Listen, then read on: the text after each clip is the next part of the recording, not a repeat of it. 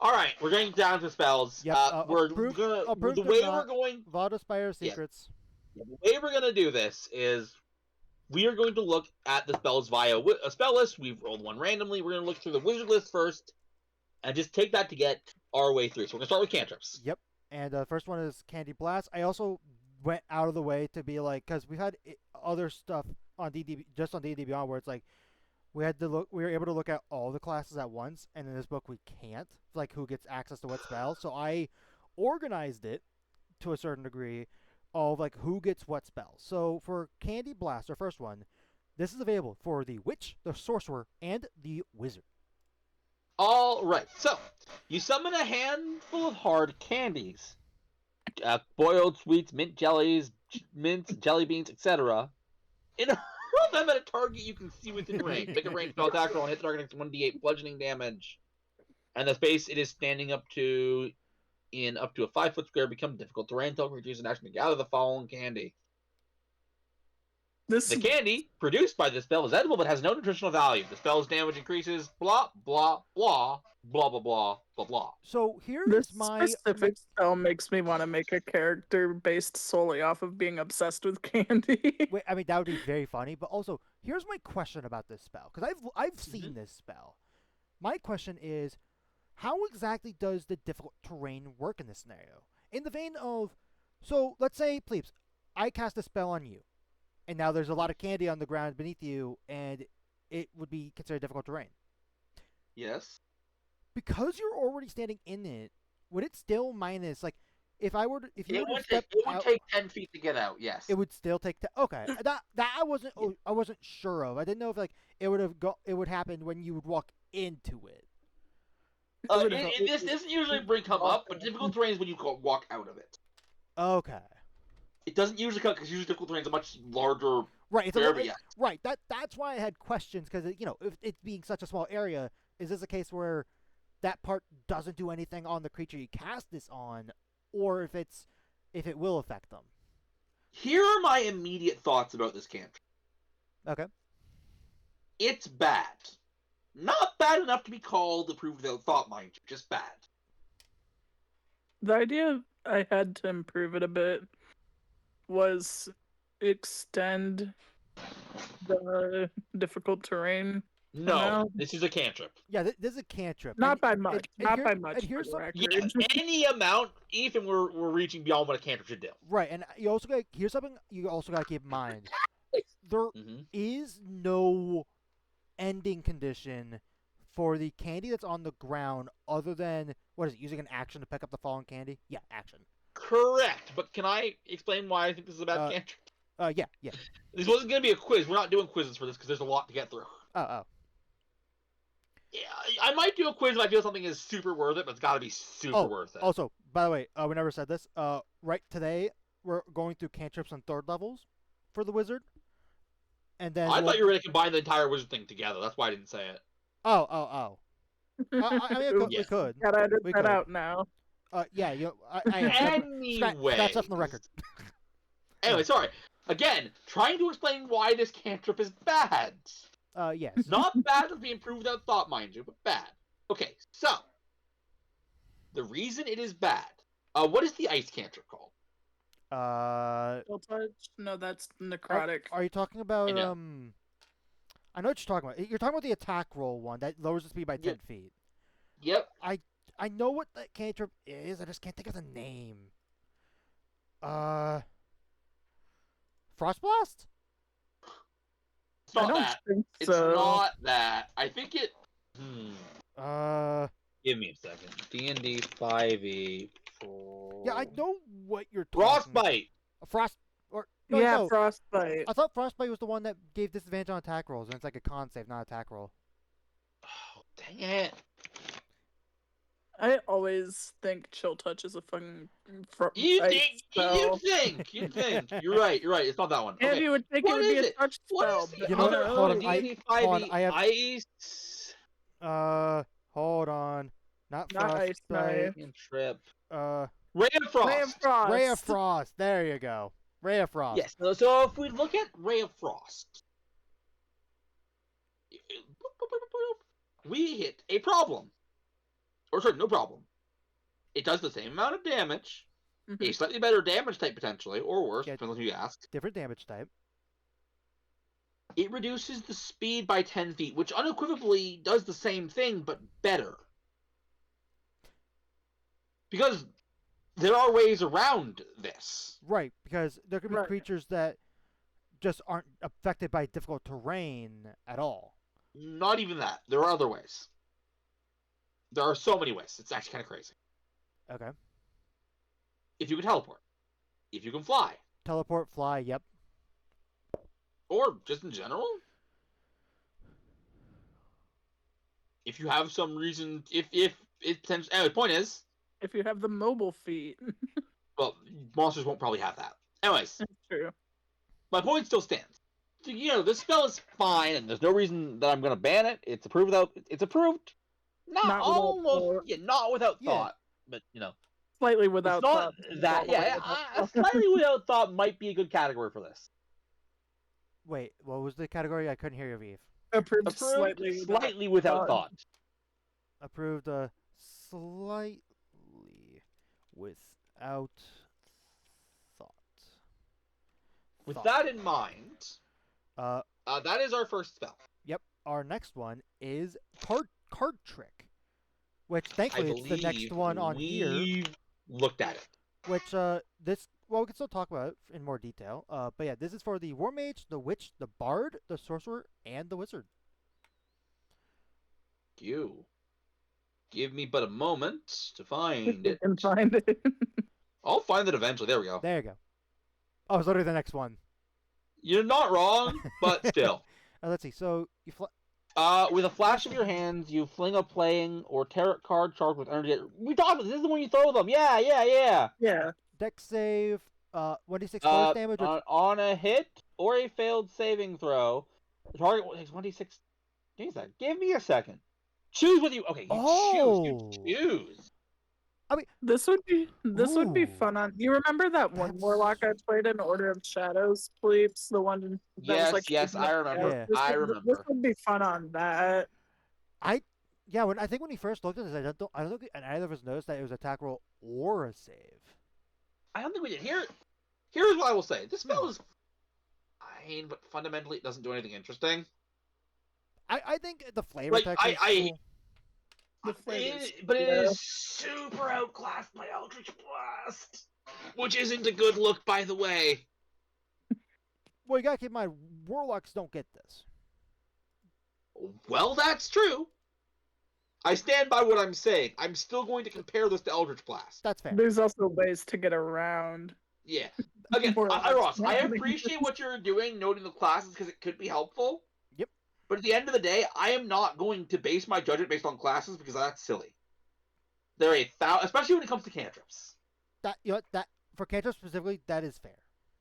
That is With that absolutely in fair. mind, though, I get back to my original point. This is outclassed by Eldritch Blast. That's fair. It's like, I guess the idea is that you can choose, but I'm gonna be honest. I'm gonna pick attack roll every time. For the most part. Right. For the most part, yeah. That's absolutely fair. Unless for some reason you're not hitting attacks Yeah, whatsoever. I guess. But here's the thing. What usually determines your AC? Dex plus armor. Well, not So if I'm not hitting Not- attacks. not always Dex, but I Dex is a know factor. not Usually always. Dex. I did say usually, Ross. My question was usually. Oh, I did not hear usually. My bad. Yes. So, with that in mind, if I can't hit something because it has a super AC, what assumptions I am as a player going to make? They probably It have. has ridiculous of some sort of stat for saving throws. It has well, good dex. Decent Dex. Yeah, at, the at very least good dex. So in that scenario, I'm going to pick attack roll every time. That's as a player. fair. That is fair. And with that in mind, We have our next. approve without. I haven't Oh, sorry. approved you without said- thought. I thought you said it already. Sorry. No. I hadn't said it. Did you mark it? I'm marking it now. Approved without thought. If you didn't mark it, I definitely didn't say it. All right, our next cantrip, and I remember we talked about this one, but I don't remember what we had said about it. The cantrip is called Cheat. It's probably not much far from this. It's not, but I'm doing this anyways because it's fun.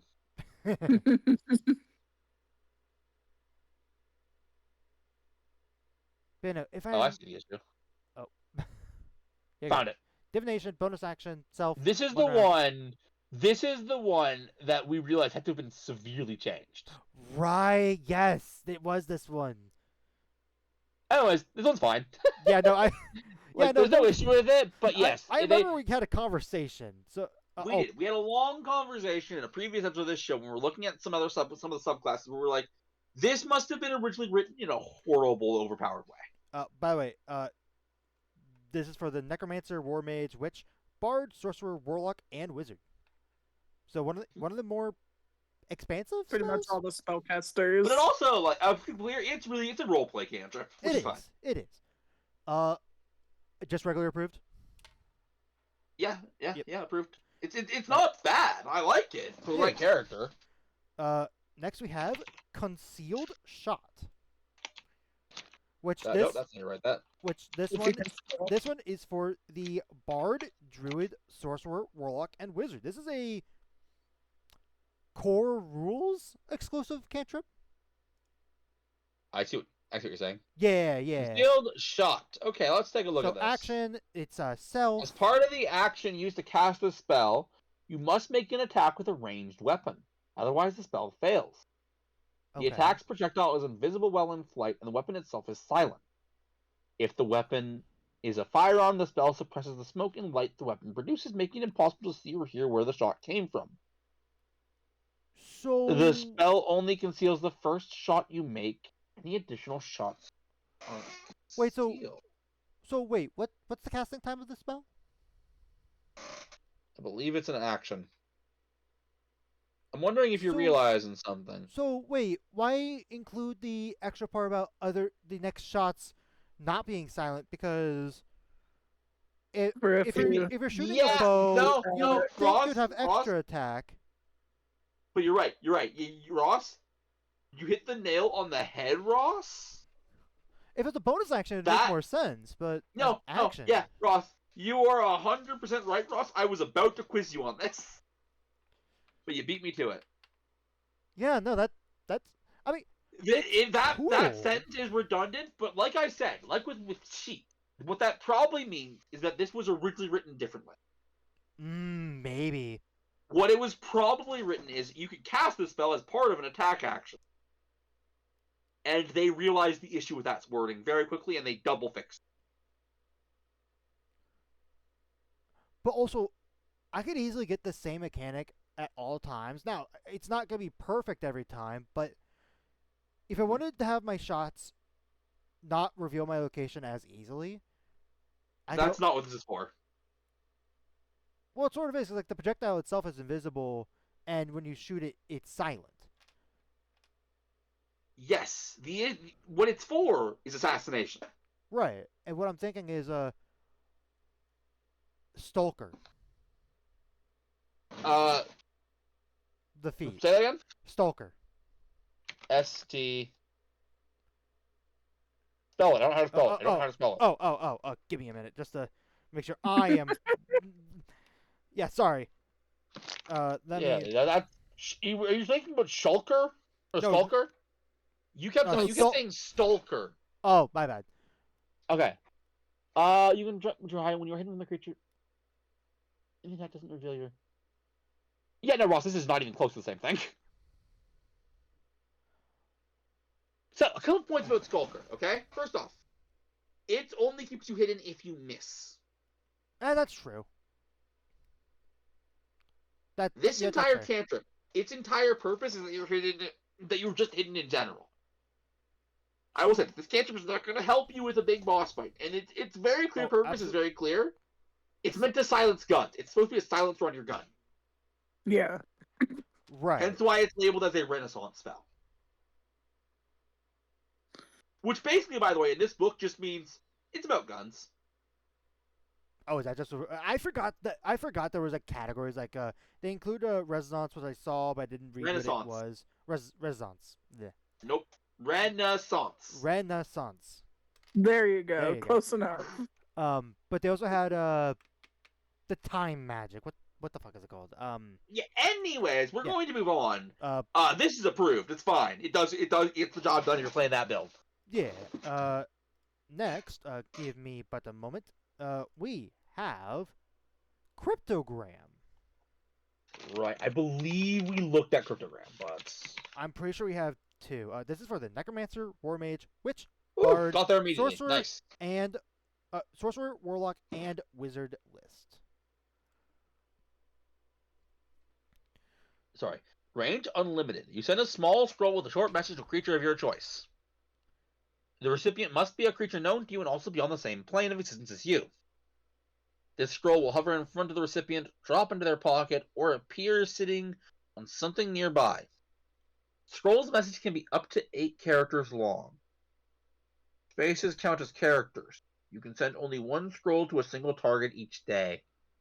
Ew. So Ooh, here, this is a tricky one, by the way. because here's when I read this. Mm-hmm. So if you want to send it to a party member quickly, then why wouldn't you just use a message? Because you're still doing a visual action of because message you point for this. Sure, it's unlimited You range, send a scroll. right? But Ross, take a look. Take a look. This right, is the reason here. I know the range is unlimited, but also here's something I would need to do a proper comparison because this is sort of the same thing, except this of course takes time to get to the recipient in case it's not a party member that's nearby. What's the difference between this and sending? Is that what the spell was called? This is a cantrip. Also, sending Right, that's sending a has level. a 25 word limit. Right. The honest answer is with sending, you're probably gonna get your message across. Right. With this, you're probably not. Right. No. And that's what I will say. This is on the edge of what I would allow as a cantrip. What saves it is it has some serious limitation. You can only do it once per day, which.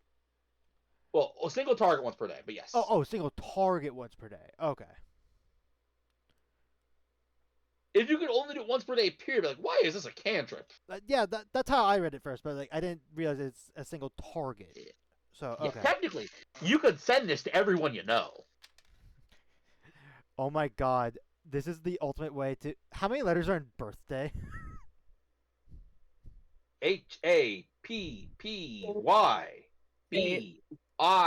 HAPPYBIRT.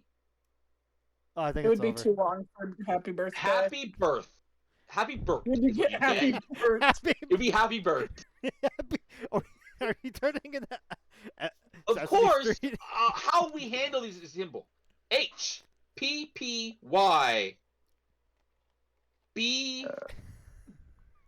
HPPYBRTH. Or No, wait. No, no, birth. you would have to do happy birth. Hap birth. We can do hap birth. I don't like hap birth, though. I want to get... Whatever. Point is, Yeah. that's how you get around it. Right. Anyways, this is fine. This is approved. It's neat. It's a neat cantrip. Yeah. All right. Our next cantrip, is going to be Yep. finger guns, which this is We for- have also looked at. This is for the Funny, if war- I remember right. which is for the war mage, bard, sorcerer, and wizard. And I'm gonna say this right now because some people who've noticed the that cantrip is on D&D Beyond and wondering why we didn't cover it, it's because the one in this book is actually different from the one on D&D Beyond. That is correct. Which makes sense once you take a look at what the cantrip does. I believe what I said is I didn't like the D&D Beyond version. You weren't a big fan of how Which is the quickly it 2025 scaled. version, by the way. 2024. Right, yes. The way it scaled was my issue. Your duration, you can use your action to make a ranged spell attack against one creature you can shoot within 6 feet of each other. 1d8 force damage is considered to be a firearm for the purpose of this, and it increases damage properly. Yeah, I have no issue with this. Yeah, no, I question why it scaled so horribly before. Or rather, after 2024 version scaled so badly.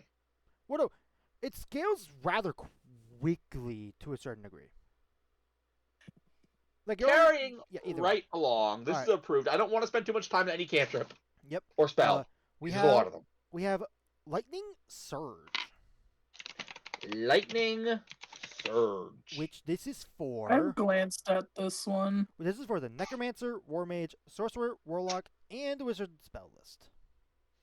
So it's a You cantrip. emit a dazzling array of short lightning bolts in all directions. All of the creatures within 5 feet must succeed on dexterity saving throw, take 1d6 lightning damage. It increases. This is boring, but approved. That's literally. There's literally. I think this adds to making it 4 different variants of, oh, I'm surrounded by enemies. Here, make a dex Ooh. save. 1d6 of insert damage type here. Yeah, no. There's literally like 3 other ones that do that. All right, we're moving on. Yeah, We're moving right along. I'm kidding. Not spending too much time on this, especially something this boring. Minor lifesteal. This one has me a little worried, but let's see what it is. It's for necromancer, witch, sorcerer, and wizard. So what does this cantrip do? Let me tell you what it does. Action, You drain 60 life energy from a hostile creature within range. The target must see on a Constitution save throw, take 1d4 necrotic damage. You gain 10 points equal to the amount of damage dealt, which lasts until you finish a long rest. Okay. The spell has no effect on undead or constructs. The spell's damage Makes sense. increases. Okay. Boss, I'm gonna just do some math here. I don't like how low of an amount it is. I mean, if it has to be a low amount, because this is unlimited. Right. As a reminder, they can't stack, but even so, Right. No, it can't stack, but this is theoretically by the time you're 17th level, if they 16. if they 16. yeah, at most 16. Which I'm gonna be honest, it's too much. Too much for free.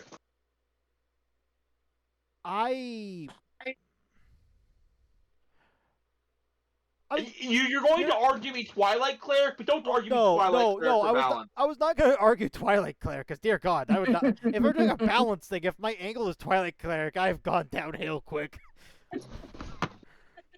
But I was going to point out the here's the thing. A lot of enemies. Now you're going to say not all enemies, but that's why I'm saying a lot. A lot of enemies are good at con saves. So especially late game. By 70th level, that's true. There are way too many ways officially allowed in the game to get around them being good at cons. But also, it's the fact that, Mm-hmm. well, of course, it being a cantrip, it doesn't do anything on a, You're right. success. You're right. To be clear, Ross, my entire issue is the amount of temporary points you can potentially maybe get with this. But like I said, if getting the temp HP is something that you're dedicated to doing, there are 1,000 ways around them being being good at con saves. As an example, Silvery Barbs, Bane, that one spell that sucks. but The Static Shock or whatever it's called. No, it's not called Static Shock, is it? Static Shock.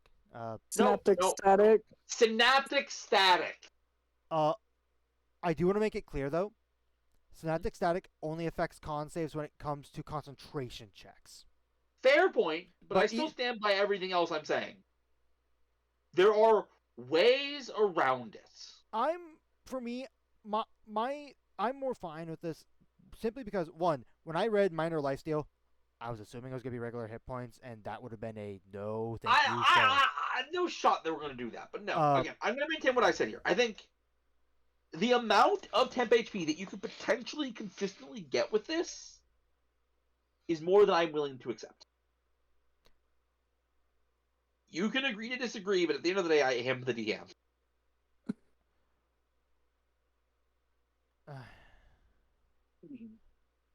And the line has to be somewhere.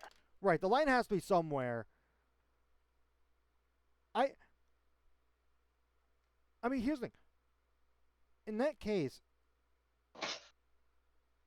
like there are easier ways to get temp HP. Heck, Warlock, which does get this cantrip, mind you, has the Fiend subclass, which sure you have to get kills, but also they have a invocation that it gives them free temp HP. In fact, the 2024 version, I know we're not talking about 2024, but it's 2014. Yes, Ross, can you remind me the name of that invocation? Because I want to look into it for a second to make a point. Fiendish Vigor?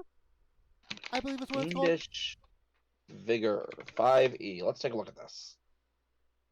Yes. You can cast False Life on yourself at will at first level, without expending a spell slot. Yep. Which 2014 for False Life, that's False Life at most 5e, 8 temp HP. 8 temp HP. And if the most this could give you was 8, Ross, You also gotta keep in we mind, wouldn't have an issue. well, you also gotta keep in mind of two things. Mm-hmm. Unless you had previously fought an enemy in the previous fight, you wouldn't be able to start off with the temp HP from the other ability. But also, this does not rely on you needing to have like an enemy or someone to cast something else on. This you can just cast this on yourself at Well, any point. that's true, Ross. You're not actually saving anything. You're not actually losing out on anything on that limitation with the other ability, because it's a damaging ability. It is the thing you're going to spam when you're out of spell slots. Here's another thing as well. Hmm? All these guys are casters. I know there's ways to bump up your AC, but not everyone is going to do that. That temp HP is going to go down, especially late game, because if we're considering 16 temp HP, we got 17, but or 17. My bad. 16 temp HP at 17th level. Basic enemy attacks, unless you're fighting a lot of goblins for some reason at 17th level, they're going to chew that temp HP immediately. well, that's true. 17 HP, if you're lucky enough to get it, is probably going to save you a turn. And a turn is all it takes a turn to fight around. This is better than you think it is, Ross. By a lot. Now, at this point, Ross, I feel like we're going to talk around in circles and spend too much time on this. So we're going to do something we do often. I'm going to tell you what it is you need to convince me to allow this. Okay? You ready? Okay. So, it is actually only one thing. There's only one thing you have to convince me, but there's no shot you can do it. Well, set me up the challenge. Set up the pins, and let's see if I can knock them down. You need to prove it's possible to get this amount of temporary HP while still doing damage on your turn.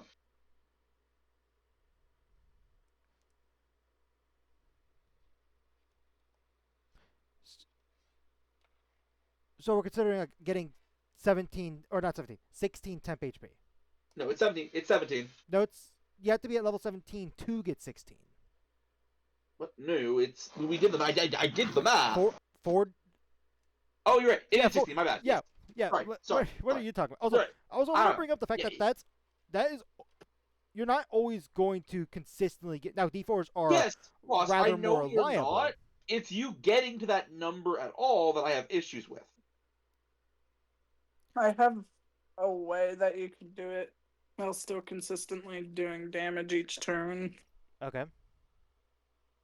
It's not like every single turn if you do it every single turn. But you could, if Sorcerer gets this, right? Mm-hmm. Yes, I believe. Let me double check the list, but I believe Sorcerers does get this cantrip. Yes, they do. Quicken spell this, cast a first level or higher spell. That But it gives still if costs that- resources. If that's not what we're talking about. Sorry, let me rephrase. You need to prove to me that you can do all that stuff I just said without spending any resources because you can spam this. Yeah, you didn't say source. I realize. That's why I'm correcting myself. Right, which there are two thoughts I had, which we had already talked about one of them, which is the false life, which sure, But it doesn't get you nearly that much. Can I finish? Yeah, you finished. Yep. It isn't as much temp HP. At most, it gives you 8. With how the I'm invocation. Can Can I please finish what I was saying, Eve? Anyway, yeah. but here's something you also gotta keep in mind. There's a chance that this cantrip only gives you 4. At the very least, with false life, it is guaranteed to give you 5 because it has a default of 4 plus a d4. Well, that is true. Like I maintain my original stance. It is the chance of you being able to get lucky and get 16 a couple times in a row, which, by the way, could be. It could be none. Right. It could be a lot. It could happen. Yeah, exactly. Right. But, It could. but It could even also be a this, matter of that life or is death. false life is not getting you damage as well. Right. But here's Which is something the I other do want to, requirement. which I did already bring this up, but there's a chance that you might not even deal damage. But another one that comes to mind, which involves you doing damage, and if you get a kill, you'd potentially get a lot more temp HP by 17th level, and that is the Fiend Warlock. Because they gain temp HP equal to their level plus their charisma modifier after every kill. Well, that is Which true. there's a whole like bag of rats thing, which I don't do. We're not even talking about that, and I would never allow that, to be clear. Right? Yeah. No. Absolutely not. Killing is a very different metric than damage. Here is my question. So the highest amount of damage you can do in minor life still is 16. Yeah. At most 16. At 17th level, what are you going to be fighting with 16 HP in a serious fight? In a serious fight, basically nothing. Exactly. Like It maybe does not. For some reason they will have some very weak enemies like as minions because they But dominate if so, over them. it is meant to be fodder, and it is something the DM is giving you. Right. To buff the Fiend Warlock if you have one. Right. But let's get back to. But again, without DM manipulation, without any of that, in a standard fight, minor life steal would come up a lot more than the Fiendish figure. Or the Fiend feature. Right, the Fiend feature, which I forget what it's called, but yeah. We get back to my original point.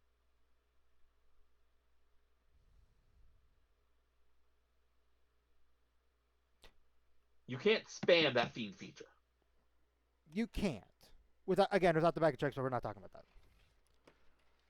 I just said I wouldn't allow that. So right. Either way, we're not.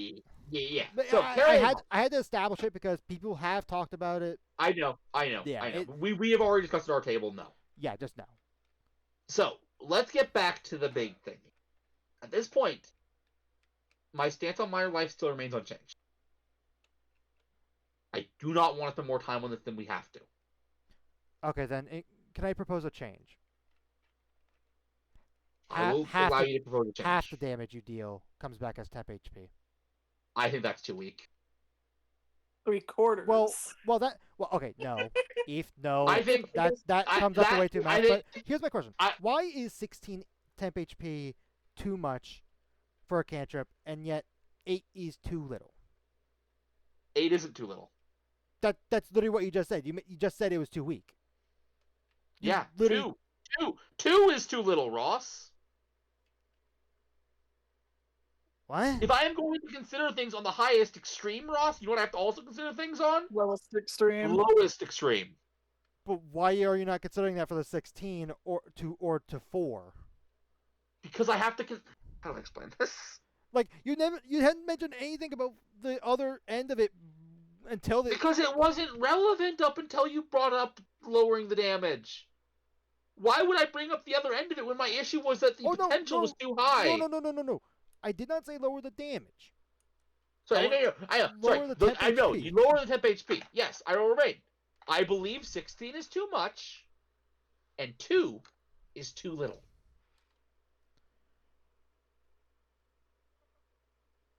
I know that this is going to be like an obnoxious thing at this point. The line has to be somewhere. Yeah, and I think you're setting the line too low when it comes to 16. Because I always want to bring up the fact that temp HP, by the time, like, let's say we're at 5th level, so 8 temp HP, I use the Fiendish Vigor, because I really do enjoy that invocation. And I've had it to where I got an 8 temp HP.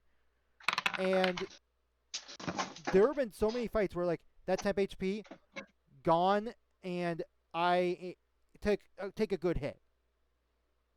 I mean, but here's the thing, Ross. That 8 temp here, Ross, there's no way you're going to say this. But if you can honestly say this, I will reconsider my stance. Would you tell me that you view it as a waste of time that you cast Fiendish Vigor when you did?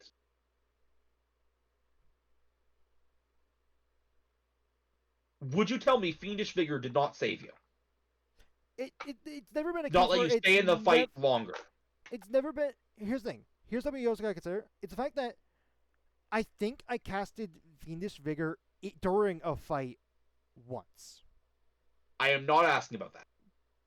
But that's my point. Where it's like, it's hard to properly judge that. Like, cause sure, it probably has helped me saved my life at some point. At this point, Especially I am early looking on. exclusively at the 8 temp HP that Fiendish Vigor gives you. And you would say that yes, it did save you. Right, because I value, especially again after Tyranny a long time ago.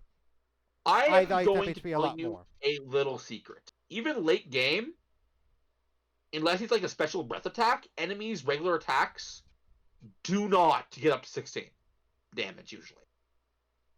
There are exceptions. There are always exceptions, to be clear. But generally speaking, it doesn't happen. That means, at the very least, that temp HP is going to last 2 attacks. If you get the max. That is enough time for you to reconsider a lot of things. And to fundamentally change the route of the game more than I believe a cantrip serves to allow. Like I said, this cantrip is in one of the most awkwardest positions it could possibly be in. Honestly, Honest statement. I think we should move on, but I think we should talk to someone else, like get another person's perspective, because I think you and I are like, if we look at a Venn diagram, we're both on the other sides. Let's try to see like another opinion, because we're only 2 people.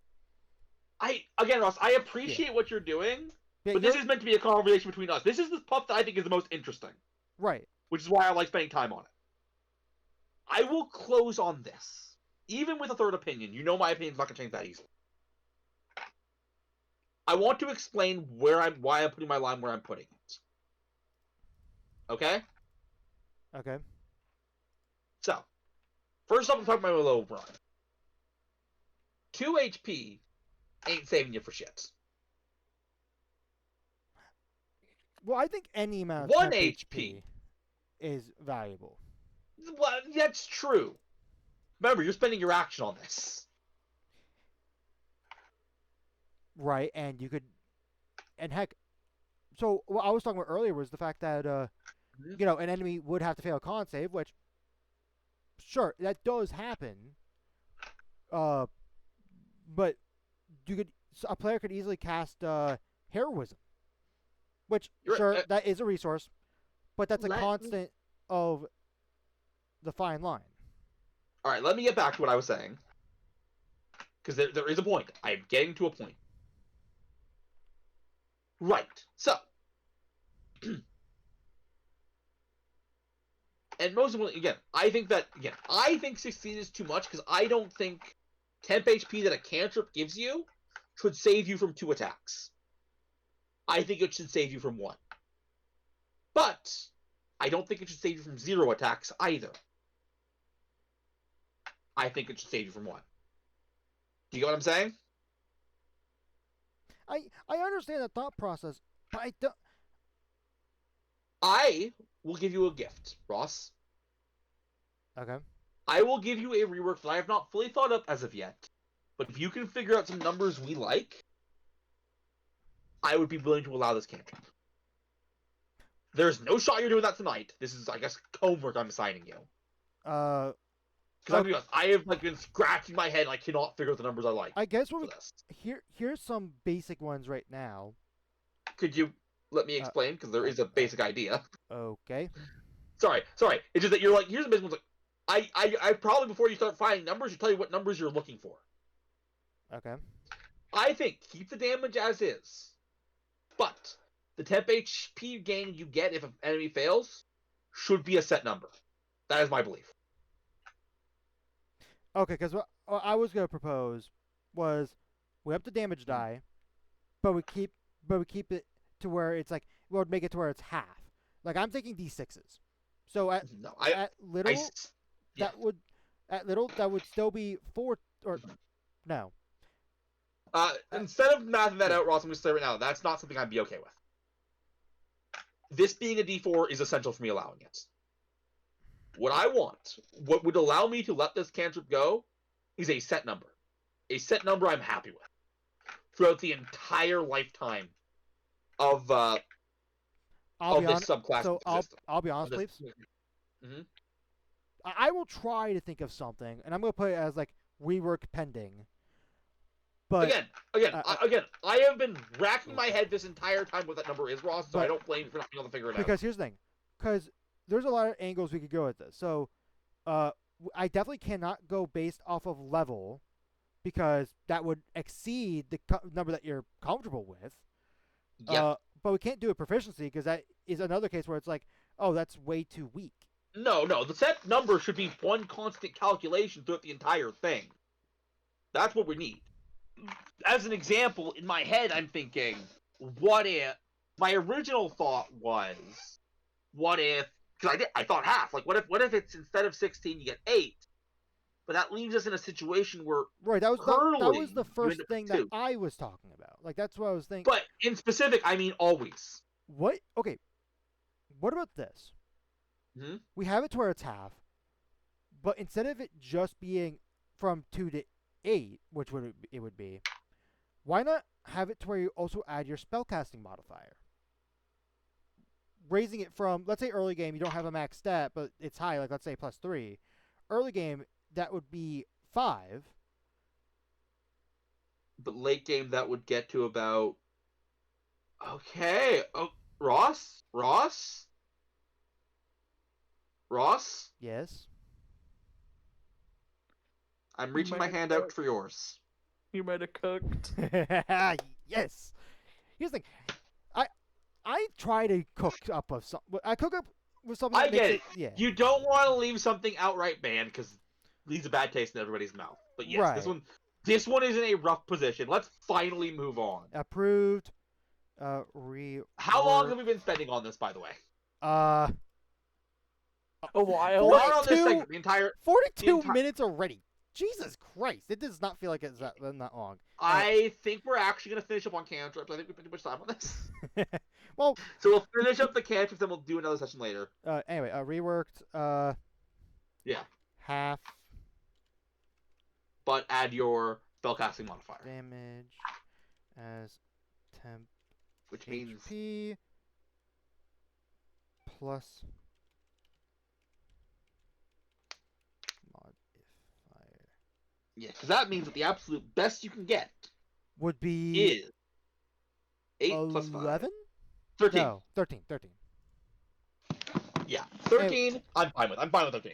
Okay. Well, we have 2 cantrips left, and both of them we've looked at. I remember one of these was outright banned, and I remember the reason.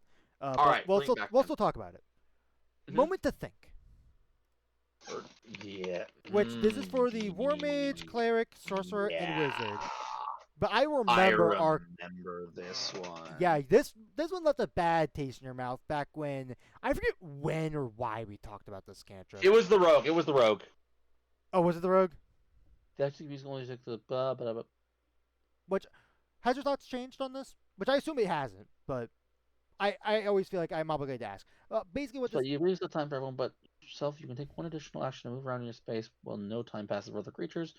That action can be used only to take the search or use an object action or to make intelligent check information about the realm. You can't affect or damage any creature or object other than. I think what I ultimately came to was it was kind of pointless. I think that's what it was too.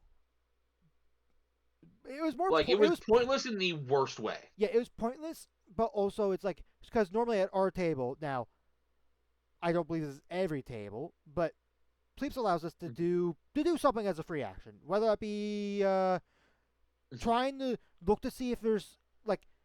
Yes, I allow free ability. I allow one free ability check per turn. Not that it's always used, but I allow it because honestly, I don't like the idea of stopping the action because you want to look at something.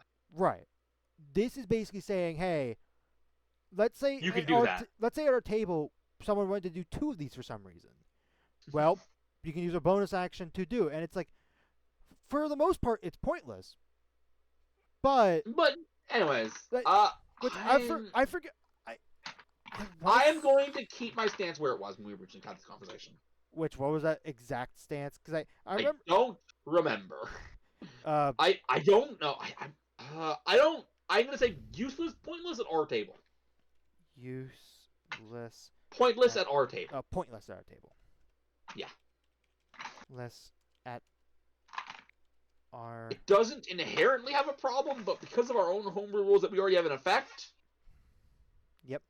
Yeah. And the last cantrip that we have, and I actually know this, so I'm just searching for it now, is the cantrip Tag, which is for the bard, sorcerer, and wizard. Poop. Dang it! What page is it Oh, on? oh yeah. No, let me. Give me a moment. I will get that for you. Oh, God. Turns out that the TAG is used. Wait, you know what? There's a solution. There's a solution. I forgot you could do this. I am. No, you can't do that. I thought you could do that. I thought that was the thing you could do. It's not. Nope. Okay, give it to me. Yeah.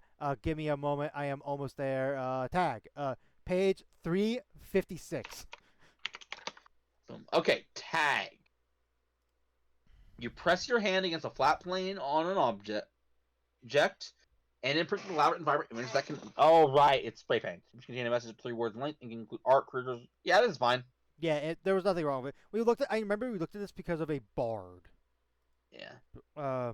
Yeah, it was more built throughout. So they changed how this cantrip works. Yeah, they improved on how it works. But yeah, this is fine. There's no issue with this. Yeah, we're going to take a break. I'm going to state. Yeah, we're going to take a break. Leave for a second. We'll come back later. Yeah, because as you can tell, just from the wizard alone, I'm going to have the spells on screen for a moment. There's a lot of spells. For the record, we random wheeled like what class we're starting off with, which we have the new classes on that list as well. We're only, I guess, for the new classes, we're only covering the new spells. So if they include some spells that either is exclusive or like just new spells in general, that's what we're going to cover. We're not going to talk about any player's handbook stuff. Yeah, of course. I mean, that wouldn't make sense. Why would we be improving that? Not my job. Right. All right. Anyway, thank you guys. We'll be back. And we're back from our break. We're gonna try to get pushed first through. level spells. Yeah, first. Let's see. Starting off with accelerate and decelerate, which we have looked at this a few times. Which we actually, I've actually been fact, using it. We already allowed on my table, so. But yeah. That's not the right tab. But yeah. Yeah. One reaction when a creature you can see is hit with an attack, either. The spell speeds up or slows down the attack. If you should try it increases the damage the target takes by a d6 plus your spellcasting modifier. Yep. Decelerate reduces the damage. I think the decelerate honors to be the best one. So here's what's very interesting about this spell. Mm-hmm. And something that I didn't catch until you just started reading it. The 2024 version, which is the one that we use, is actually different from this one. So first off, the classes available to it from this book are only Bard, Sorcerer, and Wizard. They enabled Cleric and probably other classes to using that spell, which I find interesting. Fair enough. But also, how it scales is a little different. Instead of it being a d6 plus your spellcasting modifier, it's just 2d6 for both variants. It does not do the spellcasting modifier. Which I assume it does like a higher level still, right? I will double. I think it does only do 1d6 for like a higher level slot, but I can double check that for us real quick. Here is what I will say. Obviously, I am allowing the 2024 version. Yeah. I think the 2024 version is definitely better. It is. I actually think that there is no universe where I would ever pick Accelerate in the 2014 version. Yes, it does scale the same where it's a 1d6 per extra spell slot level. The damage increase for 1d6, spending a first level spell slot and then a reaction, I just don't think it's worth it. Decelerate, I do think is worth it. Honestly, I think that it being depends on said, the scenario, but I think both are valid. Since I have already approved a more powerful version of this spell, it should go without saying that this is approved. Yeah, and hey, I'm really happy that it's for the cleric because clerics don't get that many reaction spells. Not many. Anyways, what's next, Ross? Our next spell. What's right? Oh no, I don't need to do the Valda Spire secrets. We have action. I remember Right. this was for that same rogue. I know we talked about this one, but I forget what it does. I need a page number. Oh, but you know what? In hindsight, yeah. Give Yeah. me but a moment. I actually, you know what? I'm going to dock points for calling the spell action. 'Cause that messes with so many things. Like, that's a bad name. 330. It's Here. Ross, I want to play a scenario for you. All right, DM. I'm going to do action. All right. Okay, What are you gonna do? Okay, the movie is starting. Ross, that's not it. Ross, no. I'm making a point. You the player asks, DM, I'm gonna do action. Okay. Yeah, do your action. All right, I do action. Okay. I'm waiting. I just did it. I did action. Yeah, but what action did you do? See what I mean?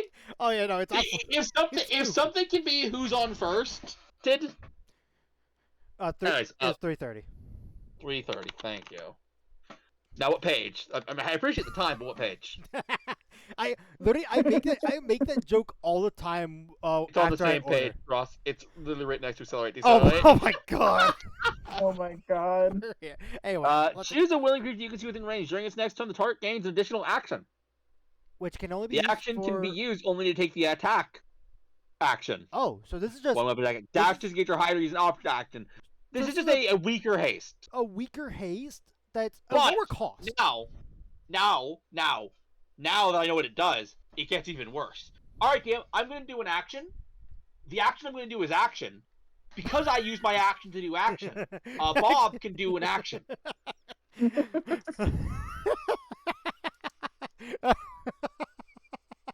Now, and as a bonus, I'm going to do an action.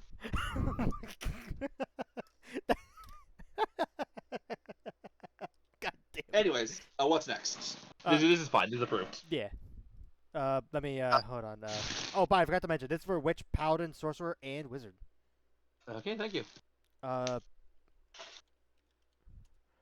here's something dumb you could do. Theoretically, you could use action on yourself, although that'd be pointless.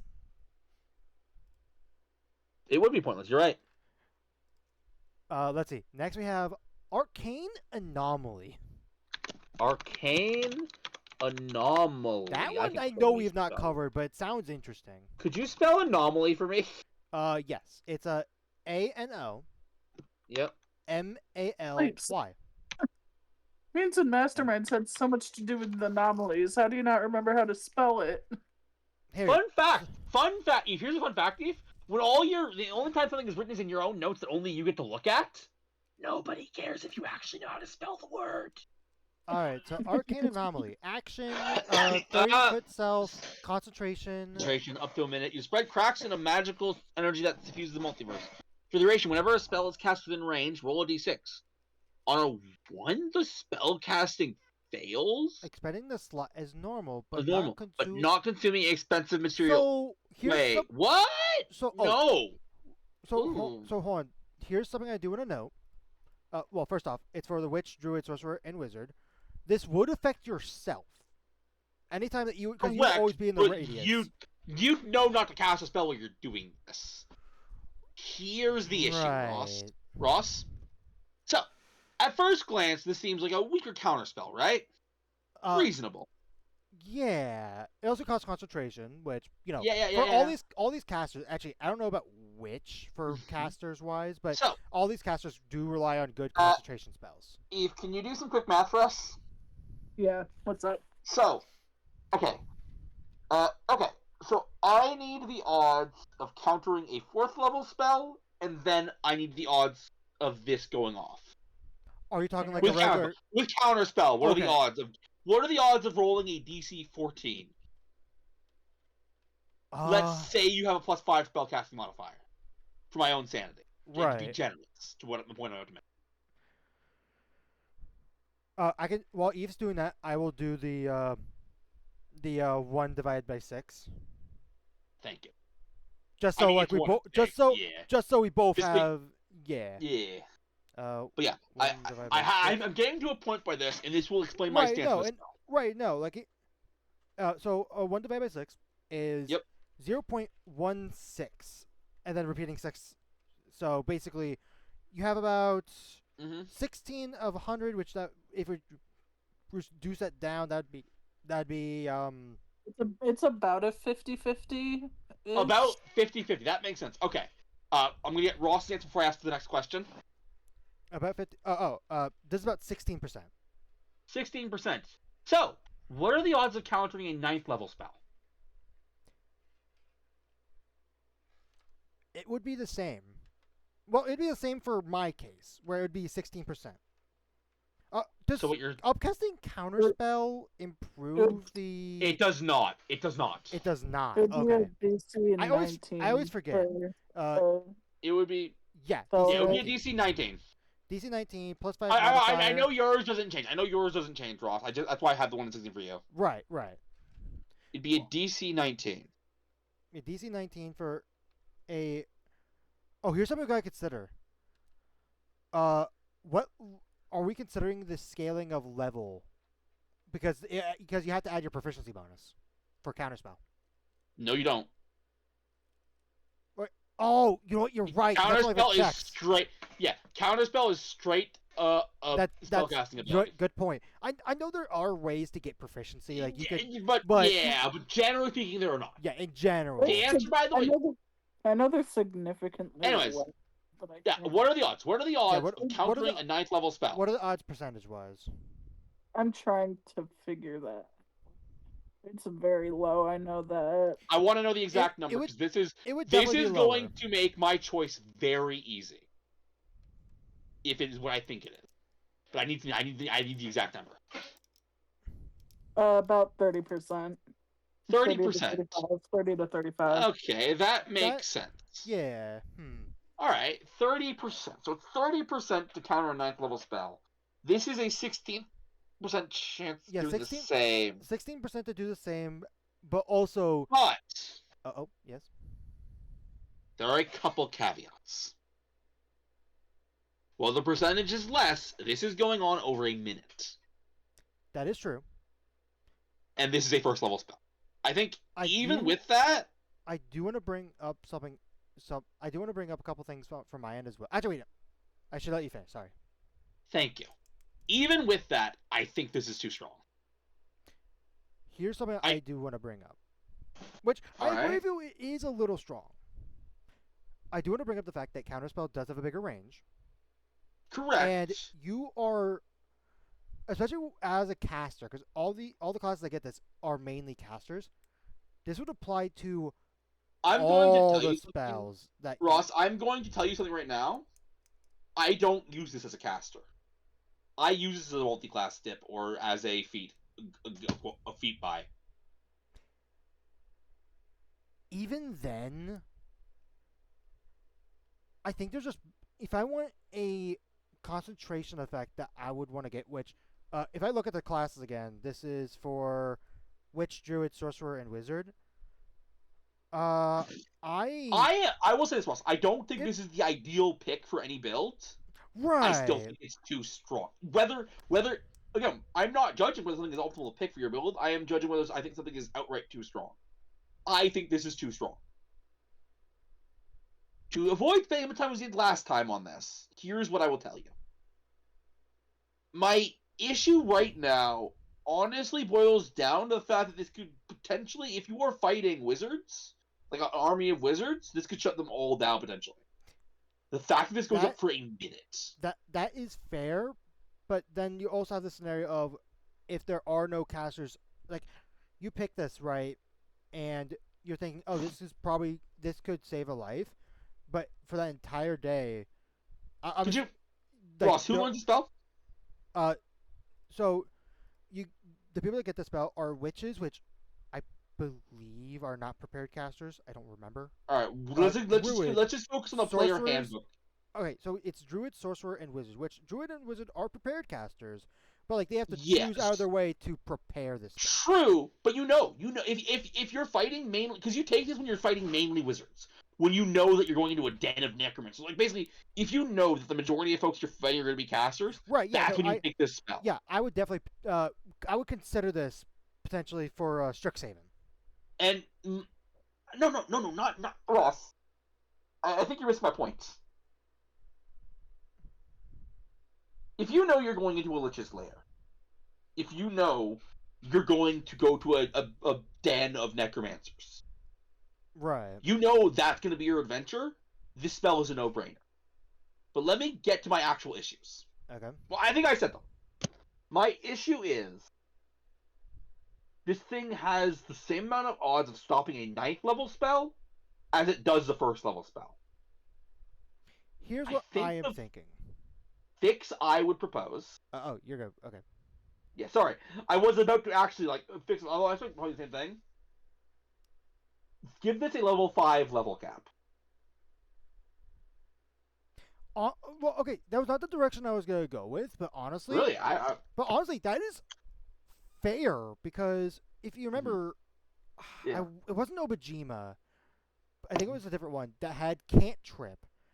That had like a similar idea where it stopped.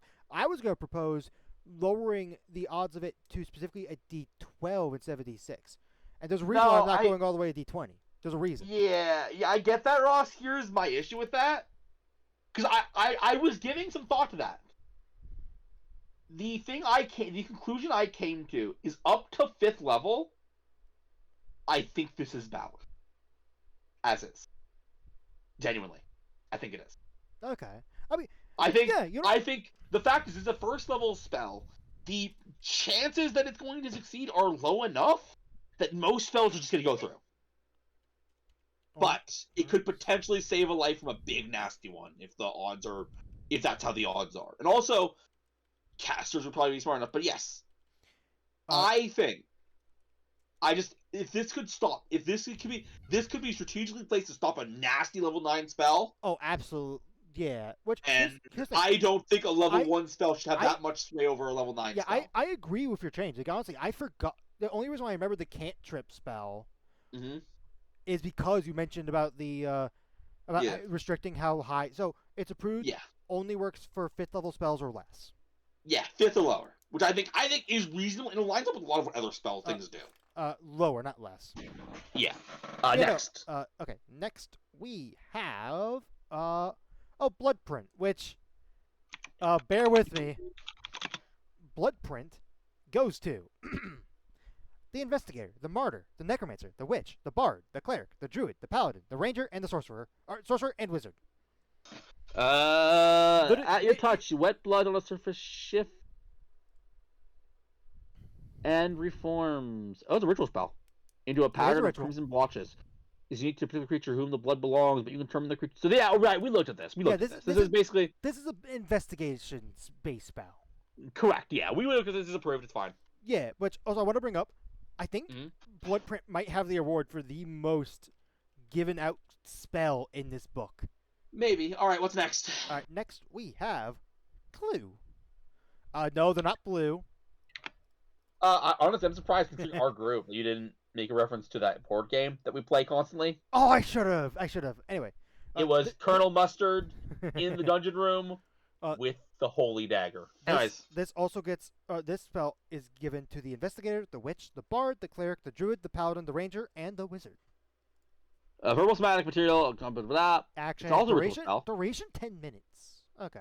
When you cast this spell, all footprints and fingers within a 45-foot radius of a point of view touch become highlighted and glow faintly for the duration. This is the Investigator, or was the Detective role? I think what was it? It was in the. This was on another. We looked at this, but this. This is a roll and tour. Yeah. At the time of casting, choose any period of time up to the last 10 days to the present. Only footprints and fingerprints left within the time will be highlighted. Each creature whose this is another investigative one. Are detected by the spell is assigned a unique color. Oh, each creature's fingerprints or fingers are detected by the spell is signed by a unique color but not otherwise identified. Oh wait, this is really good actually. I just realized this is that roll. This is just detective. That was what I was saying. Oh. That was what I was saying. Any creature that moves or touches the object in the area will also leave colorful footprints and fingerprints, which might reveal invisible creatures in the area. So the This is good. This is actually these are some really cool investigative spells. Ooh, actually, this is a pretty decent combat spell too. Not. I mean, I guess it could. It Yeah, could. it can. You would still But have disadvantage it on has the to be- invisible you- creature, but you Well, know what you would need to know where they probably walk. right, which is what leads to footprints. But you still have disadvantage on the attack rolls and whatnot. Like there's nothing Correct, stopping correct. that. But still, that I'm gonna be honest. All these investigative spells makes me want to run a murder mystery again. yeah. It's been a hot second since I've done that. I think the last And the murder first- mystery that I remember was back in Prince's with the barge right in That wasn't a murder Well, mystery. not That was a theft mystery. detective. It's same. I have same run thing. I have run a murder mystery. Anyways, what's next? This is approved. This is Yeah, approved. yeah, no. Let's see. We have conjure cover, which is literally on the right. Please, it's on the right. It's on the right, please. It's on the right. Oh, fine. Conjure cover. Which this is for conjure cover. Uh, Conjure cover. Investigator, druid, ranger, sorcerer, and wizard. So a duck figurine. God damn it. So it's a bonus action, a concentration, It's a Renaissance spell. Ooh, that means this is and, about it's a guns. ritual. Okay. Yep. Conjure, You conjure a low cobblestone wall, so cobblestone slabs. Yep. Along the ground, a perfect source of cover at a point you can see within range. which is The wall not is far. 18 inches and is composed of 5 foot by 3 foot high sections. Each type must be continued with at least one. A medium creature that hunkers behind the wall has half cover from range attacks, and a small creature has 3/4 cover. Okay. A prone creature has total cover behind the wall. The wall can be left over without using any additional movement. Each segment has 10 AC and 60 hit points. They are pretty decent. Reducing a segment of the tanky wall. walls. Yeah. So yeah, no, this is cool. This is cool. I'm This gonna is approve cool. this. This is good. This is good. This is cool. Yeah. Like I'll be honest, I know they gave it the Renaissance tag. This has some value outside that, especially if you're fighting a ranged foe. It actually is.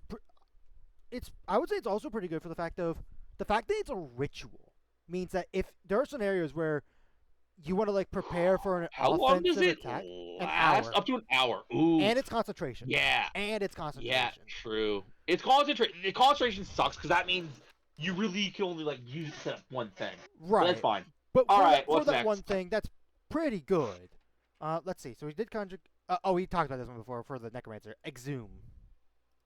But we can still talk about it. Of course. Let's talk about it. It's for the necromancer, cleric, and the wizard. Oh. Come on. Yep. Give me. There we. Is this it? Nope. Where the hell is the spell? Why is it? You sure it's called Exhume, right? We're not crazy? Yes, it's unless it's no, it's is the fact that you don't have it uppercased. It is case sensitive, so it might be that. There you. Oh wait. Well, it's gonna start me here. Give me a second. There you go. That is insane, by the way. uh, Choose like a face. Note that the spell fails. Pull out the build spell, then causes a pile of humanoid bones to rise out of the. If you cast a spell, then touches the graveyard museum. The ground itself is not changed or disturbed. This is fine. yeah, no, it's literally just a. Yeah, we literally our comment about it was simply, hey, this is how Mhm. you get more bodies, basically. Yeah. All right. Anything else? Well, there's still a lot more. I know. Flawed reconstruction. Flawed Uh, reconstruction. Sorry, that's a hard word for me, so I have to like. Yeah, roll do you that want one. oh, I got it for the ah. record. okay. Yeah, I was about to say I was willing There to you give you the spelling. So it's an action. Warning for low-level casters. I'm gonna read the warning first because that's funny. Wait, what's the The warning? spell Flawed Reconstruction is a risk-reward healing spell. Oh. Intended for spellcasters that don't usually have access to restorative magic, such as... Such as that's a good cutaway for it's for the necromancer, the witch, the warlock, and the wizard. That makes sense. Yes. Also, that was meant as a segue, yes. However, at lower levels, the damage it causes Could outright kill can kill characters. Be cautious when learning and casting this spell. Okay. Let's see what this does. So it's an action, ranges You- touch. You stitch together the wounds of a willing creature you touch, which regains 46 hit points. However, the mending is is imperfect, and the target's hit point maximum is reduced by the is same reduced by the same number amount until until it finishes a long. Oh my! Right, I see what they're talking about now. Because Oh my god! Oh, Ross, let's talk about the most extreme of this. 6 times 4. What number is that? 24. That's 24. That could kill a third level At character. level what? No. That could kill a third level character. Oh. Now, not all third level characters. A barbarian will be fine, but still. Jesus. A creature that regains hit points with this due to the spell will be left with some permanent scars. When you cast this spell using a spell of 2nd level or higher, which I would never recommend, healing increases by 1d6 for each slot above 1st, for the record. Because of how this is worded, that would be the more damage health that they would also lose. Wait, yeah. here's the thing. Oh no. Here's the thing. I guess there's one saving grace for this spell, although it's not something that I would recommend doing. 9. You could fix the maximum health thing with 6. greater restoration, but that's not worth it. True, but that you are spending a 5th level spell slot 5th level spell slot, and in order to make up for a 1st level spell slot's damage. It's not even a fifth. It's not even just the fact that it's a 5th level spell slot. It's the fact that Yeah. it's 100 gold diamond dust, or is it 300? I forget. By the way, I just did the math. The most this spell can ever heal or take away is 78. Oh my god. This is that I understand where it says high risk, high reward, but dear. Yeah, no, 100%. So, yeah, wow. I'm going to approve this, but put an asterisk. Just they say there is a warn. This spell is risky. Just put that in there, please. Oh yeah, no, this might be the spell is risky. Yeah, no, I don't think I've ever seen a more riskier spell than this. Like that is up there. I think the general rule I'm gonna have with this spell is, are you okay with this being cast on you? That is all right, also what's true. next? We got free throw. Free throw. That sounds okay. Let's take a look. Take a look. That's a name. I'll give it that. It's a transmutation. Lasts a round. Action self. A scrap of pigskin. Nice. Oh, hey, it's a football. Yeah, that is what they meant by. Anyways. It's on the top page. Top. As part of casting a spell, you throw a handheld object weighing 5 pounds or less. For the duration of the spell, you choose the object's exact trajectory up to 150 foot distance. The object can navigate around obstacle corners and ignores half and 3/4 cover. If it is directed at a creature, if the object strikes a creature, that creature must make dexterity save or take 40 or half a minute. So. Oh my god, this spell is awful. Okay, here's my question about this spell. When you cast this, it's increased by 5 pounds, and the damage increases by 2d4 for each level above first. Here is my question about the spell. Mm-hmm. What's the difference between this and catapult? Oh, this is for the honest answer, Ross. I believe the honest answer. Bard, sorcerer, and wizard. The difference between that and catapult is, I believe, because that's a spell we can exactly compare it to. 3d8. 3d8 versus what was the other one? 44. 44. It's bad. That's horrid damage. It does. It has better range though. I'll give it that, but still. Here's the thing, Ross. I think I'd rather use a cantrip over this spell. Probably, honestly, yeah. Which means, you know what I'm about to say. Approve. I am giving it. I'm going to actually spend a bit more time on this because I think there is something worth talking about. Oh, okay. This spell is meant to be a flavor choice, and I can respect it at that, but only to a certain degree. I approve that thought. Yeah, I'll be honest. I feel like I can get the exact same flavor that it's going for by just using catapult. Yep. All right, what's next? Thought. Give me a moment. Can I spell thought today? Okay. The next one is Hallowing Curse. Do you want me to spell Please Hallowing? spell that for me. It's HOLL OWING. Halloween. It's a pun, Ross. It's a pun. Oh, is it pun? No, it's not. I thought it was, but Okay. it's not. This is for the Necromancer, Witch, Sorcerer, Warlock, and Wizard. But maybe it is a pun. Let's take a look at what it does. So but Necromancy, it's not. it's concentration. So that's Tendrils of black mist extend from your fingertips, landing onto a creature and draining its vitality. Choose a creature you can see within range to make a dexterity saving throw. Failed to target 2d6. Okay. and is cursed. And is for up cursed to for up to a minute. Unless the target takes half as much damage as not cursed. Well, the target is cursed, you can use your action to deal 1d6 necrotic damage to it automatically.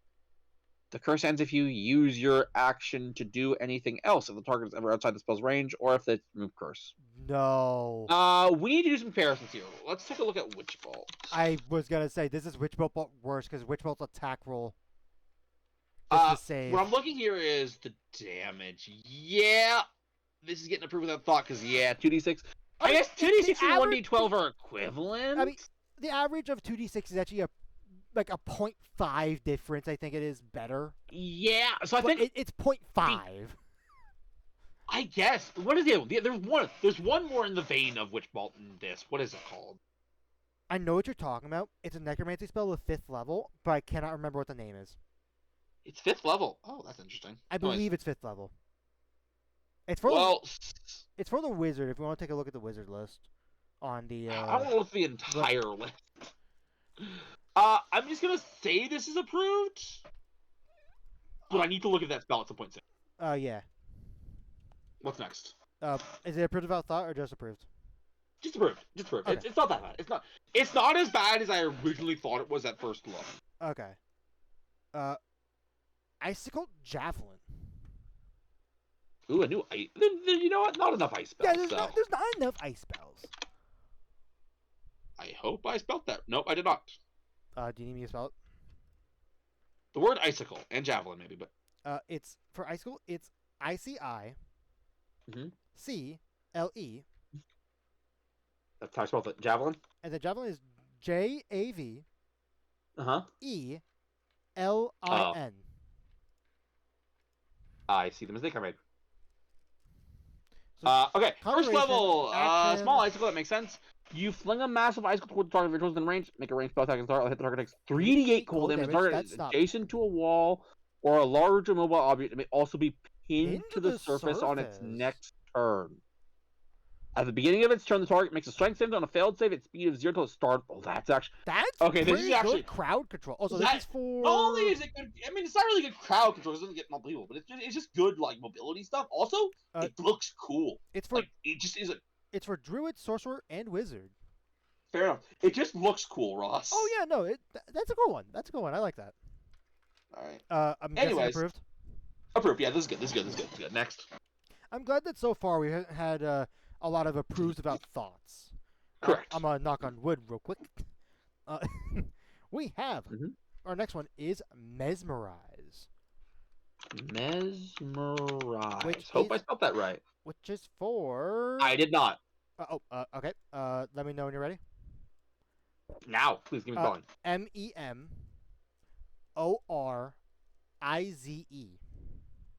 Ross, that's memorize.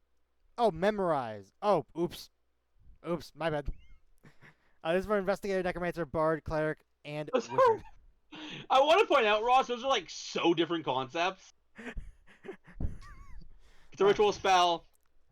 We have a costly component, which is 10 gold, which the spell consumes though. Yep, which it does consume. A page of written text and a length of silver string with 10 gold tied in a knot, which the spell consumes. Which that is so specific. It's meant to be a pun on bookmark. But let's see. While casting the spell, your eyes pass over the words on a page which will commit to your memory. For the next year, you exactly remember the details of all information on this page. After that time, you have advantage in all intelligence checks you make to recall this information. This is literally just... It's better than the keen mind because it lasts longer? Yeah, I mean, I suppose... Who gets it again? This is for... Where was it? Investigator, necromancer, bard, cleric, and wizard. For cleric and wizard, the spell is good. Because they're ritual casters, right? Well, the ritual is helpful too, but also because it's prepared. True. But also, That's ritual is big. Ritual is big for wizard. Ritual makes it even bigger for wizard. But let me explain why. Okay, so there is you don't need to commit to this spell, but what you can do is there's this big thing that you want to make sure you keep, and you want to basically hold your DM to, hey, I am committing this to memory, so make sure you remind me, DM. That's a good point, because if I wanted to, because bards on this list, even though they are a ritual caster, I would have to go out of my way You to have to go out of your way. properly select it. That's a really good point. Yeah, that's why I'm giving this to cleric and wizard. Anyways, this is approved. This is approved. That caveat makes this actually good. All right, our next spell is Yes. Rumbling Charge. Rumbling. Nope. Which this is for Charge. the druid, sorcerer, and wizard. A lot of druid, sorcerer, and wizard spells getting combined. So you imbue. This is a first level 10 action. You imbue yourself with the elemental power of a landslide. When you cast the spell, you immediately move 30 feet in a straight line without provoking attacks of opportunity. For paths blocked by a creature option, stop moving there, and that creature or object must make a strength saving throw, or take 2d12 bludgeoning damage, or half as much on successful save. This is good. This is good. This is literally just a ram attack, basically, but for a level spell. Yes. And higher level damage increases every 2. Oh, it does that stupid thing again. Oh, is it every 2 levels? Yeah. You know what I'm gonna say? Switch it to every level. I hate that. I hate that so much. Because I explained why, Ross. Because I've said, if you genuinely think you can only upcast every 2 levels, then clearly you have made a spell that is not balanced to the level it's at. Right. For the record, this spell is fine, so it's approved. That caveat, as usual. Yep. Which I wrote approved. Switch the scaling to every level. Yes. All right. Next, we have Rumor, which I heard a rumor. I don't remember if we talked about this one before. It sounds I familiar. think I will remember once I get a good look at it. This is for who gets this? Oh my god, this spell is brought up a lot. It's on a lot of lists. Investigator, Witch, Bard, and Wizard. All right, this is an enchantment ritual spell. The cast time's an action. Duration self and 100-foot radius. That's pretty big. Duration is a minute. Range itself. You magically spread a rumor of 10 words or less. Any creature within range that is near 3 or more other creatures who speak the same language as them believe that they hear the rumor being repeated by someone nearby. Different creatures hear the rumor from different people, so a concrete origin point is I get what this is for. It's impossible to discern. Generally, creatures won't be outright hostile upon hearing even the most vicious rumors, but hearing a rumor can affect their disposition positively or negatively. And that's it. So, the point of this spell is basically like, we don't want Kelvin bad guy, the guy we're trying to get, who we want to hunt for treasure in a spot that we didn't pick because he doesn't like us. But if he hears it from John, I think as great as this spell is, I think I need to tie a save to it. Maybe probably like a wisdom save. Here's my worry about the save part. Mm-hmm. Let's say our characters are in a tavern, a busy tavern, and someone wanted to cast a spell. That would be so many saves that would need to be rolled. I will tell you how I would run this spell. Because first off, I will tell you my issue. This spell is powerful. It is. Without a save, it is way more powerful than a level 1 spell has any right to be. I will tell you why. Because you can create any rumor for any result. I think all it takes to get you to get here. Do you remember, Ross? Do you remember in Prince of the Apocalypse when Dill did the whole bit where he made the cloud say, "Give him put money in the well," and then he got money out of the well? But that I had to have him do some checks for that. Here's what I would say. I wouldn't say a saving throw, but I think the creatures that are being affected by this should make a insight check on trying to understand if they believe that information. Ross, we're in the same boat either way. Yeah, I agree. If you're talking time saves, I thought your entire argument for not using a save was because you thought it would take too much time. It sounded like I couldn't budge you off of that, so I'm like, okay, if we're gonna do something, I don't quite know if a save is there because this isn't a instant this isn't. Ross, I'm going to tell you this right now. because of how creature stat blocks are generally designed. If you want to make it an insight check, I am perfectly fine with that. Just keep in mind that statistically, more creatures are likely to fail an insight check than they are a wisdom save. That's true. Oh, so here's my question as well. Mm-hmm. Because it doesn't state otherwise. Because it says a duration of a minute, would all that rumor information just go away after that minute? No. No? This is I think that I had thought about it. Yeah, I was gonna. I think that's just the length of time that this rumor you're trying to spread will spread. I also want to bring up the fact that you are restricted to only 10 words or less. So it's like, how much information in a rumor can you spread with 10 words? Which All you need, Ross, in order to get what you want, Ross, all you need is if you put money in the hollow out area of this tree and don't wait, sorry, count me. If you put money in this tree, your wish.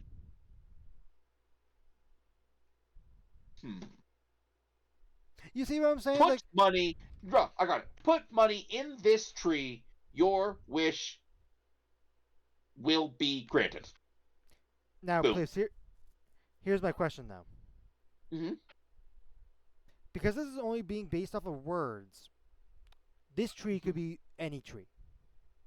I specifically said this tree. What you do, Ross, is you cast it near the tree in question. Which, to be fair, there could be a lot of creatures around it due to like a festival or something. Look, Or something. all like you need is 3. All you need is 3. So, Ross, I don't think you understand the power of rumors in D&D. Or in general reality. So I'm going to spend some time on this because this is actually kind of important. Right, I mean, here's the thing. And you know how it is. We have to spend time on something. Yeah, we have to spend time on something. This is important because like this is like. Oh, so let me explain. So Ross. Yep. You are with your absolute bestest friend in the world, maybe even more than friends, and your annoying cousin. Okay. That's 3 people, right? Yeah. Well, your cousin is annoying. You generally trust them, by the way. Your bestest friend, maybe someday something more, tells you about this magical tree. I just realized something. Is it the point I'm trying to make, or is it something else? No, something else. Any creature can trigger this. So if you only need 2 outside creatures, or heck, even just 1, and have 2 of your party members be near the other creature. You wouldn't want to do that. You wouldn't want to do that. Because that would break the entire point of the spell. The entire point of this spell is something spreads without you being involved. That's true. If you put your party members there... You know what? Fair point. Anyways, but back to my point. So, if you're, let's just say it, if the person you would like to marry someday told you about a magical tree, in a world where you know magic exists, by the way, right? would you or would you not be inclined to believe it? Well, I wouldn't be inclined to immediately believe them, but like the world's magic, so it's like this is the person you trust the most in the world. Oh. Yeah, I would probably trust them. Although And that in lies how powerful this spell is. Now, so now we've established that, right? Now, you're right. 10 words might seem tricky, but command limits you to 1 word. That's true. And you can already do insane things with that. All you need for this to benefit you is a cause and an effect. Here's what I believe 10 words is more than enough for that. Here's what I am going to say. Mm-hmm. I'm fine with giving it a save, but have it to where for each 3 creatures, unless it doesn't end up being a 3 creature, it's like a 4 creature or something, then just 1. And have it to where only 1 person, because that's what I'm worried about. It's like worried for just rolling so many d20s at once or something like that. Ross, I will tell you this, Ross, because I think you were overestimating how I would run this. I would only roll the relevant characters. That being said, only having one person make the save when I might want to spread it to more people than that Well, it's more. could have the same issue. Well, no, I'm not saying it would only affect one person. I'm more talking about of these three people. Let's say one of them is the smartest. If they can like figure out like, something doesn't add up in this rumor. Like they'd be able to convince Again, the other. Ross, Like, I get what you're saying. yeah, I'm not okay with that. that's fair. This spell is as a level 1 spell, one save is just if you only care about one person getting the rumor, one save is reasonable. But if you're trying to have the rumor spread to an entire town,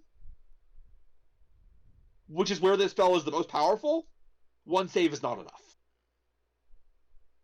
But anyways, yes, a save is absolutely essential because otherwise, this is basically going to be believed, and this will do things. Yeah, it's a wisdom save. I assume so. Yeah. Yeah. Anyway, Next. also God, that did not space out properly. There you go. We're almost done. We got 5 more. Time hop. Ooh, this one scares me. Which this is for. As soon as you put the word time in, I get scared. Absolutely fair. It is for the sorcerer and the wizard.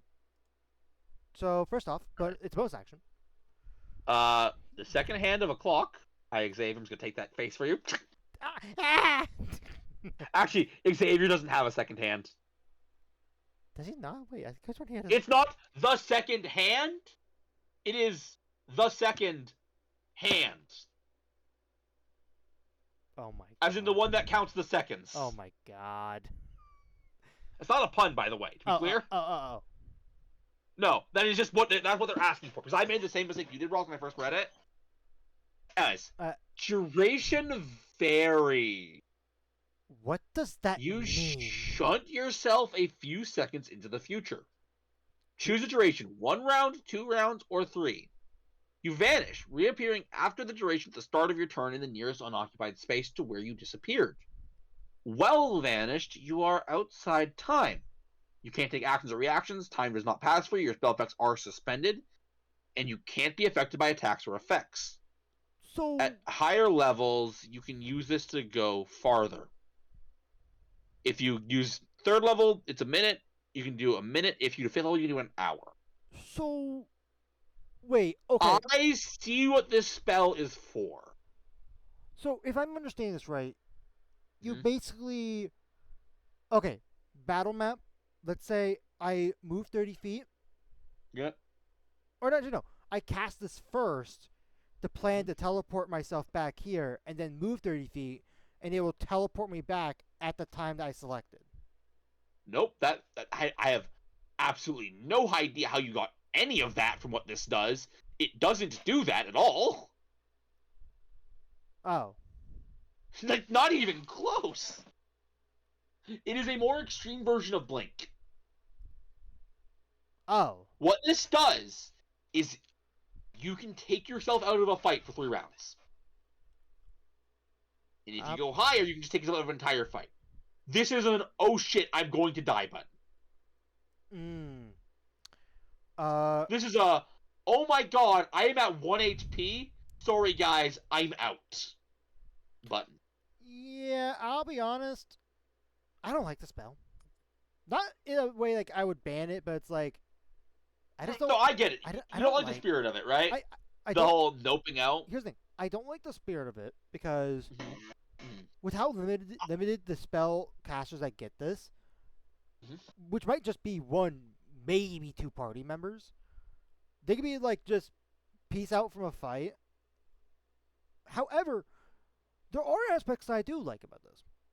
I wouldn't cast it at higher levels personally because I feel like the spell slots would be better used somewhere else. But I like the idea of you being suspended like in a position like for an hour, and then as like the group of, let's say, goblins arrive, you come out of the state and like cast a fireball on them like as a surprise attack. Like that's cool. I mean, that's cool and all, but that only works if you know goblins are going to come in an hour. Right. Like this is... Ross, I'm going to propose an alteration. An alteration. Okay. Yes. The thing that I think really negates the uses of this spell is that it's stuck to self.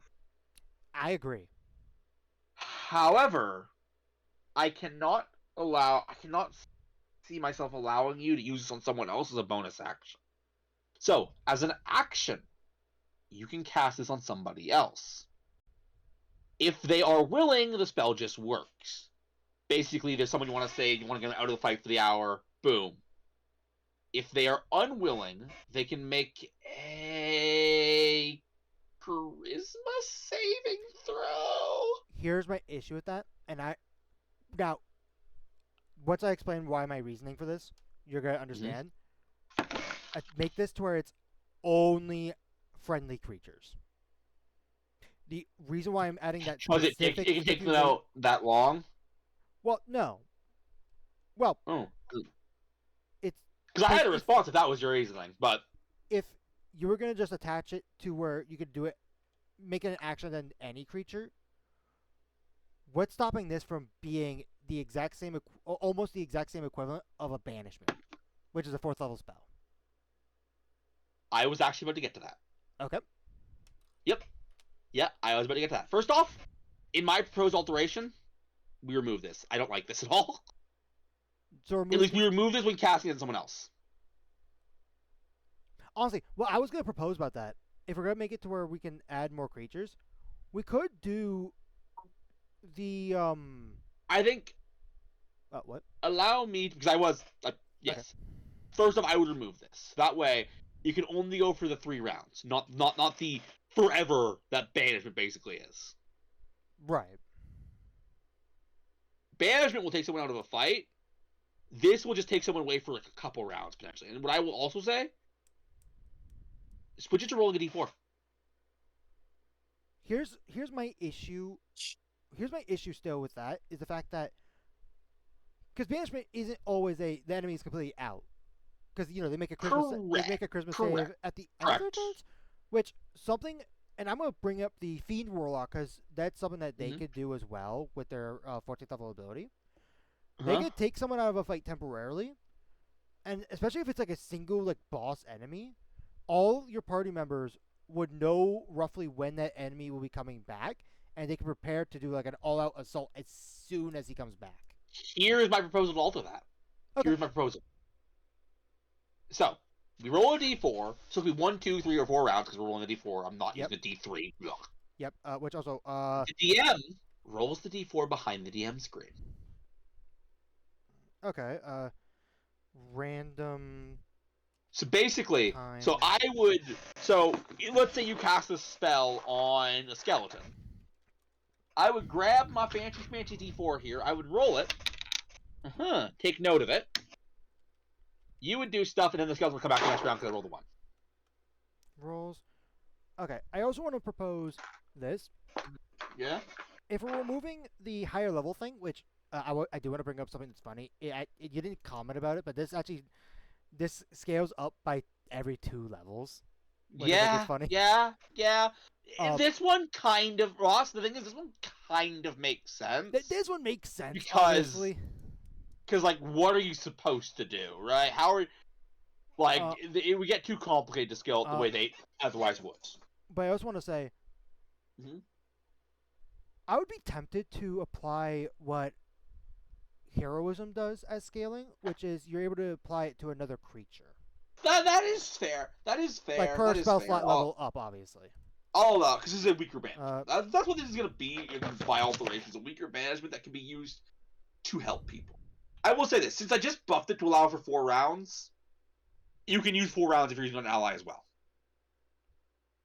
Swapped scaling to additional creature per spell. I want to point out, by the level. way, we basically completely changed the identity of the spell. We did, but we both know why we did. Yeah. But All also, right, when you're we ready. we need one more thing. There's one more thing we have to decide. What? Oh, actually, 2 things. All right, so we said we want to make it an action. Yes. It's an action, and how big of a range are we giving it? because self just does not work in this context. I'm gonna say 30 feet. 30. Okay, that's reasonable.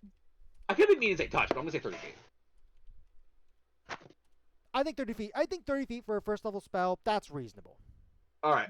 What's next? Next we have Times Arrow. Times with a apostrophe S. Wait, really? That's surprising. No, sorry. Wait, what? Times Arrow with the word times having an apostrophe before the S. Where? Before the. So. Oh! Times Arrow. Like, isn't like a. Like, Okay. I got Yeah. you. Sorry. I was like super. I don't blame you because I wanted to make sure like I read that clear as possible. Which by this is for Yeah. the Ranger and Wizard. Rare that those makes two sense. are I mean, exclusive for a combination. It's an arrow spell. Yeah, arrow spell. A physical missile, which basically means any ammunition, Yeah. making 1 pound or less. Yeah. Bolt, arrow bolt, sling, bullet. Duration is An an hour. hour. Spell enchants a missile so that it freezes in time and space. You may resist the missile as part of the action to cast a spell. The missile remains frozen in place until a creature passes within 120 feet in front of it. Something touches it, the effect is dispelled, or the duration ends. At the time, the missile moves suddenly as if it was just fired or thrown with a range of 120 feet. If a creature is in the line of fire, the missile makes an attack using your spell attack modifier on a hit. Deals the normal damage of whatever missile it was used, plus your spellcasting ability modifier. If the missile's damage varies by launcher, the GM decides which damage dice it uses. So okay, so here's my question about this. With Mhm. how it's worded, normally, let's say I use this as a ranger. Yeah. Normally, the damage that the missile would normally do would be, let's say it's a regular longbow arrow. Yes. So that would be a D8. What would Yes. normally be my dexterity? Like, would it do dexterity and your spellcasting modifier? It's taking the place of, basically. Which is why, Ross, you will not be surprised when I say, Approved of that thought. Like I was yeah, gonna say this spell is maybe- bad. I was This gonna spell, say maybe there's some value if it does both dexterity and wisdom, but even then, that's not If a it lot ups- of damage. the issue with this spell, Ross, the idea of it is it's meant to be, oh no, the enemy is out of range. But also, they have to walk specifically in front of it. Well, yeah, the front of it can be generously interpreted. Which, The real that's true. issue here is the people who, first off, what wizard's gonna care about a bloody arrow? And then can- for Ranger,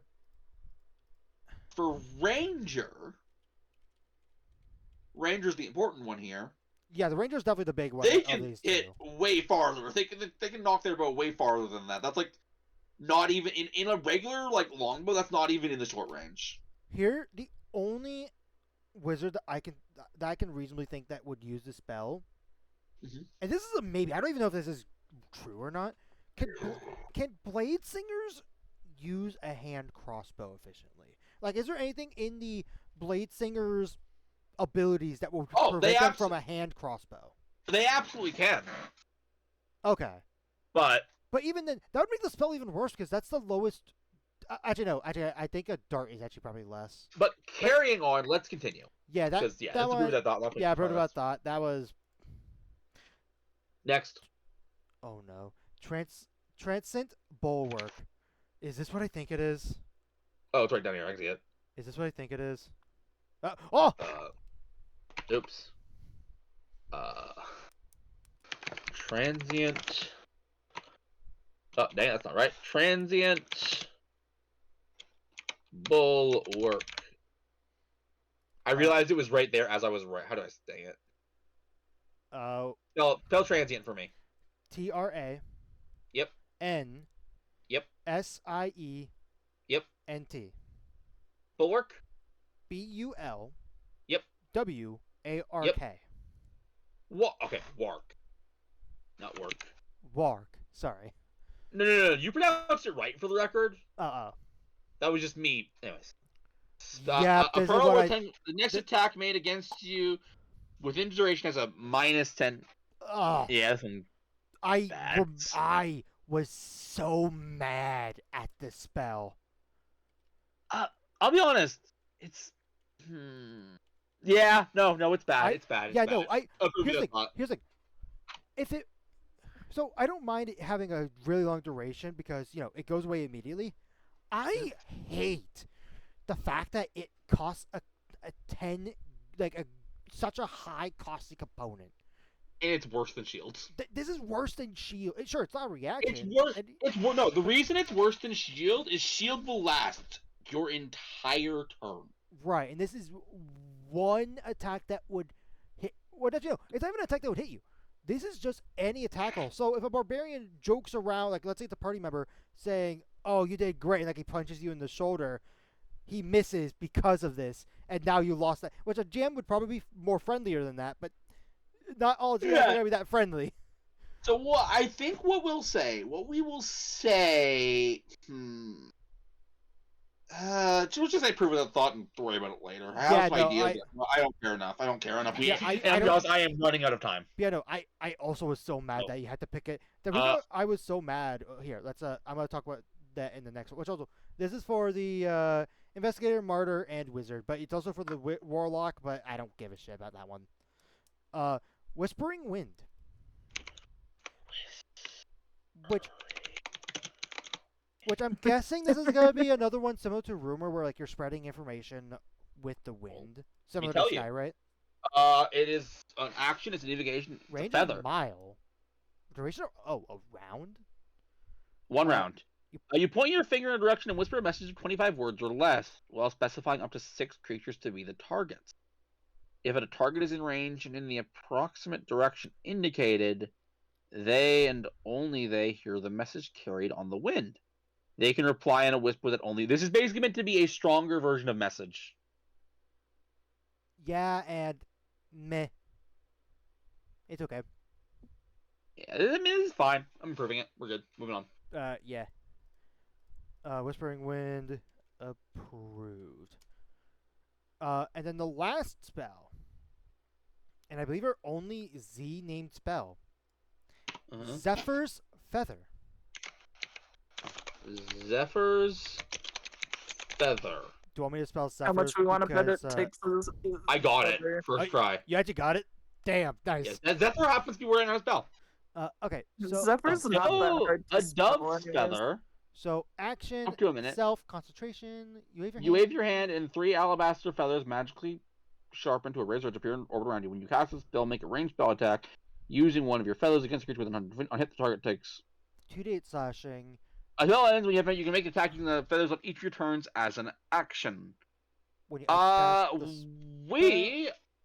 need to compare this spell. What is that spell called? What is that spell called? What? Crown. It's like crown of something. Crown something. Crown Ivy Bell. Crown of Stars? Yes. Crown of Stars. Okay. It's a 7th level spell. That's a bad sign. But 4d12 damage. Okay. That's yeah, it's 4d12, but also this is a bonus action to use them versus the other spell, which is an action. Correct. So this is approved. Sorry. Yeah, I needed to get a comparison of that. We're good. The scaling is increases by the. It's okay. It's okay. Up to a the thing that this has going for it is it's a longer form of damage. Lasts a little longer. Yeah, which this is for the.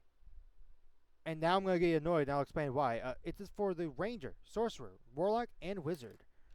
And do you know what I'm gonna? Do you know what annoys me about this spell? What? It is the fact that. Well, I guess you get more feathers.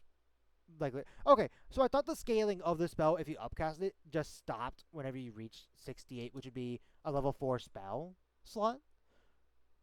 Like, level 4 or level 5, one a day. But you do gain 2 more feathers for each spell slot above. Each spell slot above third. Wait. When you cast at second. Oh, this has the double level scaling. We're gonna move on. I'm not gonna worry about it. Yeah, it's fine. We're gonna step away for a little bit, I think. Yeah. Another break is warranted, and yeah. Also, if you're wondering what this number down here, in between the recordings, I'm going to count how many spells we have done in each part, just to know like how many overall we've done. So like the cantrip bit earlier, that was 10 cantrip. It was 10 of the spells, which I believe I counted them right. Hopefully, knock on wood.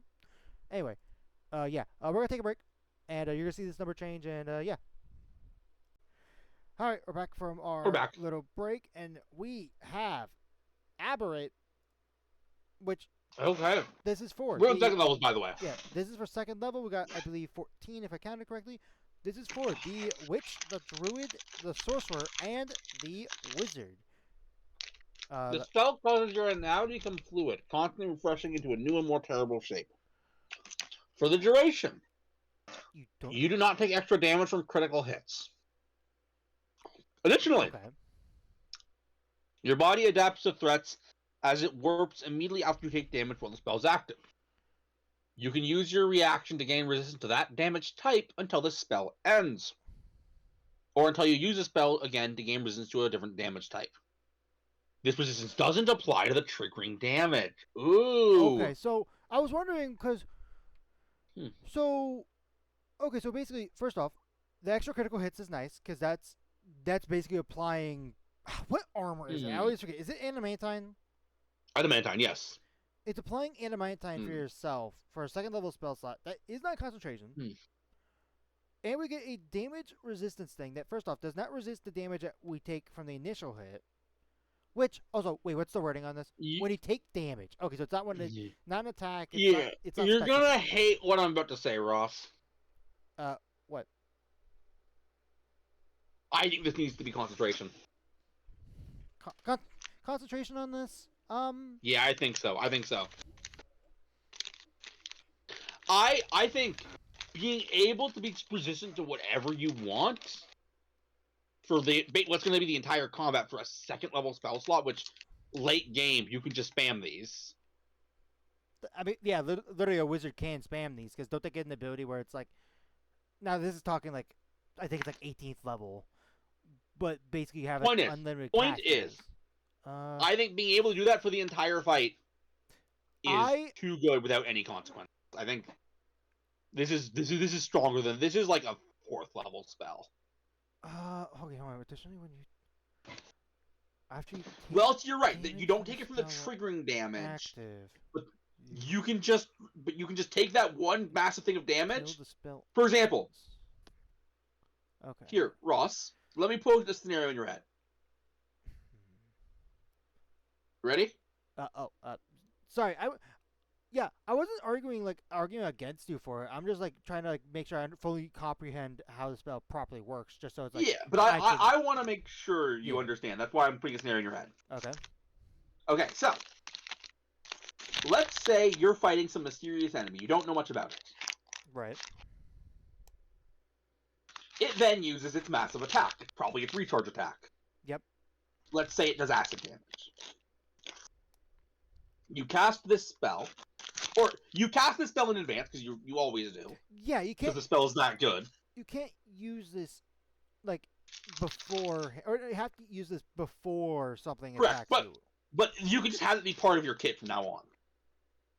Right. Anyways, you cast this spell. And, of course, the enemy uses its big, massive recharge ability acid attack. You know its big damage is acid. You switch your resistance to acid.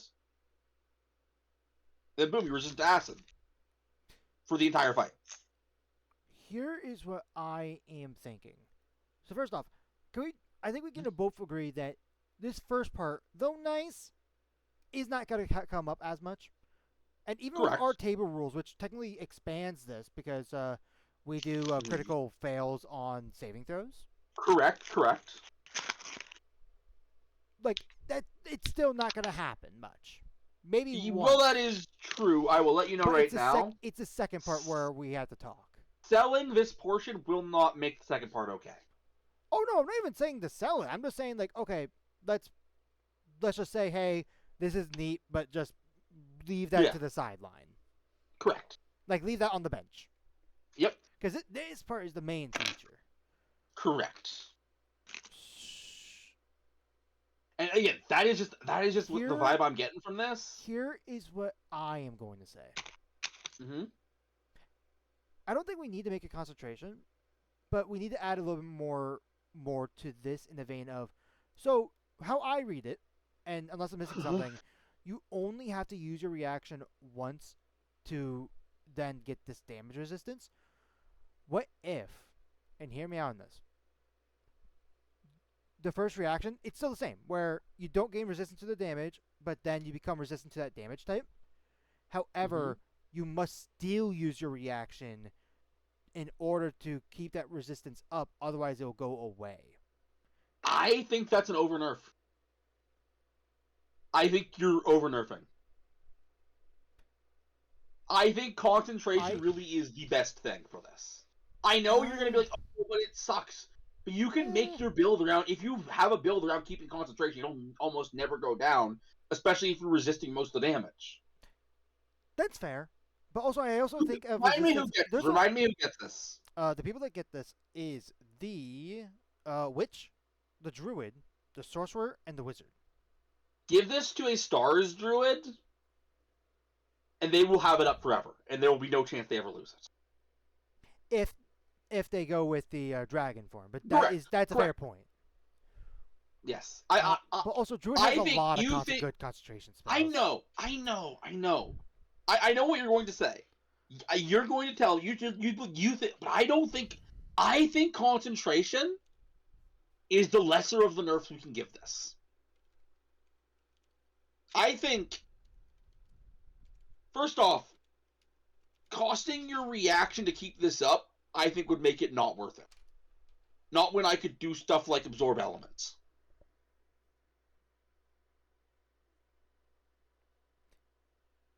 Well, I think, okay, here's what I'm thinking as well.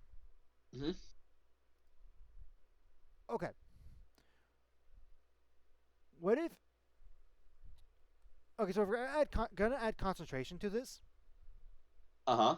Can I propose that we remove the added thing where it says you take the regular triggering damage type? You just choose which damage. No. It's all a choice, right? You choose in this form to take your reaction to reduce that damage, and that's the damage that you gain resistance to. Here's what I will give you instead, because I think that's going too far the other direction. Here's the final compromise I'm going to go with on this. Okay. You are not considered concentrating on this spell until okay, that's you resist a damage. That, you know what? Fair. Absolutely fair. So, like, it complicates things. A player could use this as a insurance device, sort of like death ward. Kind of, yeah. Okay, yeah, you know, I like that. So, okay, so approved, added concentration, only. I think I know how best to phrase it. Okay. And it means this is technically not a concentration spell, but this part right here, the second paragraph, we would add, after doing so, you have the resistance and keep it as if you are concentrating on a spell or something like that. Which you are. You know what? Just write the way you're going to write it. It's fine. Oh, well, gosh darn it. I already erased it and started typing your thing. Approve. Added concentration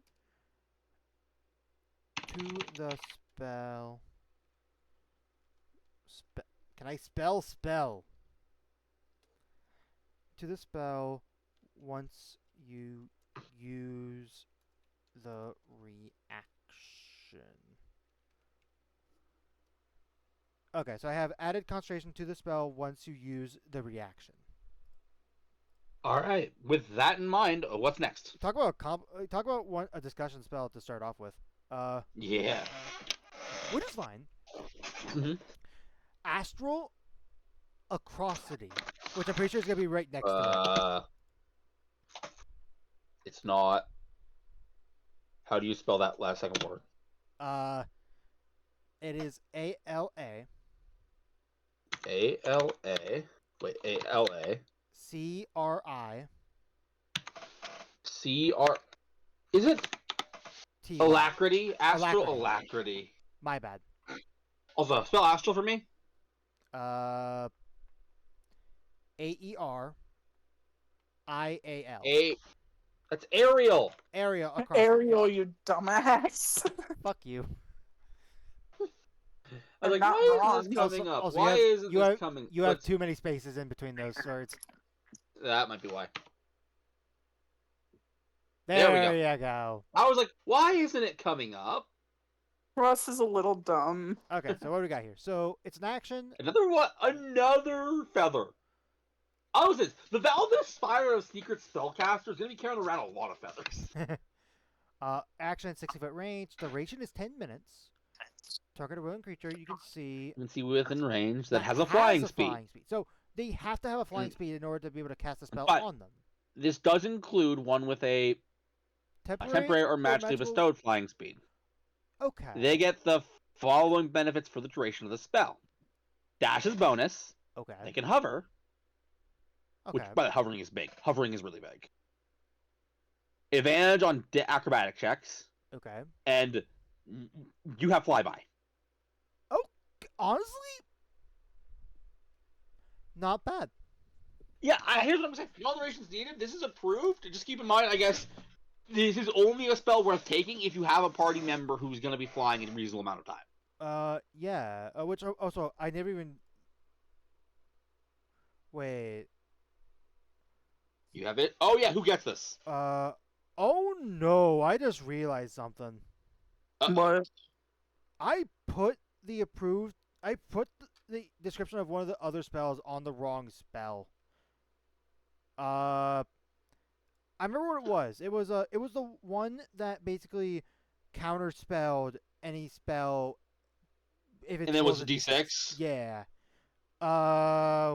What's the spell that was? Was it Arcane Capacitor? Can you look up that one real quick? Or maybe it was Arcane Anomaly. Arcane Anomaly, yes. Yeah, it was Arcane Anomaly. It was Arcane Anomaly, 100%. Yeah. Okay, Bless you. thank you. I am so sorry. Let me fix that real quick.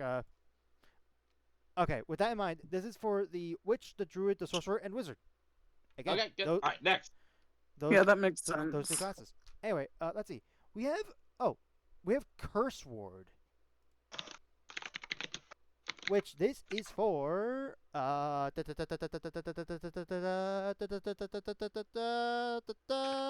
I had to guess, Witch and Cleric are the main ones. Well, definitely Wizard also, because we're looking at the Wizard list right now. And Wizard. we have Investigator, Martyr, Necromancer, Witch, Cleric, Paladin, Warlock, and Wizard. So what do we got? So action. You reach out your hand and touch a willing creature within your reach, raising a smoke-like barrier around it. For the duration, the target has resistance to necrotic damage and can't be cursed, possessed, or targeted by a hex. I thought it said cured for a I moment. thought it did Also- too. Its hit point maximum can't be reduced. Ooh. If the target is already affected by one of those effects, the effect is suspended until the spell ends. Which it lasts for an hour. So basically, what this is the equivalent of? Let's put an equivalent of this for actual spell I have one. I have one for you. Protection from poison. from evil and good. Oh, from evil and good. Yes. Okay. Yeah. It's a lot of the same language. I was In gonna say fact, protection from it's- poison. Not even close. But I will show you why in a second. Yep. This is the one we care. This sentence right here. I mean, the only reason I bring up the poison one. Is that, I see why you bring up poison. I see why you bring up poison now that I read this. yeah, I was gonna say yeah. But I wanted to look at protection from evil good for a reason. That's fair. This is a first level spell. That's, All right. It's first level. That is concentration. Keep that in mind. And this one, the other one is. I know. With that in mind, that protection from poison, you want me to look at Poison that? is also first level. No, it's I'm not looking first at this for level. a different reason. It's not first level. It's second level. It's second level. The poison, if it's more than one poison afflicts the target, you neutralize the poison. When it rains filtration triggers advantage on saving against. This one's also. Yeah, this one is also for the duration target's advantage on saving those against being poisoned. Yeah. That's unfortunate, actually, Ross. It's actually super unfortunate. Because it's basically a combination of evil and good and No. poison. No, Is it? I mean, honestly, no, it's not that it's a combination of. It's that it does more than a first and second levels. I mean, it does more than a first level spell. It does so much more than a second level spell. Wait, what? Wait. No, this one does necrotic damage. The other one does poison. But it does more. Here. Yeah. It does necrotic, but you can't be cursed, possessed, or targeted by a hex. Those are 3 different mechanics. Here's Also, your hit point maximum can't be reduced as the 4th mechanic. And if you're already affected by any of those effects, it is suspended until the spell ends. That's a 5th effect. Out of curiosity, The spell does 5 things, Well, Ross. well, okay. I had a thought, please. Okay, if you say your thing before I can say mine. Would this protect from mind flares? Since they kind of possess? What? Like when they go up into your brain? It's not really possessing. Possessing is a whole different thing, and that actually leads into my point. The reason why protection of poison from poison does its own thing. Oh, that might be 2024. I don't know. But anyway. It's not really important. But anyway, basically, the reason why protection from poison only does from poison damage and the poison condition is simply for the fact of poison is a lot more common for enemies to affect a player. And causing a player to get the poison condition is honestly a lot easier and more common than getting cursed, possessed, or by a hex. I think hex is only a witch thing. I'm not sure, but no, hex is a warlock thing. I hexed you as an NPC recently. Yeah, fair. Anything named a hex would be qualified under this. You know what? Fair enough. Also, Hexblade's Curse would be qualified. Like, it comes up more than you think, Ross. I just never outright call it hex. Well, I feel like Hexblade's Curse. I feel like that would fall under more of the curse aspect. Correct. Rather than That's what I mean. That's what I mean by it qualifying. It would still be affected by it, though. Anyways, Ross, here is my point. You are correct, and that would be enough to okay. You know what? It's diagram time. Give me a second. Oh no! Oh no! We got diagram time. Yeah. Look, it's got to be diagram time eventually. I'll use a solid color just to make life easier. Also, do you know what we could do? Because I know with protection from poison, it not mitigates, but it's like removes one poison if it's from multiple poisons. Yeah. So we could just take that angle and be like, oh, you choose one of these if it's. I mean, it technically is, but give me a second. So this is protection from. No, this is the spell. This is the spell we're talking about right here, up here. Okay. You'll note we have 5 blips here, correct? Mm-hmm. Now let's math. Ready? So protection from poison by default protects you from 2 things. Let's see. It neutralizes the poison. If more than one poison looks clear, you neutralize 1 poison that you know is persistent, or you neutralize 1 random. Target has advantage on saving those against me poison as resistance to poison damage. So, what I would give it is so advantage on saving throws resistance to damage, neutralizing a poison. So, there is our math right here. You need to get those other 2 blips for me to allow this. Well, okay. Well, can you show up the spell again? This one? Yeah. So, here's the thing. It extends to more. However, those things don't happen as much as other stuff do. They happen. Don't get me wrong. But it's like, how often? I think, at the very least, 3 creatures are getting poisoned more often than you're to be affected by one of these 3. I have 2 counterpoints, Ross. I'm going to start with the easier one first. As in, the one that you could probably dismiss easily. Okay.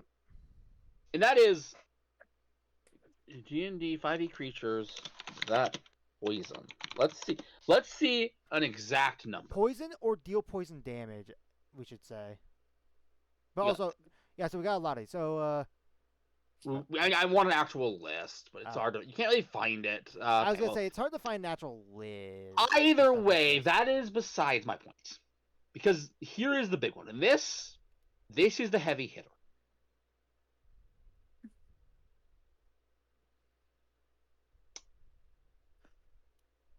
Well, it is true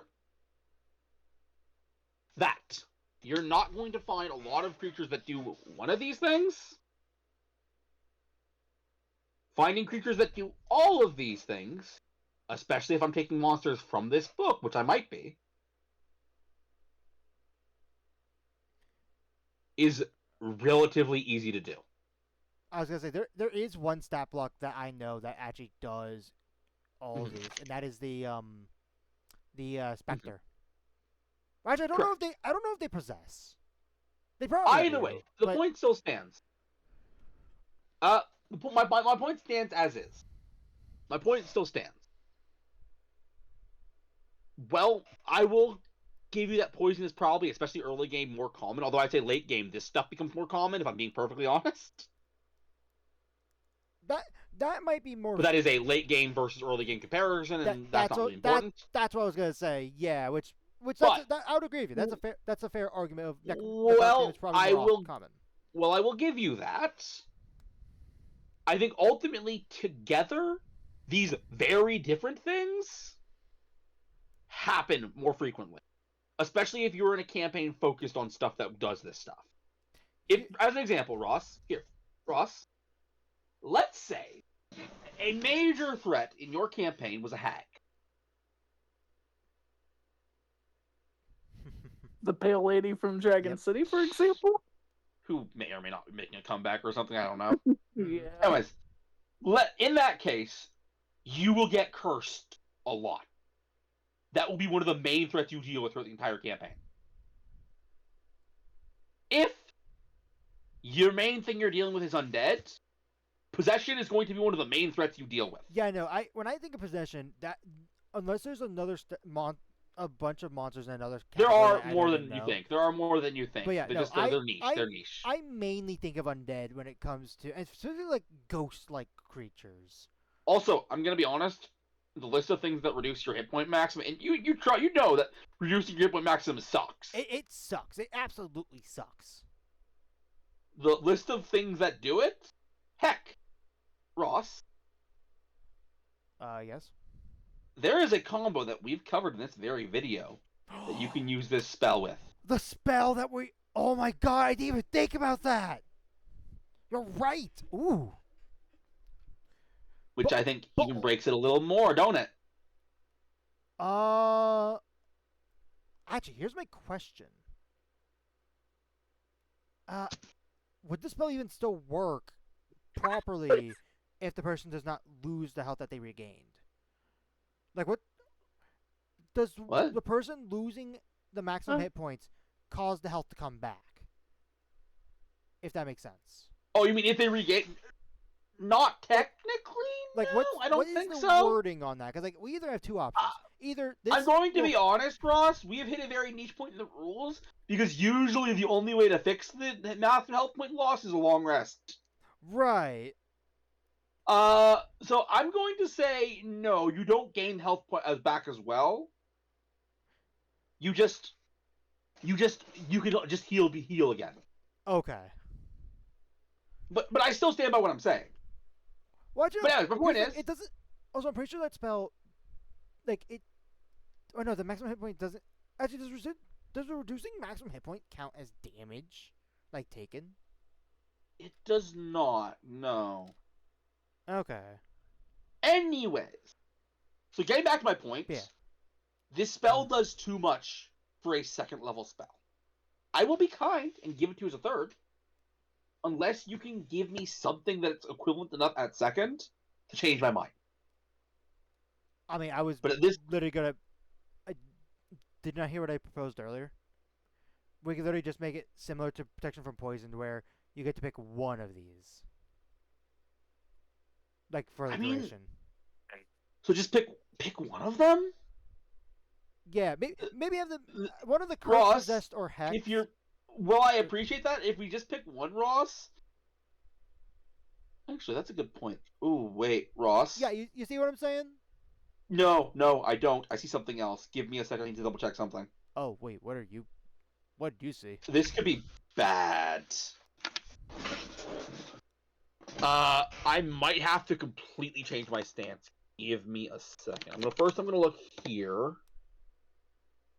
I didn't even think about that. Oh wow, yeah. Wait. You're realizing, aren't you? Because it's not here.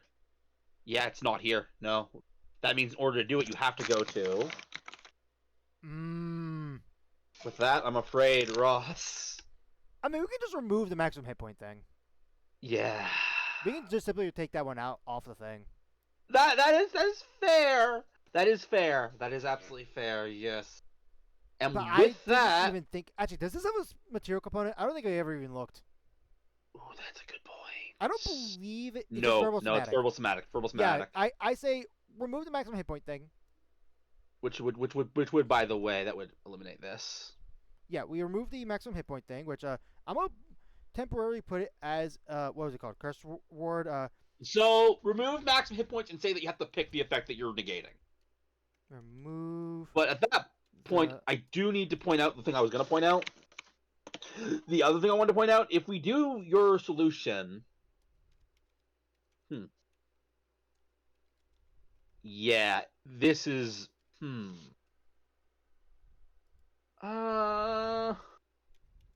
not looking that's at your rough. screen. No, it's fine. I'm thinking. Yeah, I say yeah, Ross. Maximum hit point. Remove that, and then say that. And then we call it a.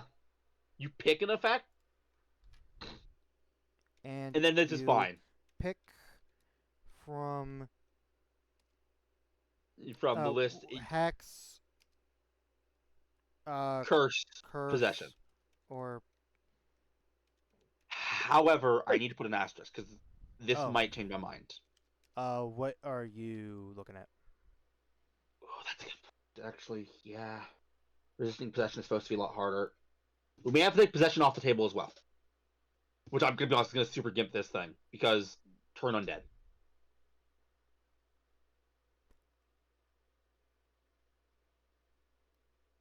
Turn undead uses a save to cause the same effect. As in, the ghost has to make a save.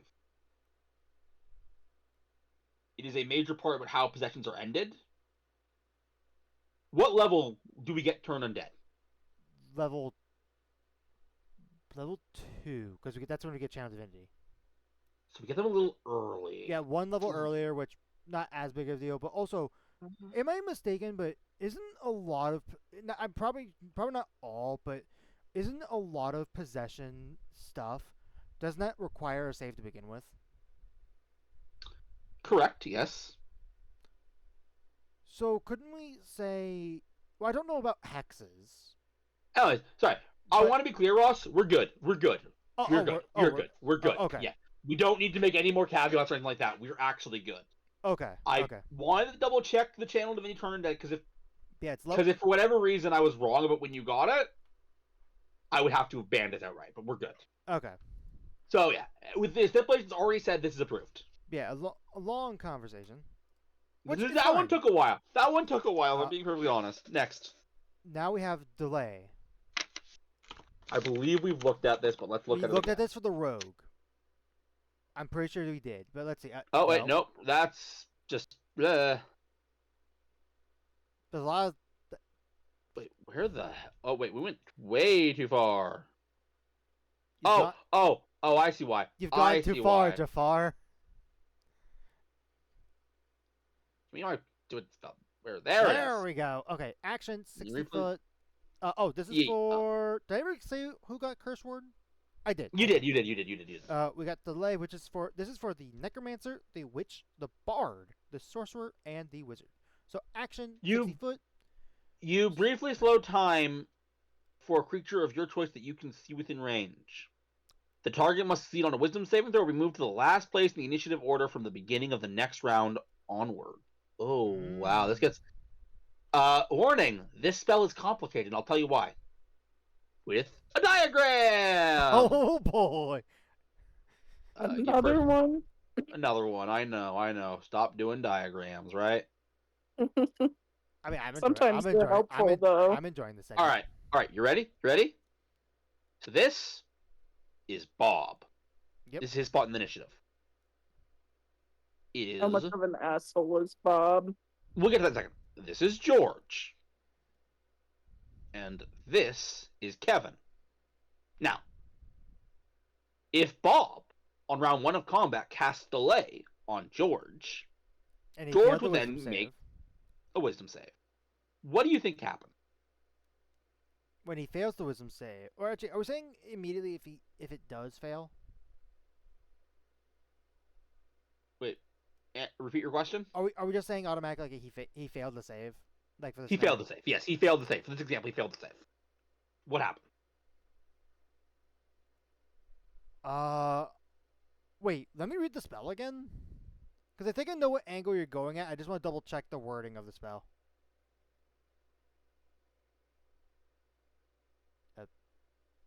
Bleeps. Yeah. I'm waiting for you to read the spell. Oh, I thought you were gonna switch the. Okay, I'll open it up on my end. Oh, I forgot that you don't have it open on your end. My bad. In my brain, it's like, oh yeah, you can just tab over on your end, but you can't do that. No, sorry. Read it. I see. So, I see where you're going at. So he failed to save. He wouldn't go to the very bottom this round. Correct. If it would have said he would have gone to the bottom of it starting this turn, then it would be immediate. Because it's round, this first round, he's still at second. I don't know why I'm drawing this. Ignore that. But what that means is, unfortunately, this spell's usability is kind of god awful. Because here's the issue. Ready? Yeah. You're not using this to save anybody. Unless you yourself are last in initiative.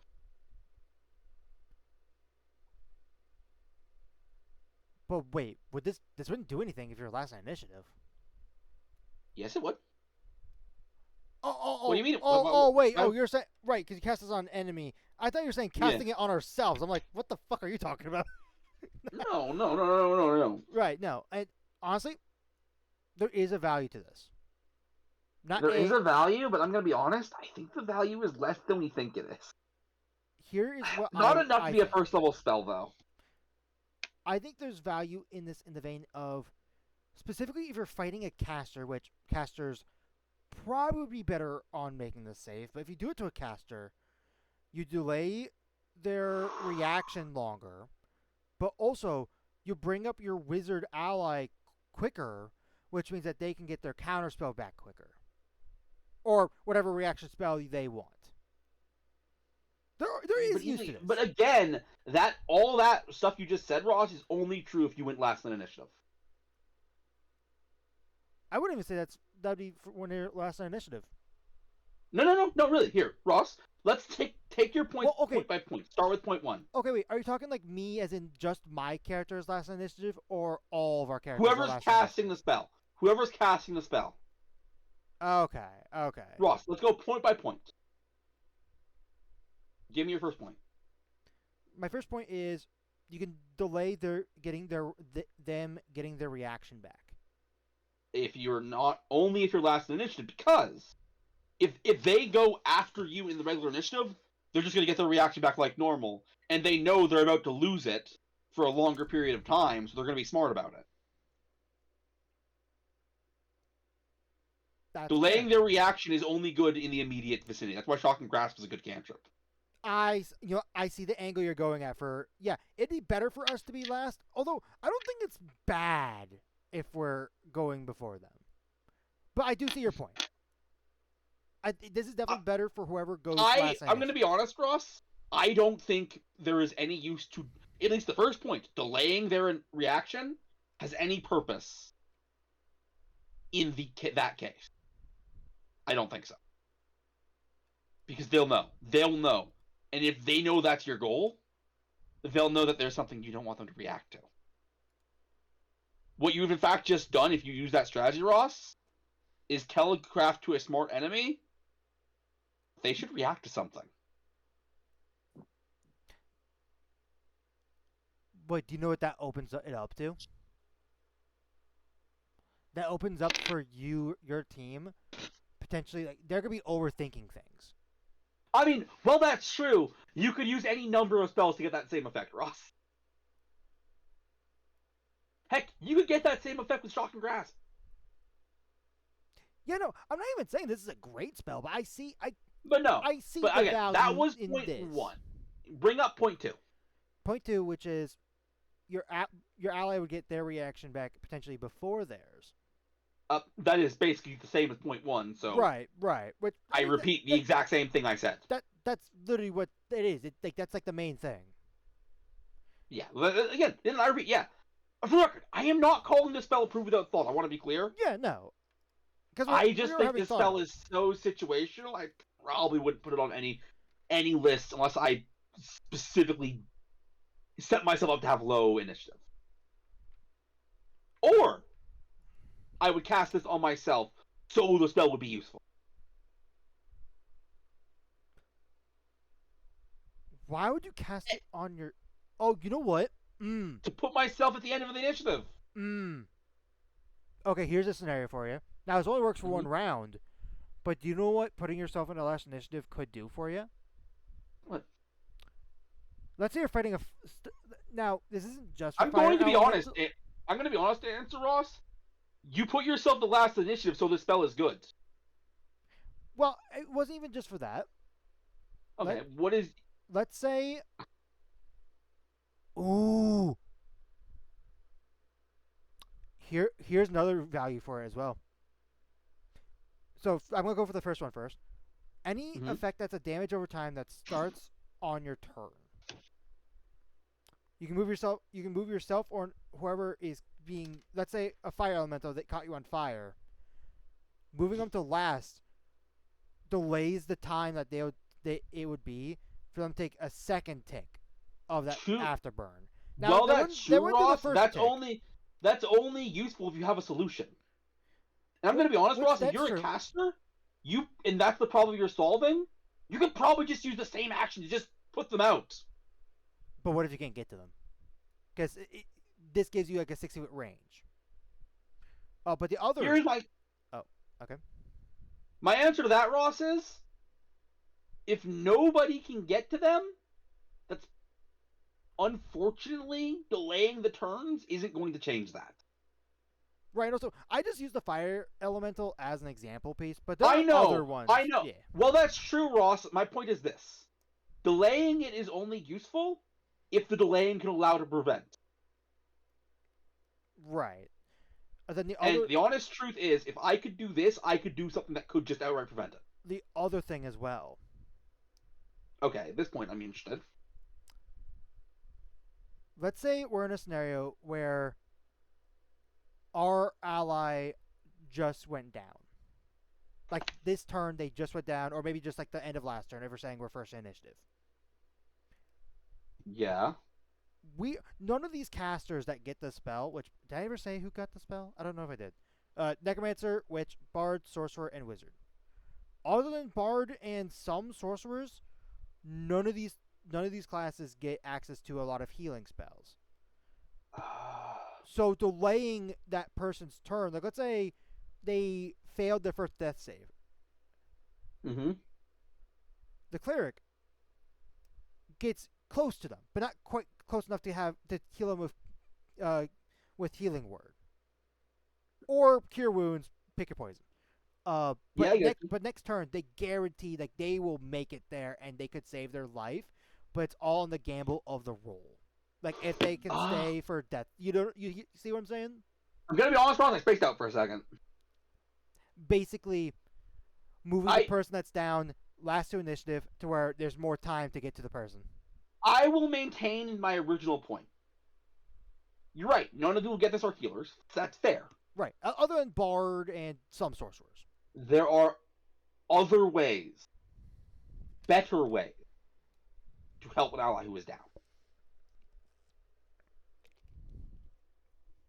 Okay, I'm going to say it this way, Ross. If my objective purely and simply is to delay something, I am not wasting a second spell slot on that. when I could spend other resources to guarantee something. That's fair. That is absolutely fair. And here's the thing: Now, I don't think the spell is great. I see some options, and this here, is can something I just tell you, Ross? This spell is awesome. And I have been trying to explain to you why, and you keep interrupting me and going with the things. Yeah, I know I was disparaging the spell at first, but that's because I was pointing out something. This spell is amazing. So let me explain what I actually think of this spell, okay? Okay. So, as I was saying, this spell is not great if you go anything but last.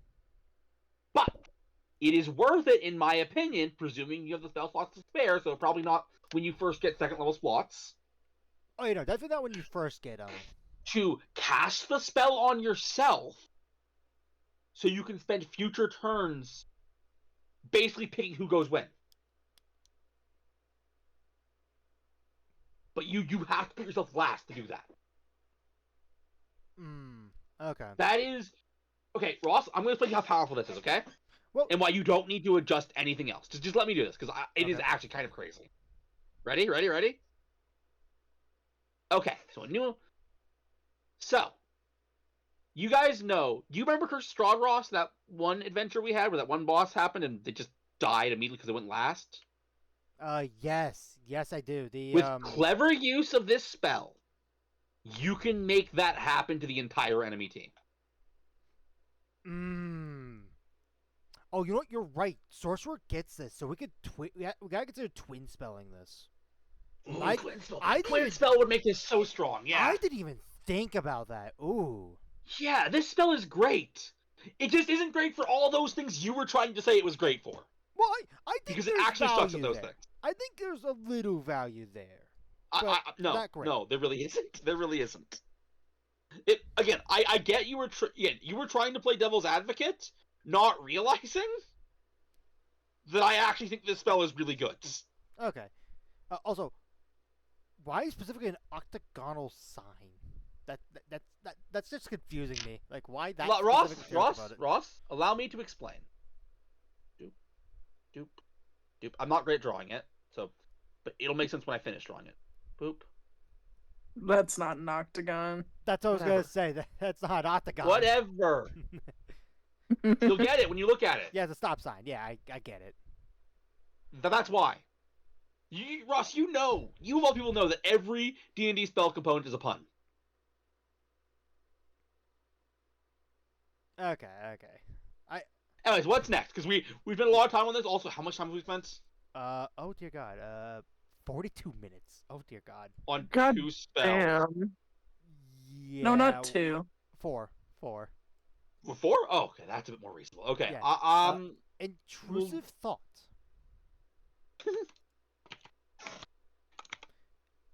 N, not M. They only put the... You know what? Petition? Stop putting M's next to N's. Genuine petitions. Genuine thoughts. Like... Honestly, I respect it. Hey, anyway, let's see. So it's a where'd it go? The reaction, which you take when you see if you're considering taking an action. Yep. Also, what gets it? Let's see. Who does get the spell? Intrusive thoughts. We have Witch, Bard, Sorcerer, and Wizard. So you can use this reaction when a creature you can see within range uses its action to attack or takes the dash, disengage, or dodge action. Okay, so first off, why specifically put an or between attack or takes the... Because the attack action is just an attack action. Why add the or word there? Wait, what are you looking at? Wait, attack or what? So if you look at it, it says attack or takes the disengage, dodge, or disengage action. Uses its action to attack or takes the dash. Right, like dodge. Why word it that way? I know why, Ross. I know why. But let me read the spell. Target means within saving throw. Target automatically succeeds on saving throw if it can't be charmed. On failed save, the creature takes the action of your choice from among those options instead of the action it intended to take. Oh. So, I will explain to you why. because it's not technically called taking the attack action. Oh, is it because the dumb thing with extra attack, like if it gets involved Nope, or nope, multi-attack? nope, nope. None of that. None of that. It's just okay. semantics of names. It's just name semantics. Okay. The mechanics are called the dash dodge, or in disengage action. The mechanic is not called the attack action. It's just called attacking. Okay.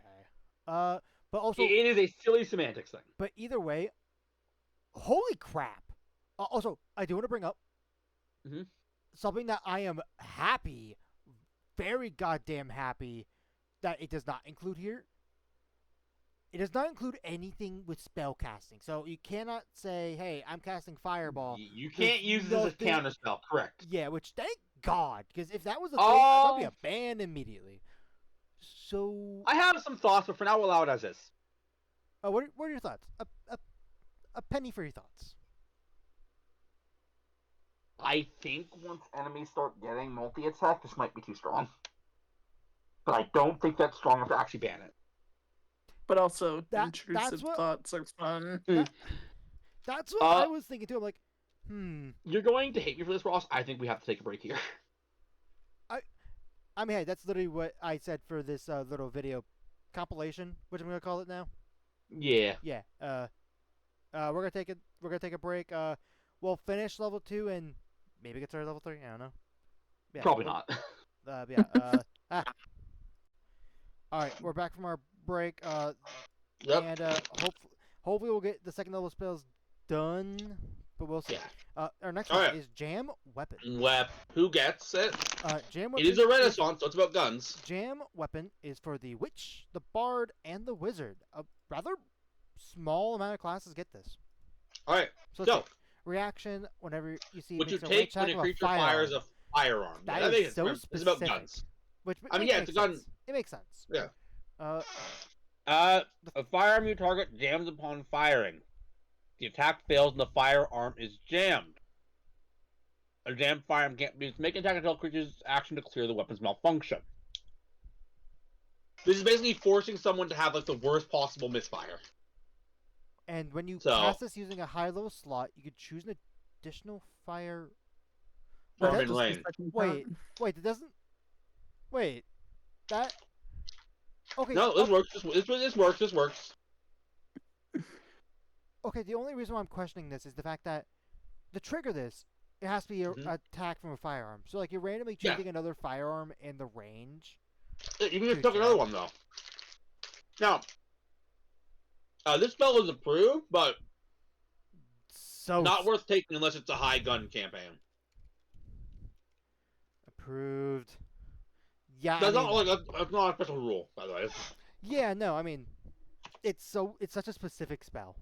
But all the Renaissances kind of are. So, Yeah. Well, all right, next. Well, we liked whatchamacallit, No, Cards to Cover. to be clear, it's not about not liking Ross. They're Or not- they're designed for a very specific Okay, thing. I did not mean not like. But you're right. that's Yes, why- that one does that- work outside of gun games. All right, what's next? I hope this is next on the page because I'm got the. It's Jethro's instant reload. Yep. Also a Renaissance spell. Which this is for the investigator, the bard, the ranger, and the wizard. Thank God that was next, because, dear God, did I even say the name right? Yeah, you did. I did. Cool. Yeah. Also, by the way, Ross, one of the names I can spell perfectly every time. Is it because of Leroy Jethro Gibbs from NCIS? Never heard of that person. Nope, never heard of him. It's a show. Anyway, It's a dude from a show. so I this is know. so it's a second level spell. However, this is a ritual spell, so gotta Correct. keep that in mind. A Action. What? It's a touch. material is a spent bullet casing. Doesn't consume it, I guess. So Okay. just shoot once, then take it. One range. One ranged weapon you touch can enchant to reload itself automatically. If the weapon has loading or reload property, you can ignore this for the duration. When the weapon's ammunition is depleted, new ammunition teleports from your person to your hand on your weapon as appropriate. If this weapon takes an action or longer reload, it reloads at the end of your turn. If you aren't carrying sufficient ammunition for the spell to reload, the spell ends. So this is basically a spell version of repeating shot. However, with actually repeating slightly shot, worse. yeah, I was gonna say slightly worse because does a repeating shot actually just make ammunition basically? Correct. Yes. So it's a This is slightly not. worse repeating. Honestly, But Neat. you can only put a repeating shot on one weapon. This is a ritual spell. You can just put this on all your guns. That's true. However, it does only last an hour. Plenty of time. So, okay, Ross. You are a gunslinger fighter, in this example. Okay. We'll even use the critical role class, we're going to be nice, with a 3-level dip into a cask. Actually, what school is this? Oh, it's just for residents. So, okay. I wanted to check because, Yeah, you know, I know, but- some feats give you second level, but not any connected to this. So, it's conjuration, by the way. So, back to what I was saying, right? So, oh yeah, let's use your monk, actually. My monk. How yes. many, yeah, you're the monk you played in that one shot? Yeah, which you will eventually many get back guns to, is- hopefully. How many guns does that guy carry? He's currently carrying 3. 3 pistols. So, 30 minutes. What did you say? 30 minutes. 30 minutes. Oh, 30 minutes. 30 minutes to be able to make them basically an endless clip as long as I actually have the ammo for it. Correct. Which early game, that might be, you might not have enough ammunition. Late game, Right. no, that's not an I issue. mean, I want to point out something. The campaigns this spell is meant for, ammunition shouldn't be a problem. As an example, when I get to running my modern D&D game, which I'm super excited to run someday, there will be, like, gun stores, and like stores that sell guns and ammunition, because, of course, there will be. Right. But there are some campaigns like, I mean, What? Yeah. where, let's say Tyranny, for example. Guns But are yeah, not going to campaigns that don't have the Renaissance tag, on the other hand. Right. Yeah, they probably won't have ammo be readily available. And that is something to consider when taking this spell. Yeah. So what are your thoughts overall? That's good. I agree. It's a fun one. Approved.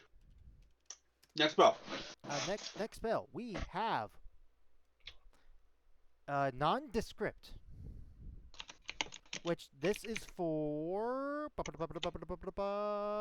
the fuck are you? Spell it for me. It's NON Mhm. DES Mhm. CRI Mhm. PT. Capitals? It probably has a capital N. No, I got it. Oh. I figured out what I was doing wrong. This is for the investigator, the witch, the bard, the sorcerer, and the wizard. So a good number of classes. Ooh, we got a concentration spell. So concentration, action, illusion. This spell makes you seem ordinary and nondescript to others, though it doesn't change your actual appearance. Creatures who see you while you are under the effects of the spell are unable to recall specific details of your appearance. Upon being asked if they had seen someone, if they had seen you or someone matching your description. Though, the memory of actions you undertook or events they experienced is unaffected. So This spell has a problem. Well, what is This your spell thing? has a problem. What are you gonna bring up? Because like when I look at the spell, Mhm. I think this is a very my first thoughts are okay. This is a little niche, but you could use this to say, you know, Eve. Let's say Eve had this spell during Dragon City when we were in the town, Yep. and she didn't do any events currently there, but like she has this cast on her, or she cast it herself, and she's able to, like she's a wanted person. Yeah, You know what I mean? I get what you're saying. I get what you're saying. Ross, honest answer, I don't know. That's the problem. I, as a DM, don't know how to rule this spell. Oh. Yeah. When I said this spell has a problem, it was a pretty major problem. Okay, so I guess I'm going to need to explain why there's an issue, right? Right. So, the spell makes you seem ordinary and nondescript to others, okay. Yeah. Doesn't change your actual appearance. So like we're not being hidden or anything like that. It's like you know, like you look at the spot where you think you put your phone. No, but I get this part, Ross. Yeah. I get this part. Oh, okay. We're not getting to the part that I have issues with yet. Okay. Creatures who see you while you are under the influence of the spell are unable to recall specific details of your appearance upon being asked. If Yeah. they had seen you or someone matching your description. So, memory, they remember stuff you've done. Yeah. So, you know, what is my catchphrase on this show, Ross? What is one of my many catchphrases on this show? Are we doing? Is this a game show of This is a very simple game. raw versus Catchphrase rye? I've used. No. No. What are the Catchphrase I used relatively recently. Fuck. Broken or shit. You're naming games, not catchphrases. Oh, I don't remember catchphrases, man. We had an argument recently, and it was one of my main justifications. I don't remember. Look, man, we just had Am a I stupid? as of The line the line. has to be Oh, the line somewhere. has to be somewhere. I bring this up because I don't know where the line is in this spell. I don't know when a detail is a specific detail. Here, Ross. If I were to describe you, you wear glasses. Is that a specific detail or a non-specific detail? I feel like it could be taken either way. I think You if see you the Ross. Repeat what you just said. Repeat what you just said. I feel like I could see that as either way because you could have added Yep, more detail, yep, Ross. even Ross, more detail in the repeat it. glasses. Repeat it, Ross. Repeat it. I see what you're saying. Where it's like, Nail on head right there, Ross. It does not. It doesn't define a save. It doesn't define a psychological effect. This spell just says, hey, they don't remember specific details. And it is up to me as a DM to decide what is a specific detail. And I feel, I'm going to be honest, if I allowed this spell, I think it would cause an argument. honestly, And that's a very good point, and it is, I agree. I think, honestly, one of the most shit reasons to ban a spell. It's such I'm a gonna be honest. I bet you if someone looks up this spell wondering, I wonder why we banned it, they're gonna be confused of why we banned it. But honestly, I agree. Like that's such a, which it sucks. It does, because it's a cool. I also want to point out, you get better results if you use spells like Disguise self. Disguise Self. Yeah. Yeah, disguise self. Heck, Well, Disguise Self. Just Disguise Self. You get a better result. well, aren't you masked with shadow with the What the fuck's the spell? It's the really good spell from Ranger and Druid. You mean Pass Without Trace? Pass No. Without Trace. No, you're not. It's weird. Okay. Really, what Pass Without Trace does is it's kind of right in the name. You don't leave footprints. Right. And okay. like you blend better into the shadows, but if there are no shadows to blend in, it's not going to make them. Also, Right. it would be super obvious if it was. No. Yeah, the issue with Nondescript is as mentioned, but I will also note it is outclassed by a first level spell. Well, here's the thing. You could. Well, actually, I was gonna say you could have both active at once, but then I'm like, wait. What's the point? What would be the point? Like. Yeah, exactly. If I'm wearing a disguise, I ain't trying to hide it. I'm not trying to make it on a script. Okay, there is one scenario where you have this one up, but then you could also get this other one up. If you know the enemy that you're passing through has true sight. I thought But- about that, Ross. But that is so specific of a situation. Ross, I thought about that. I actually thought about that as a potential use, and I dismissed it because Well, it will not work. What do you mean it would not work? Here, first off, before we get to anything else, let's look at the definition of true sight. Yeah, let's just get a reminder for everyone else what it does. So basically, we can see through. Basically, we can see everything with true sight. So, I'm going to highlight the important thing.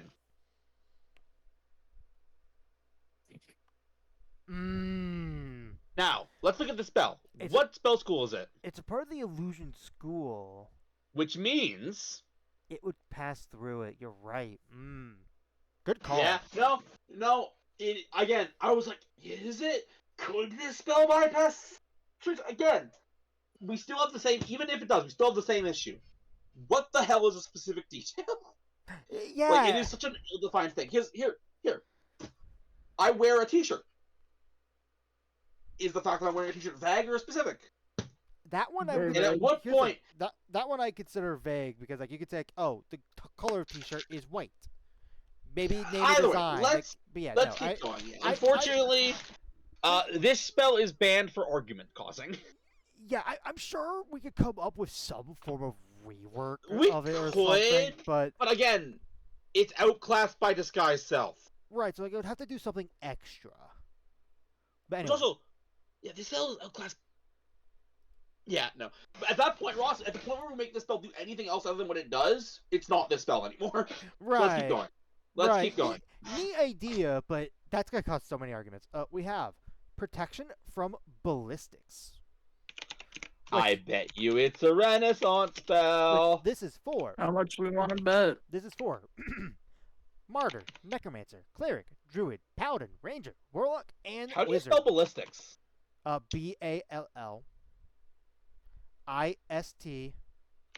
BALLISTICS. Alright, I got it. We're good. That's a lot. Alright. Yeah, so first off, yep. So it's Abjuration is the main school. Concentration up to a minute. It's an action. A Range of stealth. shimmering shield of energy surrounds one willing creature you touch. For the duration, range attacking by firearms have disadvantage against the target, and the target has risen to any damage dealt by firearms. This is just That's campaign pretty- restricted. It's good, but campaign restricted. Or not restricted, Disagree. but Disagree. Oh, you mean how useful it is? Yeah, 100%. no, yes. yeah, no, not how useful it is. It's good in a campaign that has a lot of firearms, like the one we were talking about before. But there are times where this is just not gonna do anything in the entire campaign. Sorry, Ross, you're using the wrong terms and it's confusing me. Oh, am I? Campaign restricted means you're only allowed to use it in certain campaigns. No. I realize that's not what you meant. It's why I kept trying to like stop you. Yes, no. What you mean is it's only good in certain campaigns, and you are 100% correct. Yes. Yeah. Again, It's good. in the campaigns I run, there are a handful of guys with guns. It's not going to be worth a full spell slot. Yeah, no, but But when I get to the modern game, I'm going to let you know right now, this would be very handy. there will be a lot of guys with guns. Anyways. Yeah, but this is good. This spell's fine. Yeah, no, that's Next. hold on. Approved. I should really have this copy and pasted by now. Anyway, next spell we have is Protect Threshold. Or Protect Threshold. No, Ross, both pronunciations are correct. Oh, are they both really? Yeah. Okay. What do we got? So ritual. Uh, Oh wait, we did this one already, didn't we? you can ward a doorway. No, Yes, we yes. didn't do this one. We Correction. We didn't do this one for this. We video, talked about but it. we talked about this. But I forget why we brought this up. I think it was an extended spell or something like that, or expanded spell. Yeah. Either way, we still can cover it. So action, touch.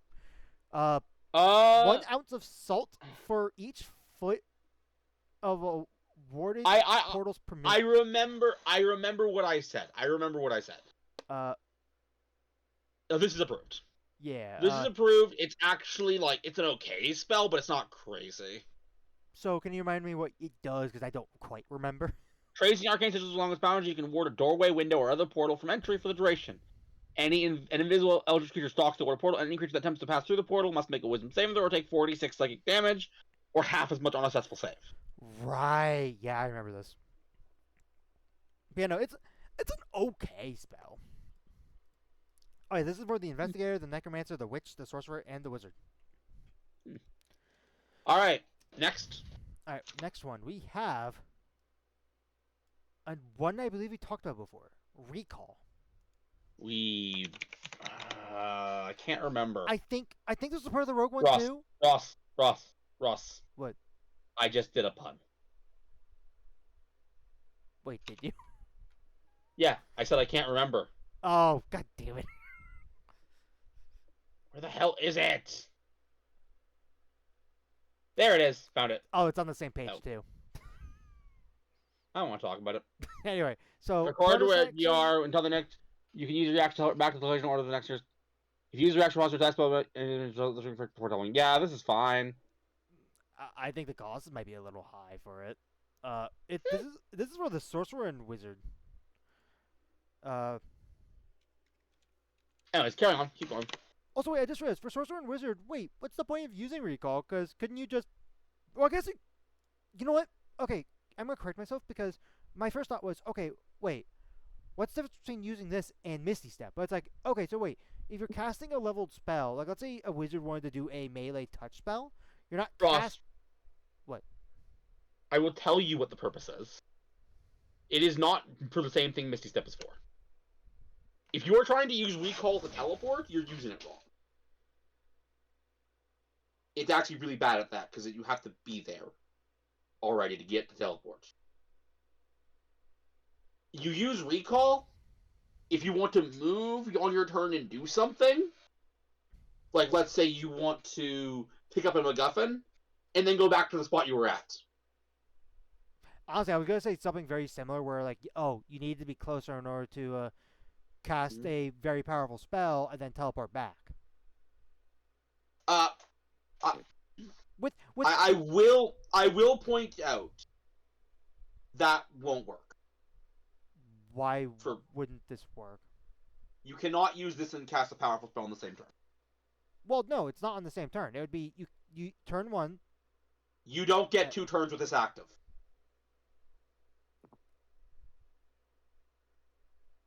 Once your turn passes, once it gets to your turn again, recall stops being active. It's the end of your turn, not the start.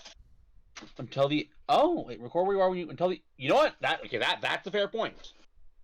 So you cast this, and then next turn, you get closer to them, cast a powerful leveled spell, and then teleport back. Anyways, the point is the spell is fine. It's approved. We're good. Let's go. It's fine. Next we have is Also, did I ever cover who got recall? You did. I did. Right, that caused the other thing. Next we have repulsor ring, which might be next. It is. Which is for the cleric and wizard. You outline a 5-foot diameter circle on the ground, which is warded against intruders. Only creatures can step within the circle. Any ranged attack rolls made against the target within the circle has advantage. If a hostile creature makes a melee attack against the target within the circle, the attacker is pushed back 10 feet immediately after the. I think the circle also protects you from sea bears, but I don't know why. Ross. Come on, it's right. The joke is right there. It's time, Ross, for a good old-fashioned game. But before I do, I need to double. Nope. I'm gonna just play the game, and if I'm wrong, I'm wrong. Okay. Shit or broken. Okay,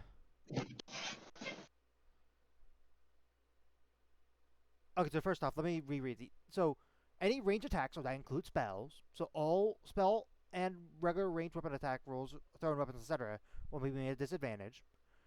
And any melee attack, not exclusive to weapons, so like any melee spell attacks would also, or it would be a disadvantage, but it would knock away an enemy, which.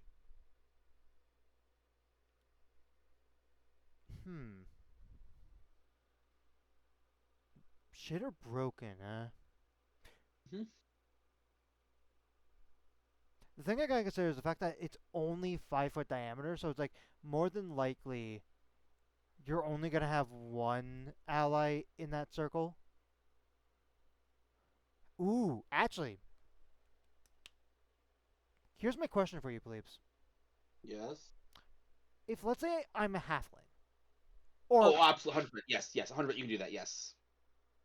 Well, no. That. Do you even know what I was gonna ask? Okay, ask it. I'll see if I was right. Sorry. So, and I have an ally that's in the circle already. I don't even know if we need to be a halfling to do this. So, I mean, we're both in the enemy's range.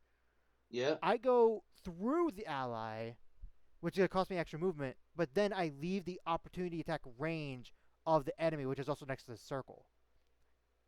Would actually does this trigger on opportunity attack? That's what I was trying to key at here. I mean, it does, Ross, but if you're even talking about that, you're using the spell wrong. So there's something about this that makes it broken or shit. Mm-hmm. I'm just going to spoil it for you, Ross, because you've hit on a much more interesting topic of conversation than what I was trying to get at. Oh, okay. It's broken. It is broken. Utterly and awesome. And this is not even Raw versus Rye. No. This spell might be one of the most powerful second level spells I have ever seen. Is it for the fact that it does not it doesn't specify weapon or spell attacks? No, I don't care about that at all. Oh, Remember what I said? If you're using it for that, you're using it wrong. wait then. That's the Wall main... of Force is a 5th level spell. Yes. Yep. I'm not done. Resilient Sphere Is a 4th level spell. is a 4th level spell. See, you are so hard focused, Ross, on how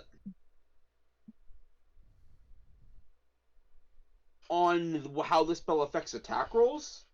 You missed the part where this spell makes you invincible.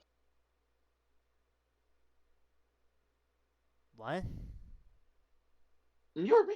Wait, how does this make you invincible? What? Allow me to explain. Ready? Diagram time. Okay, I'm assuming you're drawing a circle. Okay. So, see, you forget what a 5-foot radius is. Right. It's one square, or since we use forage, it can theoretically be 4 squares. It's 4. It's 4, Ross. It's 4. It's not 1. A 5-foot radius would be... Oh, I forgot to do the color. Whatever, who cares? Yeah, It would be who this cares? much. Well, okay. Either way, so okay. Which is a lot, to be clear. Okay? You might not think it's a lot. Bad guy is here. You're here. Presuming bad guy has a 5-foot reach, which most things do, it is not possible for bad guy to ever hit you. Bring up the spell again. Go back to the spell. Yeah. Hold on. 5-foot diameter on the ground. Wait, where is it? Dang it, there it is.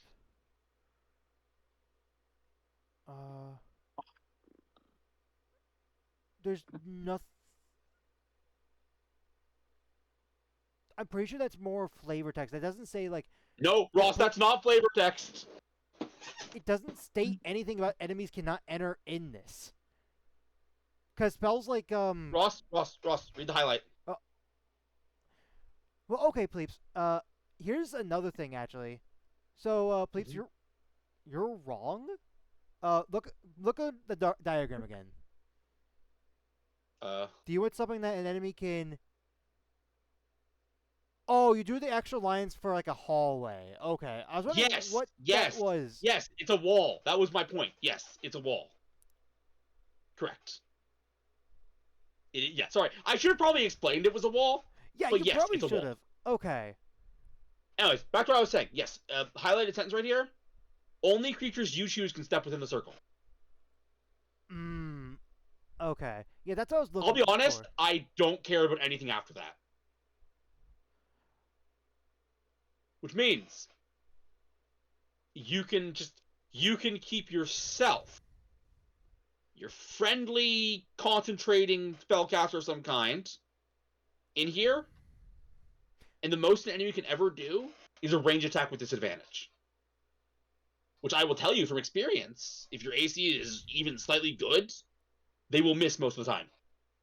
unless an enemy is But- like built for range. But also, I want to bring up something. But also, Mhm. couldn't the enemy go behind you? That- In this that's- specific example, Yeah, this no, they specific can't. example, no. Correct. If you use this spell in anything other than if there are no walls around, this spell is not nearly as good, and the other stuff kind of matters. And I'm gonna be honest, the spell's shit. Yeah, I was gonna say, there. But there's this combo breaks the spell. I think it only breaks it if you're only dealing with melee enemies. Because deal with something that you're not protected from in this. AOE's. So fireball, breath That's- weapons. That is fair. That is fair. That one right there is a fair. vulnerability to it. I mean, Now, okay, these Ross, other ones Ross, are gonna I be wanna more stop- I common, wanna but- Ross, I want to stop you, Ross. I want to stop you. It's not a vulnerability. It's not a weakness. It's not immune to it. It's Do you know what? thing to make note of. It is something to take note of, and you're right. And I think that is enough that I'm not going to ban this. But I do want to point out this combo is insane. It's not even. I said combo. It's not even a combo. Right. This no, is absolutely. insane. But I will allow Absolutely. it. I will allow it. Just keep in mind, I might be. If you take it, I might start planning for it. Oh yeah, no, absolutely. I mean, that's what a DM should do. Like, I don't think a DM should always counter what a player does. 'Cause But that would be anyways, stupid. with that being said, sorry. But, Yes. yeah. But yes. So yes. It leans the broken side. I will tentatively allow it. Don't we put an asterisk on it for right now, or do you think it's Yes. fine? It's a tentative Okay. allow. If I find that you guys can break it even easier than I thought, which you might, I might have to like revisit this. But let's keep going. Next. How many more we got?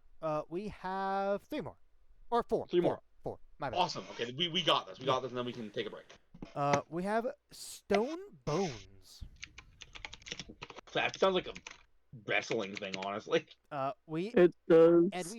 And the casters that get this is the investigator, the martyr, the necromancer, the wizard, or the necromancer, the druid, the ranger, the sorcerer, and the wizard. So Okay, one round. bonus This is action, another one one that lasts a round. You magically enforce a creature you can see within the range, granting it resistance to bludgeoning, piercing, slashing damage from non-magical attacks until the end of your next turn. I mean, cool. I have an issue. What's the issue? Give me a second. I need to double check something. In this case, it's too important. I'm gonna look. I don't remember the name, and it's too important, so I need to actually. Okay, it's definitely it's one of these.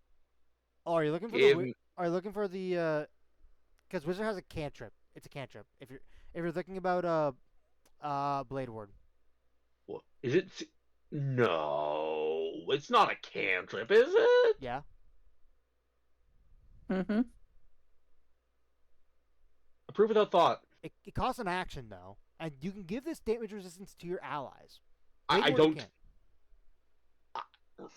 Ross, you've pushed up to a first level spell. This is a second level spell.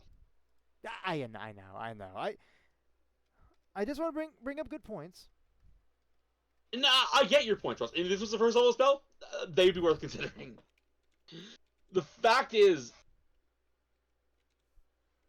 I want to double check something because I'm pretty sure Blade Ward exists, which is I'll acknowledge, but I am pretty sure there is a way to give it to allies. Not Blade Ward specifically, by the way. Oh, just damage resistance to Hold on, I will bludgeoning, double piercing, and slashing. Yes. Is it a spell that's specifically on the wizard list? I don't 100% remember. Do you remember what the spell is? I wouldn't be looking through the list if I remember the name of the spell. Because I know a druid spell does it, but it's concentration. So I don't know if that's the one Do you're you looking. know the name? Stone Skin, I believe. I think you're right. Thank you, Ross. I think that's the right spell. I believe yes, you are correct. It Yep, is. yep. Okay. It even says. A willing creature up to an hour turns the flesh of a willing creature you unload spends hardness resistance to. Oh no. Oh no. Oh, bonus action around, but it's around. It's only a round. I'm going to. This is a 4th level. 100 gold. Hour. Yeah, that'd be a lot of. That would be a lot of 2nd level spell slots to make the value. Yep. Yeah, no, My ruling stays as is. yeah, fair enough. Yeah, sorry. Yes, but yes, Stone Skin, Ross. Stone Skin was what I was looking for the entire time. Okay, Thank you. You're welcome. Let's see our next one, Swift Flight, Right there. which is Another feather, by the way. which is for. Oh, I want to point out, all of these feathers are so worded in a way that so far, I could just get away with 1 feather. You could rob a farm of their chicken feathers. No, it has to be an eagle feather. Or does it say? It would have to be an okay. Well, one of the other spells does. Anyway, which is for the witch, the sorcerer, and the wizard. Streaks of energy flow from the back of a willing creature you touch, tracing the shapes of wings. The target gains a flying speed of 30 feet until the end of the next turn. When the spell ends, the target falls up in the air and nothing is holding it aloft. For a round. For a round. Honestly, do you know? I don't wait. It's Give me action. a second. 3rd level. I think. 2nd level. Yeah, this is fine. Yeah, so here's the thing as well. If I want my ally to be more up in the air, sure, it's another action, but I would rather cast Levitate on them. Because at the very least, that would I absolutely would not. Well, here's the reason. Because at the very least, if I lose concentration on Levitate, they fall to the ground safely. But Ross, look what this isn't, first off. Right, no, it doesn't protect you from fall damage. No, it's not a concentration spell. Oh. Yeah? Second off, there are very, very, very, very, very 2 hours later. Very, very, very, very, very, very few situations where you want to cast Levitate on an ally. And I will tell you why. And by tell you why, I mean I will look up the spell so you can see why for yourself.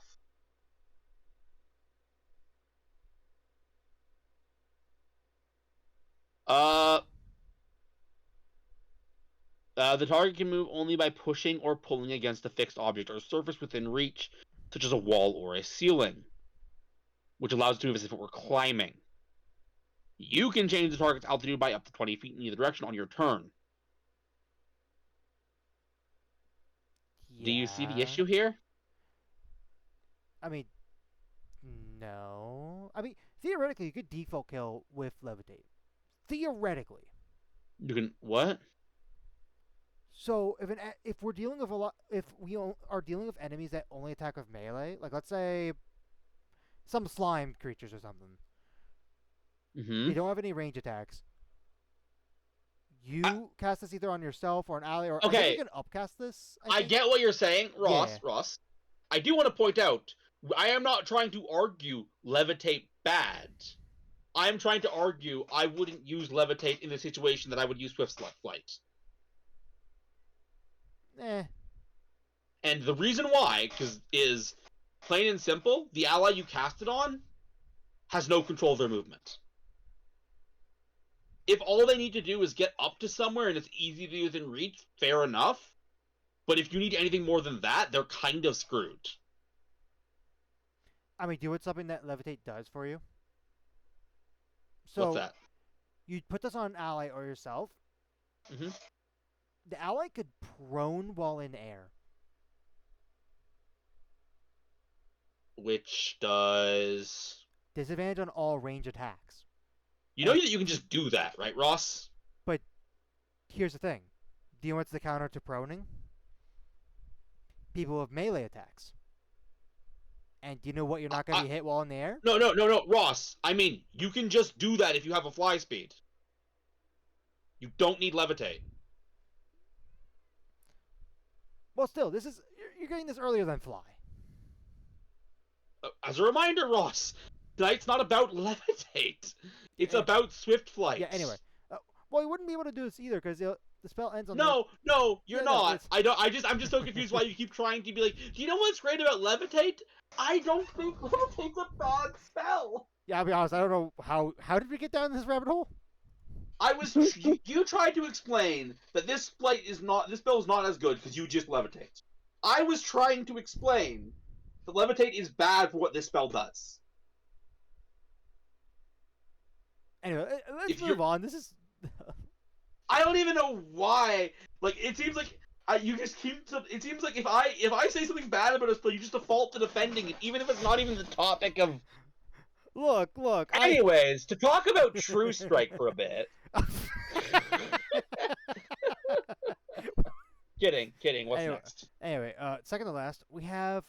Just like the proof, by the way. Yeah, fair enough. Tara's Chorused Karaoke. Repeat the first word. I am just gonna do you a favor and put this in Wednesday Crew. Please repeat it. Also, Oh, there's a- Tira. Okay, Yeah. Tira. Okay. Yeah, I was not gonna Tira's- attempt to pronounce that again because that's dear God. Tira's core. That's a hard one to spell. Yeah, no, you see To be why clear, I'm- by the way, Ross, there's a reason I'm asking. It is actually a lot harder for me to go into the Discord Oh, is it? and grab it right now. Yes, Okay. It's fine. I did it, but it's a lot harder, which is why I was asking for.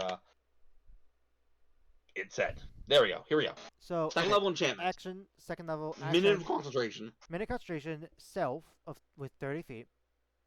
As spectral instruments appear playing around you, you begin singing a well-known song, and others feel compelled to join in for the duration. When a creature comes within 30 feet or begins its turn there, it makes a wisdom saving throw, or begins singing along with you. Bad grammar. Okay. A singing creature matches the pitch and words of the song as closely as it can, even if it can't speak the song's language. Furthermore, it can't speak normally, though it still can communicate telepathically. And it can't perform the verbal components of spells. Creatures that can't be charmed are immune to the spell. Unlike this spell, we've looked at this. We've looked at this because I remember reading this line. Did we? Yes, I'm gonna but go- I will say right now, this spell's not very good. Oh, you know what? I think I do remember. I think it was either. It was either for the. It was like so early on. It must have been either. Probably for a the, bard. It was a bard. It was definitely bard because this is a bard spell. I thought it was. Actually, wait. I didn't even read the spell list. This is for. Oh, bards and wizards. Yeah. So, to explain why this spell is god awful, let me bring you are a saying- friend of ours. Are saying approved without thought? I am. Let me bring you a friend of mine. Is it the drawing thing again? No. Oh, silence. Okay. Silence exists. Yeah. You're going to get more bang for your buck from it. Now, I know what you're going to say. But, please, if I cast silence, I'll be in its range. Do you know what else you can do, then? For 0 spell slots. I'd like to rage. Athletic check, covered or no. Wait, you'd like to rage athletics check? What was the last one thing you said? Cover their mouth. Sorry. Oh, cover I their covered my mouth when I said it. Okay. But my point in all this is you're doing a second level slot to do something that you can use one attack action for.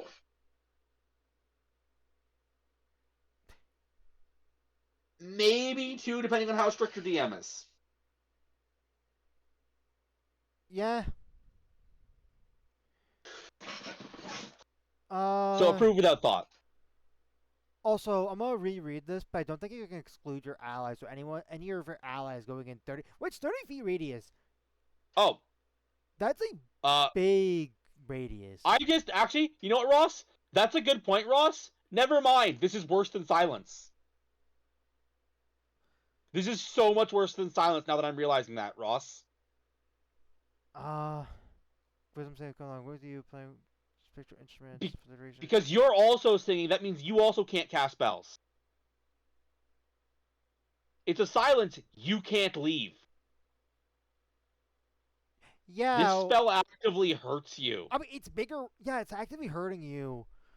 I do Yeah, want to yeah, bring up Ross. though, Approve without it is bigger radius, but even then, that's not worth it. Ross. The bigger radius is a downside, Yeah, not an upside. Uh, approve without thought. yeah. It should What is the next one? it should exclude you. And actually, we can actually see it right beneath it because our last one is Unseen Accountant, which is It's an action. It's a ritual spell. which by this is for the investigator, necromancer, bard, and wizard. And I'll be honest, Yep. Yep. I saw that spell. I never read it, but I was Mhm. so curious of what the spell does. This spell creates an invisible, shapeless force that performs intellectual tasks at your command until the spell ends. Servant springs into existence. Occupies space on the ground within range. It has an AC of 10, 1 hit point, intelligence 12, and it can't attack. If it drops to blah, blah, blah, you can commendate the accounting can perform tasks such as assessing prices, updating accounts. Once you give this command, the account performs tasks, responsibilities until the command account, yeah, blah, blah, blah. So, yeah. I mean, I'm honest, Ross. Let me tell you what this spell is, Ross. I'll tell you what this spell is right now. Upgraded Unseen You're Servant. No, not at all. Not even in the same vein. Not even close. Why? Unseen Servant, gameplay-wise, Unseen Servant is definitely better. This is a pure and simple roleplay spell. Why would you say? Because I look at this and it's like it adds more to the capabilities of what the Unseen Servant. Ross, read the highlighted line. Oh, can't perform no physical. Really? Yes, this is a roleplay spell.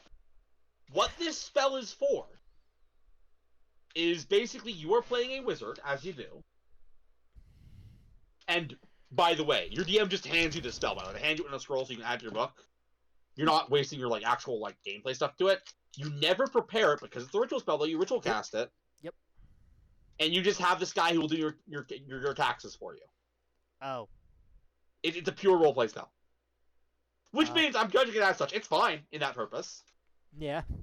Is this approved? Okay, here's my final question about it because I don't remember seeing it. Please tell me this is a ritual. It is a ritual. It is a ritual. It is? Okay, thank God. Yes. Ross, everything I said was saying it was a ritual. If it was not a ritual, it would be approved without thought. Also, yeah, you don't have to ever prepare this spell as a wizard. Okay. Anyways, let's take a break. Yeah, we're gonna take a little break and we're gonna start the third level spells, which how many of these are there? 1, 2, 3, 4, 5, 6, 7, 8, 9, 10, 11. 11 of them. So right. yeah, we'll be back. Alright, time for level 3. Level 3 spells, we have After Image as our first level 3 for wizards, and this is available. Alright. This is available for the Investigator, the Ranger, the Sorcerer, the Warlock, and the Wizard. What this Alright, does, this is our I'm first one surprised- with a material component that actually costs money. Costs a material component. Yeah, I'll say this. Does not consume, so once you got the mirror, you got the mirror, but yes. I will say this. This isn't... Of all the classes on this list, it's weird to see Ranger as a person that gets Why it, don't but- I take a look at it? Alright, so it's a cast dump of an action range of self. Yep. You create an illusion of yourself which follows your every movement. When you are hit by an attack during the spell's duration, roll any die. On an odd roll, the attack hits and the attack targets and hits the duplicate instead of you. The duplicate vanishes returning after you move 10 feet. Or take the dodge action on even roll, the attack targets you as normal. And you guys look at mirror image. Mirror- Yeah, I did the exact Yes. same thing because I look at This is technically better it is than mirror image. but it's costing a material component, which it will have to be visible. Alright, we're fine. We're Yeah. fine. We're fine. We're fine. Material mirror image is a second level spell. This is a third level spell. Here's my question. This could be better than mirror image. Yeah, here's my question. Mhm.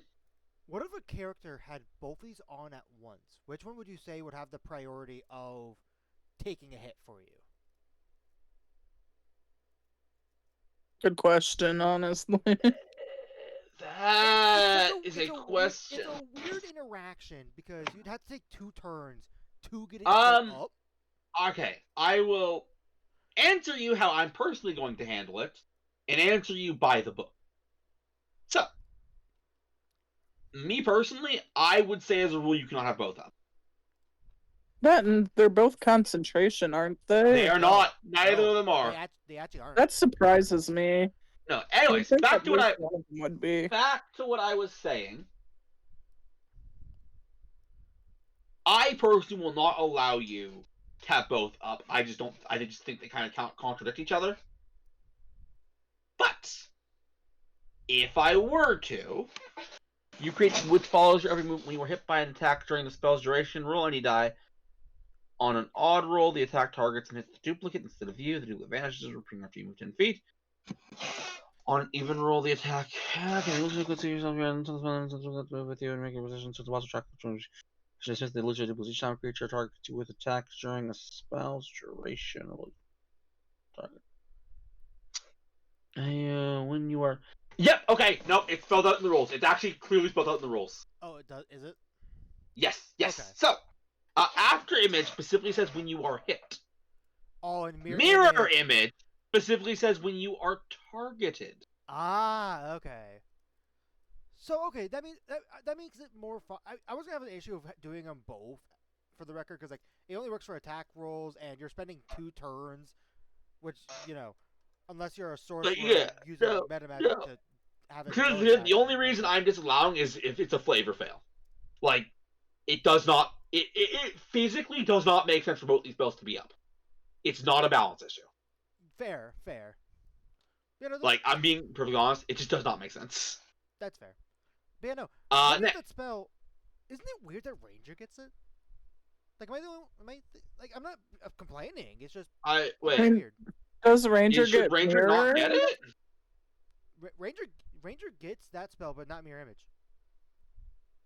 I don't know. I mean, it's I don't know. Weird. Anyways, let's carry on. Yes. So our next spell we're looking at is, and this looks familiar. I believe you talked about this. Malign Dismemberment. Please spell it. Where the fuck is it? Blind. I was gonna say, do you want me to copy and paste, or are you not able to? It's easier if you say it out loud. I told you that last time. Well, that's why I asked. Anyway. Yeah, I know. Malign, B-E-N. B-E-N. I-G-N. Benign. And then, do you know how to spell dismemberment? Dismemberment. You're good. Yep, there we go. Alright, and this is for the investigator, the necromancer, the witch, and the wizard. Alright, so this is a minute casting time, so you're not probably doing this. Or ritual. Probably not. Or ritual for 11. Oh, I remember this. Oh, yes. Yes, wow. I remember this. Because I had a particular question. What was that question? I can't remember. I don't remember. I believe all third party parts can any of the target third parties are removed from the which is the causes the parts at the end of the duration third party parts can permanently sever the target dies if vital organs have not been attacked. I think my question was, would this affect anything for if a mind flayer would potentially try to I told you no. Right. And I told you no. Right. I remember that conversation. I knew I had a question about this ability.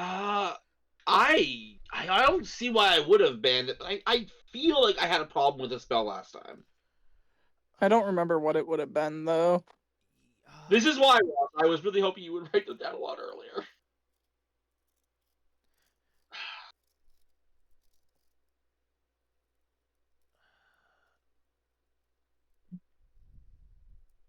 Once the target's head remains alive and conscious and parts connected to tricks. Also, by what's coming out, but do not because it's not any of the target's severed body parts. Oh, now I remember. This spell is useless.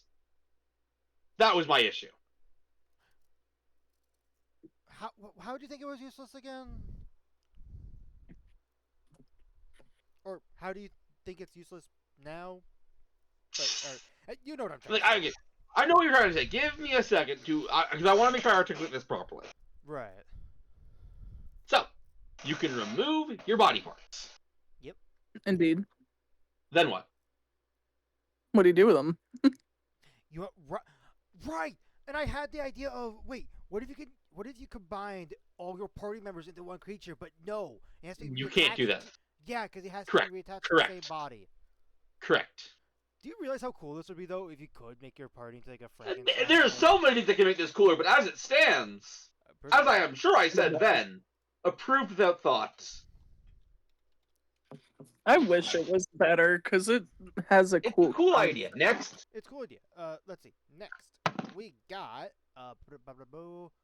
Conjure Cannonball. I love that. Cannon. Nope. Which this is Cannon. for Ball. the sorcerer and the wizard. Is cannonball one word? Yes. Yeah, it yes, is. Normally, at least. Conjure Cannonball. All right. Yep, We got a Renaissance spell, which makes sense. 600 A foot small range. replica cannon. That's cool. You summon a cannonball Question. mid-flight and Wait. at full velocity. Question. Can I read this first? Yes. Go You ahead. summon a cannonball mid-flight and at full velocity, which explodes on impact. Make a spell attack roll against a target you can see within range. On hit, the target takes 4d10 blood damage. Each within 5 feet of the target must make a dexterity save. On a failed save, the creature takes half as much damage. And You yeah, upcasting does yeah, more yep, damage. yep. This is like super standard. Like I mean, kind of lame how standard of a well, spell this is. It's here's- fine. Yeah, I was gonna say the big benefit Here's- of this spell. 600 foot range is massive. And No, you're not wrong. You're Ooh. not wrong. Here's something as well. Before we get to your thing, can I get the Eve's thing? Oh yeah, sure. Sorry. Hypothetically, say what classes got this again? Sorcerer and wizard. Say you hypothetically were like a artificer, battlesmith, wizard, multi-class, just as an example. Okay, I wonder where this is going. I think I know where this is going, but I'm gonna let The- Eve know. Could the steel defender hypothetically be used as the cannon? No, this is. First off, no. Second off, it doesn't matter. This is a non-costly material component, so it's assumed you have it. Yeah, but also I want to bring up something that's actually fucking crazy. Okay. Because this is an attack roll based spell. Yep. First off, now this would be a crazy combination for sorcerer. Distance spell. Double the Yes. range, making it 120 feet, and then You mean 1,000? 1,000. Yeah, 1,020. 1,200 feet. Or 1,200, not And 1,020. then we have the, I forget what it's called, but the feat that doubles the spell's range again. Spell sniper. Spell- Spell sniper. Hey, Spell sniper. Ross, do you remember when we were doing that segment we did all those months ago, where we talked about that stupid feature I didn't really like? And there was one that you super liked that I was like, this is the worst one. So specific, plebes. We've had a few of those. I'm talking when we were talking about the auxiliary levels, Yes. which we did months ago. Anyways, so you talked about one that you're like, oh, this will give your monk more AC. It's like, and I told you, and I quote, if something already has good AC, I do not view it as a good investment and a worthwhile spending a level to give it more AC. Oh yeah, no. I'm not saying this is a great combo. Like I think the only time when you're going to need more than 600 feet in a attack roll based spell is probably something where like you're fighting in like opposite spaceships or something like that. And even then, 600 feet would probably get you. No, I'm pretty sure. I am pretty sure 600 feet is more than most battle maps. Oh, it absolutely is. And in more fact, stamina. Ross, I'm gonna be honest.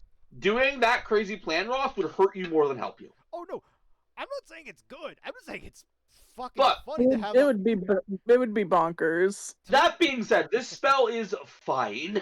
Yeah, no.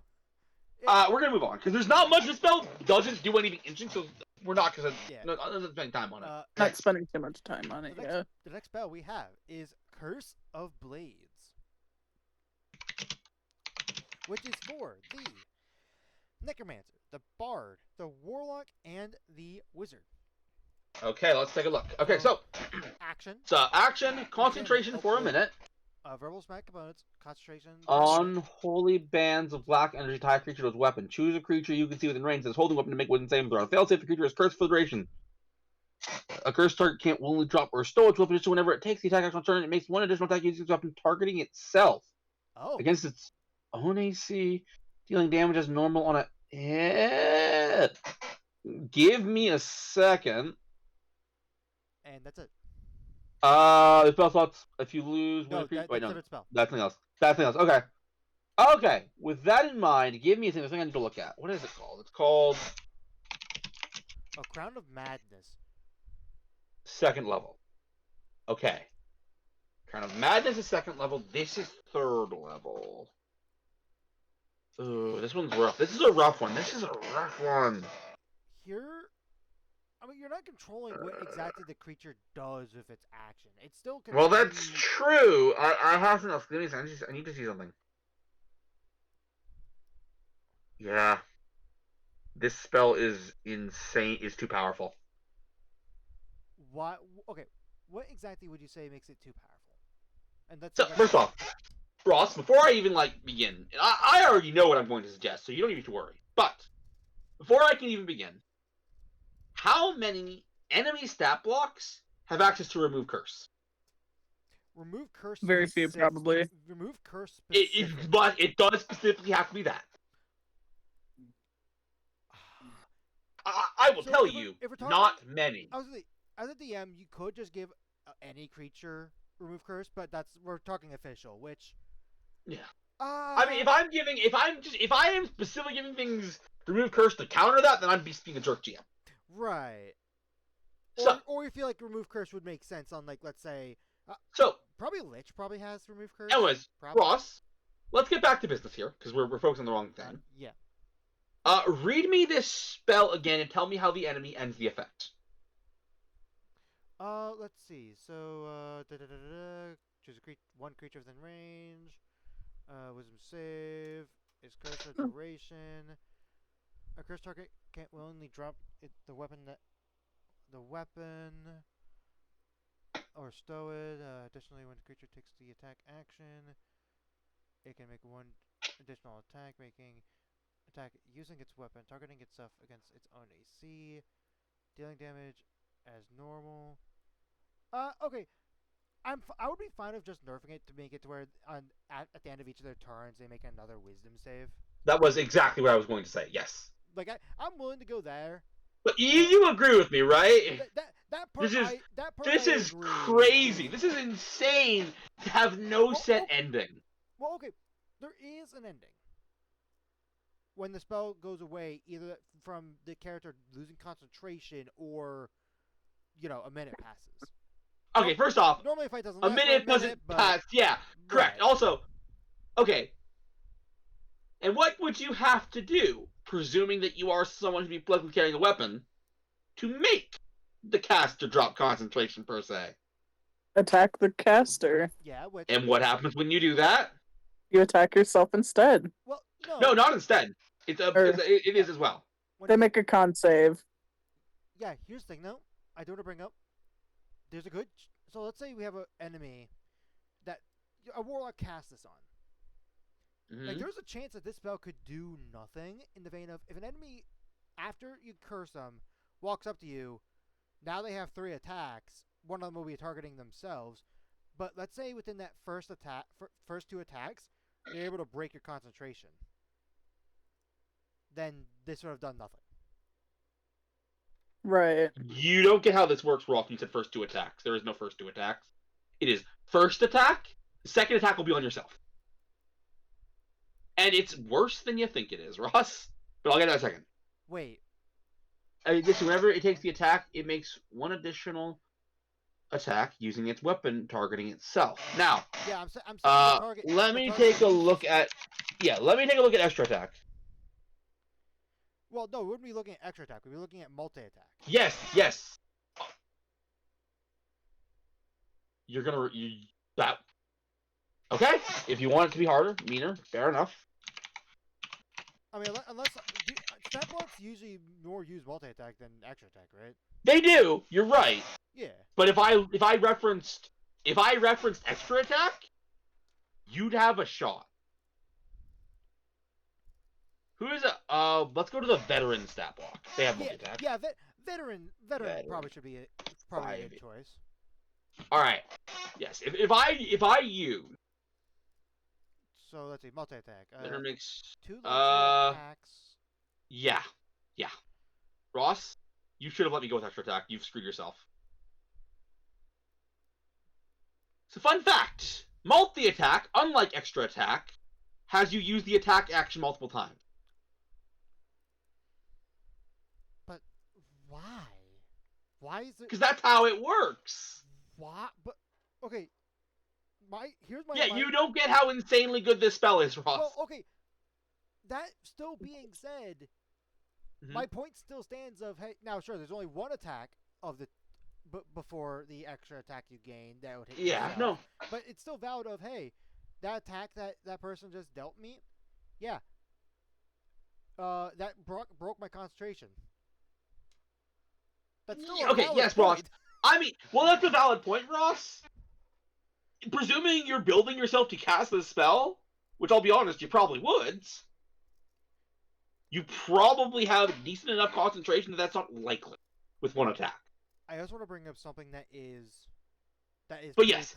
Here. Now, the funny thing, Ross, is if you would let me do what I was going to do, which is to be very generous, and look at extra attack, things would have been different. Because this is how I would probably rule it. Okay. But even with this, give me a second. Okay. Yeah, give me a second. I want to show you. Yes. You can attack twice instead of once whenever you take the attack action on your turn. But even this still screws over the enemy. It's a little mess because they're not going to keep wailing themselves. But I'm sure you've noticed something here. It says you can attack twice instead of once. The wording here is very annoying for someone under the effect of the spell, isn't it? And if you can't figure it out, Ross, then we're playing a game. Additionally, when you take the attack action, yep. which why are you scrolling down? Oh, sorry. Yeah, that's a different spell. I will let you know, Ross. It is the wording on extra attack that's more important.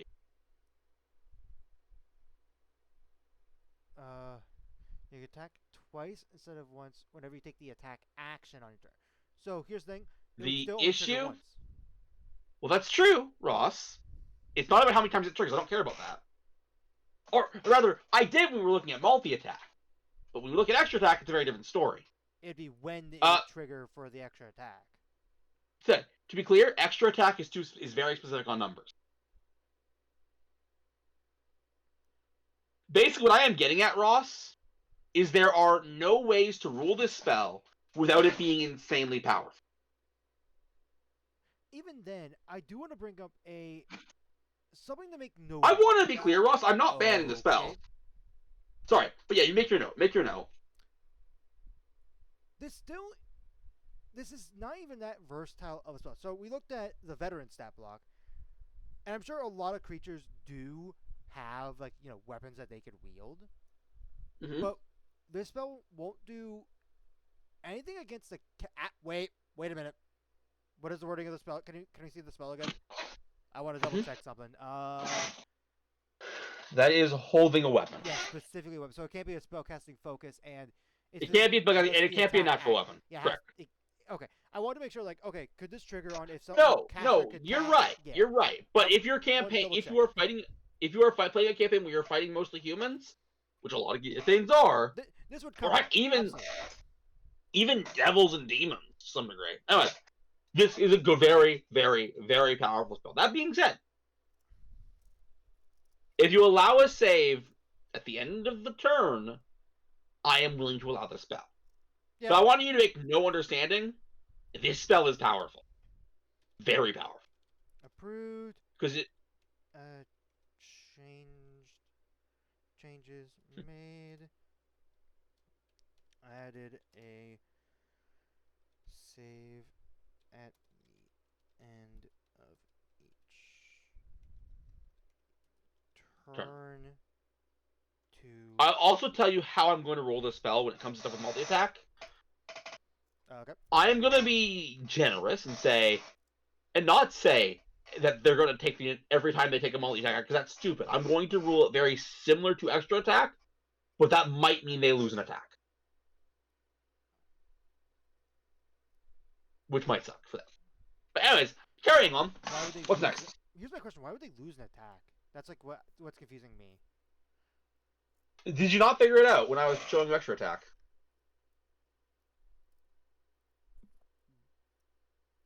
You can attack twice instead of once.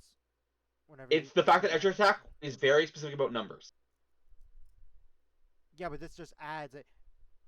It does not, Ross. No, it doesn't. It literally says the spell that itself I adds know. an attack. Yeah, and when it does that, okay, Ross, here. Let me do Attacks some simple itself. math. Let me do some simple math, Ross. So, Curse of Blades is cast on you, and for the sake of argument, you have a fighter extra. You have fighter levels, Yeah, five fighter. yeah, five extra. levels for in fighter. So, how many times do you attack on your turn? Normally, without the spell. Without the spell, twice. And also, True. we're not including action surge and other stuff. No. That's irrelevant. Making this simpler. Yeah. So you attack twice. Now, Yep. the reason you attack twice is because you are able to attack twice specifically instead of once. Now, when you have this spell cast on you, Curse of Blades, whenever you take the attack action on your turn, you make one additional attack using its weapon targeting itself. How many times are you attacking? 3. No. So, you're attacking twice. Basically, okay, how do I explain this better? Okay. Because... Here's my question for you. With that Mhm. mindset in mind, then haste would also not work. No, because haste is smarter. Ross, we've definitely had this conversation before. Because I remember bringing up haste. Haste is much smarter with their wording. You get an action that can be used to take the attack action. Dash disengage. This says additional attack, not action. But Haste gives you an action. But additional attack would, add an attack. Yes, but an attack is not the attack action. No matter which way you slice it. I think you're breaking Ross's brain, plebes. I am pretty sure something has made us bring this up. You don't... Okay, Ross, you do not take the attack action every time you attack.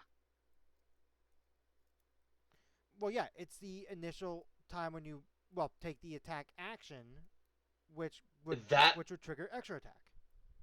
Yes, that remains true. However, this spell, if we rule it this way, to be clear, which, by the way, maybe we won't. Maybe I'll change my mind on that. We'll see. This spell adds a wrinkle in that, because extra attack is super ultra specific on when you can activate it. You can attack twice instead of once. I'll be straight up with you, plebes. I think this is gonna need to be a Reddit post because even just that attack twice instead of once, but then you have an extra. Okay, you know what? Another example where it would not make any sense. Ranger, specifically the Gloomstalker. Gloomstalker Ranger. Just as an example, because, they get an extra attack if they miss on one of their attacks eventually. Let's take a look at them. So we're looking at Dread Ambusher, right? Yes. I think that's what it is, yeah. Is it if you take an attack? Make one additional weapon attack on your turn. That is a good point, actually. That is a good point. With that reasoning, that wouldn't work either, hypothetically. You know what? Ross, you beat me. Ross. You beat me. I was gonna say that did not make any sense. I thought I was going crazy. In that case, Ross, I have a new statement. They need to fix the way extra attack is worded. Agreed. Where the hell is extra attack? Just in case I'm insane. I swear, if the Ranger one is worded differently, I'm gonna scream. I doubt it. No, it's. I also doubt it. But... Okay. I was gonna say. All right, in that case, that needs to be fixed. But yes, we'll move on. This was a stupid argument. Yeah, I think you broke Ross's brain trying to explain. This is still a very strong spell for the record. Oh no, it is. Anyways, let's move on. We're spending too much time on one spell. Next is geometric discernment. Geometric discernment. Spell the words for me, Ross. Yes. Give me a minute to find the bigger font on here. Geomantic, GEO Mm-hmm. MANTIC, Okay. and then next word discernment, DISCERNMENT.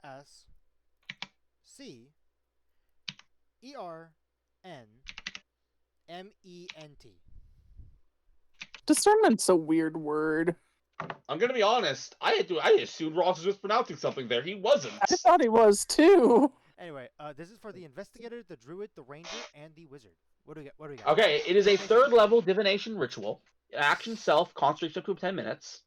Ranges. You gain the ability to sense valuable minerals in a 100-foot radius around you. A glowing or only you can appease if you spend any valuable metals, gems, ores, or elements, or other resources in that radius for the spell's duration. You Okay, can so see maybe this for aura through any amount of non-magical material. We Okay, have an so- issue. Ross, this issue's already come up, so can you figure it out? Oh wait, this issue's already came up. We have an issue. Yeah, we have an issue here. this would be handy for like if you need to find a diamond for revivify or something. It might be, but we have to get past this issue first. So there's an issue beyond that. So Let me open it so I can see it better to see if I see the issue. So action. Here's the thing. I don't know if Mhm. this is the issue you're talking about. Like I don't know if your issue is mechanically or if it's just something that you don't like. I don't know how I feel about this being a ritual spell. That's something I'm not sure about. Okay, to explain, the issue is not a balance issue, not a Is the not an wording aesthetic issue? issue. It is a I wouldn't even call it a wording issue. Although a wording issue would probably be pretty close. A glowing aura that only you. Is it the range of it? Nope, That's the nope. problem? I have no problem with the Wait, range. radius around you, a glowing aura that only you can see appears around any valuable material. That's what it is. You can only see the aura, isn't it? No, that's normal. You can see aura through any amount of non-magical material. So, wait, is it the I'm fact trying that to. is it the fact that okay, with how this is written, let's throw a scenario. Let's say we're in a cave, we're trying to find gold. Mhm. We're trying Yep. to find pure gold. Where we're standing, 50 feet below us, where there's no cave, just like underground area, there is gold. Mhm. We would not be able to, even though. Well, no, we can't even sense it. We would have to see the rate. We would have to see the glowing aura ourselves. I will tell you, you're barking up the wrong tree here. Oh, am I? I will help you guys out a bit Okay. and I will highlight a couple words. Please. First off, is this word, Valuable minerals. Okay. this word, Valuable. Valuable and minerals. most importantly, Other this. resources. These are the words that are the key to my issue.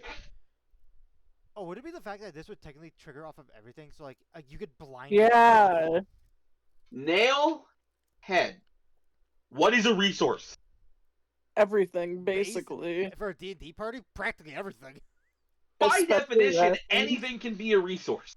Yeah. Meaning, as written, It would ping everything. this spell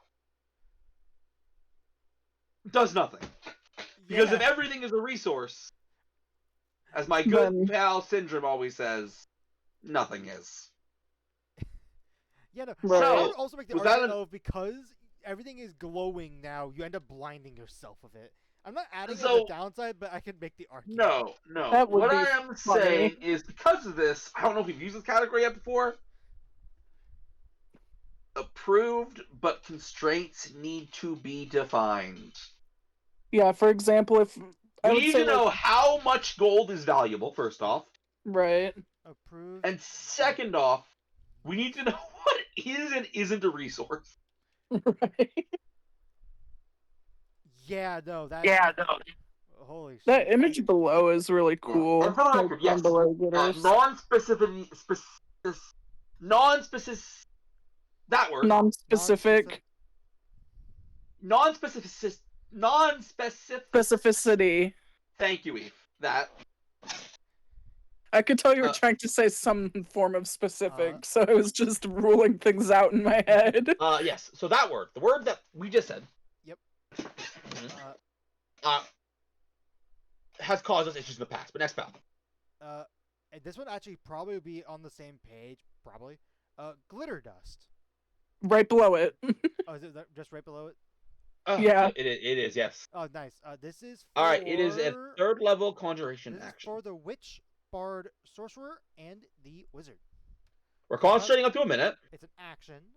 You spray golden particles in a 15-foot cone covering all creatures and objects in that area. Each creature in that area must see on constant thing that will be blinded for the duration. A creature blinded by this spell can reach the end of each of its turns, and the effect on itself is success.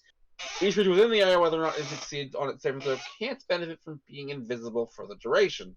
Okay. So That I does like a lot, but I feel like this is so I've- Glebe, this is Mhm. a weird sort of combination of two spells. Fairy fire.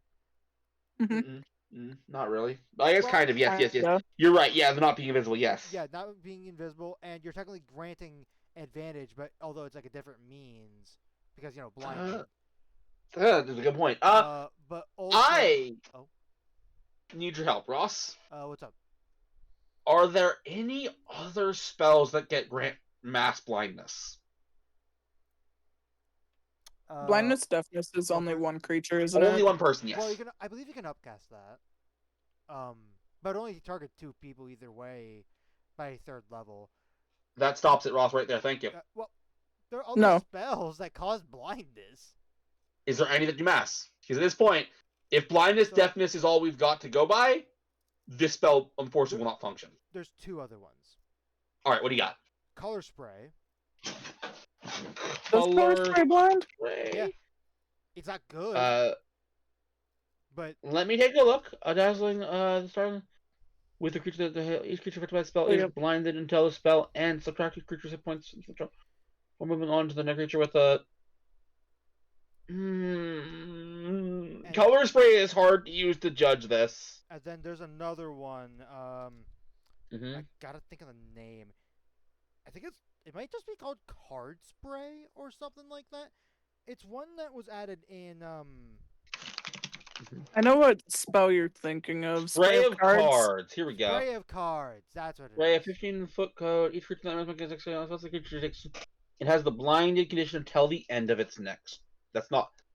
Yeah, unfortunately, Similar guys. vibe, but not quite. Unfortunately, and this sucks. While these spells do cause mass blindness to a degree, Mhm. it is not to the amount we need for me to qualify this spell. Why do you have such as big of an issue? Because it's the same radius. It's sure it's lasts longer, but it's also concentration. It's a bigger actually- radius, I think, No, isn't it? Go 50 back down to it, please. No, it's 50 foot. I'm there. I'm there. Oh, never mind. Here. Ross, honest answer? Con save. Honest answer, Ross, is because blindness deafness exists. And you said what you said. So let me take a look at blindness deafness. I know you're But gonna it's think that's also- stupid reasons. It's also cheaper.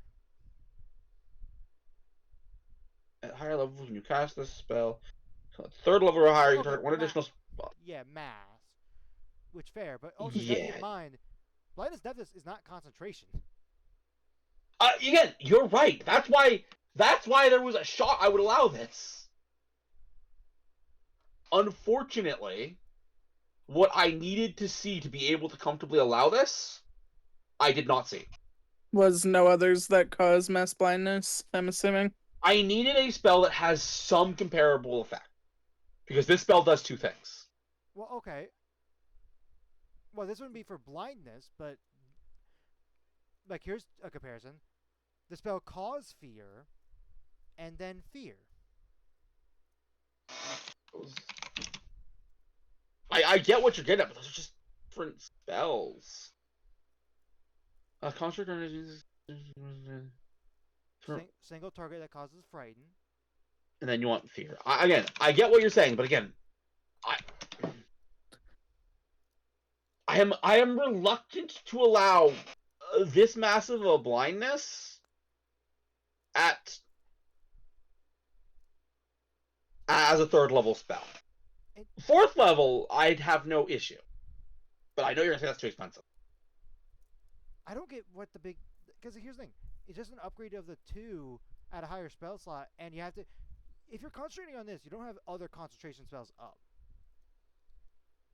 I would argue if I concentrate on this, I wouldn't want other concentration spells up, but that's besides the point.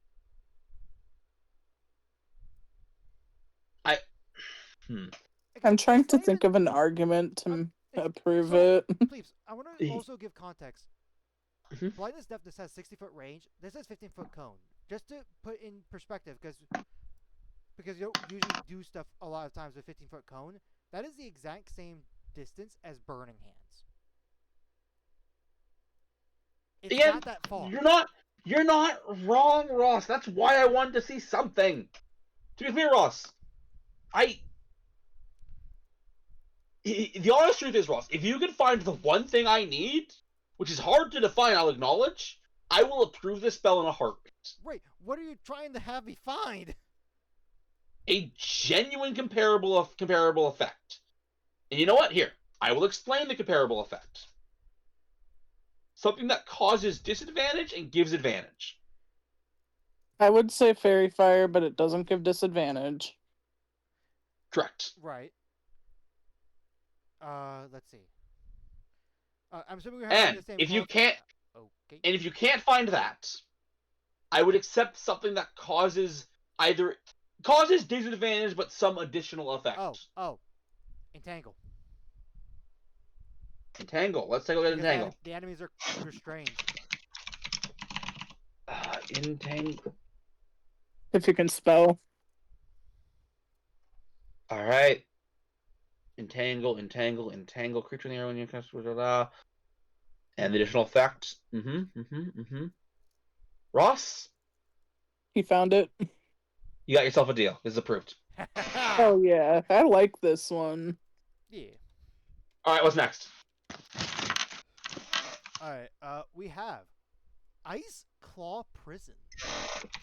That's a name. Ross, can you spell the last word for me?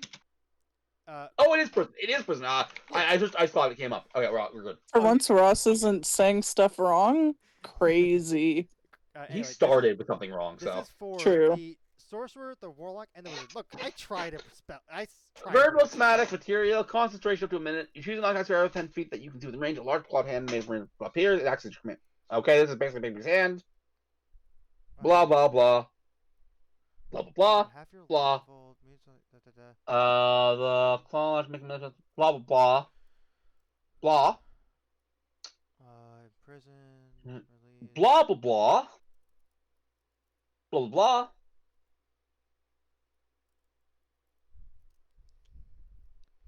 Big B's hand. 48 force damage, and this does 3d8 slashing damage. Big B's hand is 5th level. This is 3rd level.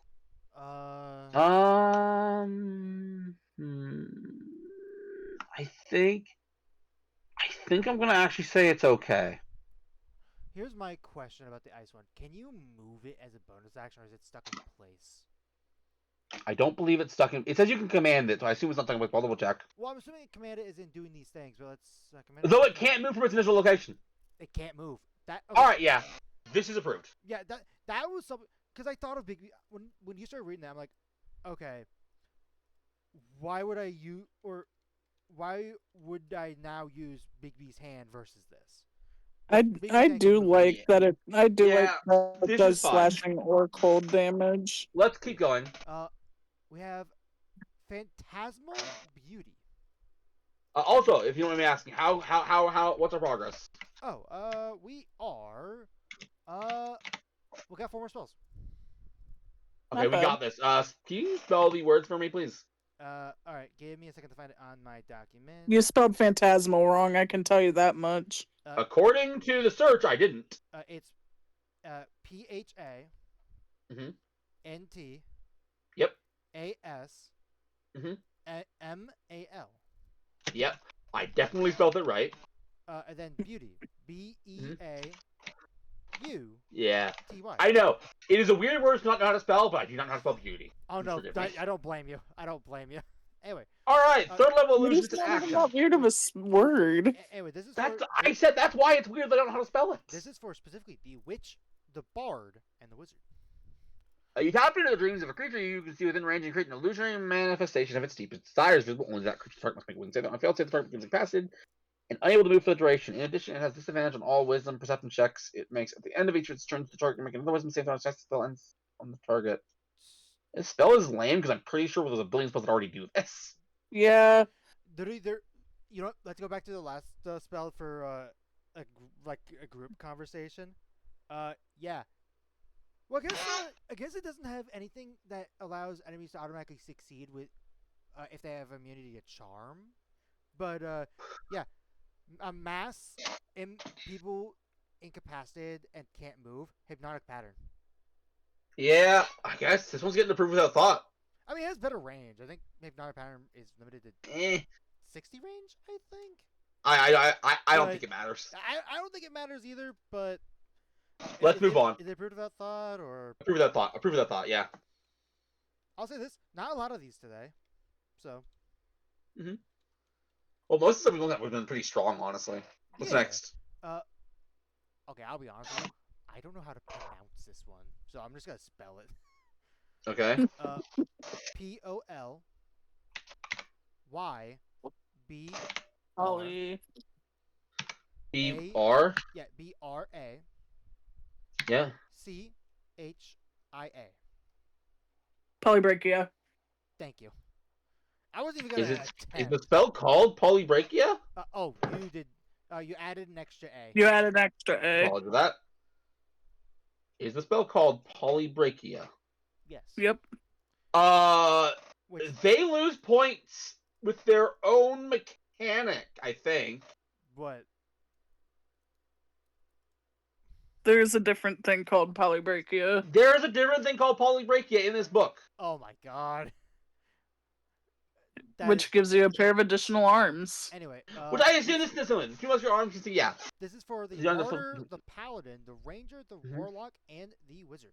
So what does this do? A little bit of everything. Concentration 10 feet. It ranges touch. Okay. So, two muscular arms consisting of a brilliant arcane energy. If you're unwilling, a creature that you touch, these arms are fully functional and can be used to hold weapons and shields, allowing the target to hold the two-wielded weapon. Or four one-handed weapons perform somatic components, spells, and one other actions. Though the arms themselves don't grant the target additional actions for the duration, the target has an advantage on strength checks made using these arms. Also, if the arm is used to carry weapons, the target can use a bonus action to make a melee weapon attack using the arms. Ooh, this actually was good. You grow up. Yeah. It's identical to the other thing. No, it isn't, Eve. No, it isn't. Oh, no, it's not. I also want to bring up. It's cool. It's cool as a spell, but there actually is something that, does a very similar effect that's actually in the game already. What's that? Astral Self Monk. Okay, but that's like specific monk subclass. Right, it's a specific monk subclass.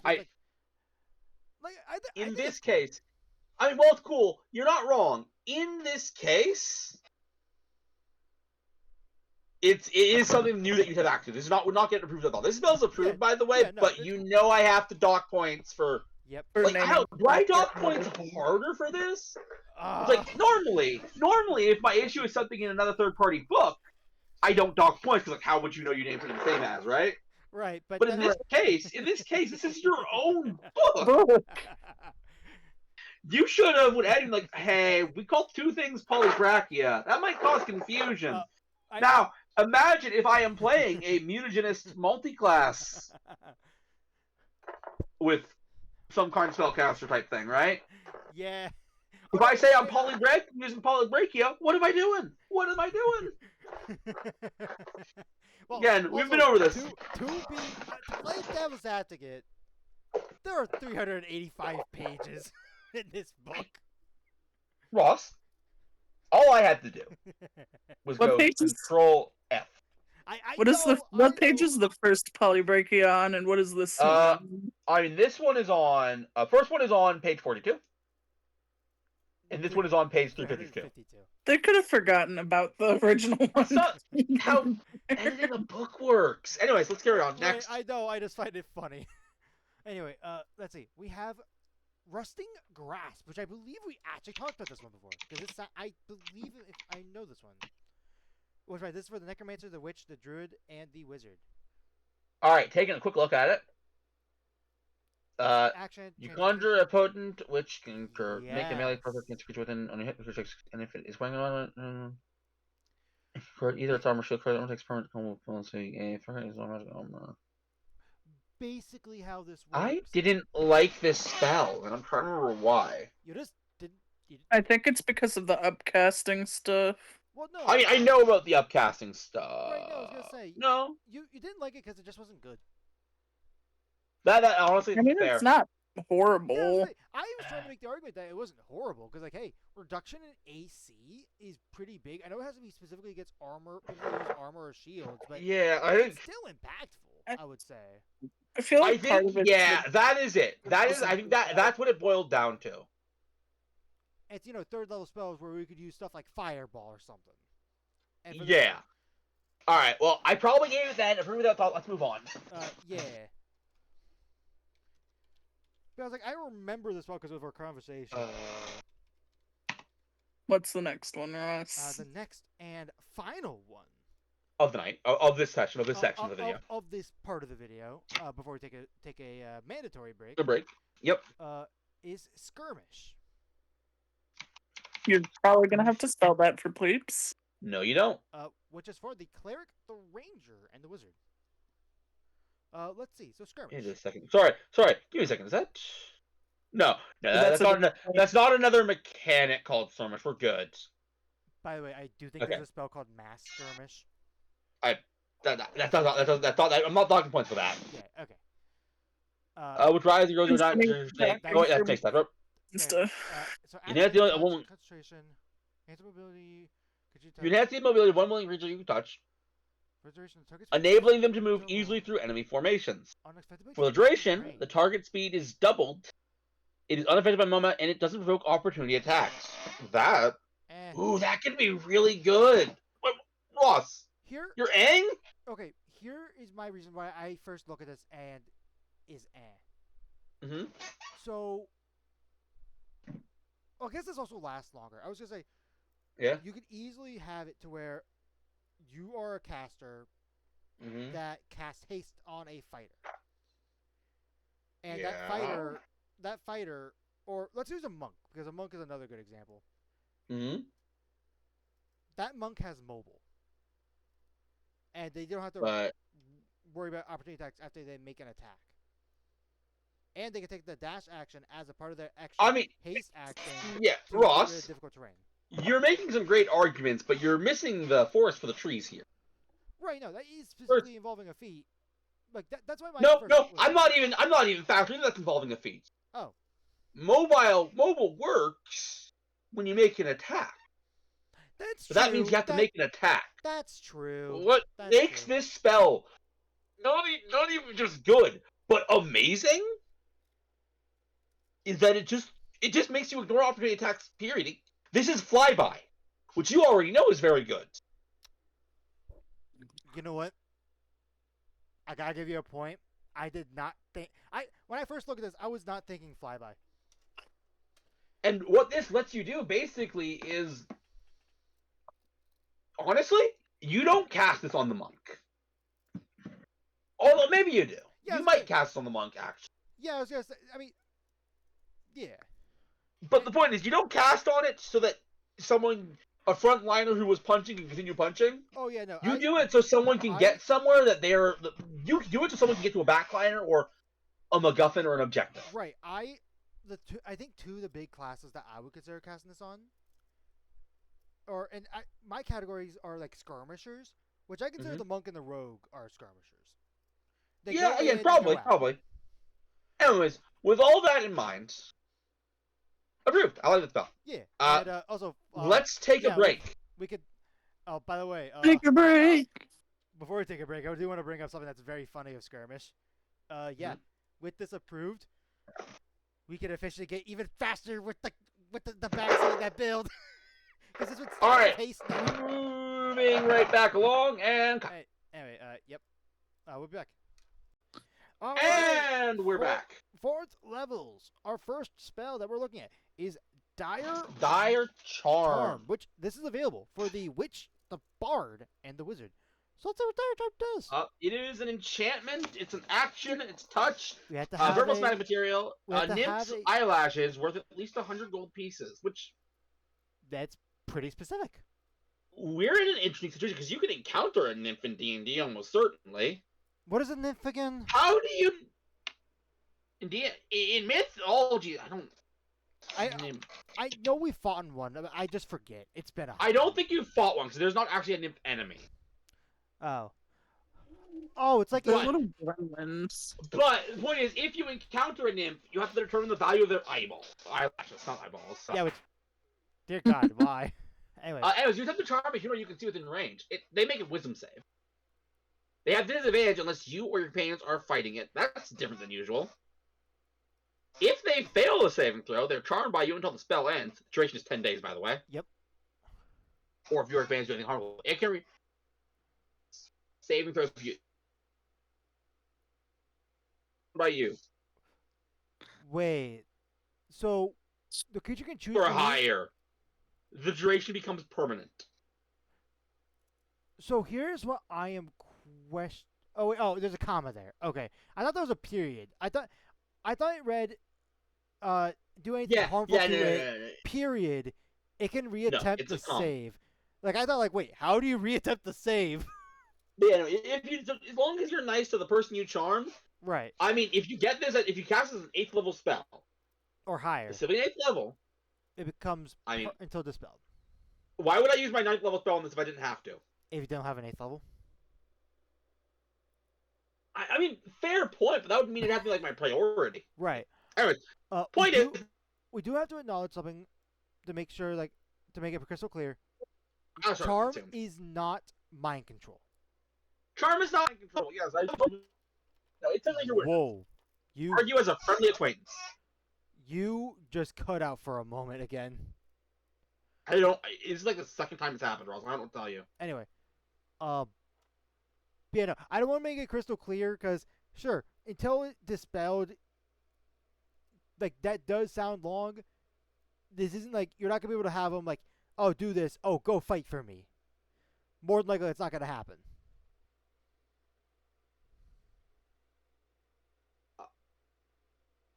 I'm not going to focus on that. We'll talk about that in a little bit. Oh, Okay. Because there is a thing you can do. If there is a thing you can do. I was like, wait, why was it silent? Did I disconnect?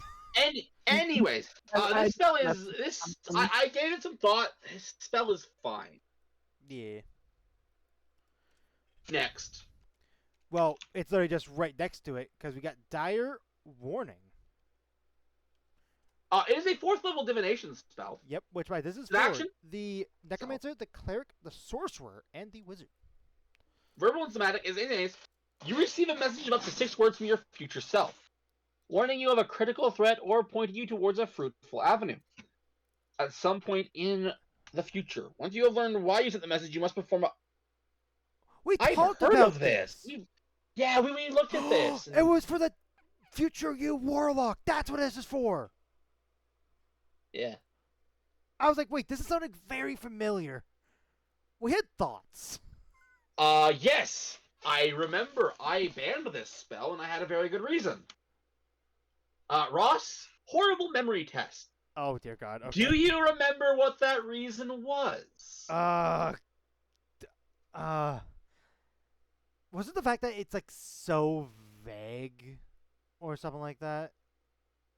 Or like, no. It wasn't so vague. It was for the fact of the future you technically does not know what could happen or something like that. I feel like you're dancing around the right answer. You're just using the wrong words. I feel like I am. Maybe. Do you want to say it? Like I feel like I'm on it, but I'm like not saying the right words. You know what I mean? That's literally what I just said. So, yes, to explain. This is a pigeonhole. Because wherever the future you is, means the DM is going to have to railroad you to be there. Or be in that situation. Right. And if there is no message, well, there just should never be no message. It is... Yeah, I remember that now. Yeah, So, unfortunately, this spell was banned, still banned, will be banned in the future. Yeah, it makes sense though, because especially with after you explained how you personally don't like not railroading us, but like you want as little control of what our characters do as possible. Yes. And this would just flip that on its head of, yeah, no, you're only going to control us. Anyways, yes. And next up. I think funny enough, the spell's actually the next one as well. Distort gravity. Ooh, there it is. Yep. Which this is for the investigator, the necromancer, the druid, the sorcerer, and the wizard. What do we got? Transmutation ritual spell. It's got a casting time of an action or 10 minutes. Yep. A range of touch, a verbal somatic material, gyroscope, no costly components, so just cast it. You want concentration up to an hour. The spell manipulates the direction of gravity on a non-horizontal surface you touch, causing it to attract creatures and objects within 50 feet as if it was the ground. The surface can be up to 60 feet square in area and can wrap around a structure. If it's geometry, the creature can walk on the surface as if it were level ground, even if the surface is protected from the ground or upside down. When the duration ends, all creatures and objects fall from the surface. I feel like we talked about this. I don't remember talking about this. Either way, this is a tricky one. This is a very tricky one. So, on one hand, as a creative player, I could see using this as some sort of Spider Climb. You could. Hey Ross, how does Spider Climb upcast? Does it upcast? I don't know if it upcasts. I know it targets only one creature, but I don't know if it upcasts. I guess I'll take a look then. Give me a second. Spider Climb. I need... Basically, this is one where I could go either way, so I need some reference material. Yeah, Spider Climb was my first one because you could walk up a wall. It can't be horizontal. Ironically, it isn't my first one. It does not upcast. It does not upcast. Okay. Alright, that would make it easy. Fly upcast. I know that. So yeah, fly upcast. It upgrades to one fly extra target per is creature. The big one. Because fly is better than this. Meaning... Yes, it is better than this. So this is a 4th level spell. Yeah, 4th level. Although it is a ritual, which is something you gotta keep in mind. It is a ritual. I mean, Ross, I'm gonna be honest, it being a ritual means that I have to be even more. Right, which you should. Like, absolutely. Concentration up to minutes. It's 10 minutes and it's less time. The target gains the function feet duration when the spell. But it does, it does upcast.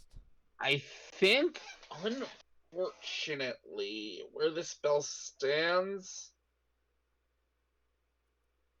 it's just a little too good. I would personally. I would remove the ritual tag. I don't quite know why it's under ritual. Yeah, I would as well, but even then, I feel it does more than a 4th level spell should. As if it were the ground surface, gonna be up to 60 foot. Here, Ross, mind if I diagram? Sure. Also, I'm gonna add the thing because I think we both agree. Remove ritual. That much we both agree. It's a question of can anything else be done without destroying the spell? So, 15 feet. So 5.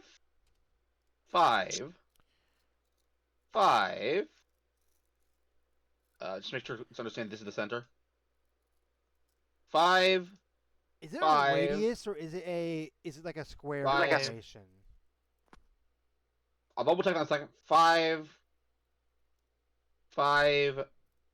How many 5s did I just draw? You drew 4. 1, 2, 3, 4, or 5, no, 6, 8. 7. 8. Yeah. I know I said 4. 8. Looking at the spell here. Yeah. What is the? So 15 foot. Within 15 feet of it. 15 feet of it. Okay. Yes. So, being as strict with definitions as possible, and there are some being strict as I have to get this result. You can use this to get 8 people right up a wall. Correct.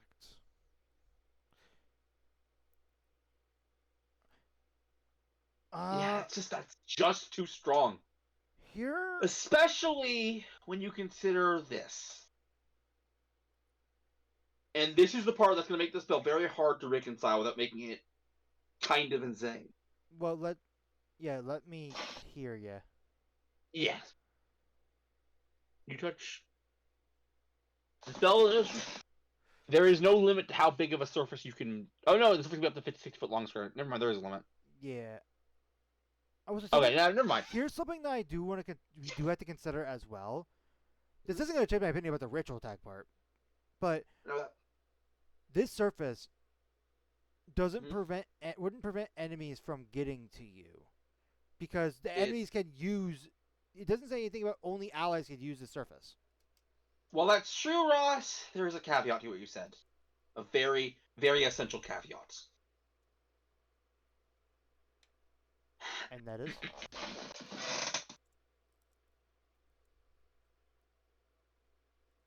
Unless... Oh. I'm actually not... I'm not actually...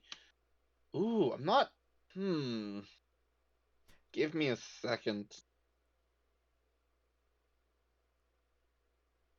And this is something I noticed from like taking another read at it. Like, okay, wait, this doesn't exclude your just your allies from walking on this. No, it doesn't.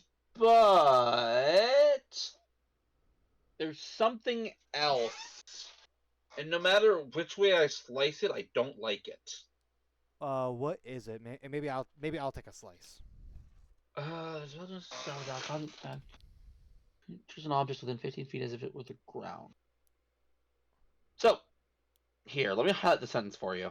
Okay. This is the sentence. I'm not sure. I'm gonna start from the very beginning because there's a comma there. I want to make sure I'm getting the full context. Manifests the gravity, a non-horizontal surface, which we're gonna assume walls for the purposes of this. Like I know there's other stuff, but like walls probably the easiest to look at. Causing it to attract creatures and objects within 15 feet of it, as if it was the ground. Now, there are 2 ways I can interpret this. I don't like either. Way 1, the way I was originally interpreting this, and the reason I was going to point out, it does actually prevent enemies from walking up to it. It is if they're 15 feet within it, when the spell is cast. In which case, if I am correct, and this is what I believe is the correct way, but I'm not 100% sure anymore, if I am correct and that's how you're supposed to read this, then, as long as no enemies are 15 feet within it, it would in fact prevent enemies from getting up, because only people that were there when it was originally cast could get to you. Determine the direction of gravity on the horizontal surface that you touch, causing it to attract creatures. It doesn't say when it casts. It's just talking about the area. Well, that's true. I assume when cast, because otherwise, and this is even worse, this spell is god-awful and should never be used in any build. What is the other interpretation that you're looking at? If it constantly attracts 15 feet, then that means as soon as you cast it, you're taking fall damage, losing concentration on it, essentially.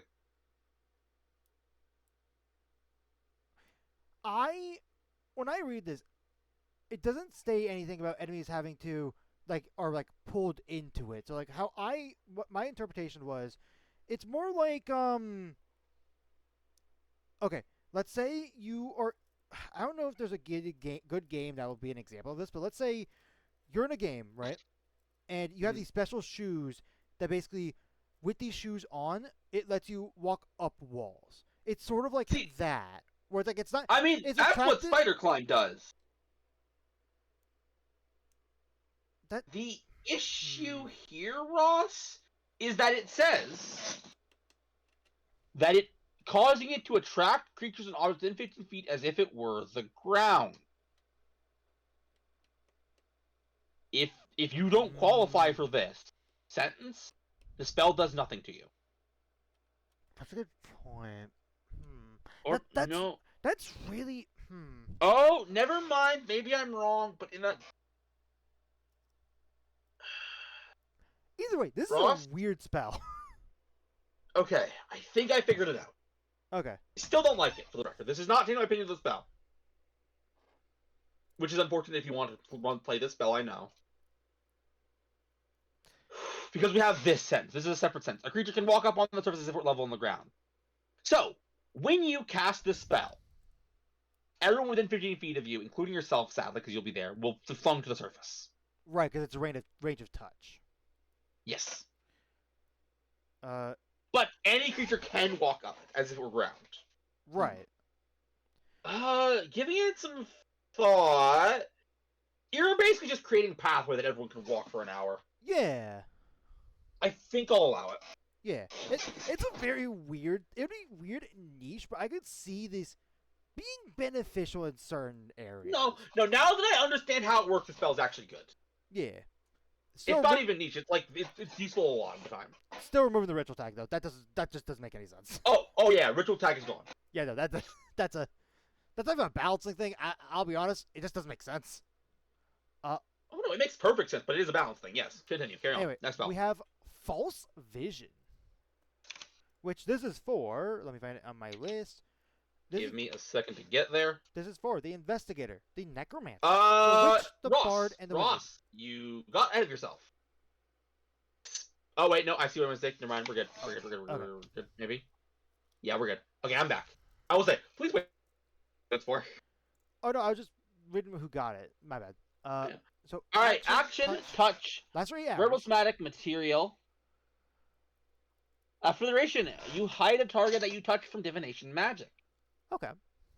The target can be a willing creature, a place, or an object no longer than 10 feet in any dimension. If that's weird. Yeah, why? If the target is targeted by any divination magic or perceived through scrying spells, sensors, you are able to present the diviner with false information of your choice as long as you are conscious at the time of the divination attempt. The target could appear to be in different circumstances, in one or more false locations, or completely undetectable. So, What my level first spell is Scry? scrying is 5th level, I think. It's not what you want to hear. I will say this. It's not what the spell wants to hear right now. That's correct. 5e scrying. It is. Wait. The 5th level. It is 5th You're right. level.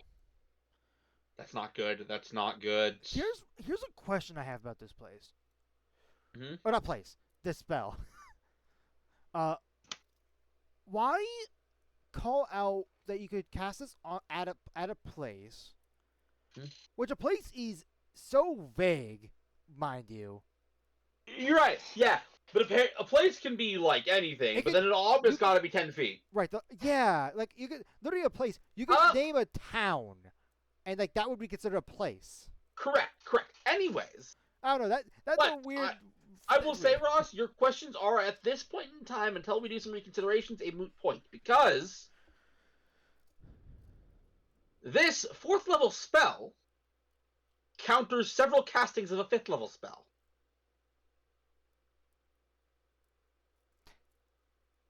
This is a 4th level spell I can cast pretty much right away, or if I'm a sorcerer with extended spell. Sorcerers got this? I believe they did. Let me double check. False vision. No, they do not. But there are ways. There are ways. There are ways to get it. I can take magic attempts. Anyways. Yeah, no, and the fact I am a sorcerer with this spell. Some means of getting it. I can extend it.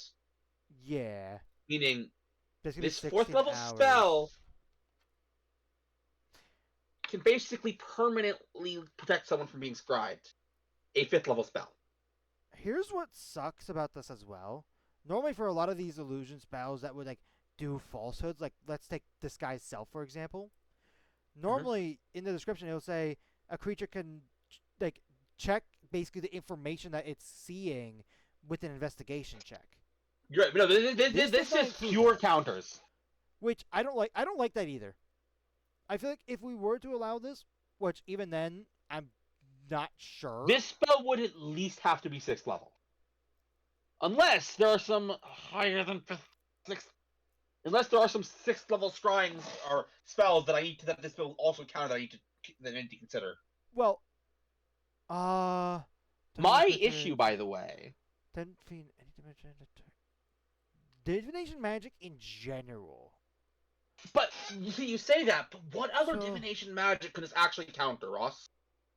If you want to be as literal as possible, if you cast this on a creature, then technically that character or creature would be immune to the effects of foresight, whether it be attacking the creature or them attacking you.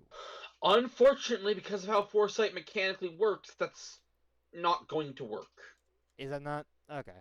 Yeah. Foresight gives you advantage, gives the person. I know, again, Yeah. Ross, I appreciate what you're trying to figure this out for me and, like, solve a puzzle that technically, again, I'm not allowing the spell, so it's a moot point. Right. But no, Foresight does not work. I am pretty sure the only spell this actually counters is Scrying. Which again begs the question, why isn't it a 6th level spell? At least. Yeah, there are 2 changes I would make to this.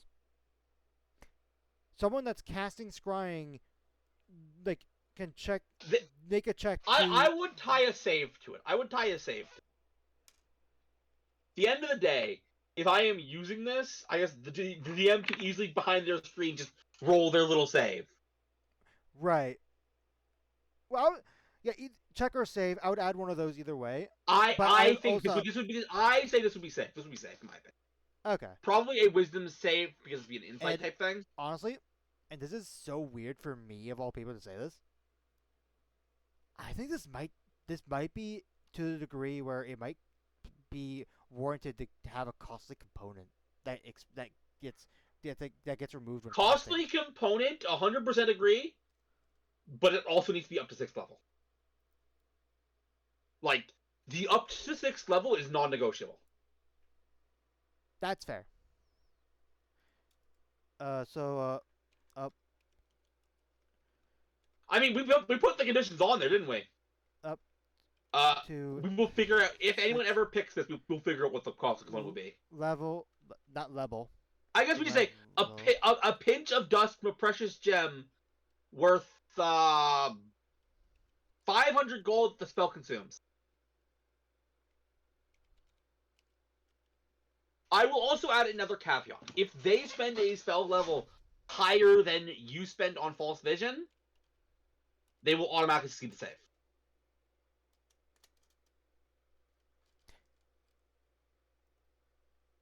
Okay, I feel like at that. If you feel at that point it's not even worth approving, then you know what? I will say was this: thinking most NPC stat blocks that can scry do not have the power to scry at a higher level. Right, and I was thinking like, wait, what player is going to think, oh, I'm gonna upcast scrying? Which isn't scrying a ritual? I do not know. I don't believe so. Uh, I literally had a spell open to look. Gold. It is not. No. Okay, my bad. Component. Added. What? Are we just gonna make it a wisdom save like the Wisdom save. Yeah, wisdom save makes more sense. Wisdom save. Okay, so I have up to 6th level. Make component 500 gold. That and can I type and consume added a wisdom save? Is there any other notes? I don't think so. No. Okay. But you know, I agree. That one is anyway. Next, how many more do we have to go? By the way. We have for 4th level. We have 1, 2, 3, 4. Okay, got you. We're. I say also that other stuff I want to do before going to bed. I say we'll just do 4th level today. Okay. Next we have Hunger of the Earth. Hunger. Which I forget if I typed out I forget if I typed out Druid for this one. If Druid doesn't get this, I'll be mad. Yep, Druid and Wizard. All So- right, so so we got it's a fourth level transmutation spell. Concentration It for an is an hour. action. It's got a range of 30 feet. Okay. Verbal somatic, concentration up to an hour. Choose a larger, smaller creature on the ground within range. The earth opens up beneath that creature and attempts to swallow them up. The target must make a strength saving throw or be restrained for the duration. Furthermore, if the target fails to save, it begins sinking into the ground. A restrained target or another creature within 5 feet can hit to freeze the target by reasoning an action make a strike check against yourself. Save DC for the target has advantage on the strike check. The spell ends early if the target is freed, and at the end of the target's turn, it just really a small creature fully sinks to the ground after 2 rounds or sinking. The new creature after 3, and a large creature fully sinks to the ground after 4. If the target fully sinks to the ground, it begins to suffocate. Interestingly enough, only the large or smaller, yeah. Is there more at the very top, or That's a good. No, that's it. no. I figured that was So it. fourth level. I have to check something. Nope. No, not just that. It was that one, please. Earthbind. It's a second level spell. This is approved. Oh, it doesn't eat anyone. It literally just brings someone to the ground. Yeah. For the record, yes, Ross.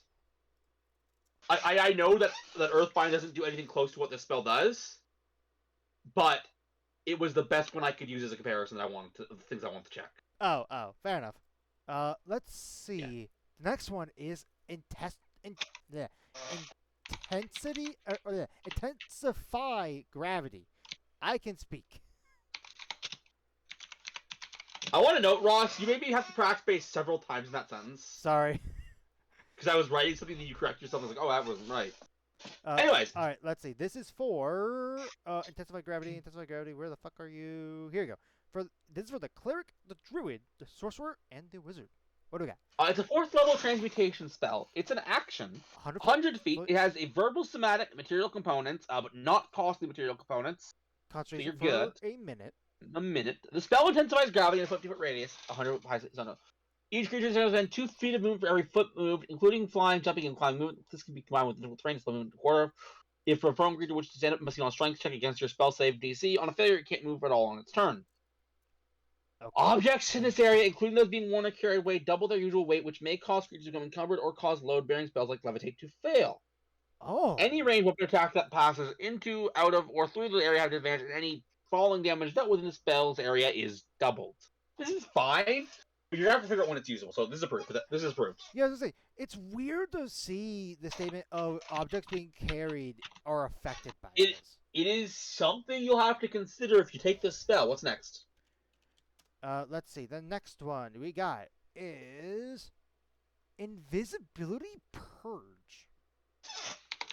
Invisibility Purge. Which this is for the investigator, the witch, the bard, the sorcerer, and the wizard. Alright, it is a 4th level abjuration spell. It is an action. It's got a range of self, 120-foot radius. Verbal somatic material costly component. Which is powdered sugar worth but not consumed. Not consumed. Purge. Duration is instantaneous. You purge magical invisibility effects within 120 feet of you.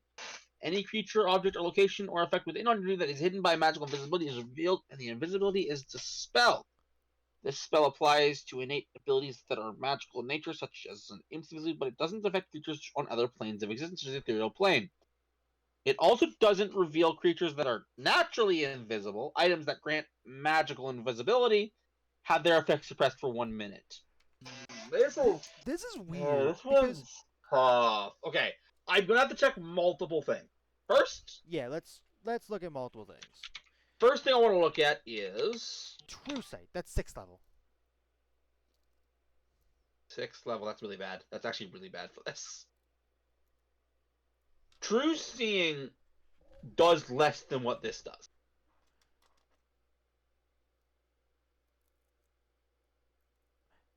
That was easy.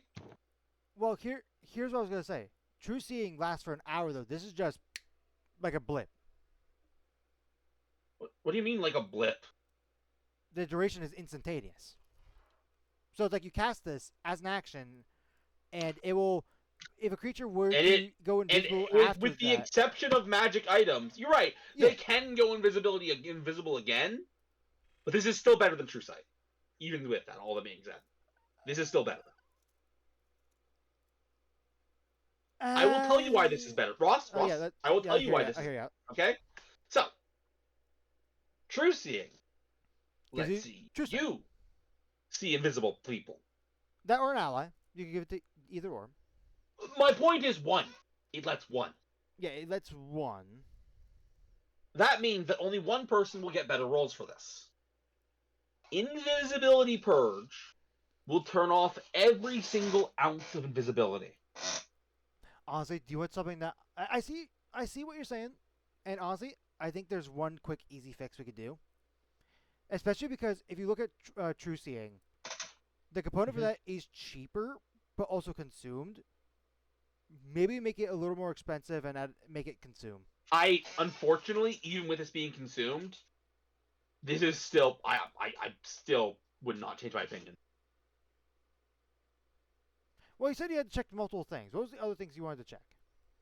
I mean, it is a moot point at this point, but just so that you can see everything I was going to check, I wanted to check the levels of all the... You cut off again. Say it again. I wanted to check the levels of all the invisibility spells.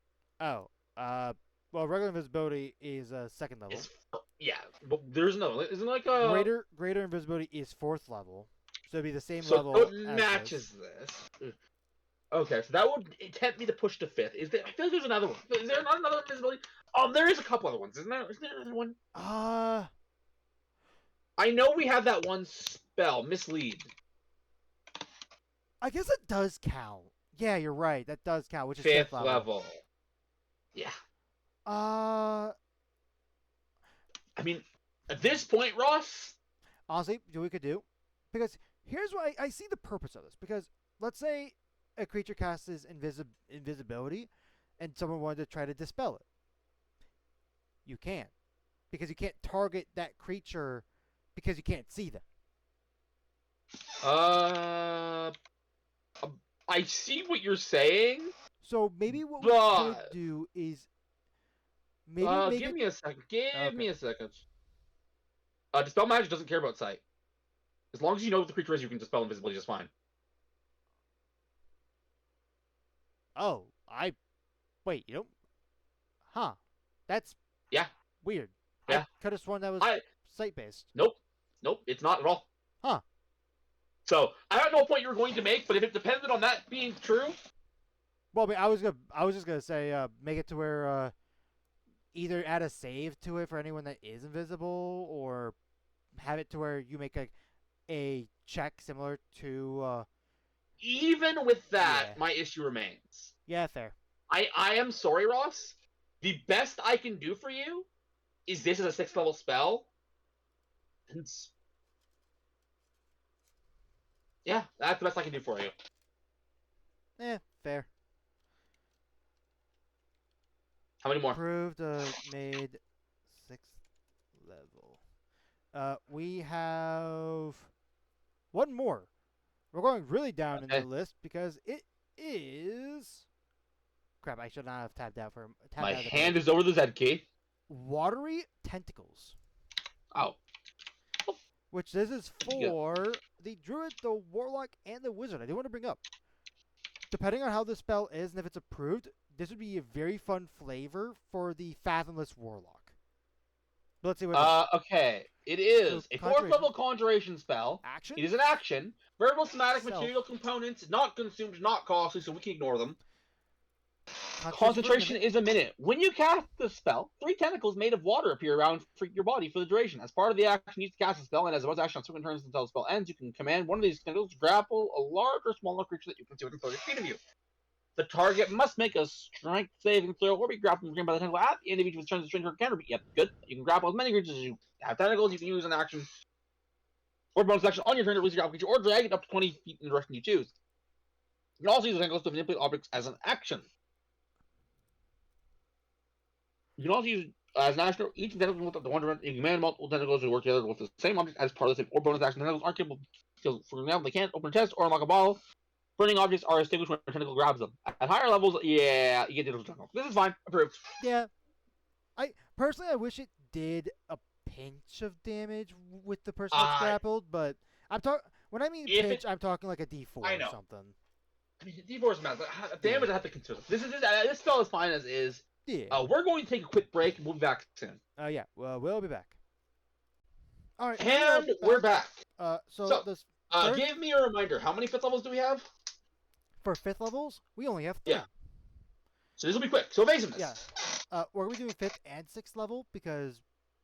Yeah. I mean, considering this is all supposed to be like one potentially large video, I feel you don't need to know what we're doing. But let's just keep going. Anyway, so we got evasiveness, which is for the sorcerer and the wizard. What do we got? All right, it is a 1-action touch, verbal material, but it is a non-consumable, non-costly component, so we can ignore it. Concentration up to an hour. You touch a willing creature until the spell ends. The target gains a superhuman ability to dodge attacks. The target's AC becomes 20 if it were lower, regardless of what kind of armor it is wearing. It has advantage on dexterity saving throws. I think we looked at this one. It sounds familiar. I mean, I'm going to look at a couple things, but I doubt that it's going to make me deny it. So first off is bark skin. That's 2nd level. I know. What I actually care more about is double checking the. Yep. Okay. Yeah. No. Yeah. No. That's enough. This is approved. Yeah. Don't need to spend a lot of time on it. Let's go. Yeah. It's a high level spell. Approved. I'm gonna recopy this approved just so I have it on paste. I guess. Anyway, we got. It's called your clipboard, but. Throat-licking fountain. What? Can you do me a favor and spell that first word? Spell it for me. It's F-R... Ross, I got it. You actually got it? The word frolicking. Frolicking. My bad. Frolicking? I've never seen that I'll be honest. Out of all of Ross's mispronunciations, that one is kind of reasonable. Okay, thank you. Anyway. Usually Ross puts a letter that was not there. Anyway. This is for the witch, the bard, the druid, the warlock, and the wizard. 5th level enchantment. It's an action under 20 feet. A verbal somatic material, non-consumable, non-costly component. We'll move on. Concentration up to a minute. You conjure a 5-foot cube of water that animates in a hypnotic motion in an space within range. Oh. The water swirls for the duration, not leaving its space except to send small jets up to 5 feet into the air. Each creature within 60 feet other than you, which sees the fountain, must make a wisdom saving throw or become charmed by you for the duration. While charmed by the spell, a creature must use movement in each turn to get close to the water possible. A charmed creature can't really move away from the fountain. At the end of its turn, charmed creature can't save the end of the effect on its once a creature has on a save against this ability, it can't be affected by the same instance. The same instance of it. Okay. If the creature that you use one action to command the water, latch with the charger. Make another. Okay, okay. So this is if I'm understanding this is an area of effect that will attract enemies closer, and if they get to the closest point possible, you can deal some damage to those enemies. Is how I'm understanding that.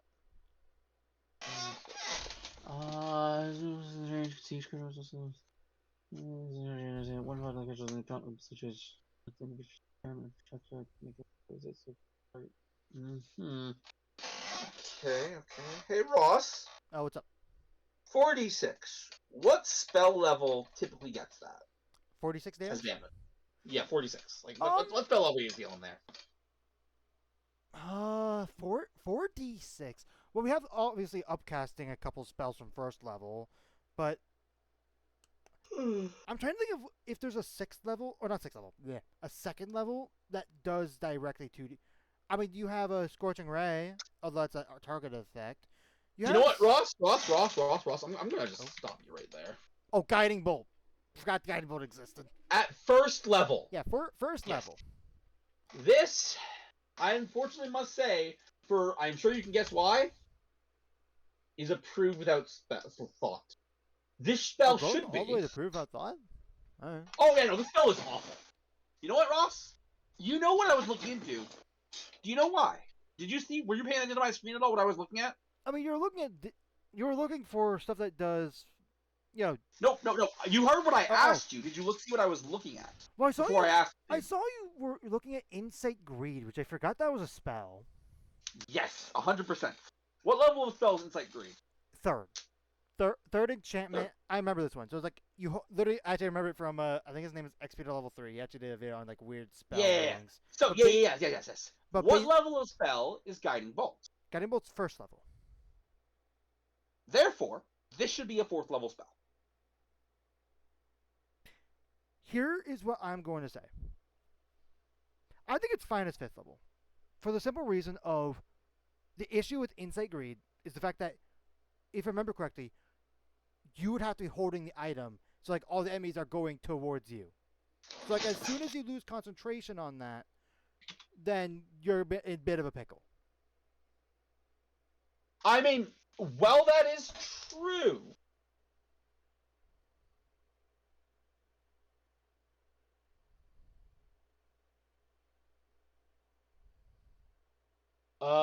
While that is true, Insight Greed does not have an endpoint.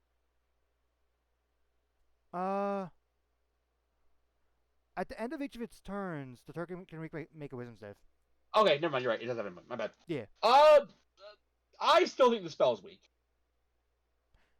I think it's fine. I do. I understand why you think it's weak. I think it's fine. Either way, it's approved. It sounds like.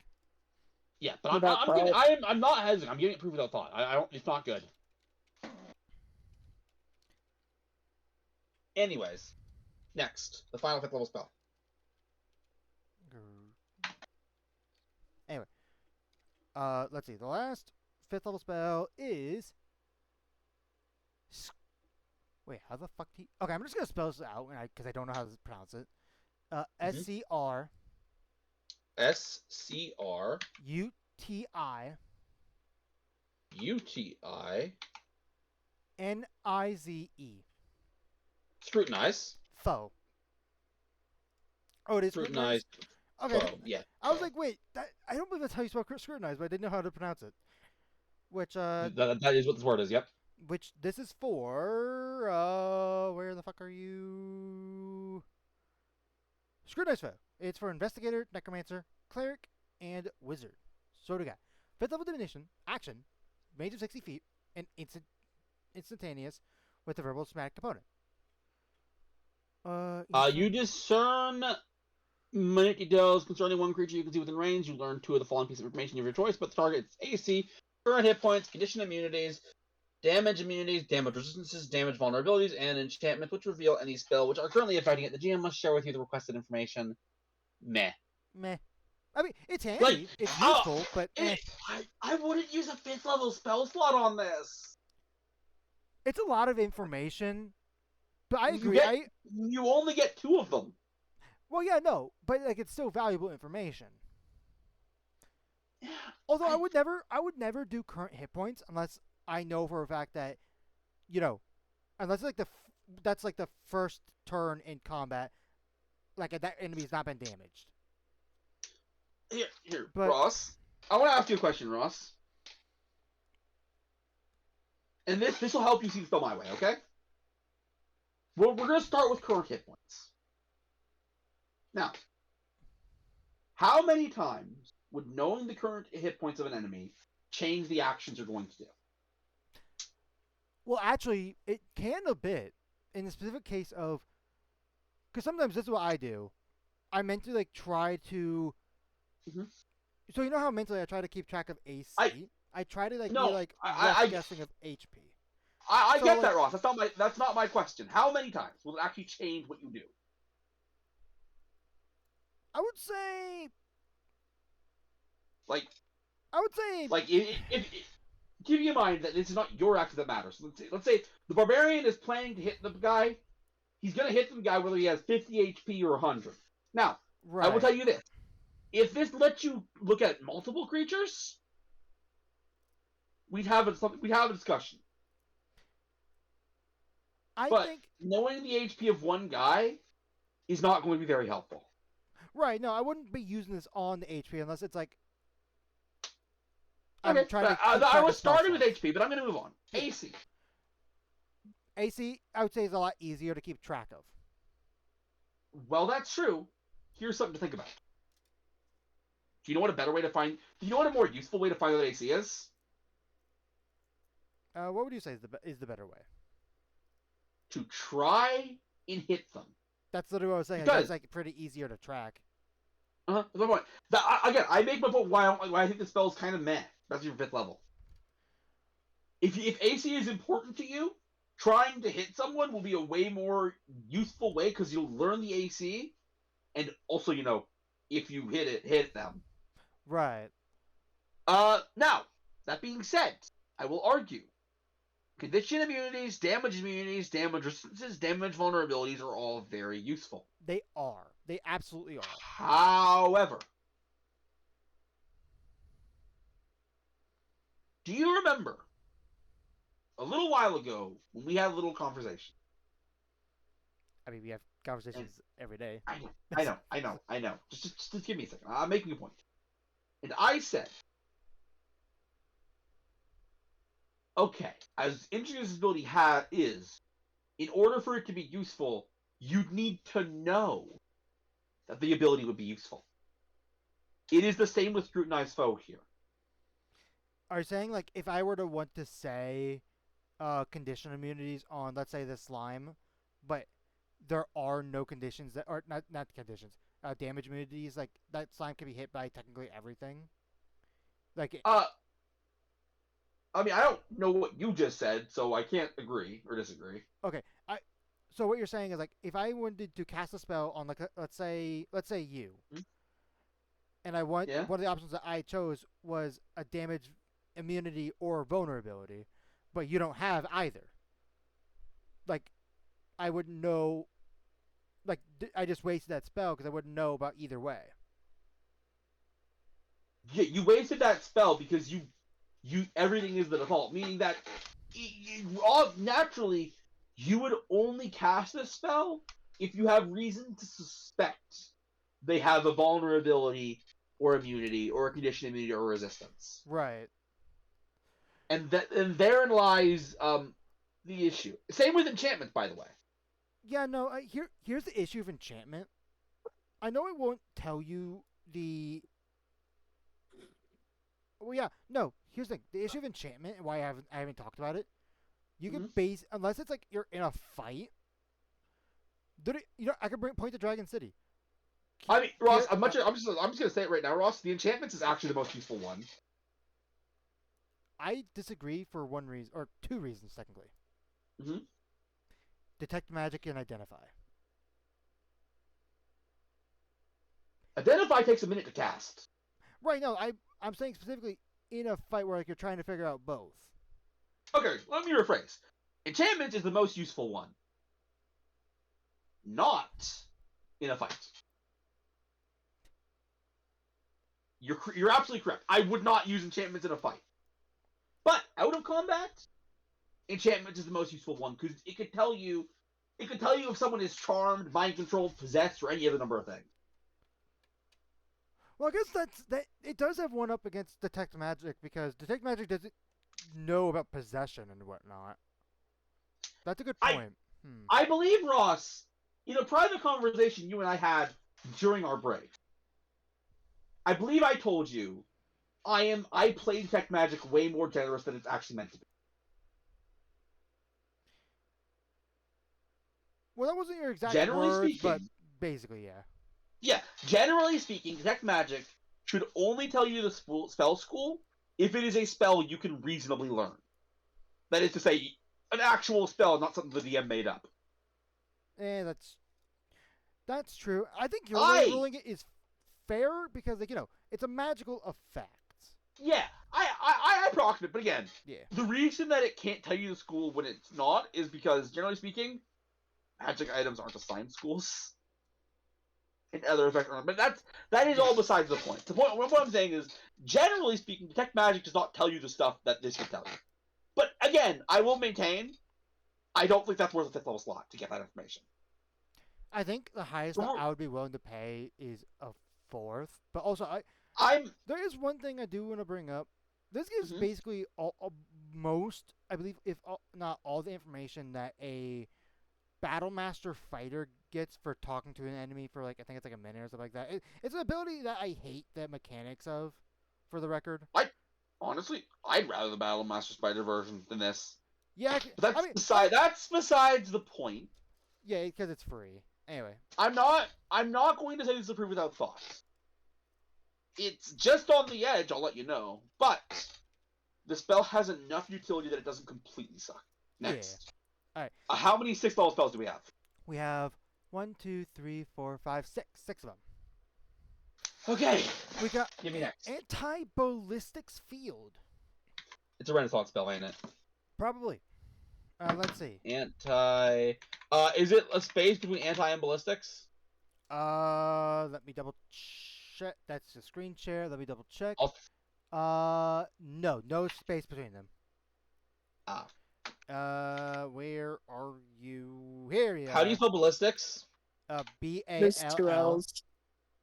Oh, 2 L's. B-A-L-L-I-S-T. We're good. I got what I need. Okay. It's for the Necromancer, the Cleric, and the Wizard. It's an Aberration Renaissance action. A 40-foot sphere, radius sphere on yourself. Pinch of Verbal Wet somatic Gun material, power. non-consumed, non-costly. Concentration for 10 minutes. An invisible 40-foot radius field of action from you, disrupting bullets and causing firearms within this your attacks with firearms fail, and firearms used to make an attack mean jam. A jam firearm can't be used to make an attack until a creature uses its action to clear the weapon's malfunction. Is that it, or do we scroll up? Oh, firearms outside the sphere to fire in the sphere have disadvantage on attack rolls and deal only half damage on hit. Meh. I mean, good for the campaign that uses a lot of firearms. I mean, that's what it's for, Ross. Right. I feel like saying Ma is kind of like disingenuous.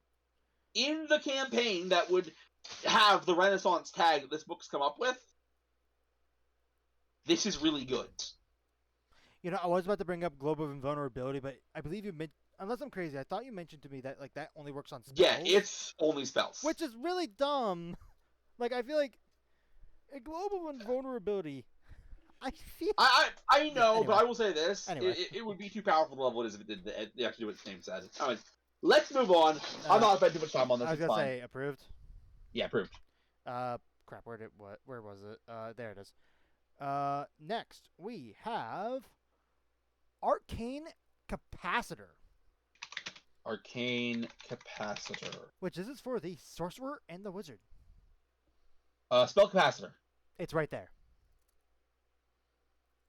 Oh, it is right there.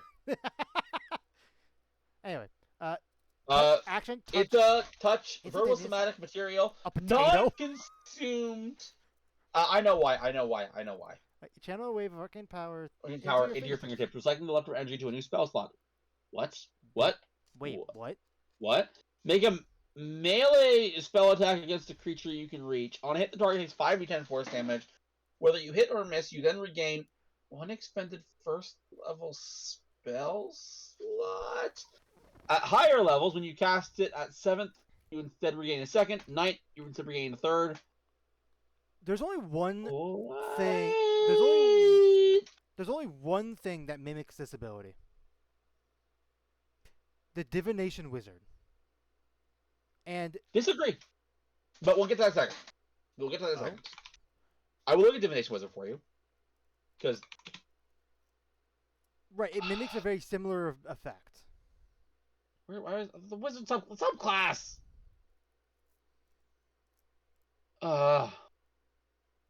Base 5e subclass, please. I don't want school division spells. Oh my god. Why has this suddenly been super difficult to Google? I don't know. Wizard 5e. Anyway, Roll down all the way. How their ability works is. I'm almost there. Okay. What are we looking for? We are looking for, I believe, expert divination. Yes, expert divination. Cast spells can but only a fraction. When you cast a divination spell of second level or higher using a spell slot, you gain one expended spell slot. The spell you gain must be of lower level than the spell you cast and can't be higher than 5th level. Fundamentally, this is different. But I'm going to say something, Ross, and I don't know if you're going to agree. Oh, what's up? Because of how this works, for all intents and purposes, I think this is just stupidly redundant. It's just a redundant ability. Oh, it's not. The only reason why I would say that this has value is if you're a wizard and you ran out of first level slots when using shield, and you want to have another one for shield due to a rough fight. But even then, I would Ross, rather Ross, use. extreme counterpoint to that, Ross. Extreme counterpoint. Okay. If I am using my 6th level spell slots, for all intents and purposes, to get my 1st level spell slot back, and that being the main thing I'm doing, just so I can cast shield, at that point, I would have no issue casting shield with my 6th level spell slot. Or even something maybe slightly lower that I still have. You know, I mean, here's the honestly. I mean, you're getting even more damage because it can't not justifiable. Oh yeah, no, I wasn't even saying that was a good argument because here's the thing, my biggest issue with the spell, because you're right, it would be like it wouldn't exactly be a great deal, but also the fact that this requires you to go into melee range to attack. You know, a wizard and a sorcerer who both get the spell, they're not going to have good armor class. Oh yeah, 100%. This spell is awful. It's so awful that they added here's a which doesn't even get stronger damage when you upcast it. I just noticed that. No, you're absolutely right. Yeah, wow. Ugh. Yeah. Approve of that thought? No. 100% approve of that thought. Like, what? Ugh. I like, by the way, Ross, how you can't even bring yourself to defend this one. I mean, here's like, I gave a reason where it's like, okay, this maybe for this specific scenario. But if you're in that scenario, that would be your call. I would rather for a 6th level spell slot, because wizards have so many options where it's like, 6th level spell slot. Should I use this to basically regain shield, or should I use it on a spell that can don't forget that once you wizard capstone, you can just cast shield for free as many times as you want. You're right. Wait, yeah, which means that the only reason to use a spell is upcasting at the 9th level, and that's a dog shit use of a 9th level spell. Carrying right along. What's next? That's awful. Dear God. I don't want to spend too much time on this stupid spell. Anyway, we got demand. Demands. Demand. Disney on demand. It might take me. Oh, no, it didn't take me too long. Okay. We got Bard, Sorcerer, Warlock, and the Wizard. Action range unlimited. Oh boy. Verbal somatic material, non-consume, non-cost, for 8 hours. You send a short message of 25 words or fewer to a creature with which you are familiar. The creature hears the message in mind, brings it to your and can answer it like it, meaning the spell enables creatures with touch at least one. They can send those pressing into the one, but the target is so it's just sending and suggestion. Sending and suggestion. What level are those two spells? Suggestion is 2nd level, sending is 3rd, and one that I do want to bring up, which this is what you could also use a 6th level spell slot to cast mass suggestion. Mass suggestion is not worth bringing up in this conversation. I'm going to be honest, Ross. Right. This is the most easiest math I've ever done. 2 plus 3 is not 6. Yeah.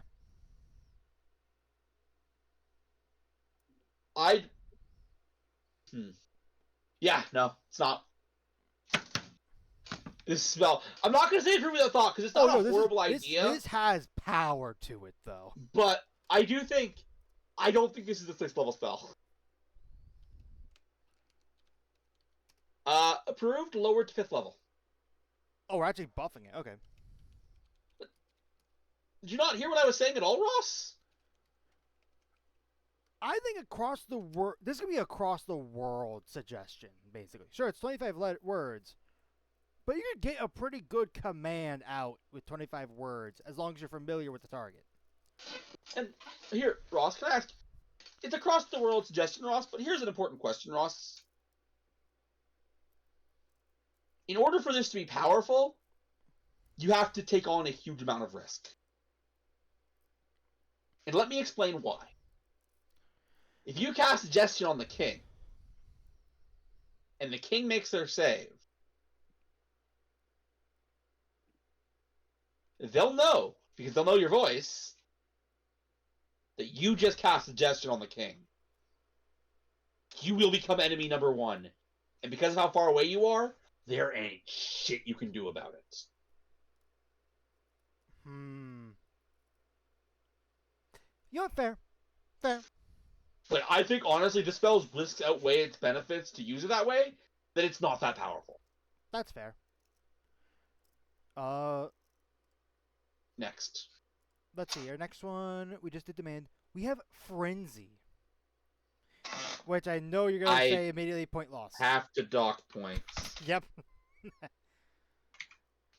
This is for the Necromancer, the not witch. Necromancer, witch, bard, and wizard.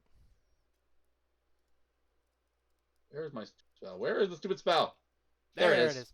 Enchantment, 120 feet range. Concentration of no. I want to point out, by the way, they have a frenzy ability in this book too. That's supposed to be a reference to the Zerker Barbarian. So, a drop of fresh blood and concentration. Oh, you just Ross. What? This is interesting. What happened? A drop of fresh blood is, for all intents and purposes, a consumed component, so it matters. But also, it is negligible to get this. Yeah. Moving on.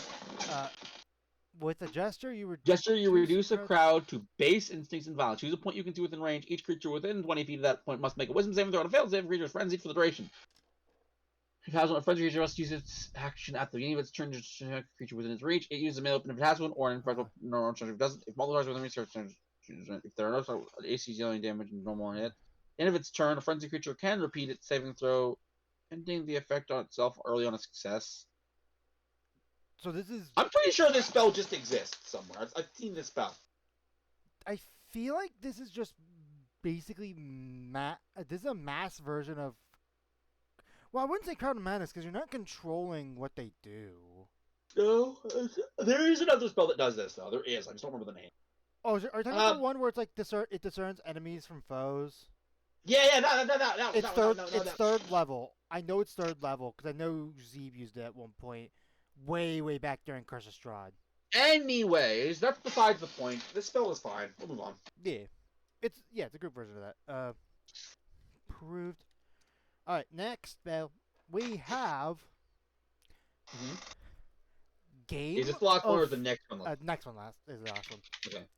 Game of Fate. Which this is for the Investigator, the Bard, and the Wizard. Alright, it's a 6th level enchantment. It's an action 60 feet, a verbal magic material, non-cost and non-consumed. You magic compel a creature within range to a non-magical game with... Ross? Consequences. This is the Yu-Gi-Oh spell. Yeah. You magically compel a creature within range to a non-magical game with vital consequences. If the creature chooses an intelligence 3 or lower, or doesn't feel on the creature is unaffected, a normal creature can make a wisdom save or lose its effects. On a failed save, the creature is compelled to join you in your shadow game. If the target takes damage or falls unconscious, the spell ends. The loser of the game's soul is sent to the Shadow Realm, where they take 66 psychic damage. If no player loses or has won by the end of the spell's duration, both you and the target's soul are sent to the Shadow Realm, where you take 66 psychic damage. Additionally, you and the target creature can negotiate for greater stakes. You can bet psychic damage up by a maximum 10d6 property. Or more exotic? Or more historic rewards, such as bestowal of a noble title on the game. The spell reveals if a creature attempts to bet property they do not own. A bet is following the target are going to bet. Yeah, this is insanely Shadow Game. This is totally Shadow Game. If I were to do a homebrew campaign or a house campaign, I would totally have the boss of the campaign do this a good number of times. This is funny. Okay, so thoughts on this? This is fine. This spell's fine. It's actually really fun. Yeah, no, it's fun. It's fun. That's the best way to describe it. It's fun. And honestly, it's a good way to put. And the best part about this is, at the end of the day, to actually, you're not gonna get anything more out of this. Here's the thing: if you get someone unwilling on this, they're probably not going to agree to up the bet unless they really want to kill you. Right. But you can use it to make sure you get a house or something cool if the DM is willing. Oh yeah, no, this is a fun spell. So this is a fun spell, yeah. Also, all right, next. Honestly, little ashamed that it's all the way up at 6th level. No, this spell couldn't be anything lower. Well, I was gonna say, like I'm talking like reducing the damage or something like that, like just so it can come up more. Anyway, the damage, Ross. Fun. The damage is not what makes this spell so powerful. Oh no, it's not. It's not. Anyway, the last spell we have. Before we leave on Game of Fate, because you did bring this up, I will say this. Oh, okay. I could not comfortably reduce the level without reducing what makes the spell good. Oh no, I'm talking like 1 level. No, like even 5th level. Like it's too good for 5th level. Anyway, let's move on. What's next? Anyway, the last spell for 6th level for this class is Winter Flower. This is it. Which is for the Druid, which makes sense, Sorcerer, and the Wizard. What do we have? 24 hours, verbal somatic material, non-costing, non-component, or non-consumable. 120 feet. Oh, you cause a tiny white flower to spread a point on the ground that you can see with range. Flower has an AC of 15, a single hit point with fire. Wait, it has a single hit point. Why does it matter that it's vulnerability to fire? During the spell I guess if you give it 10 hit points somehow. Command it to explode in a shower of ice. Although it reduces 0 hit points. When the flower explodes within 30 feet, it must make a dexterity save or take 10 or half damage. Or half. The flower doesn't fall within 4 hours. If it's like, well, it's active, you mean the flower not going wild. You can create a permanent flower by casting a spell on the same flower for 7 days. I will say this. Out of all the spells that you can do a permanent one if you cast the same stage for like a long period of time, 1 flower is... That being said, it's a cool spell. I will give it. It's cool. It's a cool spell to template to try and like defend a base. But maybe even a trap. You know what? That's fair. That's fair. Because I was gonna say, how does a Cone of Cold upcast? I don't know. Let me take a look. What's good about this spell is it's 24-hour lasting time. That's true. It's 88, which I think goes up by 1 for each slot. Okay. Yeah. So it'll be 90. So so it does more damage. Is better. This is better. A pinch better, yeah. So with that in mind, it's approved. It's a good spell. Yeah, it's fine. Ross, all this talk of games and cold made me kind of cold into my target. Let's take a break. Yeah, let's take a little break, and we'll be right back after these short messages. This will be all right. Home stretch. Yep. 7th level spells. First off, Abduct, which this is for the Necromancer, the Witch, the Bard, the Sorcerer, and the Wizard. It is a 7th level spell. It's a cast time of a minute, a range of a mile, a verbal somatic material, a silver saucer, so it's not consumable, not costly, duration an hour. This spell teleports a creature to your location. Oh. Choose a creature that is within range, the range being amount, that is known to you as the target of the spell. An unwilling creature can make a charisma saving throw to resist the attack. The target is placed at a location of your choice within 30 feet of you. You choose if the target is sitting, standing, prone, or bound with nearby restricts. That's an option. At the end of the spell's duration, you can choose whether the target remains at your location or teleport back to the location from which... This is... Ooh, wow. I might throw this... I might give this spell to a couple NPCs. I see this as a... Honestly, if Curse of Strahd did not cap out at 10... I would give this to Strahd to just have like a conversation with someone. I might give this to Strahd anyways. Honestly, fair. I would not blame you. This is a cool NPC spell. But as a player, though, I mean, as a player, it is fun. So there are 3 utility to this spell I see immediately. And now that I've said that, Ross, good luck. So you said there was 3. You're not just 3 pieces of utility, 3 uses for the spell that I immediately see. Good luck. The first one. I'll message you a use I see, please. Go for it. The first one that I see is the fact that if let's say our mission is the mayor was kidnapped and we have to get him back, which that's an easy one off the bat. Which I'm assuming that's what he thought. I mean, Or, like, not specifically the right. mayor being, but Right, yes, not that he taking specifically, specific but NPC to you is absolutely one of them. Yes, yes, absolutely. but it was also, as you Uh, said, the easiest one. if we somehow know who we're fighting, like let's say somehow, or for some reason we were fighting Inferno. Was his name in Dragon City? Maybe, but I want Uh, to point out, taking an NPC to you is a broad category. That's true. Well, no, I was more. Well, either way, if we know a specific NPC is going to be in a fight, like we had to capture someone, uh, teleport him to us in order to kidnap him. That's all still under Although, taking an NPC yeah. to you. Uh, Okay, Ross, I'm gonna let you know. Only one of the uses I saw had to do with NPCs. mm, The One I- spell interaction. The one I sent you can go for NPCs It's or the same party thing, members. though. It's the same thing. Taking an NPC to you. That is not. Yeah, taking an NPC to you as the party is not where this spell is the most useful. I guess. Or rather, it is, but it's not like the main thing. I guess what you could. I don't know. The casting time's a minute. Come on, Ross. You can do this. Pave the way, put your back into it. I'm not putting my back to the spell. Anyway,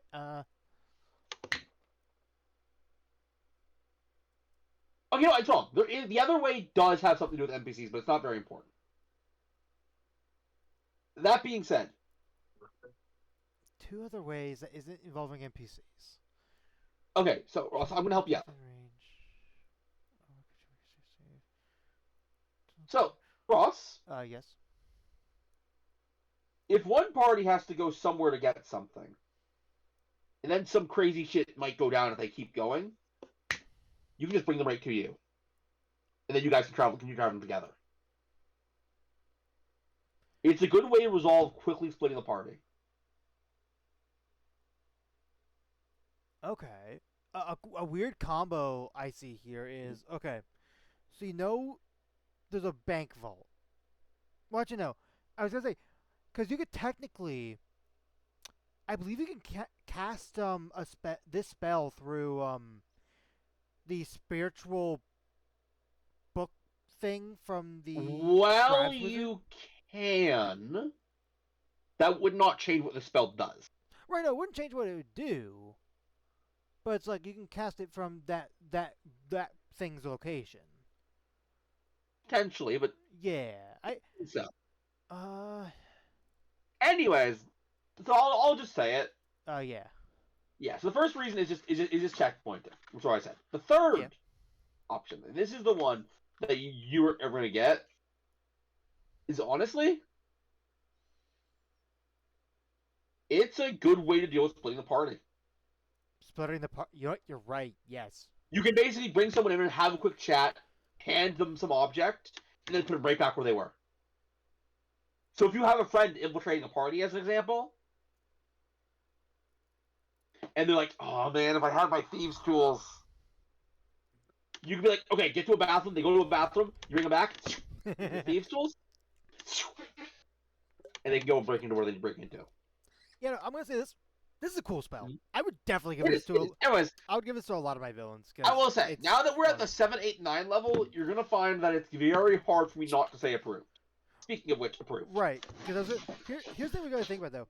A lot of these spells we're gonna have a lot more to talk about because these are meant to be more of the complicated ones. Well, not entirely. not Not all of them, but honestly, I think high-level spells are actually some of the simpler ones. At least in talking. I would debate, but let's see. Next one we have Mhm. impressions of the past. Impressions of the past. I bet you I know what this does. Well, let's see. This is for here you are for clerics and wizard only.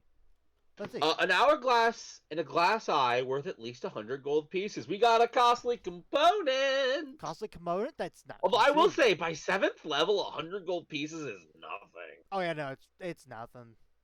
But A let's see. concentration up to a minute.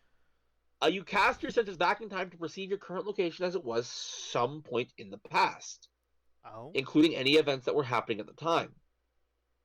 You must specify the exact time you wish to see, which can't be more than 100 years ago. When viewing the past, it appears dreamlike and shadowy, but you are able to discern details and hear conversations as normal.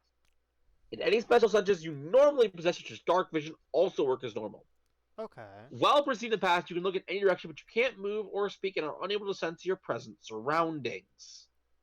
At higher levels. At higher level, when you may share the spell with one other creature that you touch. An unwilling target can make a wisdom throw to avoid being affected. Why would I want to share this with an unwilling target? I'll be honest, I see this as way more of a. You'll never make me see the crime I committed. Yeah, no, I am the Gubagok. I only die if I see my murder I committed. But even then, just like I see this as more of a scrying-esque thing, where it's like, I mean, yeah, this is information that I will give out to my party because there would be more than likely nothing preventing me from saying what I see, or having seen. While that is true, I will tell you why you'd cast the eighth one. All right, ruthless OO. I am King Magoogly Duke. You are hereby sentenced to immediate execution for telling people that I wear t-shirts. Now, if you tell me that you magic that you saw me wearing that you saw someone else spread the rumor, I won't believe you because you can easily make that up. And I am King Magoogly Duke, and I am the highest authority in the land. Your execution will be on Tuesday, by the way. Yeah, here. I'm gonna cast the spell, but real quick, when you mean Tuesday, you're talking about the one that's 3 moons away, right? Anyways, the point is, yes. Well, it's true, yes. Between party members, you can assume that they'll probably believe you, especially since they'll be in the same room where the DM is describing it. Right. And be a different story. Right, that's fair. So, question: do you have to be like standing? Can we re-look at that spell? Like, do we have to stand like in the location and then cast it, or? You must specify the exact time. It appears, but you are able to discern any special senses you while perceiving. Current location. It is current, so yeah, it would be like you were standing there. This is cool. Oh yeah, it is cool. It is cool. I'll give it cool at the very least. Yeah. Anyways. Actually, you know, I thought of another scenario where you would want to share with a party member. Okay.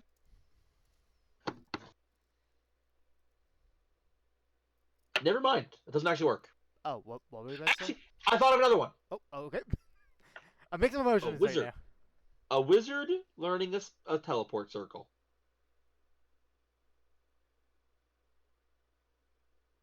It would work. What? If you're having a wizard chase, where you're chasing wizards between teleportation circles, if you just see the wizard, if you're a wizard party member, you're a wizard. Yeah, never mind. I'm wrong. Nope. Yeah, no. It's cool. No, it doesn't make sense. It generally doesn't make sense. At the very least, this is cool. It is, yeah. All right, next. I'm assuming approved. Approved, yeah. Like I said, yeah. We're at higher level. We're assume approved, basically, unless I say otherwise. Inevitable boulder. Inevitable boulder. This is for druid and wizard. So what do we got? Action. It's an action, 60 feet. Verbal somatic, non-costly, non-consumable material. At a point you choose within range, you conjure into existence a large 8-foot diameter boulder, which rolls in pursuit of one creature that you can see. Da-da-da-da. The boulder has all this stuff. Immunity to this, resistance to this.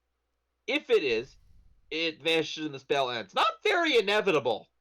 Also, I read the AC as 75 AC. I was like, what the fuck? Oh my god. At the beginning of each of your turns, the boulder moves 60 feet in the direction of its target. If the boulder makes enter the creature's space, the creature must make a dexterity save. Throw on a failed save, it takes 60-10 bludgeoning damage, and if it's large, you're not prone. On a success, the creature takes half much damage and is not knocked prone. The boulder is also crushes non-magical objects. The boulder's target rolls over it and continues on, complete 60-foot movement. The boulder continues to pursue its target for the duration, rolling over it more than once if possible. After the spell ends, the boulder continues to pursue its target for up to 24 hours. Oh, what? What? Once the boulder strikes its target after the spell ends, it immediately... This spell is bad. Wait, so rolling over time, continue on, completing 60 foot. The boulder continues to pursue the target for the duration. After the spell ends, the boulder continues to pursue the person. Once the boulder. This is a weird position mind game. Okay, do you want something that do you want something you could do with this and have it be really interesting? Shoot. Are you telling me like shoes and like? Yeah. Okay, so you actually target this. Oh, actually, 60 foot. If you see the issue? Because what I was gonna say was you could target onto an ally. Now hear me out.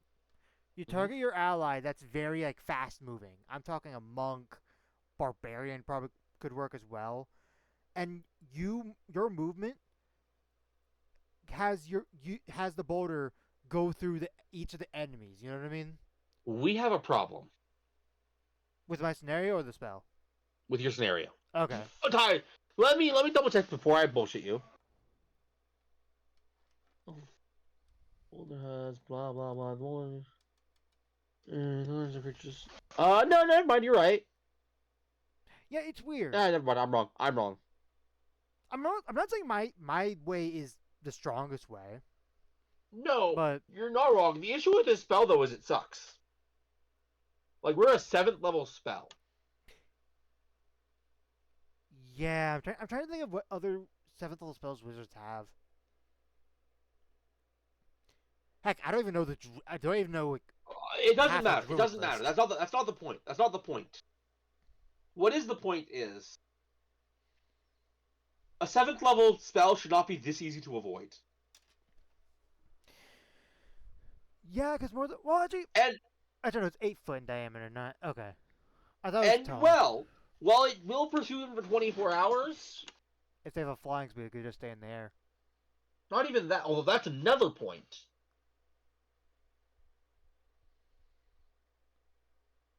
Well, I guess. Actually, wait. It keeps going can for 20... Give me a second. Give me a second, Ross. Give me a second. Okay. I guess it doesn't say that it has a flying speed. So I guess it doesn't. Although I did think about this. Unless the flying creature you're dealing with is immune to exhaustion, they'll have to make an exhaustion check. Again, while that is true, Ross, that is 8 hours later. Right, yeah. By the time they're making that exhaustion check, they're probably 1,000,000 miles away from you. And also the spell is definitely worn off, so they're only getting hit by the boulder once. Here's all any really needs to do, Ross, to avoid this spell being anything but a minor inconvenience. And remember, this is a 7th level spell. Right. All you have to do is outrun it for a minute, get hit once, and then heal. Well, okay, not all enemies are gonna have ways to heal, but that's fair. Every enemy can take a short rest. And roll hit dice. Honestly, here's something that I could see using the spell for. If an enemy does run like in your scenario, you could use this as a weird way to track the person by following the boulder. You don't automatically know where the boulder is. That's not a sense that ties to you. Right, no, I'm more talking like, hey, it's this giant rock, let's follow it. You're gonna hate me for saying, Ross, the boulder is about the size of a humanoid, like only a little bigger. It says it's large. I know it says it's large. But an 8-foot diameter boulder is not going to be that big. Right. It's D&D. I use the large hitbox. Like, yeah, I know. Yeah. I know. It probably is large size considered, but that's besides the point, Ross. Yeah. Mechanically, it is not going to be any easier for you to track the boulder. In fact, it's going to be harder for you to track the boulder than it would be the person. Yeah, no, this spell isn't great. No, it isn't. My point is, this spell is super easy. This spell is super easy to avoid. I'll say there is one thing this spell... No, it doesn't even do that, because again, you can take the one hit. No. Nah, this spell's not very good. I think specifically in my scenario where you do like a weird ping pong, it becomes great. I wouldn't even say great. Well, okay, great might be a strong word. Also, Okay, Ross. Also, I just thought about it. I wanna, before you think about it, Ross, Oh, I wanna demonstrate something. Now, okay. you give this spell to your part. You target your party with the spell. That's what we said, right? Yeah, a monk or someone fast. Okay, fair enough. Reasonable. So you do so. This is your party member, by the way. Yep. And they're going to run, and they have to run 60 feet every turn. Right. Now, we have two issues. There's things they can't do. If they want to avoid getting hit by the spell, there are things they can't do, and things they absolutely must do. So first off, they have to run 60 feet. Second off, they have to run straight 60 feet. You know what? That's true. If they turn even once, the boulder hits them. Also, do you want something I just realized that you could do with this? Because the boulder, unless I'm mistaken how it works, even though it's concentration, the spell only ends if it hits its target after the concentration, right? Correct, yes. So, couldn't a wizard or druid, because those are the two classes that get the spell, just immediately cast it and then end concentration and then cast for a wizard haste on the monk? I mean, well, that's true. I mean, it's weird. It's not. We still have our same issues, because here's the thing: if I am, and by the time we cast self-knowledge spells, most games are doing at least somewhat intelligent. If I am an intelligent enemy, and I'm like, oh, that monk has to run in only straight lines if it wants to get me. Then if I want to avoid both the monk and the boulder, all I really have to do is make sure I am never accessible to the monk within a straight line. That's true. That's all I have to do. Yeah, no, this spell is ridiculously easy to avoid. Does ridiculously low damage. And even the effect, the 24-hour effect, it's going to be a minor inconvenience at best. Yeah, I'll be honest. I'm looking at the spell and being like, why? What was the point of putting concentration on this when there's no real instance of why you would need to concentrate on this? Anyways, let's move on. Yeah, no, it's improved without thought. Yeah, no, I agree. Maybe I'm sure someone could probably make really good use out of that, but nah. It ain't us. Let's see. Next 7th level spell, and this is the last 7th level spell. Ooh, we're really close. And you might remember this one from a previous time we looked at spells. Mass Skirmish. Oh. Which Mass Skirmish is Cleric 7th level action. Purple map material. Concentration. The spell allows you a chance to move any number of willing creatures that you can see within range. You bolster each target, enabling them to move easily through enemy formations. Each target is increased by and doesn't provoke opportunity attacks. How mad? This is so mad for 7th level. Yeah, what did Skirmish do? What level was? I mean, I assume Skirmish did this, but what level was it? 3rd level. Yeah, this is super meh for This is super meh for 7th level. Yeah. I mean, the fact that now, actually, how many targets can you pick? Any number. Infinite. Any number. Oh. Infinite, but let's be real. You're only going to want to hit your parties. That'd be like probably 4 to 6, most likely. Yeah, 4 to 6 would probably be a good guess. Maybe even more for NPCs, but 4 to 6 for a regular party. Yeah. I mean, making it to where no one provokes opportunity attacks is actually pretty nice. It's not bad. I just think it's not worth 7th level. For 7th level, I feel like there are other. I would have paired this up with at 6th level. All right, Ross, crank the level update. What? What? I'm saying this is approved without thought. Let's move on. Oh, I thought you said cat making this level cost us 8th level spell. No, I no, thought so no, too. It's okay, Ross. no. You broke Ross's brain there for a second, please. Yeah, I was like, We're at the home stretch. I just took a double take. I'm like, huh? All right, we got Wildfire, our only 8th level, Wildfire, our only 8th level spell. which is for the druid. The sorcerer, is and wildfire wizard. one word? Yes, it is. Okay. 8th level action. Invocation. Verbal smack material concentration a minute. You create a magical fire that fills 10 5-foot cubes on the ground, which you can arrange as you wish within range. Each cube you place must have a face adjacent to the face, blah, blah. On each of your turns after you cast a spell, you can use a bonus action to spend blah, blah, blah. Additional to fire damage to objects in the air. When a creature enters the area, it must make a dexterity saving throw. It must take up. I mean, it's approved. It's just meh. Wait a minute. Really boring. This is just like super great bonfire. No, that's not what I'm thinking. What is that cleric spell that does this? Yeah, I know what you're talking about. I don't remember the name, but I know what you're talking about. But again, this spell is just kind of so boring. I don't want to spend too much time on it. It's just a straight up damage spell, which I'm gonna be clear. A straight up damage spell is not what you want to see at 8th and 9th, 7th, 8th, and 9th. Unless you're in like a very weird scenario, or not weird Anyways, scenario, but anyway. This is approved. It's not even approved the thought. It's not a bad spell. It's just not Yeah. interesting. Next. The final spell for wizard, and one that I have no clue what to expect. Paradox, which is for the sorcerer, warlock, and wizard. So what madness will this have? So All right, this is 60 fate. This is 9th level. By twisting the flow of time to not you cause one action of your choice take within range within the last round to be undone. Reality then reasserts itself, recoiling from the damage caused by removing an event from time.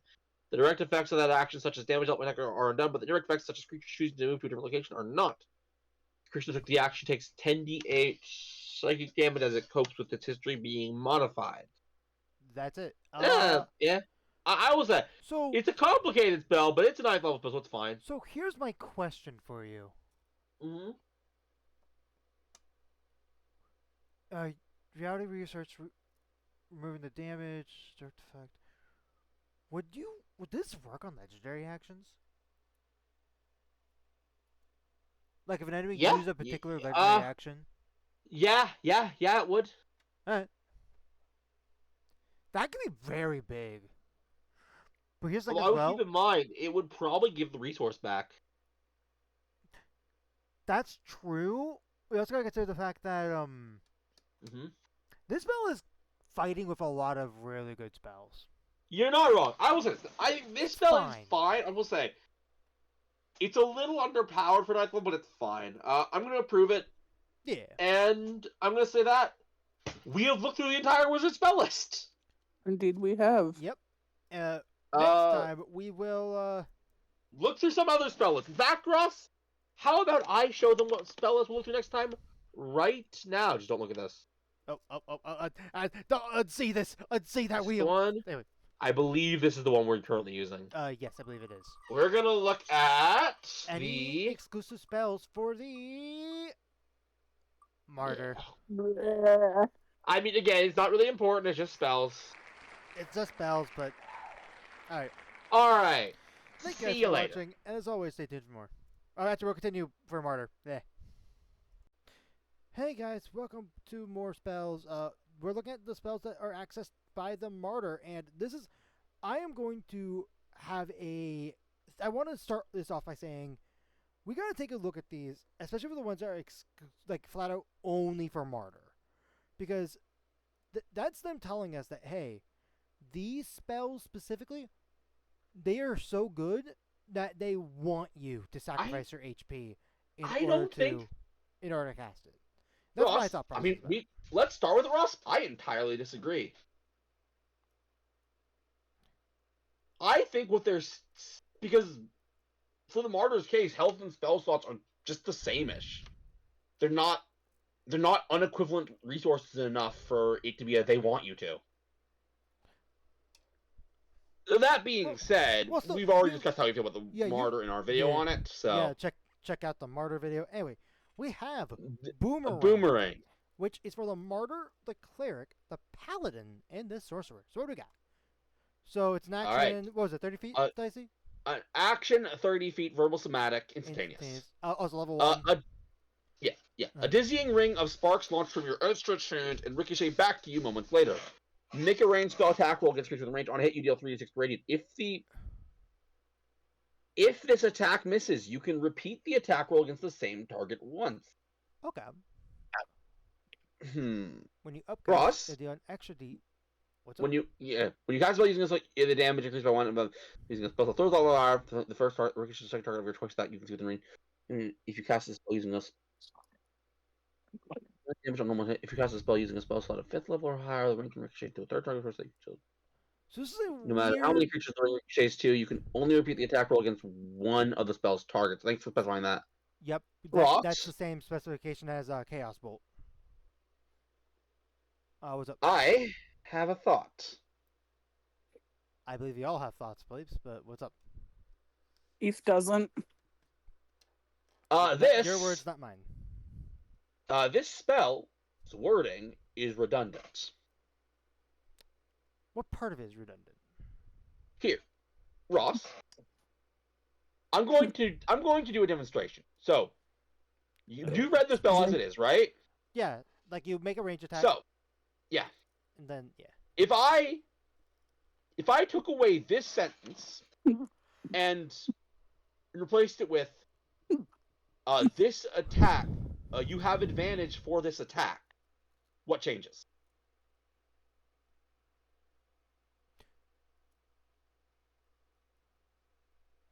Nothing in this instance, but here's the thing. The fact that it has this indicates that you can have advantage and this.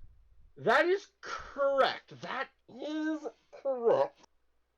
But it is a lot of effort to get advantage and this. Right. Unless you were specifically playing with my table rules. I was gonna say, it is a ranged spell attack, like, which I'm trying to think of good examples of that would get range attacks advantage. Restrained is a good one. And I mean, Ross, if you're looking like at conditions, it's multi-class and a rogue. That's true. You could do that. But that is besides the point. My point is, this feels like a very complicated way to most characters who get this do the same thing. Now, that being said, what is interesting is how if you cast it by a certain higher level, you can ricochet it more and more. Yeah, which I like that. That's fun.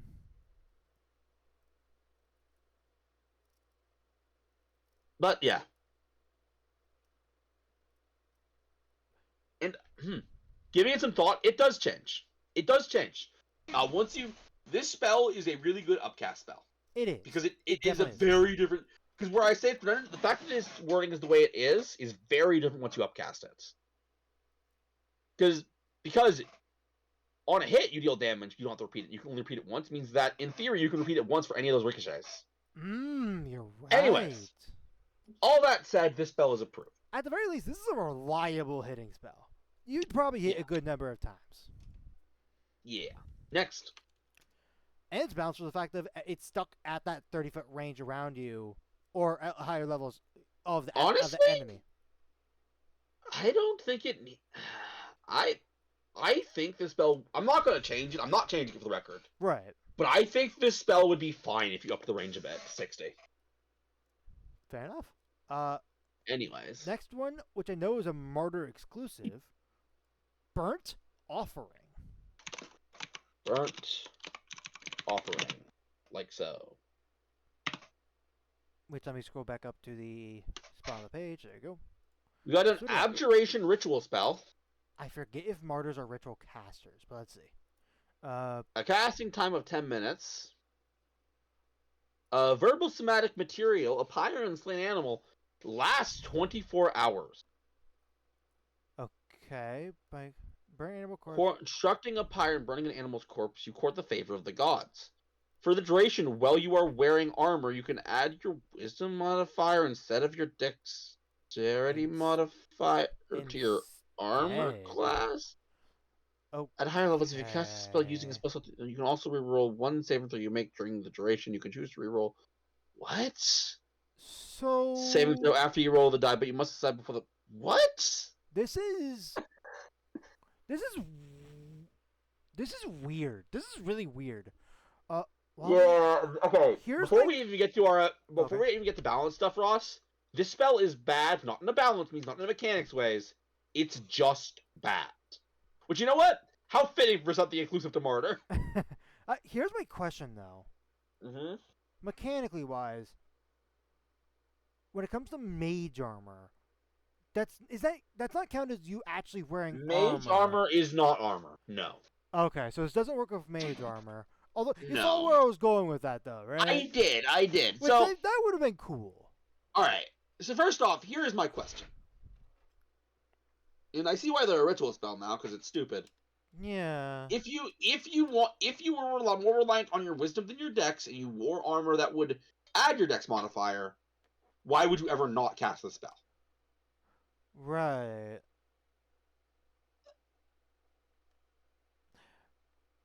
I guess it's actually question mechanically Mm-hmm. because I Yeah. know I've asked this before, but I forget.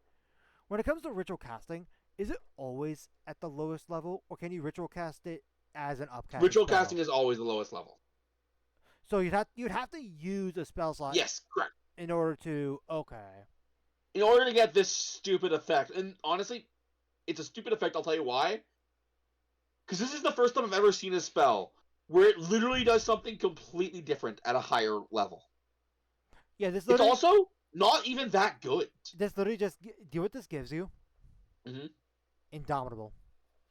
Yeah, but again, there are ways to get advantage on this stuff at a first level spell slot. We're basically, for all of them, we're spending a second level spell slot on this. Honestly, if this wasn't exclusive to the martyr, like if this was for a druid, this would actually be really good. Because druids don't usually wear That, heavy or honestly, medium armor. Ross, you just hit another point. You're right. What are the martyr's armor proficiencies, and what are the martyr's expected stats? Good question. Let me go to that page real quick. But yeah, no, Because you can see yeah, where a druid would be great. while I Let's see. completely disagree with you. Yeah, while I completely disagree with you that the fact that Martyr's castle hit points matters, I do entirely believe that if a spell is exclusive to a class, it should be good for that class. Exactly. So I want to know the Martyr's armor So proficiencies. your I highest, want to know their your high, spirit recommend stats. let's see. For the quick build, it's like your highest should be strength and or focus on wisdom. So like strength or wisdom. Okay, As for yeah, armor, light armor, yeah. medium armor. Okay. Okay, light armor, medium armor. Okay, then this is good for the Martyr at the very least. It's okay for the martyr.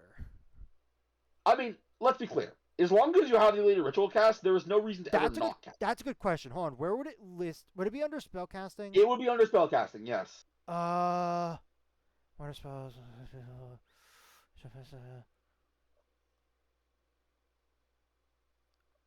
No way. I think there may have been one of the Martyr subclasses with specific ritual cast, but I cannot remember. Yeah, I was gonna say unless spellcasting ability. That Nope. For this class, I am not seeing unless I'm overlooking it.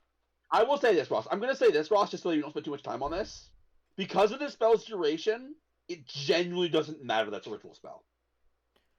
You know what? That's fair. Because you can just safely use it before any long rest. That's fair.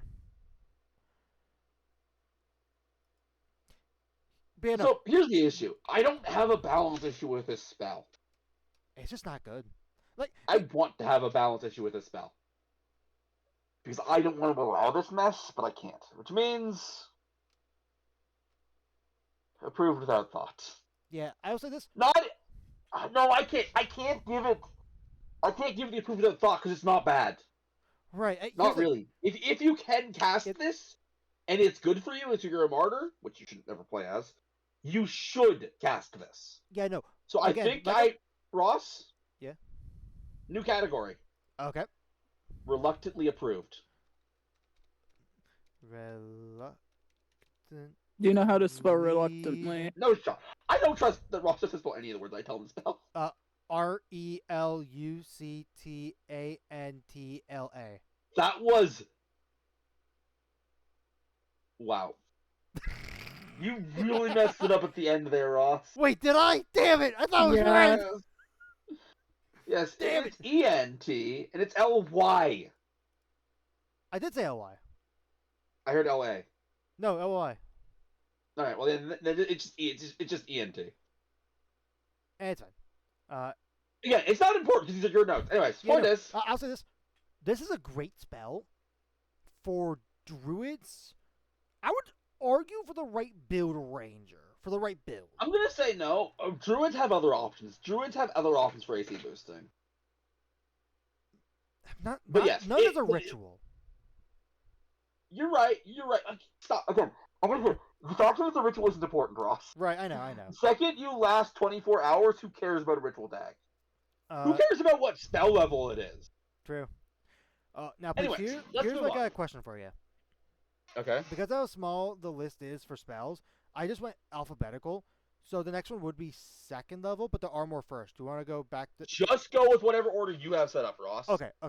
The next spell we have is Hollow of Flame, second level. Hollow of... Nope. Hallow? Nope. Spell the word. Oh. My bad. It's HALO. Halo! My bad. Dumbass.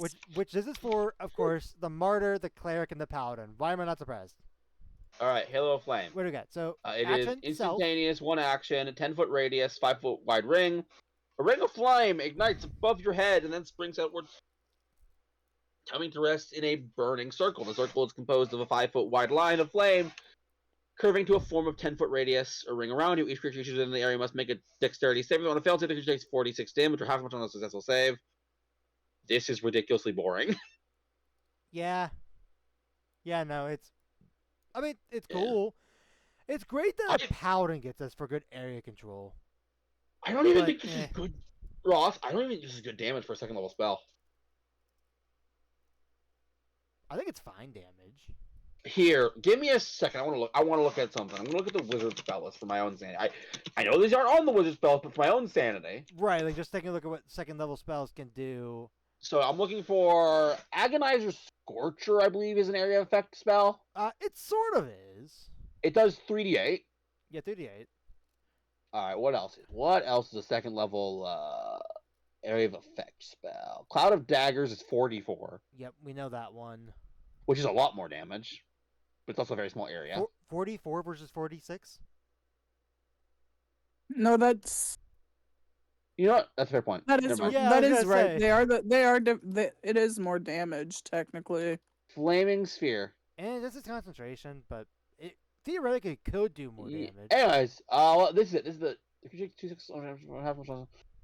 No? Okay, but yeah, these ones all stay. The only one that doesn't stay. Scorching Ray. Oh, that's not a save. Scorching, no. We need an area of effect. We need to be an area of effect. Area of effect was important. Yeah. I guess there just aren't that many. Acid area. Where's some binding ice? Or rhymes binding ice, or however the fuck you say it.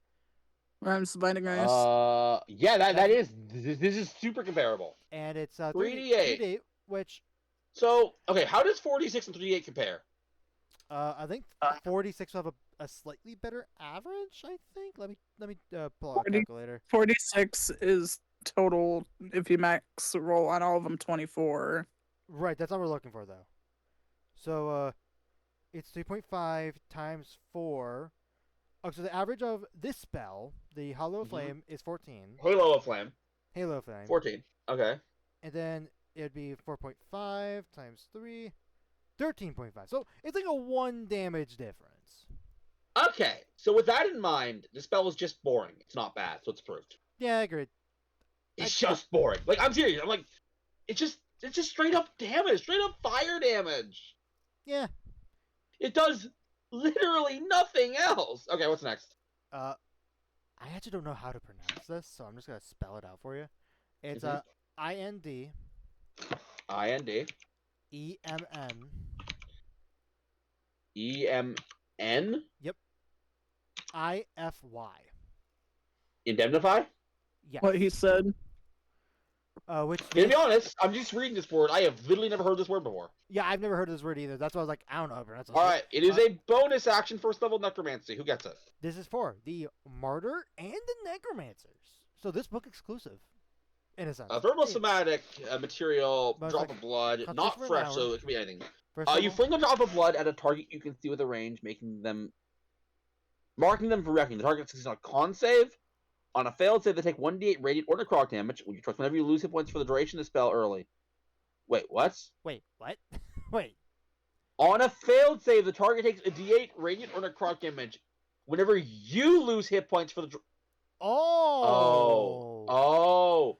This is weird. The spell ends early if the target begins its turn further than 60 feet from you. So, here's the weird thing. You have a martyr. Yeah, the Martyr is, oddly enough, the strongest one available for this, because you have ways to just remove your own HP. Yeah, I'm gonna be honest. If I were to play martyr, I would build myself around this spell. But also, it's also not very good. No. It's a cool idea. What this spell desperately needs, is upcast potential. It needs upcast potential, or maybe it could scale with how much HP you lose. Maybe. No, I think don't know. that might be much. That might be too much. All it needs, Ross, all it needs to be a really good spell is upcast potential. Yeah. Because, yeah, first level, just because 1d8 is going to mean so little to the later enemies. It is. Although you gotta keep in mind, this would trigger, as long as you can keep concentrating, this could trigger multiple times on the same enemy. To what end, Ross? To what end? That's a good point, because like, we looked at abilities that are like this. Yeah. Except not in Spell 4. Yeah. Again, the issue here, Ross, is here. This is a bonus action, Yeah, so it's a reasonable bonus enough. action. But the only way you are going to keep doing damage is going to keep self-inflicting damage yourself. And I feel like there are a lot of times where you're going to get more damage just hitting the thing. Right. This is a hard one. This is a hard one to reason with. Also, it's a concentration spell, which I think makes it so weak. Yeah, no, the fact that it's It's not- concentration like makes it. It means that every time you get to take a use out, in fact, right, yeah, it might never trigger. It might genuinely never trigger. Right, because there's a chance that you would drop the concentration.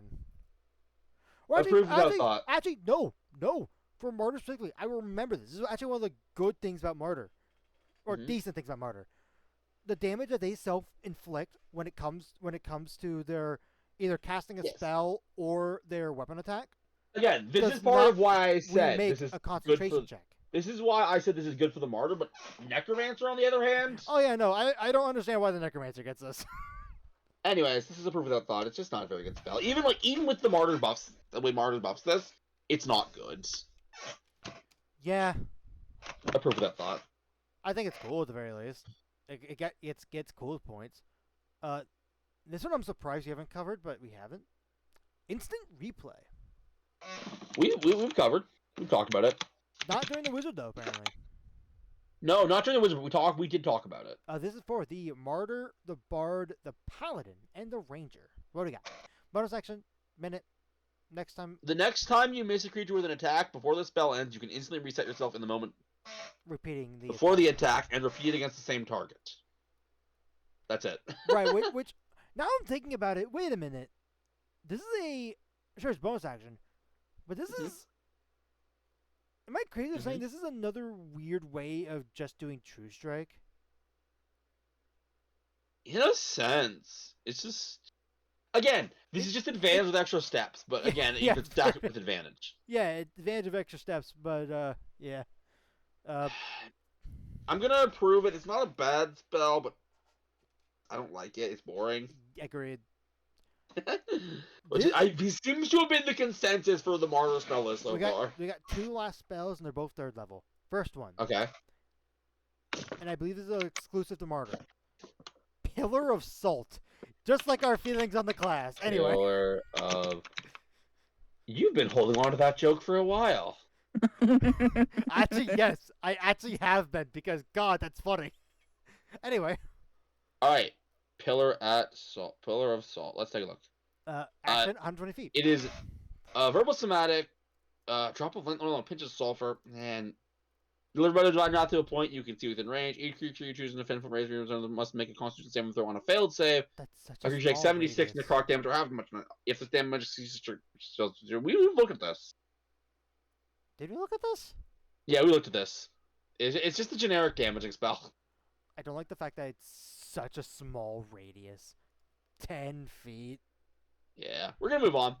I'll be honest. Approved. It's not even an interesting. And this last one, you actually almost spoiled for yourself for almost reading the wrong spell. Last time. Well, not last recording session. Just go. Snake Staff. Snake Staff. You started read. It's one word. Of course it is. Snake Staff. Let's take a look. Let's take a look at what they got for us. Snake Staff. Wait, where's the spell? Give me my spell. Give me Nah, my spell. you must make an Arcana check first. Give me my spell. Give me my spell. Give him the Give me my spell. spell. goddammit. Give me my spell. There There it is. you go. Alright, you need a quarterstaff, which makes Yep. sense. Which this is for. Where the fuck were you? I was just looking at it. Martyr, Cleric, and Druid. Makes sense for Druid. honestly. Concentration power. You cast a staff to the ground, which rides and grows into a giant considered snake under your control, which acts on its own initiative count. The snake is friendly to you and the commands. The snake will obey any for commands that you issue to it. If it defends itself, takes no action, the snake will reserve once it dies and reverts to broken staff. The GM has the creature's statistics. Here's the issue. Summon Beast exists. That's what I was gonna say. Yeah, Druid. Here's the thing. The Martyr. Here's the thing. The Martyr Summon with this. Beast. The Martyr with the spell is okay at best, but if you look at the Druid and the Cleric, both of them have way better options for concentration. And specifically, the Druid could literally just summon a giant snake. We know this because we've seen it happen. Harry did it. Yeah, for the exact same spell slot. So unfortunately, this gets approved without thought, and that is a shame because you know how I feel about snakes. Yeah, no. Here's the thing. This is a really cool, in concept spell. Ross. Here's the thing, Ross. It's such a cool concept spell. Guess what? It's literally a magic item built into the game. Is it really? Yeah, didn't Yes. Sapphire have that? No, Sapphire had the weaker version. Right. There's a version that just does exactly what the spell says. I knew And she it's had like- some form of Yeah, it. it is a staff. You can use it as a quarterstaff, and you just say its magical word, its password, whatever that is, and it turns into a snake. Yeah, no, Okay, do you would have been really cool with this? What? Well, at the very least, one thing to make it better, have the snake scale with your spell casting. I mean, yeah, that would always help. Anyways, Yeah, no, that's the Martyr spell list, Yeah, and we will cover. we were disappointed. I will spin the wheel now, Ross. Yeah. The next one we're going to... Wait, no, that's the wrong thing. The next one we're going to cover is... The spell list Let's of... see, whose exclusives are we gonna see? Druid. Let's. The Druid list. And I'll be back to you if like how many we got for Druid. Yeah. All right. Bye bye. Anyway, thank guys. Yeah. Bye. All right. We We are back with Druid. All right. We're looking at Guided Missile, which is So a let's see. first level transmutation spell available for. Druid. Oh. Yes. Wait, no. There's more. Oops. I was like for the Druid, but I'm like, wait a minute. My mouth opened before I could think. This is for the Cleric, the Druid, and the Paladin. Wait. What? This spell Sorry, is for the read Cleric. Read that again. The spell is for the Cleric, the Druid, and the Paladin. Do that again, please. Cleric, Druid, and Paladin. Feel like It's verbal. Concentration up to a minute. You utter a prayer to guide your projectile, causing it to arc towards its target. The next ranged weapon attack you make before the spell ends has advantage and has double its normal and long ranges. I mean, I feel I need to point this out. The one class that this spell is good for It doesn't get doesn't get it. I mean, Who the hell cares about Druid, Paladin, and Cleric here. ranged weapon attack? No. Okay, there is one situation where I think it might be okay with Druid. If you were a weird build and decided to go with a Magic Stone Slingshot Druid. Which even, That is horrible! Magic Stone is a sucky spell. yeah, no, like well, that's why I said like it's not a great idea, but like it's a weird build that.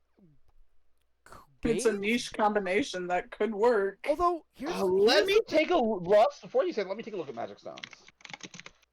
Well, yeah, I believe Magic Stone. If you throw it, counts as a spell attack. But I believe you can use Magic Stone in a sling. I believe you can. Let me take. You want to use someone you can. You or someone else can make with one of its spells throwing or holding with a. No, it's still a ranged spell attack even with a sling. Oh, is it? Yeah. Yeah. Then I guess the only quote unquote good option would be Cleric, because you could be a bow using Cleric. I mean, again, Ross, you absolutely can, but that's not why you build a Cleric. Right, but also, do you would be Same better as than Paladin. Do you would be better than this for the same level? Bless, because this only works for the next range attack.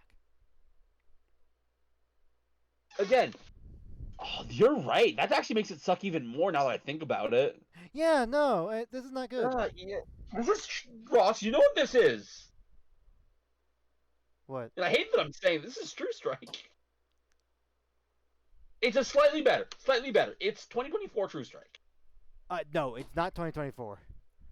Isn't it? Am I wrong? I thought 2024 makes it to where you attack of your spellcasting modifier, and as you gain more levels, it adds an extra d6 of, I believe, radiant damage. Is that 2024 True Strike does that? Yeah. Wow, okay, never mind. Never mind. I thought. Either way, point is, this spell's not very good. It's not from my book. Yeah, it's not very good, and the one person that it would maybe be okay with Doesn't get it. doesn't get it. Unless he Why isn't this on the Ranger list? I don't know. It's on the. Hey, you know what? You're right. It's not even a high multi-class cost, so why not just give it to Ranger? This is a first level, isn't it? Yeah, all I have to do is bonus action. level in Cleric or Druid. Or Paladin. No, I would do Cleric or Druid, I think, but maybe Paladin. Here's the thing as well. Even if you gave this to Ranger, I would not use it because there's a spell that's simply better that does the exact same thing and more. Zephyr Strike. Let me take a look at Zephyr Strike for a second, because It's a spell that we don't see often, but if you look at all the stuff that it does... When spells, you can give yourself advantage on one weapon attack roll. On turn, that next attack deals an extra... Well, they hit... You, Ross? Not quite, but you're right. I would say it is better. Basically the same thing, but better. That being said, it honestly, and the class that's useful for is just no. I mean, I've thought about trying to do a range paladin. I've thought about it. And it just doesn't work. Depend on melee though. It just doesn't work. Yeah. Anyways, move on next. Yeah. Anyway, that one sadly disappointed me. Let's see. Our next one is legendary labitation. Legendary. Say that again. Labitation. It's It's LIB. Libation. Oh, libation.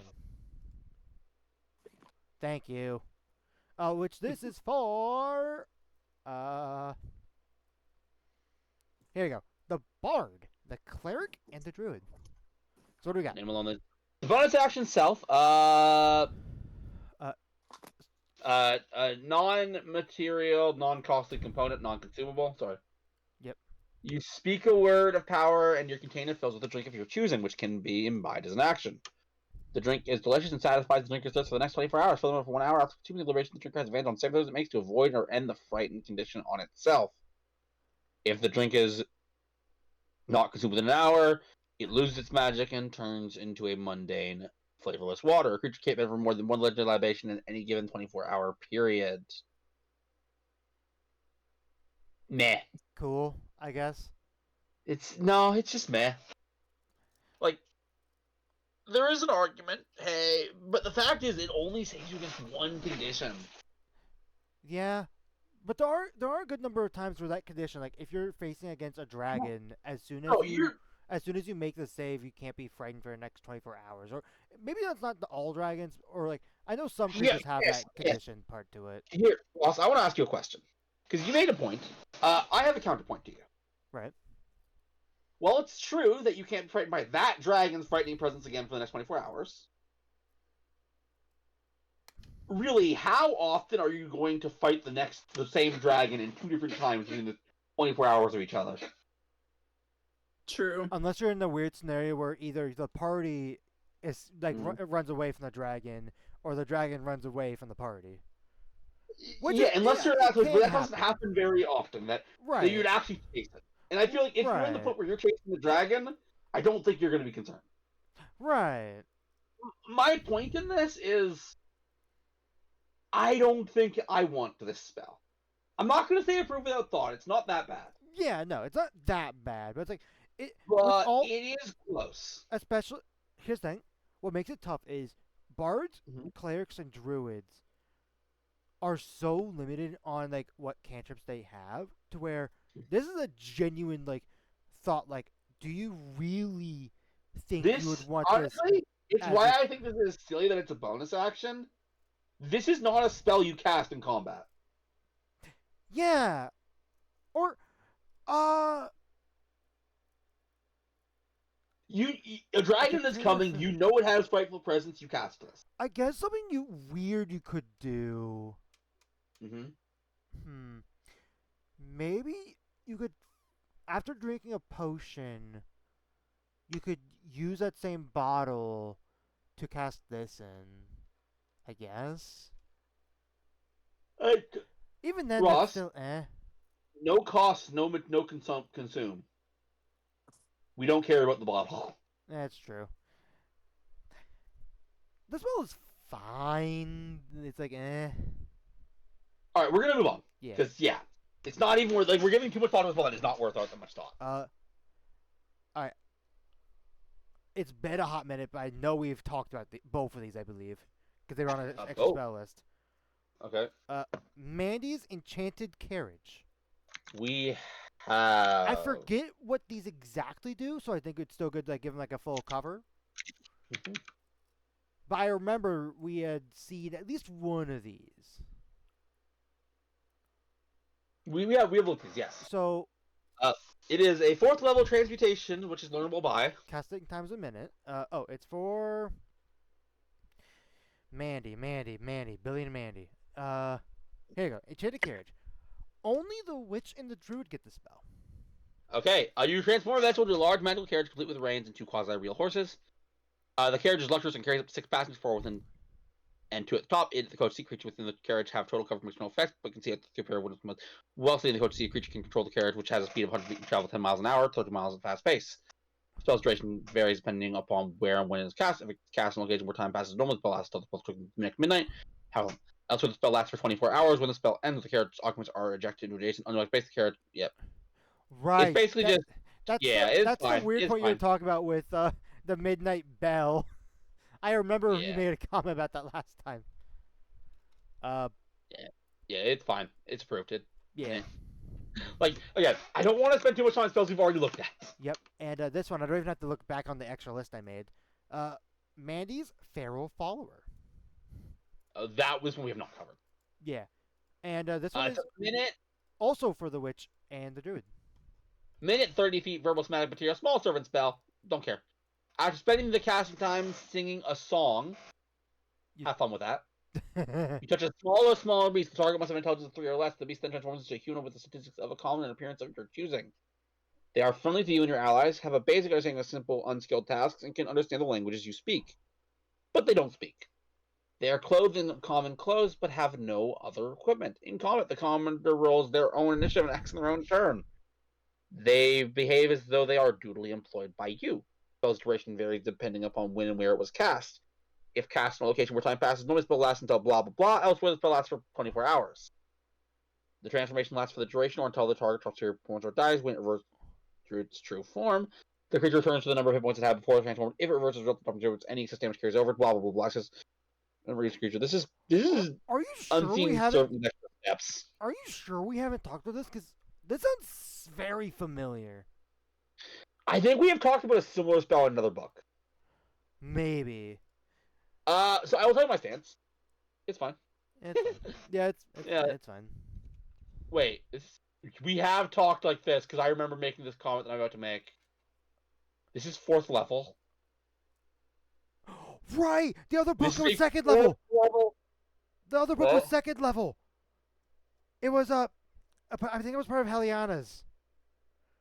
So wait, are you serious right now? I'm Two pretty... books I'm, have pre- a- I'm pretty I don't sure... normally do. I don't normally do this, but for my own sanity,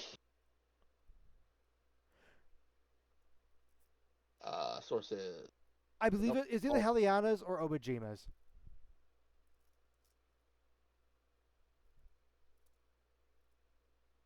Partner content. Eliana's. We're looking for spells. Spell it. Do you remember the name? Death stated in corrupting Ichor, Dreamwalk, Endo, Revert for Gravity, Long, Magnetite, Mortarus, Preserve, Riptide. You sure? You sure this is? I think it was Obajima's. You go with... There was one where like you transform a beast of some kind. Beast into a beast human. transformation or something like that. Bestial transmutation or something like that. You think it was Obajima's?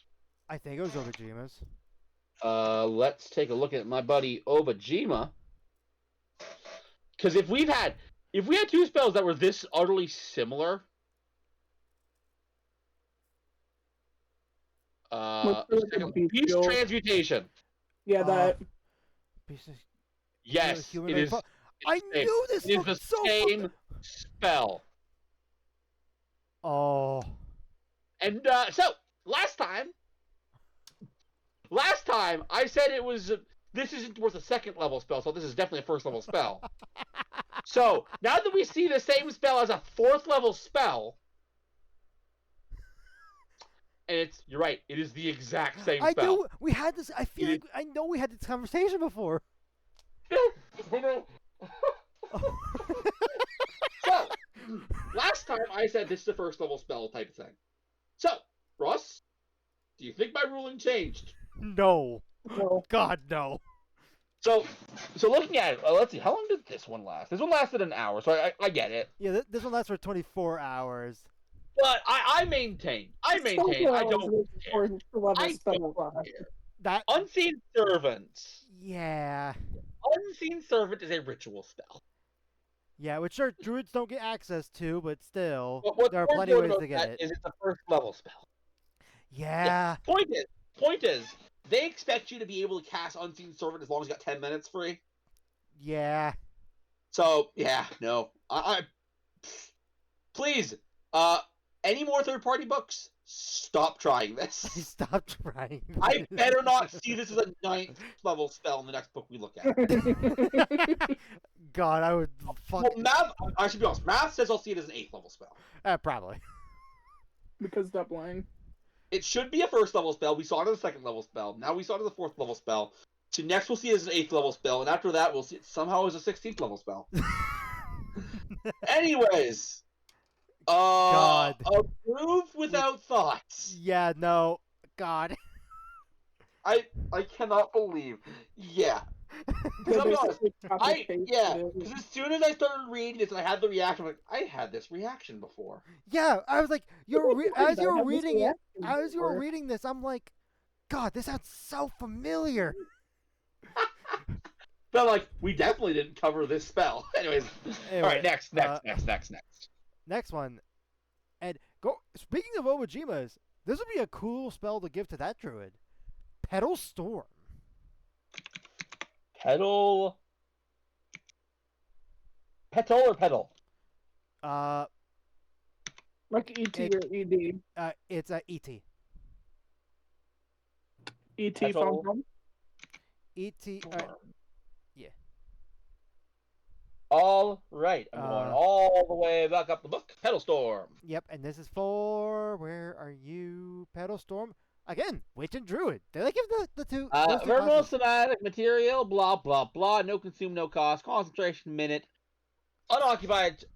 Specifically 15-foot cube of air unoccupied. that you can see within range. An elemental force of swirling wind appears in that cube and lasts for the spell's duration. The cloud heavily because the any creature that enters the storm for the first time on turn or starts turn there must make a dexterity save. As a bonus action, you can move the storm up to 30 feet in any direction first. The first time storm is sucks up and the spell's damage increases by what the.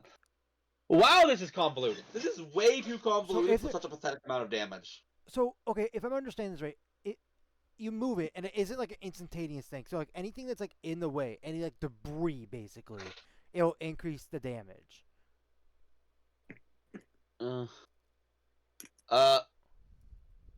The first time the storm's area contains not any. Well, 2d4 is all you get.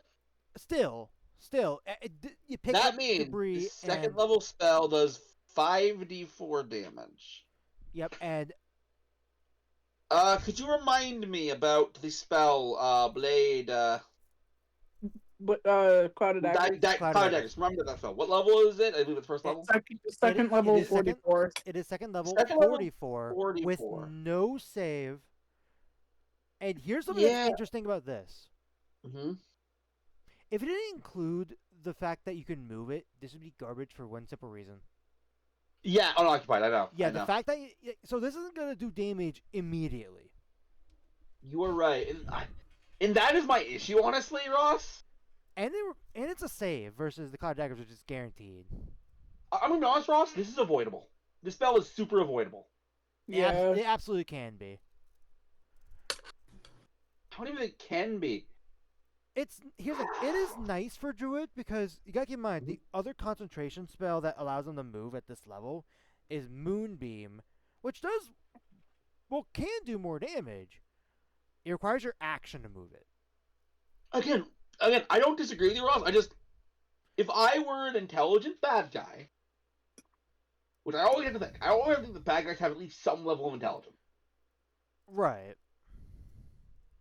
It would not take too many leaps for me. I would not have them roll for this to figure out that you can move the spell, or the spell will move. Because you just casted an empty space, why did you do that? Right. And so their natural conclusion will be get as far away from possible, which is not difficult to do. Because you have to cast it in an unoccupied space. Yeah. I think the fact that this has to be cast in an unoccupied space hurts the spell too much. It hurts it all. I agree. I don't agree that it's for me personally, I'll put it as a proof of thought. Personally, I don't quite think it reaches a proof of thought. But I agree with you. I will tell you why I'm putting a proof of it. For the area of effect this spell is, 5d4 is not a major amount of damage. 3 to 4 is negligible. It's such a pathetic spell.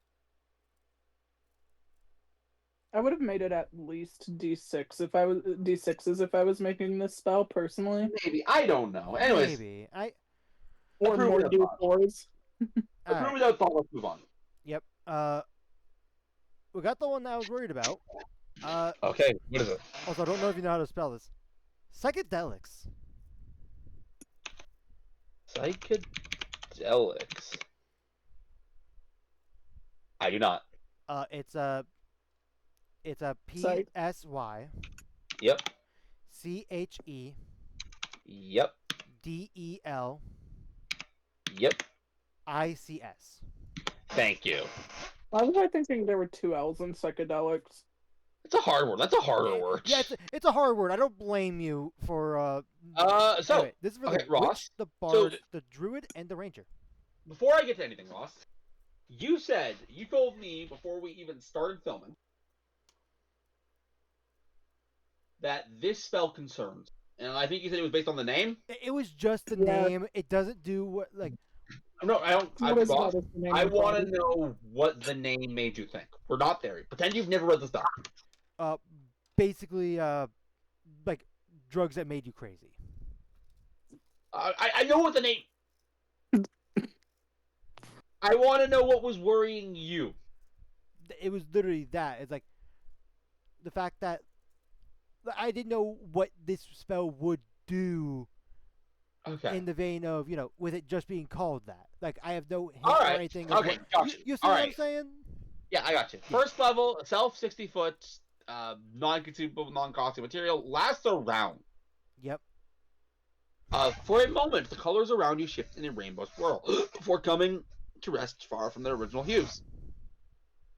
Each creature you choose within range must make a dex save.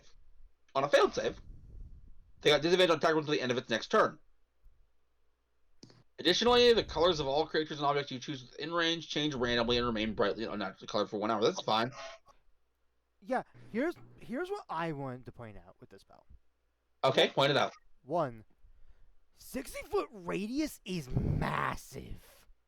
You're not wrong. That is fucking... You know my Twilight that I've been playing for Out of the Abyss. Yeah, yes. That's only 30. Mm-hmm. Like, this cover is probably guaranteed the whole map for the most part. Well, that's true, Ross, and I acknowledge it's true.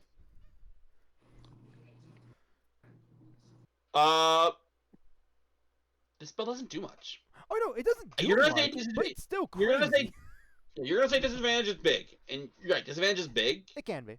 But we've seen a few times, even in the session we just ran, that it does not take much to work past disadvantage. Right. But also, I had a question on the last part. The part where colors of all creatures and objects of our choice basically become random and bright. Yeah? Or unnaturally colored. How does this interact with dark vision? It doesn't. So would the creature still be... It would still be gray. It would still be a lump of gray. If you're doing this in darkness, it would still be a lump of gray. Okay. That's what I was wondering. Yeah. For the record, yes. It's basically if you paint. It's like you painted them. I see. Okay. You saw where like my mind was going there. Yeah. Like I was just... All the same, this spell is approved. This thing could be pretty. I would good. say if they didn't have the save, I would not approve it. The 60 foot without a save? Yeah, no, you're fucking Anyways, nuts. next. Our next and final one for this recording session. Spring Heal. Which is all one word. Oh, all one word? My bad, sorry. Why are they never your 2-word spells?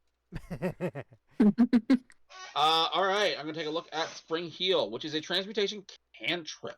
This is for the druid and the war mage. It's a bonus action, range itself. Components are verbal, lasts around. You flood magic into your legs, allowing you to bound high into the air from a standstill. When you cast a spell, your jump distance increases 10 feet until the start of the next round. Running, jump higher, jump a longer jump without or running. Jumping rules are shit. Ross, you're right. The jumping rules are shit. Unfortunately, I can't allow a cantrip to break them. Huh? Yeah, I know. I will tell you why. A couple reasons. First, I'm going to do the obvious one. Yeah, which that one lasts for an hour. I know it lasts longer. Wait. Spell, please. There we go. You touch a creature, and their jump distance is triple until the spell ends. Yeah. But I'm not done. There's something else. There's some other spells I want to look at. Oh. I just don't remember their names. Can you describe them? D&D 5e spells that D&D 5e Longstrider. Okay, no, that just does that. No, what is it? What is the spell? Can you describe Either it, way. please? I know there is a spell that just simply lets you jump without taking the running start.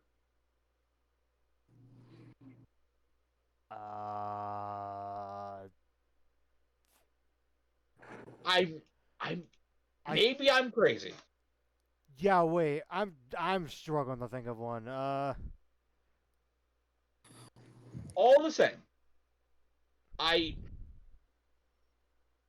you're right that the jumping rules are shit. Even if I were to play with the actual jumping rules, which I won't because of the 2014 match, I won't because they're shit. Oh, the 2014 jumping rules are god awful. This doesn't really interact with them. What it does do is let you jump. Yep, a little bit Farther further than you, and farther a than little bit higher. 10 feet is not a little bit. If 10 feet was a little bit, I'd be much happier allowing this. 10 feet is a lot. I know 10 feet doesn't seem like a lot, but it is a lot.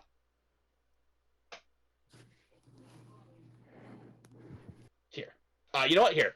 I'm going to Ross. Also, I just thought of something. Hmm? And this is something to consider.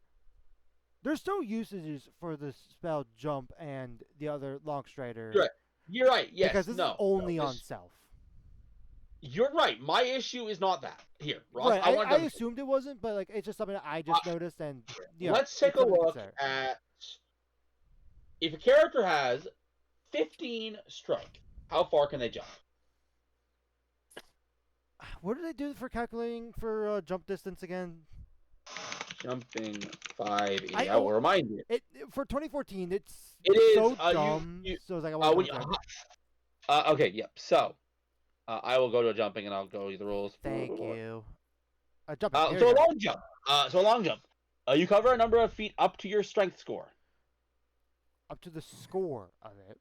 And that's if you move at least 10 feet on foot immediately before the jump. Yep. So for a character that moves 30 feet, at most, if you have a capped out strength, is removing 30 feet, 20 of that being.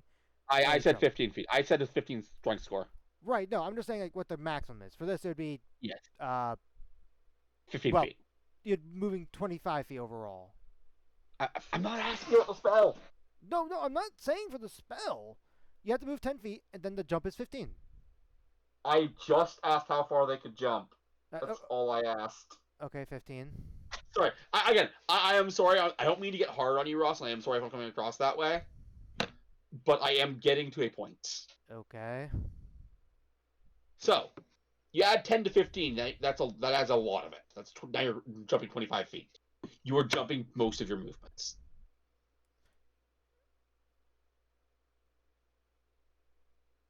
I will say, I remember hearing about this, so correct me if I'm wrong. We still run into an issue, and this is why the jumping rules are really god awful. Yes. You are still capped by what your regular movement speed is. Well, that's true.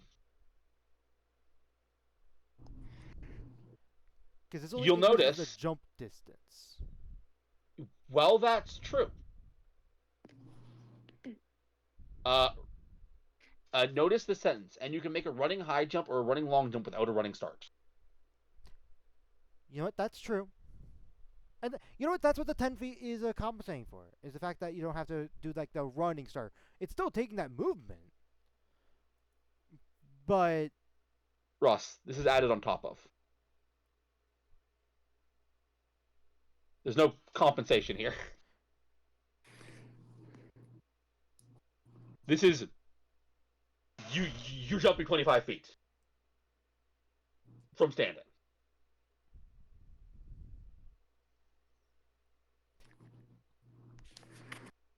Yes, that is why. 25 feet is most gaps.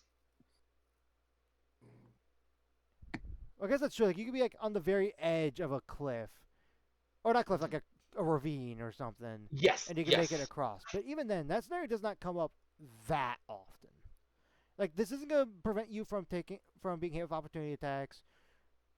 Again, you know what I mean?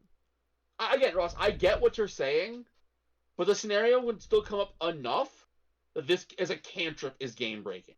Ironically, as a first level spell, this is fine. As a cantrip, this is game breaking. But as a first level spell, it'd be pointless. Why? Because of jump. Because that triples your jump distance. But then we come up to the same scenario of our movement speed. Yes! If you just looked at it. Those are all... Yeah, no. It's just all very, very stupid. You're right, it is. I was like, wait, jump only lasts a minute? I thought it lasted an hour. I would say...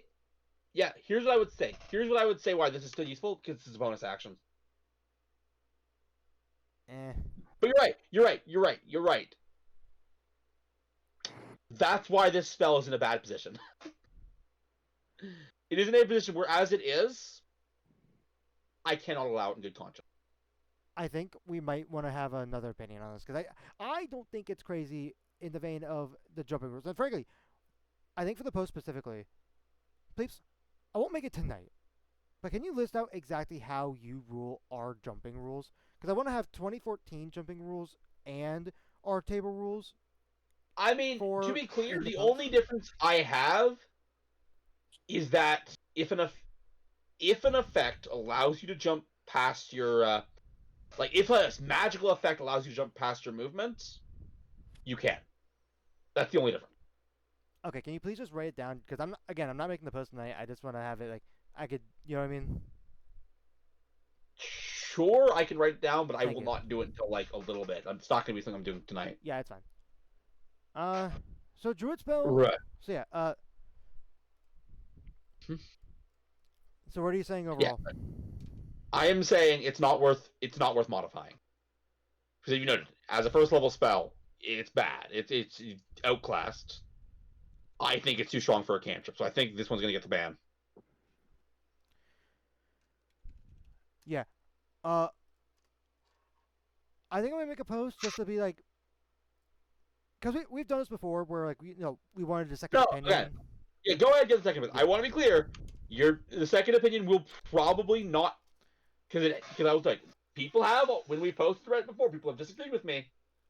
Yeah. It has not changed my stance. But if you are curious how others would rule it, right? We're trying to really what I'm trying to see is like, is there something that someone says that's like, we did not consider that. You know what I mean? That's fair enough. Anyways, anyway. That was the last one though. Yeah, that was the last one for the druid. Wow, the last one on the druid is our one ban. One of the few bans we do. Wow. And now let's see. Again, yeah, I know jumping is stupid. I am aware. Oh yeah, no, jumping rules are so fucking and garbage. That's why I hated that I had to ban that. We got sorcerer. So I'll get a for the people that are watching this.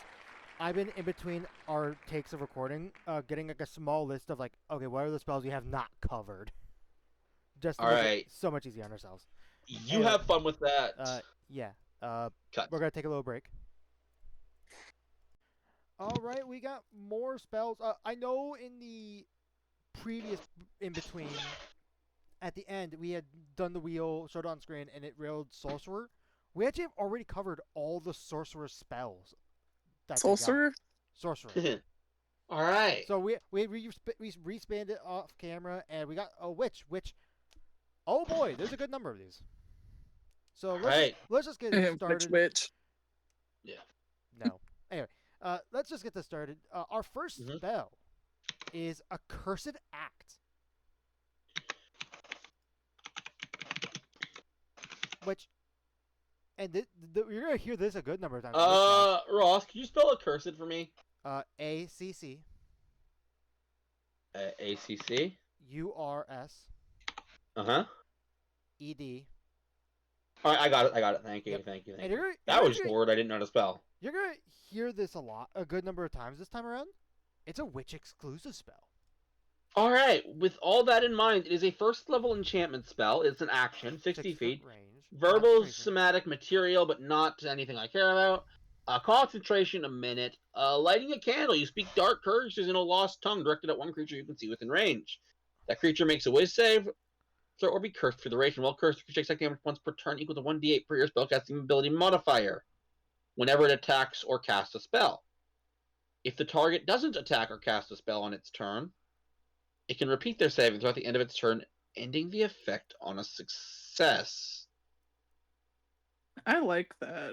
I don't know why. I'm So- gonna be but I do. honest. This is super weak, like It is ridiculously weak. It's weak, but I like the concept of it. If that makes sense. Here's what my first thoughts were. Mm-hmm. Actually, okay, I'm not being stupid, right?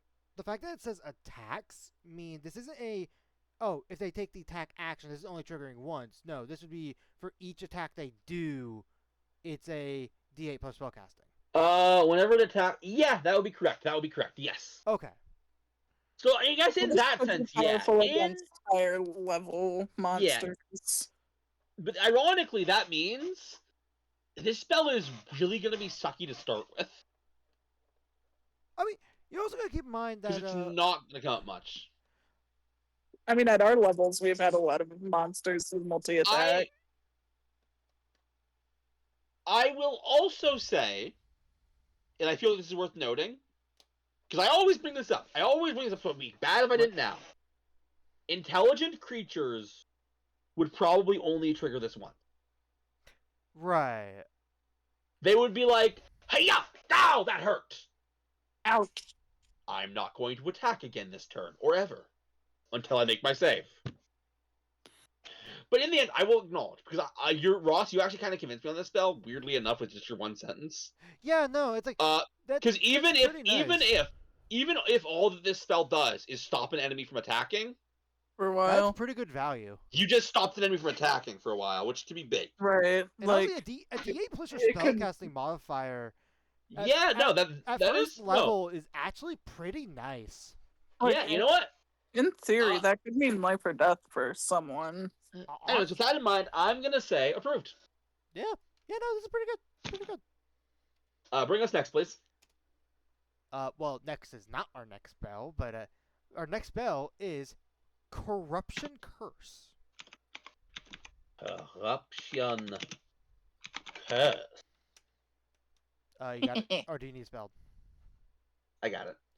And this is for. Let me scroll a little bit on the other tab. Corruption Curse again, only for the witch. All right. It is a 6th level necromancy spell. It's an action, only verbal somatic modes, range 60 feet. It's another concentration up to a minute. With a piercing glare and a signature gesture, you send a ribbon of dark magic into a target's body. A creature you can see within range is cursed for the duration and suffers from one of the following effects of your choice while cursed. Disadvantage on dex checks and saving throws, or disadvantage on con checks and saving throws, or disadvantage on wisdom checks and saving throws. I mean, I guess, in Huh. theory, you'd know what save you want to give them a disadvantage on. Though, this is 6th level. Ugh. Ugh. Are you saying in the fact that you don't think it's worth that high of a I cost? don't think this is worth a 6th level spell slot. Here's where I'm gonna bring up something. Mhm. There's no look. save to cast it or to remove it. Again, you're not wrong. I want to be clear, Ross. I never said this spell is bad. Okay, that's what I thought your reaction was saying. What I am saying is I don't, for the record, it's not even a case of, oh, this is a good 5th level. I just don't think this is worth a 6th level spell slot. Here's the thing. You are... I don't know what witches have in their list. I haven't looked at thoroughly the witch for 6th level spells. Well, that's true. That's not very... Here, let me make a... It's diagram time. I'm so sorry.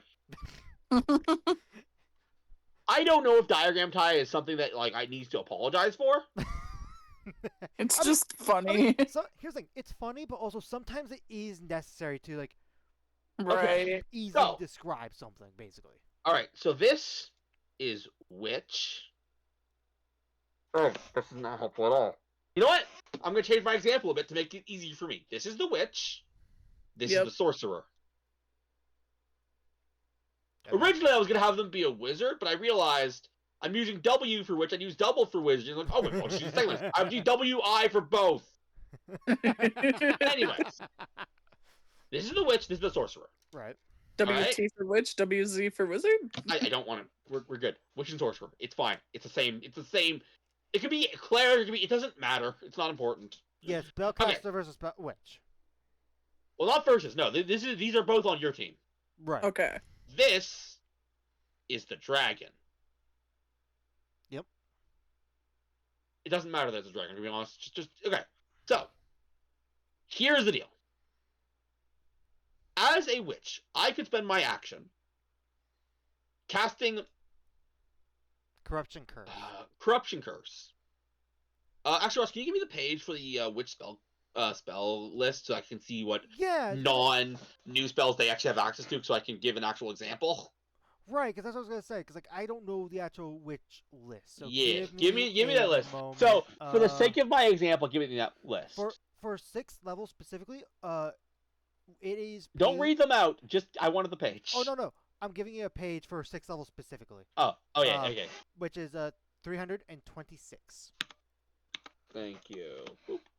Which for 6. Okay. Okay, what do we have? We have corruption curse demand. Nope, I don't ignore that. Oh. Alright. Eye bite. Ooh, eye bite's actually really good. Yeah, eye bite. Eye bite's a really good spell. We'll use eye bite. We'll use eye bite for this example because eye bite's really good. So, okay, so as a witch, I always forget what eye bite does. a lot of cool stuff. Anyways. Yeah, definitely want this. So, as a witch, I can use my turn to cast Eye Bite, which does a number of things. Or, I can use my turn to cast, this spell. Yeah, corruption curse. Now, imagine this scenario. I cast Corruption Curse on the dragon. So the sorcerer can cast... What's a good sorcerer whiz save? A good sorcerer wisdom save. Sorcerers can't hold monster, right? I'm not being stupid. You know what? Sure. Hold monster. I don't know if they actually do. I'm assuming they do because they can't hold person. Yeah. Now, I cast Corruption Curse, giving the dragon disadvantage on wisdom saves. Sorcerer casts Hold Monster. But even with disadvantage, the dragon succeeds. Then the bard comes in with silvery bards. Nope. We're not going to put that in the... We're not going to overcomplicate this scenario, that. How shitty would you feel as the witch? You guys wasted 2 high-level spell slots on a combo, and it failed. Well, even... And again, it doesn't matter that your thing is going to be up for a minute, because A, you can lose concentration. B, and more importantly, the plan that you had failed. Right. The reason you cast it failed. That is why this is a 6th level spell just sucks. Even though there's no save. Here's what I'm gonna say though. Mm-hmm. Even with that in mind, because that's very valid. There are so many options. Like, I like we're not even including Dex or Con, because I think Wisdom. I think you're right. Wisdom is like the one that you would probably focus on. There's a lot of very debilitating spells that are under the Wisdom category for saving. Again, I get that. My issue, Ross, is not that they're... It's that, here's the thing. I could just cast a spell that actually does something instead. That's my issue. Right. That's why I think this spell sucks. Because at the end of the day, by itself, it does nothing. Yeah, no, it's definitely... If you're going to pick up the spell, you know, like, you gotta be able to do combos. Honestly, that's a good point, because, like, no matter what, for this spell to be effective, which, to be fair, unless you're doing a one-shot, you're playing until at least 11th level. So, at the very least, you've played most of the time, you've played with your group so long, at this point, for a good while, to where you sort of know if they're going to be making saves or or attacks and I whatnot. mean, yes, you're right. Again, it's not a question of knowledge though. It is the worst kind of support spell. That's what I'm gonna say. It's the worst kind of support spell. Because the best kinds of support spells you know when you need them, and you can be confident That it'll basically probably work. that it'll do something. Like let's look at Bane as an example. Yeah, Bane is a charisma save on 3 different creatures. We're ignoring the save. That's not important. In the example, the point I'm trying to make here. It's like 3 different creatures. If they fail, it's like that minus saving throw would apply to all 3 of them, or at least one of them, which is still value. Okay, but the big thing is is that Bane hits a lot, but odds are that creatures are going to make rolls that hit Bane, right? Right. Right.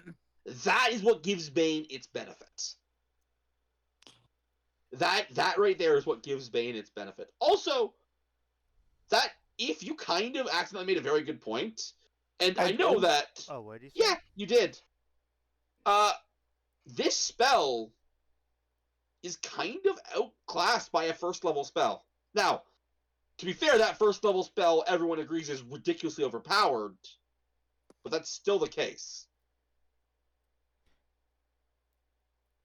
I mean, I would say Yeah, because I said the bard could easily come in with silvery barbs.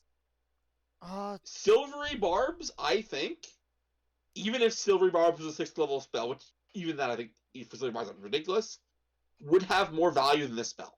And I'll tell you why, Ross. I'll tell you why. Here, Ross. No, I agree with you. Silvery Barbs is better. I think we have to look at that when we're talking about it not liking this spell. Right, although you gotta keep in mind witches don't have access to Silvery Barbs, unless we want to add it, which that could be on our That's own. not my point, but that is a reasonable point, but it's not my point. Right. My point is this spell is outclassed by a first level spell. Admittedly, one of the most overpowered first level spells to have ever existed. But no, still. it is dumb. It's a great spell. It's just a very That being said, my point in all of it is a proof of thought. Unfortunately, I have a little better hope for the spell, but that's fair. I don't genuinely think this is a bad spell. It's a spell that it's going to feel like shit to use, no matter what. Because let's be real, you want to do something. You know that feedback loop that you're doing something. Here, Ross, let me illustrate the situations where this spell is going to feel like shit. Okay. Let me illustrate. Give me a second to clear the canvas to illustrate. Ready? Situation number 1. If they make the save, even with disadvantage. Right, that can happen. That would feel like shit. Situation number 2. If they would have failed the save anyways. Here is the thing, though, and here's something I do want to bring up. More than likely, at least for me as a player, if I were to use the spell, more than likely, I'm going to be using this on a creature that has legendary resistance and whatnot. So, frankly, what the spell is actually really good for, allowing other spells, at the very least that require a wisdom save, or a really bad con save, depending on the spell, to burn legendary resistances. I mean, Ross, I get what you're saying, Ross. It still is the same issue.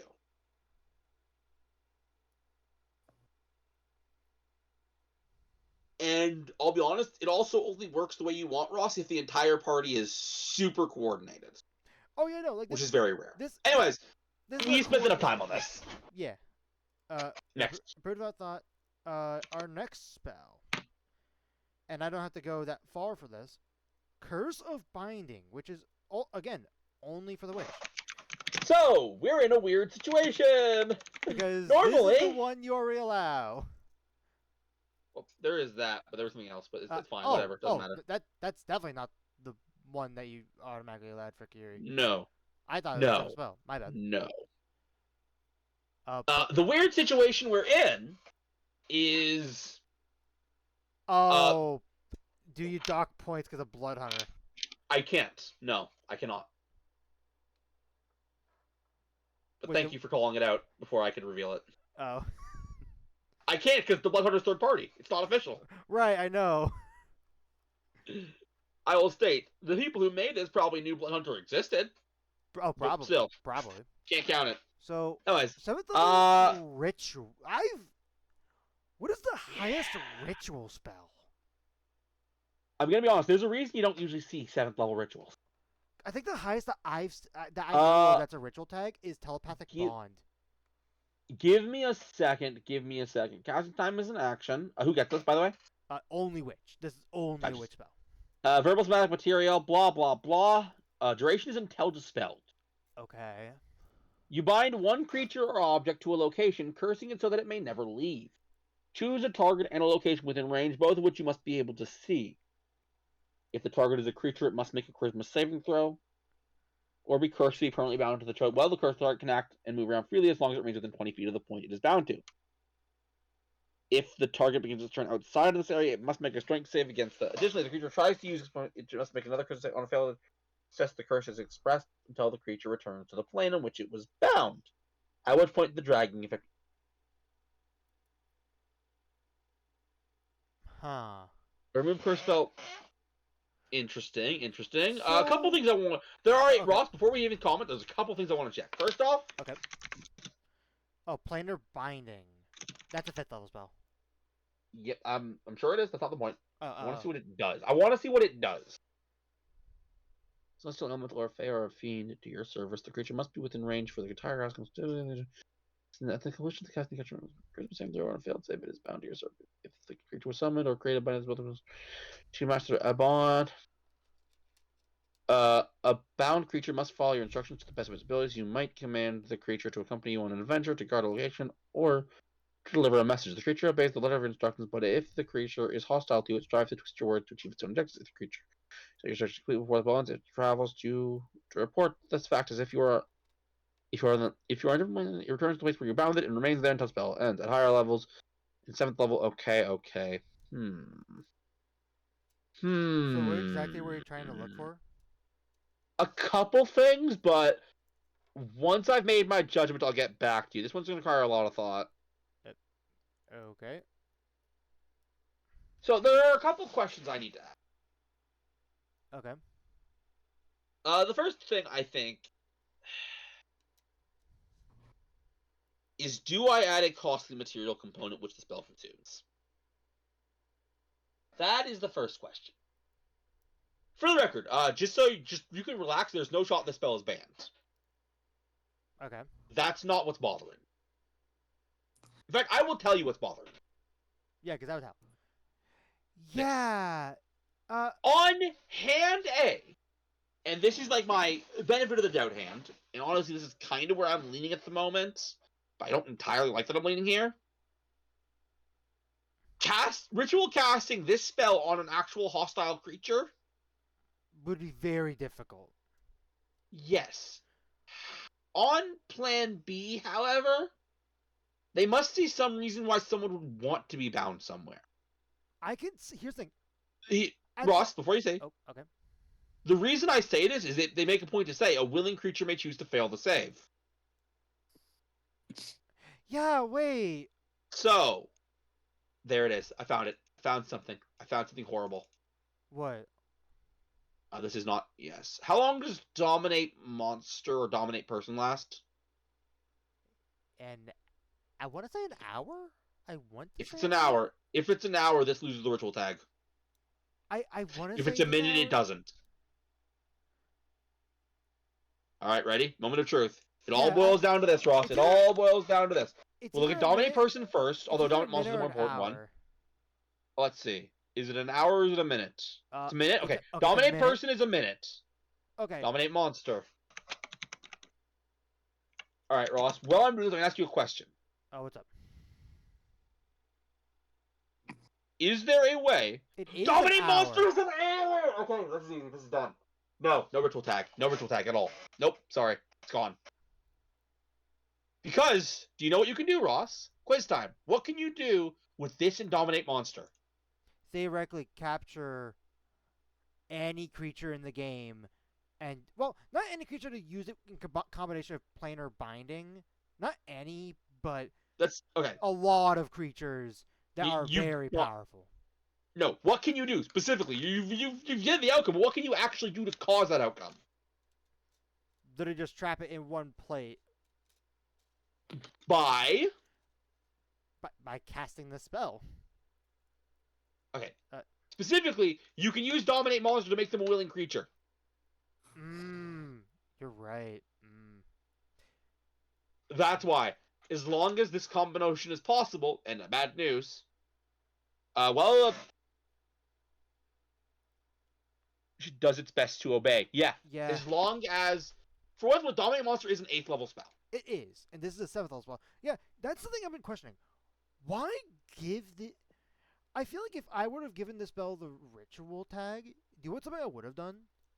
Included a whole paragraph saying, if you cast this as a ritual, some of the aspects of it change. Like, it's not a until the spell duration. Maybe, but that is besides the point. Again, yeah, that was my big issue, honestly. Because here's the thing: you have to have the spell. To have the spell, you must be able to cast 7th level spells. Right, which means so, at least your there's 13th level. There's no power level concern here. However, so the real question was, would it really hurt would it really hurt if you could cast without spell slot? The conclusion I ultimately came to is, without Dominate Monster, having the spell be useful. I just realized the solution. I realized the solution to keep it a ritual spell. Okay. Just remove this. Remove this. All we have to do is remove this. A willing creature can remove this. Yeah. Like, okay, you know what? Yeah. Because here's the thing. Okay, Ross, I need an answer to this question. This is super important. Because we have to decide whether we remove the ritual tag or whether we remove that thing. So, why, outside of the Dominate Monster combo I just suggested, why would anyone want to fail this save?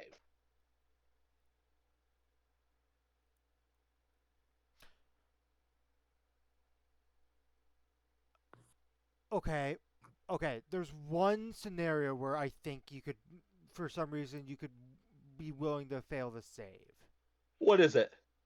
Specifically in a very, very weird scenario where you are a very important person or a person that's like very sick or something like that, and people are trying to force that person that is really powerful, like a mayor or something, or a person that's very sick, trying to force them out in order to be like a sacrificial person or something. This would be forcing that person to go back to that. It's not a great thing. We have a couple issues with this, but you know what? You might have given me something. Give me a second to read something. Well, cursed, the target can move. If the target begins to turn outside of this area, it must make a strength saving throw against your spell save DC or be dragged 6 feet towards the point it was bound to. Additionally, if the creature tries to use fire, it must make another charisma saving throw. On a failure, the tower test the curse as a rest until the creature returns to the plane on which it was bound. At which point, the remove curse spell. Honestly, Ross, yeah, you gave it to me, but I don't think doing that is worth removing the ritual tag. But also, why would you want the ritual tag? Right, that's the big thing I'm questioning. Like, why include? Because without the Dominate Monster tag, I guess. You know what? Let's just remove the ritual tag, Ross. It's not worth it. I'm giving it some thought. I'm genuinely giving it some thought. Yeah. The ritual tag is only good if you can choose to fail this.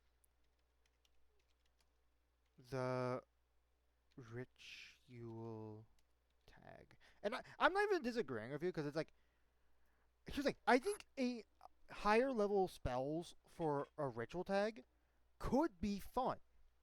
However, there's a fine line, and this crossed that line.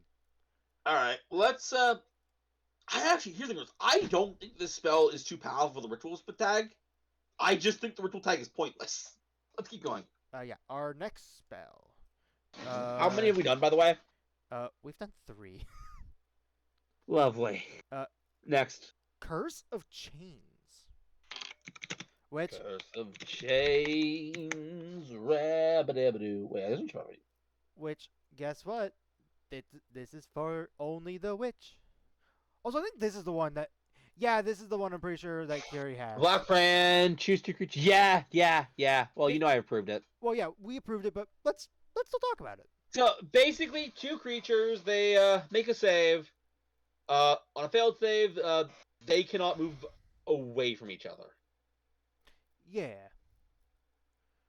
Yeah, this is fine. Which there's some cool stuff you could probably do with that. Potentially, but we'll see. We'll see. Oh, if nah, I'm not gonna say we'll see. Next time. Yeah, no. This one. Also, let me put approved. All right, our next spell is Eldritch Orb. And hey, our first spell that isn't just the witch. Repeat. Eldritch Orb. Do you need a 4. spell? This is No, we're 4. good. The Necromancer, the Witch, and the Warlock. I am not surprised. It's an invocation cantrip. It's an action, 60 feet. You fling a ball of Eldritch energy as a source. Make a ranged spell attack. 1d8 force damage, and each other creature within 5 feet of the target must make a dexterity saving on failed save, or creature takes half as much damage. This spell's damage increases by 1d. Also, didn't Kiri No. use this? I think he might have. I don't. Yeah, I think he might have, but I don't remember.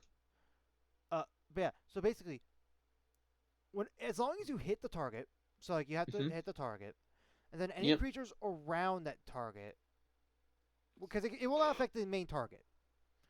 Any target around that creature. Let me check. I'll hit the target and each other. Yeah, each other. Each Okay. other creature. As long as they fail to save, they're gonna take half of whatever you roll for that D8. Look at something before I make a call on this one. I want to look at something. Although I think I'm gonna approve it. Wait, I'm sorry. Wrong name. Yeah, I know what you're What's looking for. Ice What's the Knife. spell name? Ice Knife. Thank you. I saw what you were going for. I was like, wait, please, that's the wrong spell. You create a shard, fling, make a ranged, take 1d10 within 5 feet, 2d6. What's the average of 2d6? Average of 2d6, that would be 6.5. Or, no, 7. 7. We'll say 7. Okay, 7. And then the average of 8 is, 4. Okay. Yeah. Yeah, I will. Oh yeah, that's a lot less. Yeah, this is fine. Yeah. Although, oh boy. Yeah, I'm gonna trust. I'm just gonna trust this. What were you just having thoughts about? The scaling. Here's the thing, plebes. All right, let's see. So the big we get is 48, right? Yeah, at most, at 17th level, it's 48. So what would be the average of half of 48? The average of half. Yes. The The average of half of 48.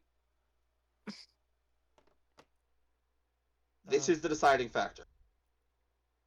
Hold on. So it'd be 4.5 times 4. So that would be 18. So the average, half of that, which is based off the average, is 9. That's.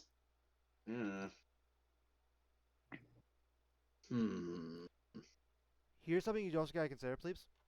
Yes. A lot of times, if not almost all the times, a cantrip damage scaling is going to eventually outscale first level spells. You're not wrong. Right. I think a great example for this is comparing Bonfire and Burning Hands. For the one round instance, that is. With all that in mind, I'm gonna say that yes, this is fine. Yeah. But I needed to consider. I needed to consider it. Yeah, absolutely fair. All right, next. Honestly, this might actually be the next one in the list on that same page. Elemental Curse. It is. And hey, exclusive to the witch. It's an action, touch, verbal, semantic, concentration up to a minute. A sparkly significant creature you touch, spreading the lights, blah, blah, blah. Constitution saving throw, cursed, well cursed, vulnerability to your choice of assets, cold, fire, lightning, or thunder damage. If resistance, it instead loses that resistance. If the target has immunity issues, it has resistances. Meh. So, yeah, here's the thing.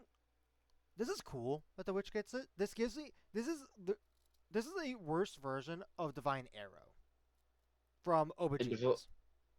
Oh, but yeah, I'm not using that as a base for anything. Right, no.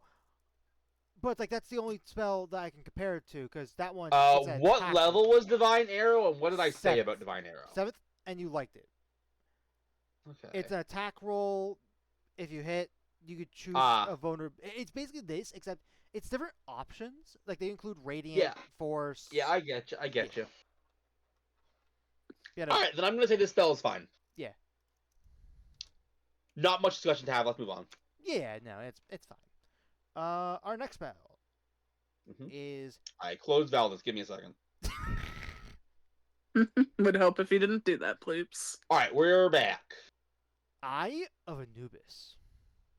Eye of Anubis. Which this is for. Let me know when you're ready.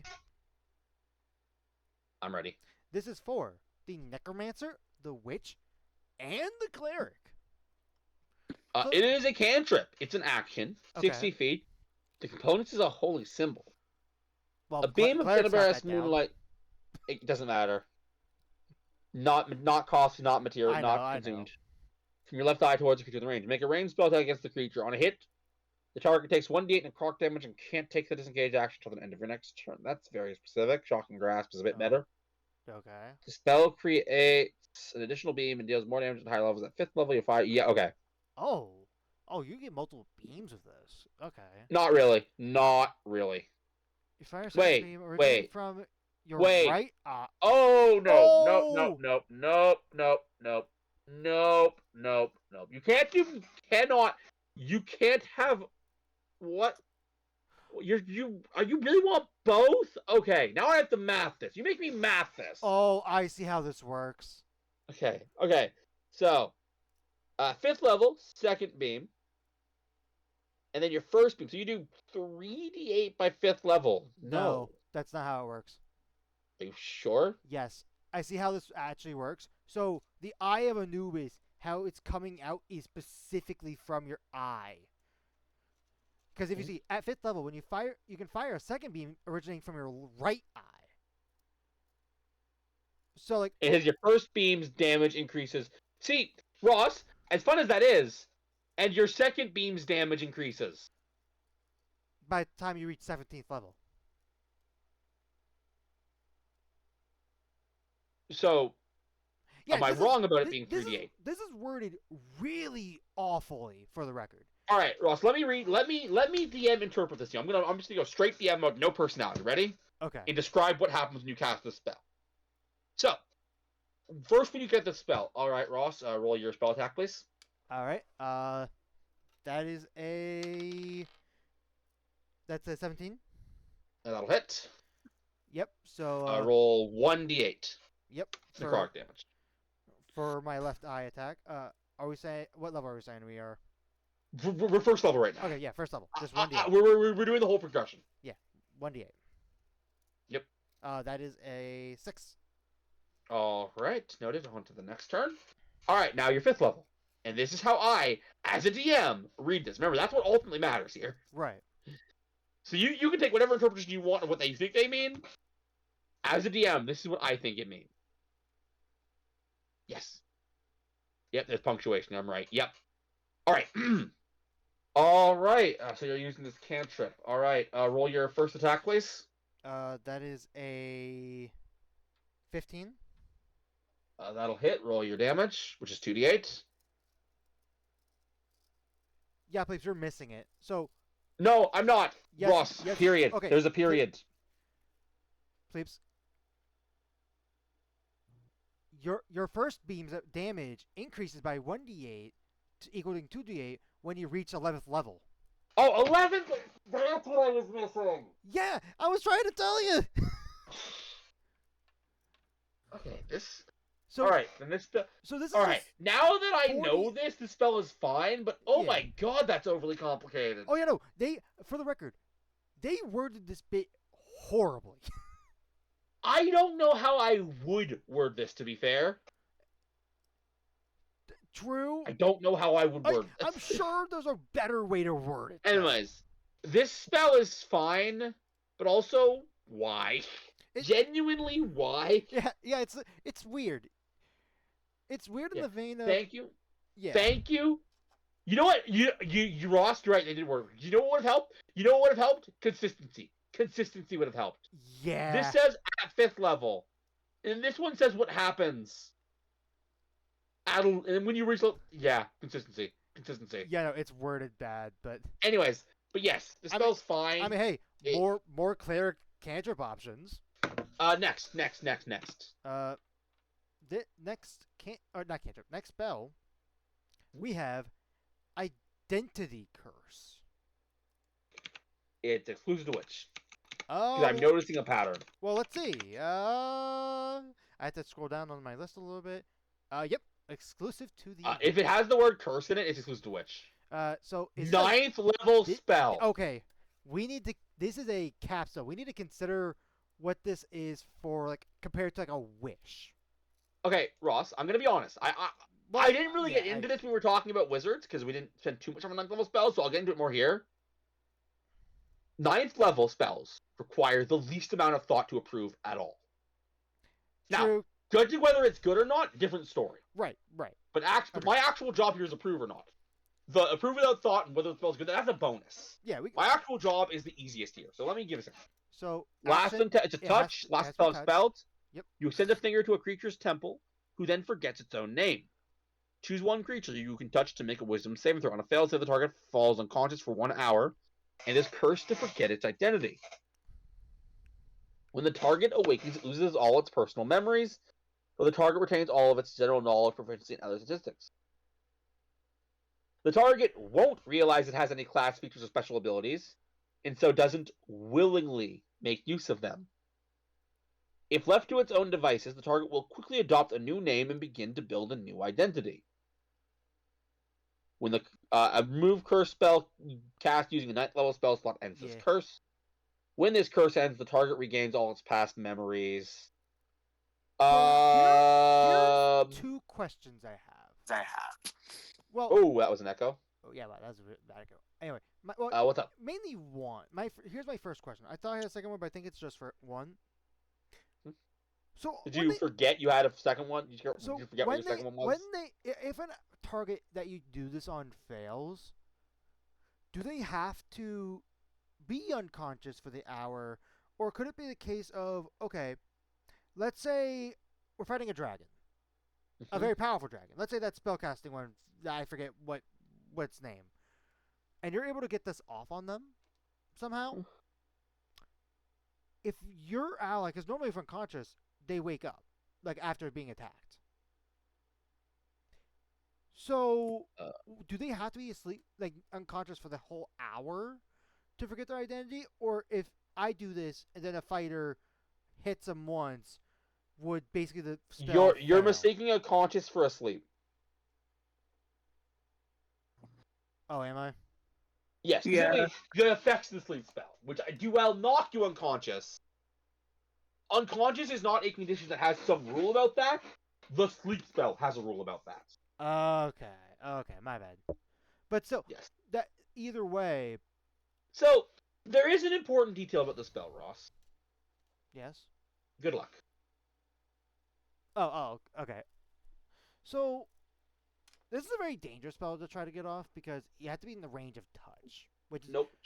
Well, no, I'm just saying in general, that's a very dangerous range for spellcasters. You aren't generally using this spell on a combatant. Oh. What? This is not a combat spell.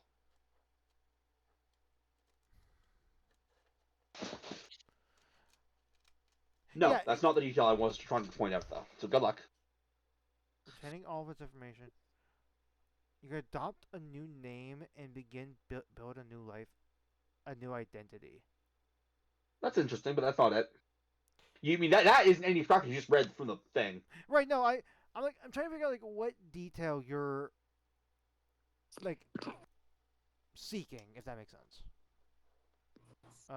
Is this just all personal memories? This is a tough one because it's gonna take you a while to realize it. Hey, Ross, I'm gonna help you out a little. Okay. So, when you were thinking this spell was valid to use in combat, what was its combat purpose in your head? Well, the combat purpose would be to use it on a creature, let's say a legendary one, and somehow they're out of legendary resistances and whatnot, and they wouldn't be able to use their grandiose abilities, aka a breath weapon, for example, or Ross, if you had a dragon who was guaranteed to be unconscious for an hour,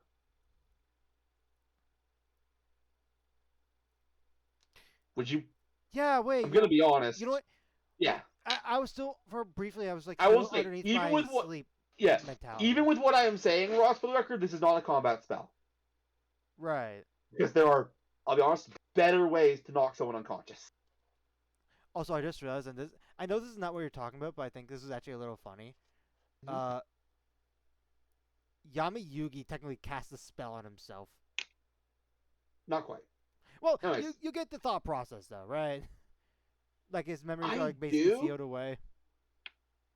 I don't know. That's Yeah. a funny detail. Anyways, that's just a little let's funny. keep going.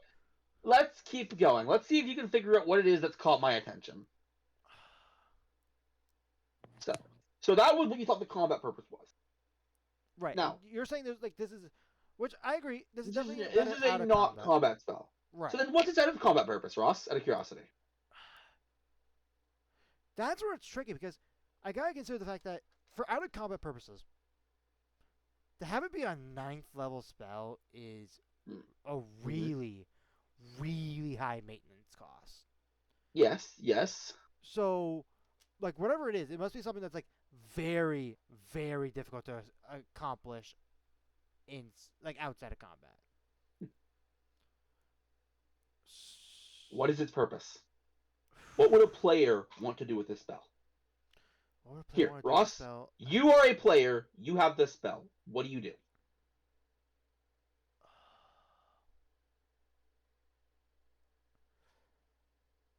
There could be something evil you could do by. Now, I would not do this at that level that we would be at because I feel like at that point it'd be sort of pointless. But you could cast this on a merchant and basically just get all the stuff they're selling.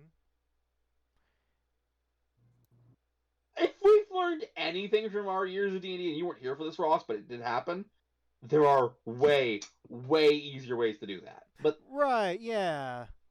Heck, dominate person probably works easier than this. Anyway. You just activated a. Anyways.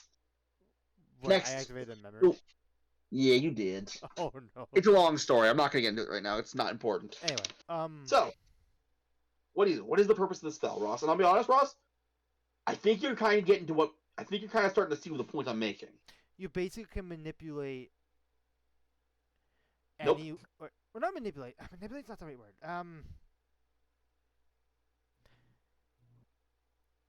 You basically just hit a reset button on any NPC.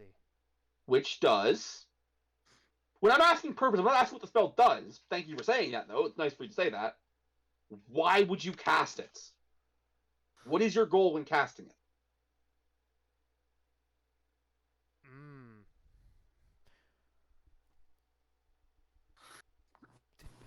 And Ross, at this point, that is the interesting thing I was pointing out at. This spell serves absolutely no gameplay purpose. There is one thing you could do, which I could see being a gameplay purpose, although. Alright, shoot. I've been struggling. Give me something. I'm curious. Well, let's go back to like making an NPC and like forget who they were. Okay. When they decide to build their own their new identity, maybe because they have no real reference to go off of, maybe you could convince them to fight alongside you. Maybe. And That's a why would stretch. you want to do that? I don't know. Maybe have the person be able to train to become like a fighter or something. You know that training for one level in a class takes years, right? Right, I know. It's weird. It's weird, but it's technically possible. I'm going to. But I'm not looking for technically possible. I'm looking for a reason to cast a spell. And that's not it, Ross. That's not a reason to cast the spell. I can see this. Here's the thing. I can see this spell. You know what? What's funny? Mm-hmm. We had sort of a conversation about what I'm about to bring up. This could be a reason that a character in a start of a campaign has basically no memory of the backstory. 100%. That was what I was going to get at, Ross, which is why this isn't getting approved without thought. This is a great NPC spell. Yeah. As an explanation for why something is the way it is. Maybe, you know what? Maybe you give this spell to False Hydras. Have like a real extra twist on the whole False Hydra bit. Maybe, yeah. Ooh. Maybe, but anyways, you give this spell to an NPC, and you have this entire town of people who have no idea. Heck, I had a plotline like this, if you remember. Yeah. An entire town of a bunch of people who didn't actually have a clue who they were. You know, the point. Here's something the point. Oh, sorry, continue. The point I'm getting at is, this spell is really good for NPCs. I don't see many players getting use out of it unless they really want to mess with NPCs for some reason. Right, yeah. Anyways, so this is getting a brand new category, approved, mainly for NPCs.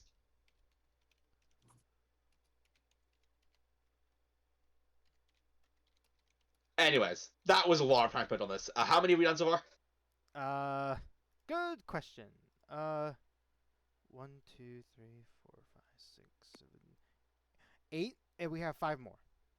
Ooh, that's good. Okay, all right. Get the next one on. Let's see if we can rapid fire this. Mandy's marvelous dress. Wait, what? Mandy's marvelous dress. We've definitely covered this one. Maybe. We've done a couple of Mandy's ones, because there's like 4 of them. 4th level conjuration, who gets it? This is for the Witch and the Bard. Mm-hmm. So let's see, what does this do? So action, touch. A willing creature, action, touch, glass slipper. Yeah, we did this one. You choose for the dress to sit atop the creature's clothing or armor and fit magically out. The creature can't remove this until the spell ends. Some individual advances are removed from the blah blah blah until the spell ends. Yeah, we've covered this. What was your thoughts on it? What does it do? That can see it. That's just fine. This spell's fine. It's approved. Alright, yeah. Alright, our next spell, and this is very fitting for a witch and their abilities, Pharaoh's Curse. Pharaoh's Curse. How do you spell Pharaoh?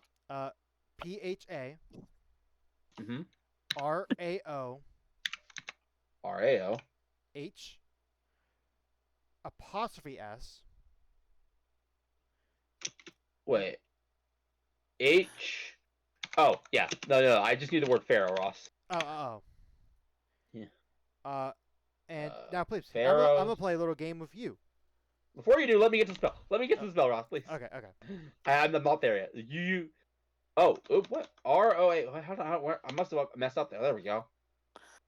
What? Pharaoh's Curse. You sure, Ross? I'm sure I spelled it right? P-H-A-R-O-A-H? Is that what you said? Yeah. That's how you spell Pharaoh. Maybe remove... Okay, just do Pharaoh. Because I think it's messing up with the apostrophe. Well, remove Curse, too. Because, yeah. The issue is we have a few things in this book that talk about pharaohs. But sure. Why is it still messing up? Wait. Control F. Come on. Work, you stupid thing.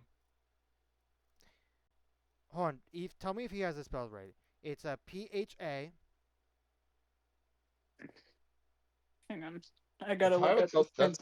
That's how I have it spelled, Ross. Well, hey. Here's what I get to do. Give me but a moment. I'm gonna track down the spell. That should be how Pharaoh is spelled. Uh, Oh, Ross, I figured it out. I figured out the issue. did you I have a figured out space the at the issue. beginning?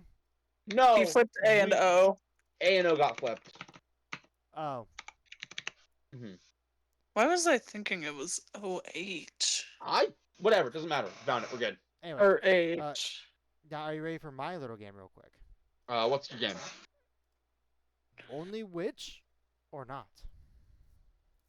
The fact that you're asking me says it's not. Are you sure?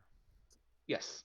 Ah, I yeah. get the vibe, but I was gonna It's- say either it is or it's like witch, warlock, and necromancer. What is it? What is? Or Let me something. let me hear. Let me hear. Necromancer and witch. No warlock. All right. It's an action, 10 feet, verbal somatic, until dispelled.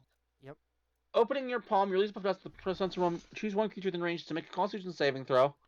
On it fails, the target is cursed for the cursed target can't regain hit points, and his hit point maximum decreases for every 24 hours that elapses. The curse reduces the target's hit points maximum to 0. The target dies, and its body turns to dust. The curse class is removed by a spell or magic effect. The curse. Mommy rot remove. This just gives you the ability to do mommy rot. Yeah, and here's the thing. This is cool to do as a player, but is it practical? There are situations. No, this spell's actually more useful than you think, Ross. It is a borderline non-combat spell. Yeah. And there's nothing wrong with a non-combat spell. What this will do, is it'll accomplish two things, which could either or could be your goal. Either A, if it's someone with very few resources that you need to kill, it will kill them. True. It'll take a while, but it'll kill them. Right. Or B, if someone with a lot of resources that you know will go after the cure is to mummy rot, is fleeing you, you put this on them, force them to go after the cure for mummy rot, and then you just go where you know the cure is. Yeah. Although I could also see this being as a intimidation tool, in the vein of No, this is not an intimidation tool. Well, okay. Can you hear me out on Okay, this? yeah, I'll hear you out. So I'm assuming our party either has removed curse, or heck, I'm pretty sure the witch probably has it in their spell list. But we use this on a person. Let's say a politician or someone rich in the town. So they survive this. We say, hey, do what we say, or like we have the cure for this. But do what we say, and we'll give you the cure, basically. Here is the issue, and this is why I'm going to tell you this is never going to work on an intimidation tactic. So when you first contact Mommy Rot, you're not going to realize you've contracted it. So I can say, oh, Mayor Woogleboggles. He's a gnomish mayor, that's why the name is like that. Mayor Woogleboggles, I've infected you with a horrible disease. But Mayor Woogleboggles will just be like, sure you have, bud. Excuse me. I have evil mayor things to do. I see what you're talking about. You're right. The part I did not see, I assumed the 3d6 was an initial, and then it'll do it again after 24 No, this hours. does nothing initially. Okay. Is that So, Mummy Rot? Yes, it is. But I know that. The thing about regular Mummy Rot is it's paired with a Mummy Lord's attack. So. Okay. So that's the initial damage, but that's not the point. The point is, no, you use this to accomplish something. I can also see this as for a campaign that the party's being rather very manipulated by a evil presence. Yeah. Them getting this off on a party member will make it to where the party should no Ross. Their goal. This is not an NPC spell. Because I'm gonna go behind the king for a second. as a DM, either you will have ready access to remove curse when I cast this to you, in which case it means nothing, or you are so low a level that this will kill you, and there's nothing you can do about it. That, you know what? Fair point. That is absolutely fair. Again, let's move on. We're spending too much time on this. I mean, it's a conversation that You're needs right. to have. You're right. Approved? I want to push to the end of the video, the end of the section, though. Approved? Approved, yes, approved. Okay. Our next one is. I am just going to spell this 'cause I have no clue how to pronounce this. Yep. Pre. Hen. Hen. Prehensile. Yes. Prehensile hair. Which Yeah. I have no clue what this means. This is a witch It only means spell. hair you can control. Oh, okay. And this was a witch. It's an action, verbal somatic material, braided rope, 1 hour. You grow unduly long, hand tough hair, even from your eyebrows, which you can manipulate at will. I like how they say even from your eyebrows. Ugh. You can use your hair to perform a simple task within, such as blah blah blah. You can cast spells with a range of touch blah. That's horrible. It's a ritual, What? though, so, I mean... Ross. Yeah? The spell is worse than Mage Hand.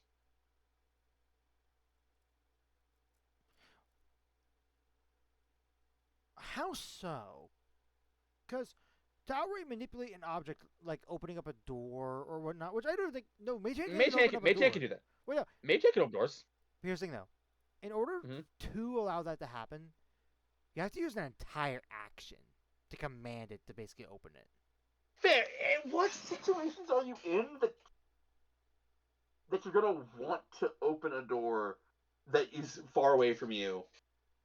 That you can't just go up to the door and do it yourself in initiative. In a specific case of an army is about to flood in and everyone is like ready to just strike at anyone that enters in the door. For the record, if that is the situation you're dealing with, neither this or Mage Hand would be good. Oh yeah, no. I'm not saying this is a great spell, but I do. Again, but I am directly comparing it to Mage Hand, so you need to give me something that this does over Mage Hand. And what you're going to argue is that it lets you cast spells farther. And what I'm going to say to that is Find Familiar. Which I do have to... Here's the thing. Normally, I wouldn't immediately think of Find Familiar directly, but you were right in the vein of this whole class is based off of having a familiar pet. Mm-hmm. If this wasn't for the witch, this is for like a different class. You're actually right, Ross. Doesn't witch even remove the material component cost for Find Familiar? I believe it does. I forget. It's been a minute since I looked at the witch initially, but I think you were maybe right. I could. Look. I think yeah. Do double check for me because I think I'm right. And if that's the case, then I'm like even more so. This spell is useless because this spell does two things, which can be covered by both Find Familiar and Mage Hand.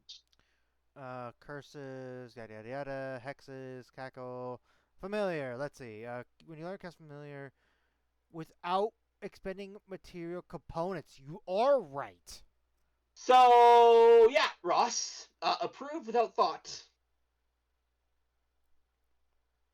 This spell is useless. Well, okay, I do want to bring up, in case your familiar does die, which will be a little harder, because witches gain benefits to it. Ross. This spell is an action.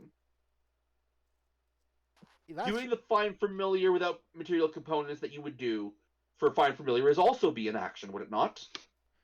I think Find Familiar is a minute cast normally, I think. It is not. Well, either way...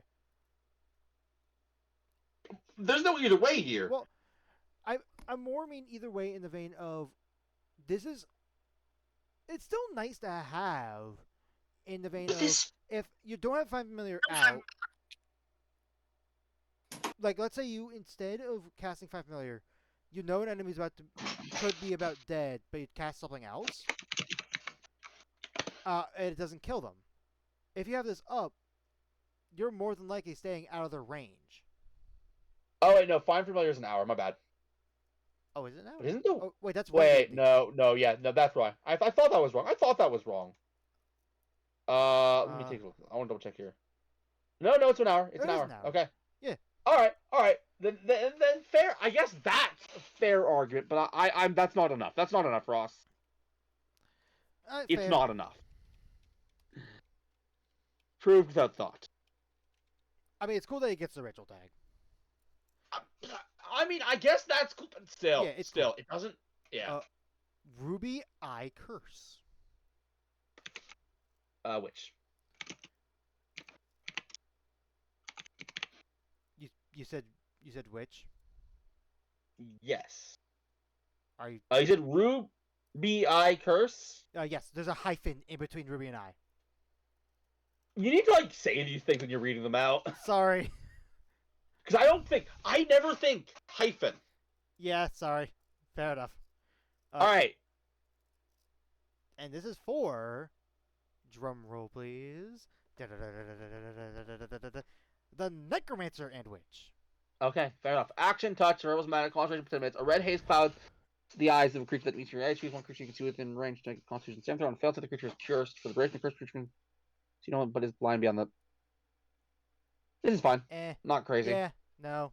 I believe I mentioned this last time. This is outclassed by blindness deafness. Yeah. I think this is So- more of a case because this is also touch. I think the last one. Yes, blindness, deafness. No. We've looked at the spell for something. Right. No, I'm talking about the spell that we were comparing it to. Blindness, Wasn't deafness, touch, right? but Is not yeah. touch. You're correct. You're absolutely correct. Approved. Yeah, this is outclassed. Yeah, Oh. approved that thought. It is a third level spell outclassed by a first level spell. Yeah. And then we have this one, and I am to save our sanity. Where the fuck's my cursor? There it is. To save our sanity, I am going to copy and paste this because this is the one that I was talking about before. The one that had that weird Will it E. let? Fun fact, Ross. Let's see. I'm curious. If they let you. Yes, they do. Oh, did you just type it out Nowhere. regularly? Yeah. Okay, did not know that. So Fun fact, by the way, that weird E, Ross. I grew up with that weird E. anyway, this is for the Investigator, the Necromancer, and the Witch. This is our final spell. So what do we got? Third level necromancy, 10 minutes. Verbal somatic. Don't care. Duration a You- minute. Wait, so you're you- casting this as a ritual, but you're only getting No, it for a minute. you mean cast Or 10 minutes, not a ritual. casting it 10 minutes, but you only get it for a minute. Although, if you're the investigator, you're casting as a ritual, which we've talked about before. Right. You and at least 3 willing creatures lock hands in a moment of meditation to conjure a spirit from the afterlife to answer your questions. Describe or name the creature that is familiar to you. If the creature's soul is free and willing, it manifests as a ghost. Suspected spell fails. The spirit was the target of the spell within the last 10 days. Until you can ask up to 3 questions. The specter knows only what it knew in life, including the language it knew. Answers are usually brief, cryptic, or repetitive, and the specter is under no compulsion to offer a truthful answer. If you are hostile to it or it recognizes you as an enemy, there is a 5% spell contacts the wrong spirit once, which will answer. There is an important question I need to answer first. Speak with dead. dead. It's the same. Yeah. So I'll be honest, Ross. This right now, Ross, this is at risk of approve without thought. Just so you know what's at stake here. I want to see if there. Actually, wait, no, maybe not. Give me a second, Ross. Let me look at something. Let me look. 10 days. How many questions? You get 5 questions to speak of dead. 5 questions to speak with dead. Okay. So you're casting this in the vein of, you know, someone had died, but you don't have access to the body. Yeah. Again, I think this needs to be 4th level. I'm trying to find an argument why I can be okay with 3rd level, but no, I think it needs to be 4th level. What's bringing you to making it be 4th level? Speak with dead requires the body. This doesn't. That it boils down to that. Here's my argument against that. So with Speak of Dead, it lasts. I mean, actually, no. We cannot go based off of the duration because simply that that just doesn't matter if either of these spells. It does not matter. No, you're correct. Neither does casting time if you're going to use that. Right, no. Both casting time and duration don't matter. Mm-hmm. With Speak with Dead, I mean, right away, we get 5 questions that we could ask. Like, Yeah, that's only 2. I Which don't is think a different. difference of... how 9 times out of... Here, Ross. 9 times out of 10 when someone casts Speak with Dead, for the 4th and 5th question, they're going, what should we ask? What should we ask? Oh, I don't know. What's their favorite color? don't call Am I wrong? Don't call our group out. It's not even just our group, But though, Ross. I know. Here So, is, unfortunately, that's not enough. well, I mean, I wasn't finished with Alright. all my points, but Yeah, finish your okay. points. Yep. You also are in a weird scenario with what if you don't meet the main requirement of this one, which is you and at least 3 willing people. So like that's 4 people overall, Ross, which I know the average party is 4. so what you have just basically told me is this can be a 3rd level spell in a campaign that has less than 4 people in the party, which we never run. That isn't exactly what I'm saying. Like you keep on jumping the gun. You're Ross, I am going to boat. Ross. For this to be productive, I need to address your points as you make them. I cannot wait for you to make every point then address them. And so I will address this point you just made, which is at least 3 other people.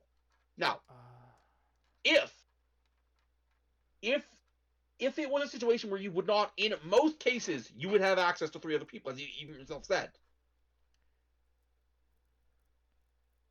I cannot adjust this spell's level because every once in a while there'll be a time when you don't have 3 people at your ready to go. What is the wording of because I'm looking at the wording of this last paragraph. Brief, cryptic, or repetitive. How does the Speak of Dead, like, how do they answer? Like, what does it say? Well, that is, Ross, well, that is a difference in wording. It's not a relevant one, but I will answer your question. Same thing. Same thing. Okay. Same thing. That's literally what I was looking for. Yeah. So yeah.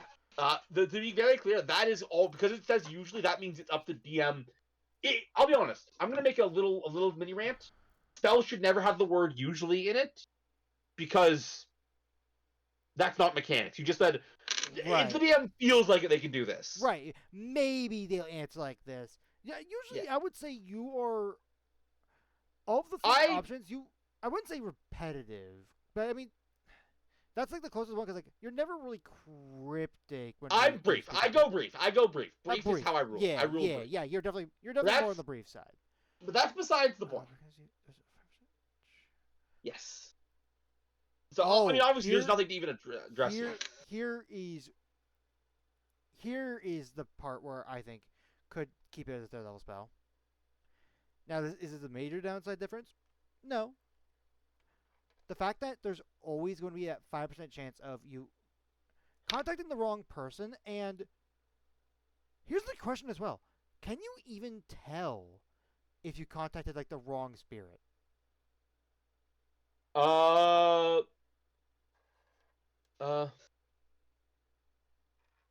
I'm not actually sure. Rye suggests to me that you should not be able to. And here's the thing, Ross, I want you to do me a favor, Ross. With a 5% chance of failing. Ross, roll me 10 D100s right now and tell me how many times you get below a 5. Let me grab out a D100. Yeah, I'll be honest. If I was doing this, I would probably just do it a D20. Absolutely not. Nope. Because I'll be honest, 5% is a lot easier to calculate. Wait, Ross, how would you do this on D20, Ross? How would you do it? If it rolls a 1. I mean, I guess that works. Yeah, you. But either way, roll D100. D100 is easier. Just do D100. Just double check when it comes to the dice. It's the ones that have like 10, 20, 30. Yeah, that's the 10 space, and then and then the second. Okay. So let's see, 97. How many times am I rolling this? 10. If you can 87. Yeah. 42. Mm-hmm. 34. Mm-hmm. But as I'm rolling this, I'm thinking of the information that, like, the fact that this fails, similar to how augury works. That's a 82. Mm-hmm. Where that's like a 1 out of 4. That's a 46. Augury. Let's Oh, take a look at shit. augury while you do that. Second level divination. I'm Yeah. gonna re-roll that because it fell off the table. That's Yeah. a 12. That almost failed. That's a 31. Hmm. I hate the fact they made you roll D100s, by the way. Mm-hmm. I forget. I just did I some just got. googling. Oh, what? What'd you get? What'd you get? You should get at least 1/5 in the 10D100s. Uh. Real Anyways. quick, Plapes, just to double check. Yep. I got 3 zeros. Is that 100 or is that 0? That's 100. That's 100. Okay, I always forget, so I wanted to double check. Mm-hmm. That is a 96. What dice have you ever seen, Ross, where you could roll a 0? Other than with modifiers. You know, touche. Yeah, I mean, Touche. anyways. I just forgot. All right. Anyway, that's a 37. That's a 48. Mm-hmm. Mm-hmm. That is a 51. Mm-hmm. Mm-hmm. That's a 90. Mm-hmm. How many more do you have left to go? He hasn't been keeping count, has he? That's a 50. I'll be straight up. I was tracking it, and then he lost track. Yeah, I lost track a while ago. I'm just trying to get 55. I think we've gone past 10 a while ago, Ross. I think so.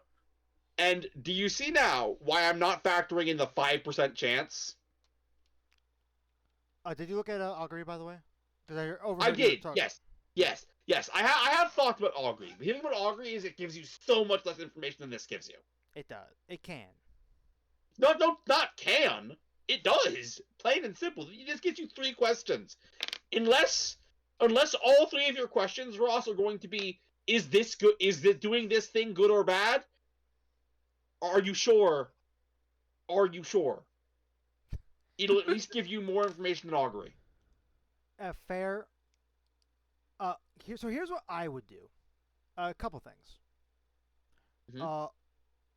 I would extend actually the spell fails if, like, the spirit has already been talked to from this spell and Speak of Dead. So you can't just do a stacking thing. Yeah. Okay. That is entirely that is beyond. That doesn't change my stance, but honestly, 100% agree with you. Thank you for making me think about that. Right, because, like, theoretically, a player could do this and be like 5 Correct. days later, oh yeah, we forgot Yeah. to ask about that question. Pick Yeah. up phone. Hey guys. Yeah. No, 100%. You're 100% right, and yeah, I absolutely would also extend that. You're 100% right. Hey, hi, me again. But I will maintain the 4th level.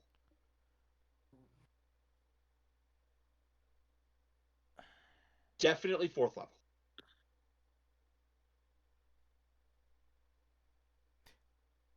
I will That I'm not also sure. note. I'm not sure. Honestly, I personally would like a second opinion, but I'm gonna put in the thing, make it 4th level. But Okay, how about this, Ross? I will tell you what I need for this to be 3rd level. Because the non-factors for me are the casting time and the duration. Right. That is Of course. which I agree with. This is specifically for this and Speak of Dead. 9 times out of 10, unless there's like one really, really strange scenario where you cast Speak of Dead in combat, but that's never First happened. of all, why are you casting Anyways. Speak of Dead in combat? Anyways, but this is a 10-minute spell, so even more so. Right. Yeah. Anyways, but that's besides the point. Right.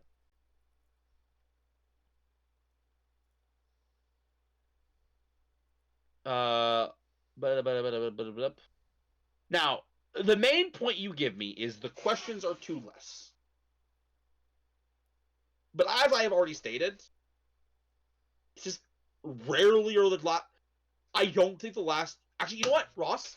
Ha! I have my thing. I have my example. This spell Commune. is equivalent to this. And this is a 5th level spell. That's also a ritual. You're not wrong. And rituals are weirdly uncomplicated. You're not wrong. And but the chance for being wrong is also higher. It is. But you're also not asking like a dead body. You're asking a more divine presence. See, you'd think that, Ross. I would argue the information Commune can give you, is less than the information this spell can give you. Unless your DM is ruling hard on the gods having omnipotence. Because Commune is dependent on the god's knowledge. If a god or whatever entity you're communing with doesn't know a thing, guess what? Here's the thing, please. I can see where you're seeing the comparison. Mm-hmm. I don't see it for the simple reason of I feel like these are two information spells that are okay. They're both different sides of a penny. You're more asking your divine creatures more on information of potentially explaining what is going on, like if they recognize any of Ross, the. Commune is restricted to yes or no. Oh, it is. Oh, why is Yes. Why is it restricted to yes or no? Mm-hmm. This spell isn't. This spell, I would argue this spell is better than Commune. I am still letting this stay one level lower than Commune. I think my point still stands of you're not asking the same questions. Let's do that real quick because this is very comparable to Speak of Dead. You mean Commune? Or do you mean Speak of Dead? Speak of Dead. Okay. Let's compare Speak of Dead and Commune for a moment. I mean, Speak with Dead, the limitation of a body when it comes to Commune actually does make a huge difference. Because with our spell in question and Commune, you can ask any question and expect to get an answer. But if you find a body in the sewers of Waterdeep, it's not going to have a clue about what Asriel's planning, what Asmodeus is planning in the Ninth Circle of Hell.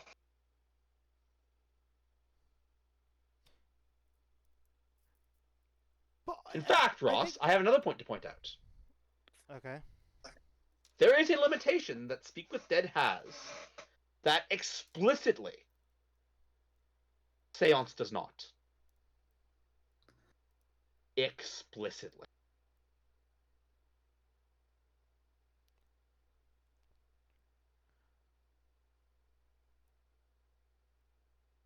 And I will highlight it for you.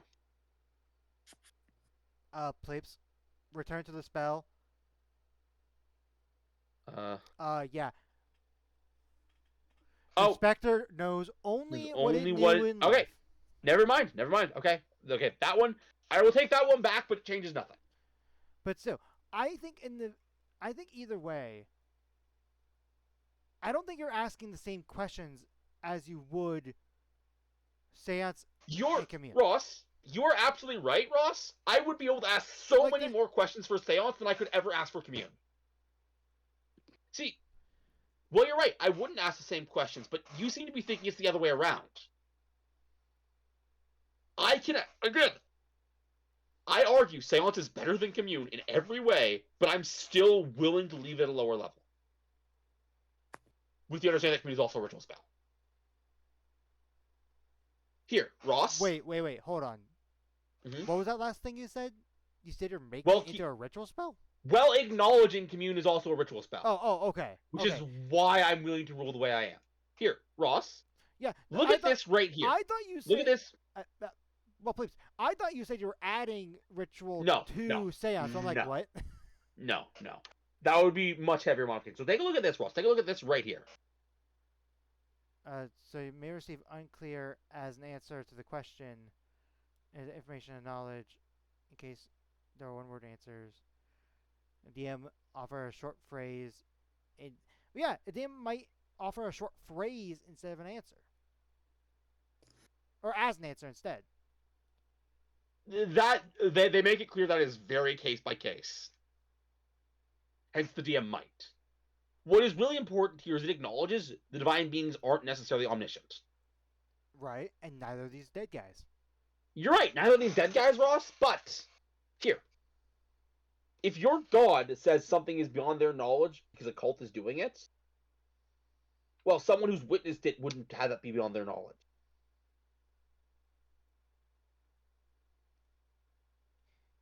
Okay. Again, here is. By the way, Ross. Yeah. Notice how it says describe or name. Anyways, that's beside the point. Yeah, but they still have to be familiar to you. True enough. But that means that you never have to have ever spoken to them.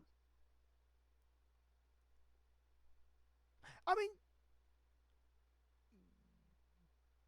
yeah, but technically you don't ever directly speak with your god, in a sense. No, I'm showing how strong this spell is. You seem to not understand how strong this spell is. I'm saying, you know what? I'm gonna put my foot down. I say we get a second opinion. I want to be clear, Ross. As I've said before, it will not change my ruling, but go ahead. But for now, 4th level. We'll move on. Yeah, I put it as 4th level. I won't make a post immediately because I actually recently made a post. Yeah, let's let the other post cool down. Yeah, let's give it a day. But one of these days, a post is gonna make an actual impact. Which actually, I'm pretty sure it did. It did for one of them. Which one? I don't think so. I don't think so. I can't remember which one, but I'm pretty sure it did. Anyway. I think I have acknowledged that I was in the minority once, but I did not change my actual ruling. Anyway, we'll continue next time. Do you want to spin the wheel? Yeah, give me a second. Hey, comment down below what you guys think. Here we go. It's gonna be the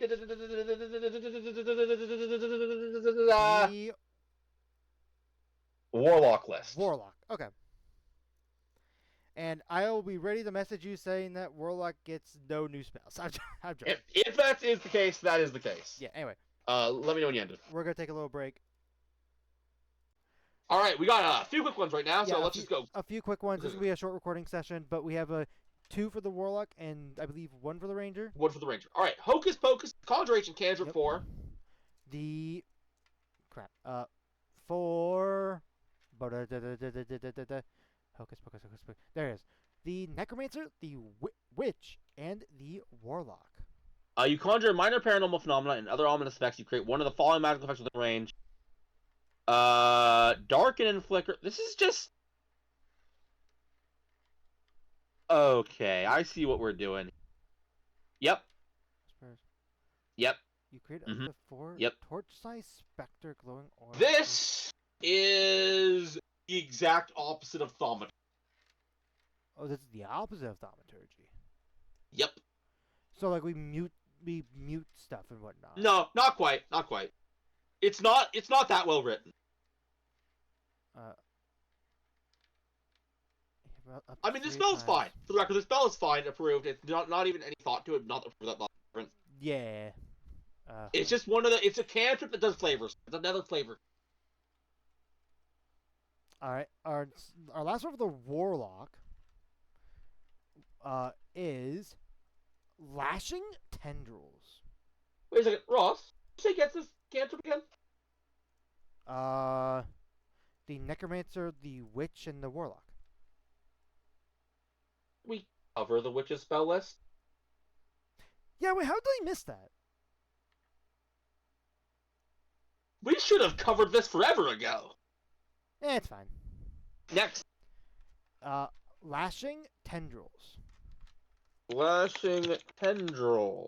And this is a Warlock exclusive spell. Okay, an exclusive Warlock So- spell. It's so the first level action. Let's see if it's good. Verbal Somatic Material, don't care. Concentration for a minute. You spell grotesque whipping tendrils which automatically attack nearby creatures. When the creature comes within 5 feet of you or begins its turn there, it must make a dexterity saving throw or take 1d6 bludgeoning damage on a failed save, or half as much on a successful one. Meh. Wait, what's the point of 1d6 capping the damage? I think I know, but let me see. Let's math it. That would be level 5, yes? Yeah, at cap it's level 5. So it means that a bard can't get better out of this than a warlock. Even then, is it really that No, necessary? it's not worth it. It's not worth it at all, but that's why they're doing it. I mean, fair, I guess. Anyways, But this spell's spell's fine. fine. It's not fun. Boring, but it's fine, so approve. I could see this being used as like a melee fighting warlock. That could be fun. Alright, our ranger spell? Yep. So the only ranger spell we have not covered is... I keep on switching tabs. I'm trying to figure out how to pronounce this. Charmatic Bullet? I probably butchered that. It's a CHR. EHR. OMA It's just chromatic. TIC. Oh. OMA. Yeah, that's chromatic, yeah. Chromatic bullet, you said? Bullet. That's not. Yeah, that's that's not how you spell that's chromatic. the word. Yep. Yes, it is.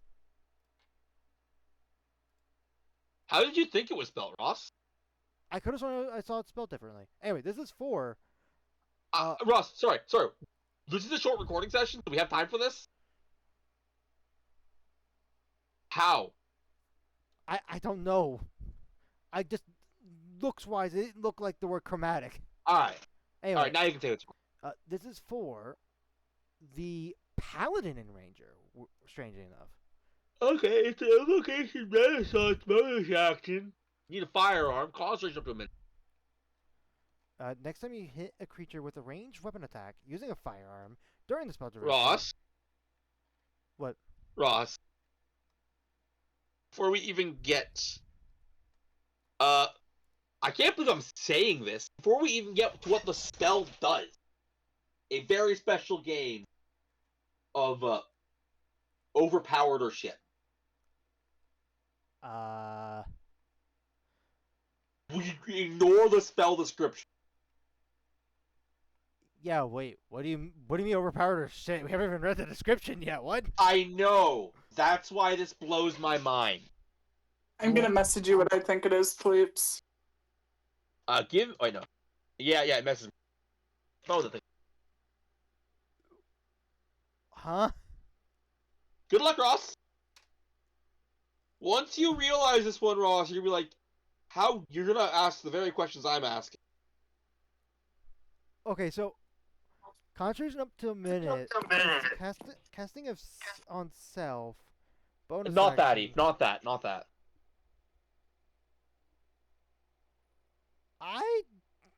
Where the fuck's the is it?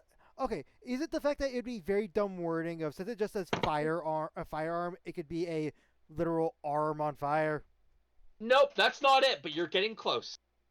I hate the fact that that's close. What? Yeah, basically, this spell material components does a thing that could potentially, in a minor way, do something. Not quite that either, Eve. Damn it. Am I closer than Ross was? Kind of? I'll be honest. I think this one's you're just got to explain because. So, allow me to explain the rules of the component.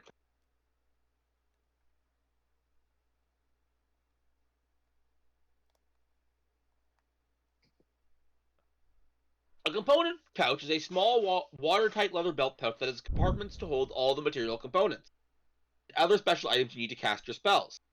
except for those components that have a specific cost, as indicated in a spell's description. I see Now- the angle you're talking about, because I was like, wait a minute, if it can hold a material component, then why doesn't it work for stuff like Booming Blade, where technically you could put a But blade What do into the thing? What do they always say for stuff like Booming Blade? What do they always say? They have a cost. And that we've always wondered why do they bother listing the cost? Well, it was That's for why they do. well, it was for a different reason, but that's A another. That's a couple bonus. That's a bonus couple. thing. Anyways, point is, because this one neglects to list a cost, that means as long as you have this spell as a spell you can cast, your component pouch has A gun. a gun. Which Couldn't a firearm be Here- classified as a bow and arrow too? No, different no. thing. Which that Very honestly, specifically a gun. honestly, Eve, that's actually I was about to touch on that. Even if a paladin or ranger, which I don't even think either of them can serve a component pouch, I don't think. Even if they do, neither of them would have to go. They would both have to go out of their way to get proficiency in firearms. You're not wrong, but there are ways. Right, there are Really? ways. Right, there are ways to get it. There's a you have the Honestly, hippo my people. more honestly, I will say this: my big cross than that, bullets. Also, I think the fact that it doesn't specify a firearm means that the firearm you have is up to the DM, so they would probably just the weakest one. Honestly, I would agree. Or Yeah. unless there is a specific play style that Now, I would be fine with them doing as a D. Like, yeah, it's all up to DM discretion. all that being said, I'm gonna rip the rye raw band-aid here. They mean for you to have the Yeah, they mean for you to have the gun. gun. The next time you hit a creature with a ranged weapon attack using a firearm during the spell's duration, your bullets sparks limited damage. The attack deals an extra 2d4 damage to the target you choose, whether this additional damage is acid, cold, fire. You can choose to change the firearm's damage to one of those. You do not need to take the same damage type for both. Oh, that is interesting. I mean, the next time is what bothers me. Right, this works basically like a smite spell. Well, 2014 smite spells, to be clear. Let's see it. I guess. This is just better if you upcast it. Yeah, I think as a cat, I would never want to cast this first level, but yeah, I think as I get higher and higher, I think I want to cast. This is improved by. Yeah, Just no. remember, can't have a firearm in your opponent. Yeah, that and But yeah, it'd be no, hard as to use a soon as- firearm. Yeah, as soon as I noticed that, I'm like, wow. All right, that's Yeah, it then, right? That's it. Yeah, I was like, wait, what do you mean broken or shit? Because it's like I know. it's like the first 3 sentences. Or not even You're sentences. not wrong. Not wrong. Which I guess there is some part that could be broken, but also I do want to bring up something that's funny. What? Technically, you cannot use the spell even if the component pouch gave you a firearm, because you'd have to have the bullets required. Technically, this is a 2. Even though it doesn't say it, Correct. you have Correct. to require. Yeah. I mean, bullets was literally what I said. I literally Right. said bullets. But anyways, cut away here. Yep. Cutaway gag. We're doing more. All right, we're doing back. War Mage spells, and it's gonna look a little different. We found a better way to record these, and yeah. Our first War Mage spell is Arc Blade, and I'm gonna say this right now. Of course, all of these are cantrips, so like we gotta compare this to like other cantrip stuff. With that, All right. that thought process. Yeah, Arc Blade. That being said, I will say, Oh, Ross, if this is a War Mage exclusive, we have to think about it a bit differently. that is also something we gotta do. Which, let's see. Arc Blade. Arc Blade is a War Mage only cantrip. All right, so let's take a look at what it does then. Action, stealth, melee weapon. Use to cast a spell, melee attack. Creature within the spells. Otherwise, the spell fails. On a hit, the target suffers the weapons. Except that any damage dealt by the attack is okay. Additionally, an arc of lightning jumps to a creature within 5 feet, dealing 1d6 lightning damage. Okay. The spell's damage increases when you reach certain levels. At 5th level, the melee attack deals an additional d8 lightning damage, and the secondary damage deals another additional 1d6 lightning damage to the target. Both damage rolls increase. I need to check something. Green Flame Blade, yeah. It's a very similar damage, but... That's why I'm seeing if it's outclassed or not.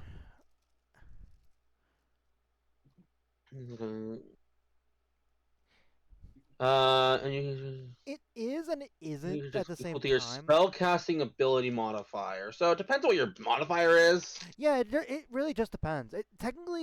Well, either way, it does still outdamage it because it's a d6 versus at most for a character unless they get a special item of +5. I don't even think it outdamages it, Ross. I'm gonna be honest. Well, no. Here's the thing: it only outdamages at first level because then after that the extra dice because it turns into Green Flame Blade turns to d8s for the extra damage versus this which stays at d6s. So it's super outclassed. Yeah. Unfortunately, and I hate to say this, this is approved without thought. I mean, it's a better damage type, I guess. Yeah, we're not gonna spend too much time on these for various reasons. Oh yeah. And the big issue, Ross, here's I don't care about variable damage type. Right. Anyway. Next. We have Burning Blade. How many of these are just blade spells?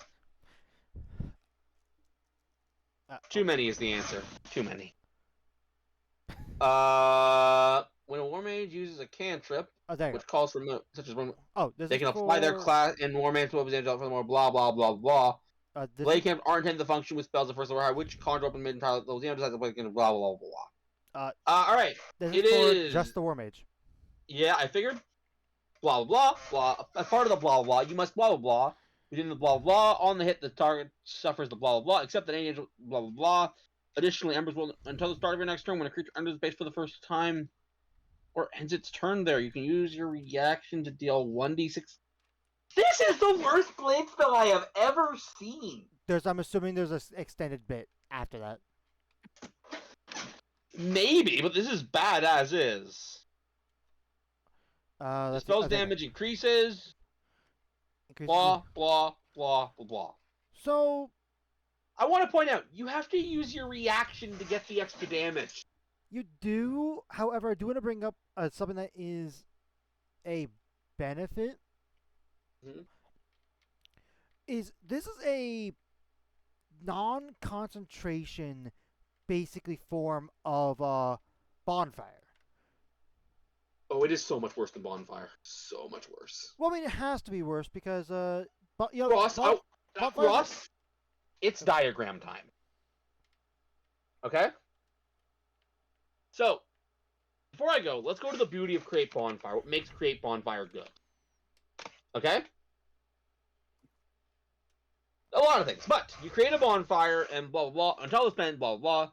Any creature in the bonfire space, when you cast a spell, has to see on or take damage, and enters and ends its turn there. The point being, you get initial damage immediately with bonfire. Which is great. Now, let me show you why this cantrip sucks, okay? Here is a 5-foot cube. Here is the location you're trying to block off. Here's all the other 5-foot cubes by that location. Yeah. This cantrip will not prevent movement. This cantrip will, unless you are doing other things, in which case the cantrip ain't really the thing that's doing it. So in that case, Create Bonfire isn't the one we should be doing the comparison to. We should be doing the comparison to the blade ones that do something in the alternative. So like Booming Blade, which is the only official one that does a bonus thing. All right, let's make this clear. Ross. First off, Booming Blade's not a reaction. Right. Second off, when you cast Booming Blade on someone, there are two possible scenarios. Either A, they don't move and you don't suffer the secondary effect. I said, give me a second. Oh. Okay. I said when you cast, not when they take their turn.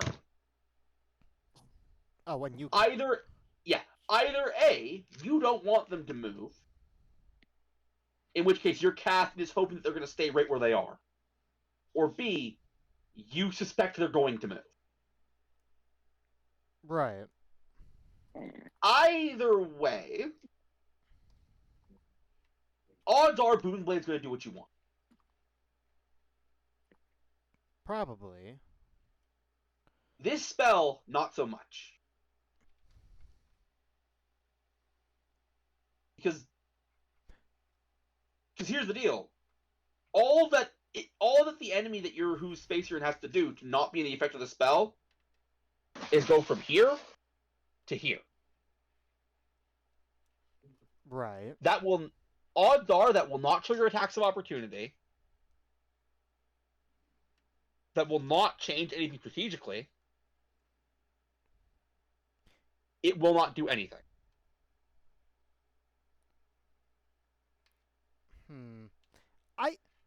Here's the thing. I still don't think it's as bad as it's not great. I'm not even saying it's a great cantrip, but I don't think it's as bad as you're claiming. Then give me a use case. Give me a reason I'd want to use this.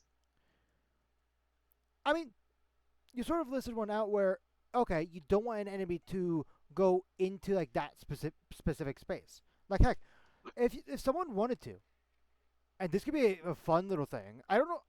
I don't know if War Mage does get bonfire, but honestly, if you can get bonfire on a War Mage, and have it like block a door, now you have bonfire, and when enemies like in that space, well, the enemies in that space, if you get a chance to attack with the flame weapon, so now they have to suffer from both those damages.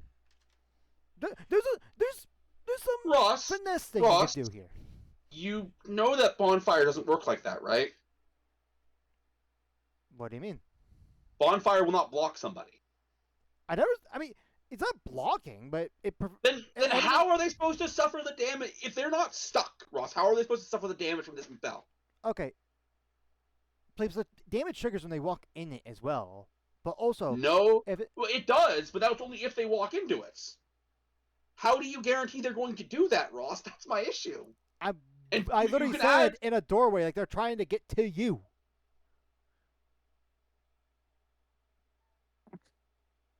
But they don't have to, Ross. That's the issue.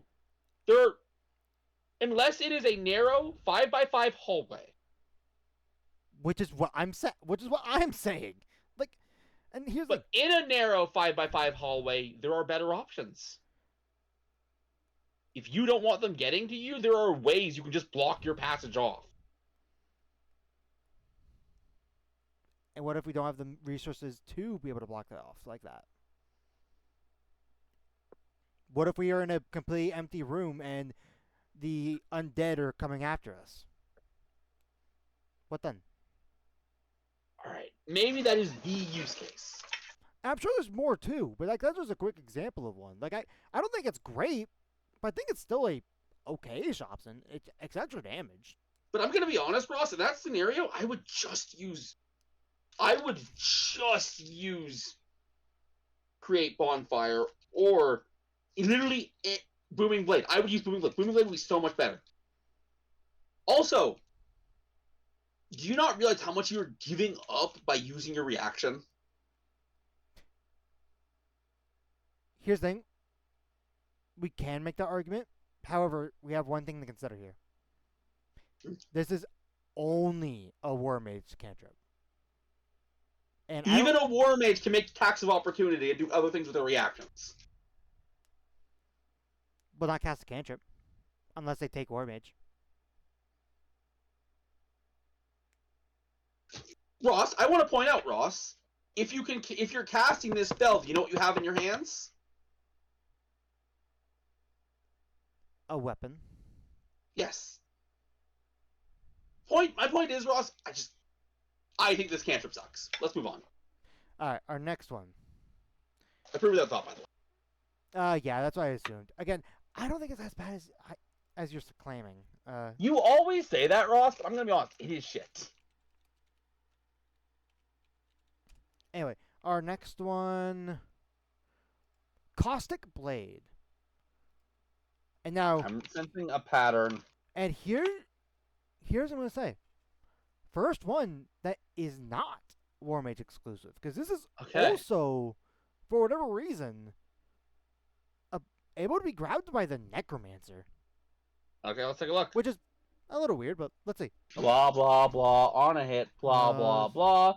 Blah blah blah. Missed by 3, then If you miss by us and said deals 1d8. The spell's damage increases when you reach a certain level. At 5th level, the melee takes.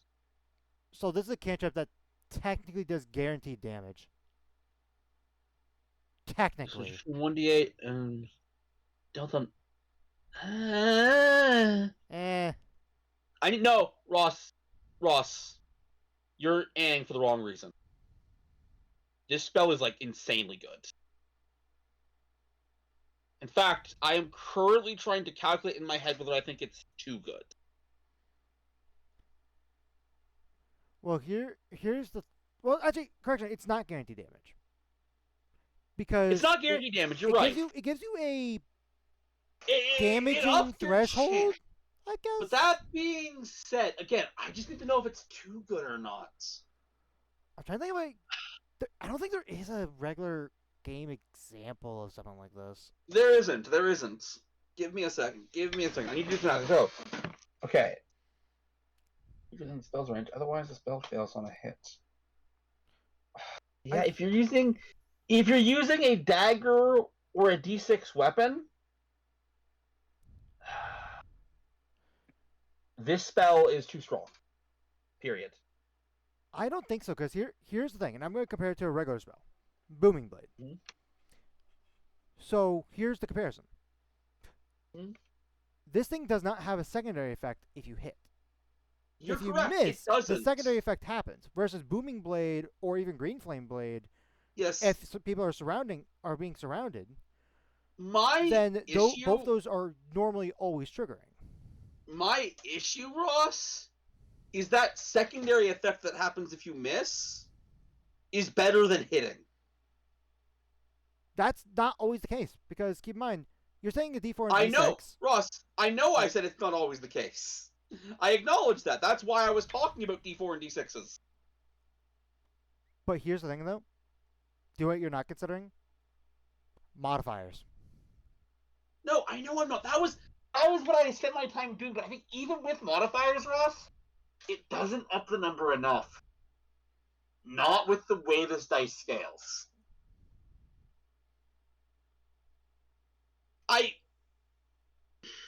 Ross, I think for now we're going to put Caustic Blade on need to think about. Alright. Because I don't know. I don't know. I'm tempted to say, oh, you just have to use a D8 or higher weapon, but I also don't like that. That's simple. That is so simple. It is such a simple solution. What? Just lower the damage this does to match the weapon you use. On the damage on a miss, by the way. So on a miss. So it's D8. So, Yes. Okay, I was going to say, I feel like that would nerf it down a little too much, because in comparison to all the other ones that always have a constant D8, so like the extra damage will be extra dice equal to the damage of the weapon itself. Yeah, the reason I'm thinking Okay. this is I do not want a situation where missing is better than hitting. Ever. And Wow. honestly, Ross, I will acknowledge this is less of a balance thing and a personal preference to me thing. So I don't even know what people think about that or people agree with me. Don't care. That is a personal preference that I hold. Fine. Hitting Yeah. should always be better than missing. So that's it. It's as simple as that. For the record, by the way, the hitting will add additional D8.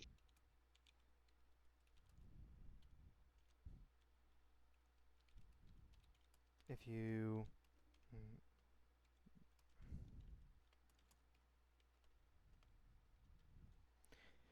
All right, let me know when you're ready for next, Ross. Oh, yeah. Also, isn't it a little weird that Necromancer got it? I mean, I don't have a I don't problem. know. I have no thoughts, Ross. I don't know. I don't have a problem with it. It's just confusing. All right, so all three of these next ones are next to each other, and I believe they're all for just War Mage. Force, Buckler, Dart, and Weapon. Force. So it's just Force, Buckler, and then the other ones are guaranteed next to it, because I remember these. Okay. Which, these are for... Alright. I thought you just said they were all for War Mage.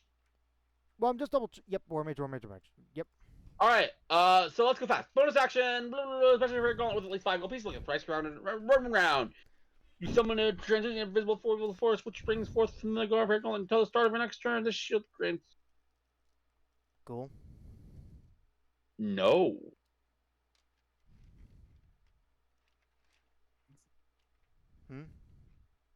That's... Oh, wow, that is... Oh, but this is... Oh. This is rough. This is a rough decision. What are you thinking about? So, if I judge it as a cantrip, it's a hard no. But it is War Mage exclusive, and I did mention that it has required some different thoughts. Right. The fact that... And the reason why we have to think about War Mage exclusive, they are the cantrip only class. Yes. I'm trying to think. What is the... +2 to AC is... I would say, I know this isn't 2014, but something that we could sort of compare it to is... Ross, if we're going to compare it to something, Ross, and this is my issue, there's an easy comparison right in the game. No thought required. Oops. Not this. Ignore this. Don't look at this. I accidentally clicked on an old project I've not touched in years. Oh yeah, Shield of Faith. But also, I was going to bring up one that is actually a cantrip. Okay. How they reworked Blade Ward. The 2024 Blade Ward. Blade Ward 2024. Yeah, what? Again, it's for 2024, so the required considerations, but I will look at it. Right. Roll against you before the spell ends. The attractor. That is strong. It is really strong. But I thought it would be something that I wanted to bring to the conversation. I will tell you right now, I would not allow 2024 Blade Ward in our 2014 game. That's fair. Which means we cannot use it as valid comparison. Shield of Faith is a first level spell. It is. It lasts longer. It's credit where credit's due. You can target people who are not yourself. That is also true. But it still does what this does. And if we use it for anything else, our bonus action for anything else, it will be gone. Until we get a chance to cast it again. You're right. But and this has a constant component required for it. Not really. We've talked about these special it doesn't matter. I mean, true. Anyways. Right. So here, let me ask you a question, Ross, and this will be a big deciding factor. Okay. Could a War Mage get away with just doing bonus action on this and still be a viable build?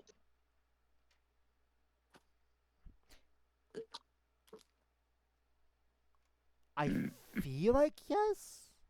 I feel like they could, theoretically. I mean, they have a lot of stuff that asks for the bonus action.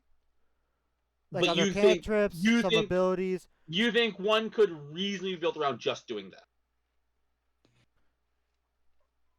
Theoretically, yes. Theoretically, but I don't know for sure. None of us have played the War Mage, so like I can't give you a confident answer. Obviously, we only have hypothetical to go by. Heck, we could, the jumping one, because that War Mage get that one. I know that one. I just didn't add it to the list because, we already covered it. But theoretically, a War Mage could just do that every turn, like it. We've already discussed our thoughts on that. Right, but I wanted to bring that up because it's like. But yeah, no, you're not wrong. Yeah, my question here is, if there is no drawback to a War Mage doing this every turn, then for all intents and purposes, we can ignore the bonus action sentence. This is just a free casting of Shield of Faith on yourself without concentration. And if that is what it is, that is too strong. Here's the issue, though, please, as well. Oh, wait.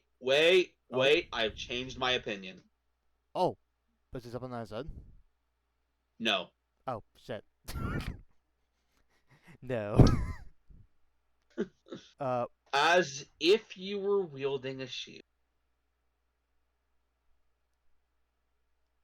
I should have paid more attention to that As sentence. if you're That wielding a sentence shield. means- Do you know what that means? Then this will not. Well, this would not stack with a shield. Correct. With that in mind, I am more comfortable allowing it. All right. We're good. And the next one is right next to it. Force Dart. Okay. Action. That's a 120 name. foot range. Again, a The gauntlet. same gauntlet. So basically, the same gauntlet gives us 3 cantrips. Right. I think this is actually these 3 cantrips are like a themed off of one of the subclasses, if I remember Correct. correctly. Well, let's keep But going. any war dart. mage can use this. You fling a dart of magical force at a creature. Object with range, make a range spell attack. While on hit the target takes 1d10 force damage. Spells damage increases by 1d10 when you. This is just firebolt, but requires you to have a 5 gold component. Approve without thought. This is lame. It's lame. I don't But think yeah. I mean, it's firebolt. Like firebolt's pretty decent. So, but still, Firebolt's it's lame. firebolt. Yeah, firebolt's firebolt. This is. I mean, All right. you don't like me saying the damage type, but hey, there you go. Anyway, force weapon. We have taken a glance at this before because I remember we talked about Action. it. You conjure a blade of magic. On hit the target takes 1d10 force damage. The blade remains instant for short term until the start of the next turn. You can make a single attack with your mystical blade as an opportunity. What is that? Make a just attack on your turn at 5th level. Basically, this is the extra attack thing. Yeah. Which Fine. It's yeah. meh. Yeah, it's. I mean, it's Like- it's cool that you could use this special weapon as an opportunity attack. I think that's cool at the very least. But you're doing that instead of doing one yourself. Yeah. Wait, So, no, wait. was that Doing an- one you're. Oh. This thing doesn't get a reaction. You can make a single strike If- with your mystical blade as an opportunity attack. Yeah, this weapon doesn't get get a reaction. It's your reaction being used. Right? Yeah. No. That's all I was saying. Yeah, no. So if you're using this, It's You cool. lose your opportunity attack, technically. you're not doing it yourself. Wait. Record Ross, How this could- sword isn't in your hand.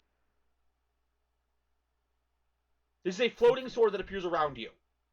Oh, okay. I was really confused. Oh, that. Would I want to use this as an opportunity attack thing, or do I want to use It my regular depends blade? on your build. It depends on your build. That's good. Are you Okay. are you more built to hit things with your sword, or are you more built to hit things with spells? That being said, it's fine. I'm gonna approve it. I'm not gonna say approve the thought. We're good. What's next? All right. Next one. Frigid blade. Another blade one? These have all been like super lame. If I'm being perfectly honest. Anyway, Like, even the one I thought was actually really good, it's still been super. which is only for the war mage. As part of the blah blah blah, you must blah blah blah on a hit blah blah blah No damage. blah except blah. cold damage, Additionally, damage, if your target will moves before, then you can use your. reaction. Wait. This is just worse than booming blade. Like you can't even semantic this one on me, Ross. no. This one I cannot. This one. Look, the other one. I feel like there could have been an argument for this The other one, agree to disagree, but I can see what you would look for. But this one, they're just. Ross, can I ask you a question? I don't care for my judgment, but does the War Mage get booming blade? No, for the simple reason of, and we could just give them booming blade, but I know why they Yeah, don't. It's the fact that it's not part of the Right. Well, which makes sense of why they have their own version of booming blade in a way, but still. No, approve without thought. Approve without thought. There's not even discussion. For once not for once, but you know what I mean. How many have we done up to this point? Hold on. About thoughts. We have done. So we just did Frigid Blade. We have 1, 2, 3, 4, 5. We have 5 more. We did 1, 2, 3, 4, 5, 6, 7. 7 of them. All right, let's go. Let's keep going. Magic daggers. Let's see. This is for the War Mage and the Bard. Okay. So what do we got? That's not. There you go. Give Action, it a second. 60-foot reach. Verbal With a flourish, you can't. Sorry. Conjure a throwing dagger of magical force out of thin air, inflicted from your wrist at a target you can see. Make a range blah blah blah. All hit the target takes 1d6 force damage. The dagger vanishes at higher levels. You make additional attacks. Lame. You can use the daggers. This is just worse. Eldritch Blast. Eldritch Blast. You're yeah, not wrong. It's 60 foot. It does it less damage. Yeah. Yeah, lame. I mean, Approved without thought. I think Seriously. visual wise, it probably looks cooler. Like in But here's the imagination, thing. but yeah, no. You know what I can just do? Flavor my Eldritch Blast. Yeah. Yeah. Yeah, no, you're not wrong. All right, next. I actually remember this one. Phantom Grapnel.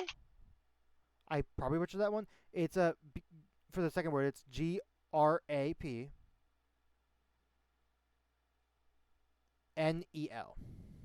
Grapnel. Grapnel. Which this is for. Actually, what's the first word? Phantom. This is like War Mage exclusive. You conjure a changing hook made of magical force, which you propel a creature or at a creature or an object base you can see within range. You target a space of huge size or larger, your grapple pulls you to target, so you can program the next. When you target a creature of large size or smaller, you pull the target toward the creature and make a. Yeah. Basically, this is and someone actually made a post talking about how they would use this a lot. Like they have like a cool build for it where but basically this is hey, you get over to me or I get over to you. My issue, Ross, is this takes your action. Yeah. That's a high. It's great. That's a high price, but you know what? Here's something I gotta consider as well. Ross, let me explain why I don't like that it takes your action, Ross. So you get over to them, or they get over to you. What's to stop them from then disengaging and going back to where they were? Nothing really. I will say as well, there is a cantrip that I have to make a comparison to, and I wonder if a War Mage has like a special thing to make this even better. But do you know what this compares to? What's that? Thorn Whip. Ooh, yes, Thorn Whip. Thank you, Ross.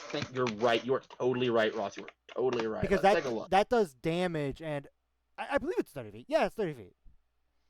Make a melee weapon attack and target attack hits. The target takes 1d6 piercing, and the creature's largest money will.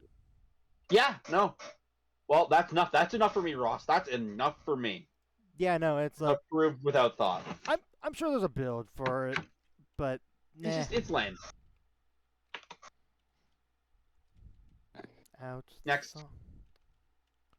Can I type today? All right. No. Our next one is. Oh no, we got Quick Step, and I feel like we have a very similar conversation to one we had before. Oh no, what are we looking at here? Quick Step is only for War Mage. Oh, yeah. Okay, it is a bonus action. Self. You call upon when you cast a spell, you're walking. No. Yeah, no. This one is a much easier no. Well, I was gonna say, here's the thing I gotta say. It's only for War Mage, and unlike the last one, which again, I think this one jump lasted for an hour. This long sword lasts for an hour. While it lasts Versus for that. an hour, I need to point out a couple. In combat, you only care about it for the combat. But also, more importantly, my issue here is always going to be this. Fact is, quick step is just something you can spam.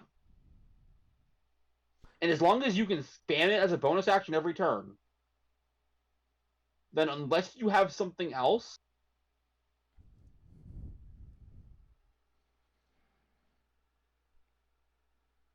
it's basically the same as taking the mobile feat, which, is a feat.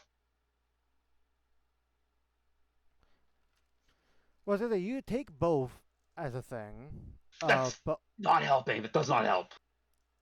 well, I was gonna say as well. Well, here's the thing we gotta consider. We just talked about. We talked about another one that takes your bonus action. That's really good, and we have the Yes, jump one and from last time. That was yes. really good. It's like all of these Mhm. have a bonus action that can be really Yes, but good, let me but like they remind would you have of to my always use it. let me remind you of my issue of the jump one. Our conversation about that shield spell, not the shield spell. The one about the shield. Right. So first off, my issue with the jump one is it is a way too convenient way to get extra movement. This is very much the same. That 10 feet is huge, Ross. 10 feet Oh is no, huge. I am not saying it's not a strong boost, not by a long shot. That And is not a thing I'm saying. yes, my more important issue is this costs nothing. If you are not a bonus action heavy build, there is nothing stopping you from using this extra turn, and you've basically just taken the mobile feat. Yes, I know the mobile feat does more before you stop, correct me. I mean, I wasn't even gonna do that, but okay. But yes, that is my point. It takes here, let me show you something. It takes the barbarian. To level 5? Yes, and I it takes the believe? monk, and it's a big monk feature, and even getting bonus action dash, even though it's not nearly as big, the rogue has to take some work to do. Now, I am not against allowing, and I've never seen a cantrip that has what I'm about to say, but it needs a price. And the best way to add a price to a spell is to add a costly component. I feel like that just makes the spell not worth it ever. Let me state what I'm going to say. I am thinking a very, very cheap costly component, like 5 gold. But here's The the question reason though. Mhm. Is it gonna be something that is consumed, or is it 5 gold like the other one? It would be consumed. This would never be worth it. There is no world where, even if you're late game, that anyone would ever want to use it for that cost. If that's how you feel, then that is the impasse we are at, Ross. Which seems like very much the same conversation we had about jump. I will, as a DM, always view extra movement as a very large thing. Even an extra 5 feet is huge.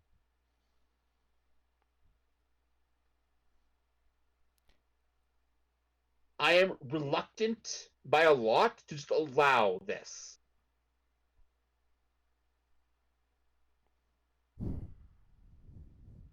If you can think of some way to make it not free while keeping it a cantrip, I'm all ears.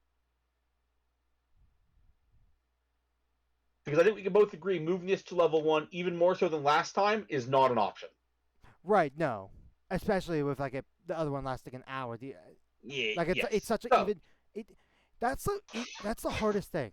If they just gave, honestly, do you know what they could have done with the War Mage? Can I say it? what?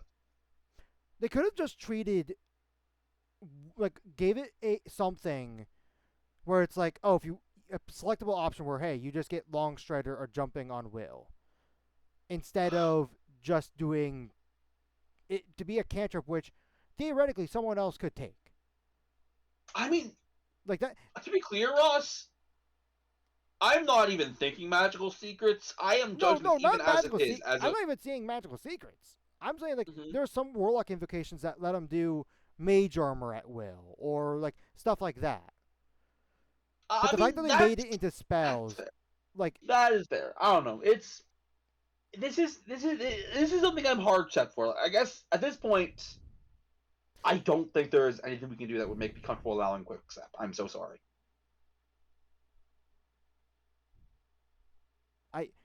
I mean, for me. It's a simple fact of this is the War Mage. I know it's the War Mage, but even as the War Mage, Ross, you are now realizing how important I view movements. With both this recording session and the last one, I think you're starting to see how important I see movement.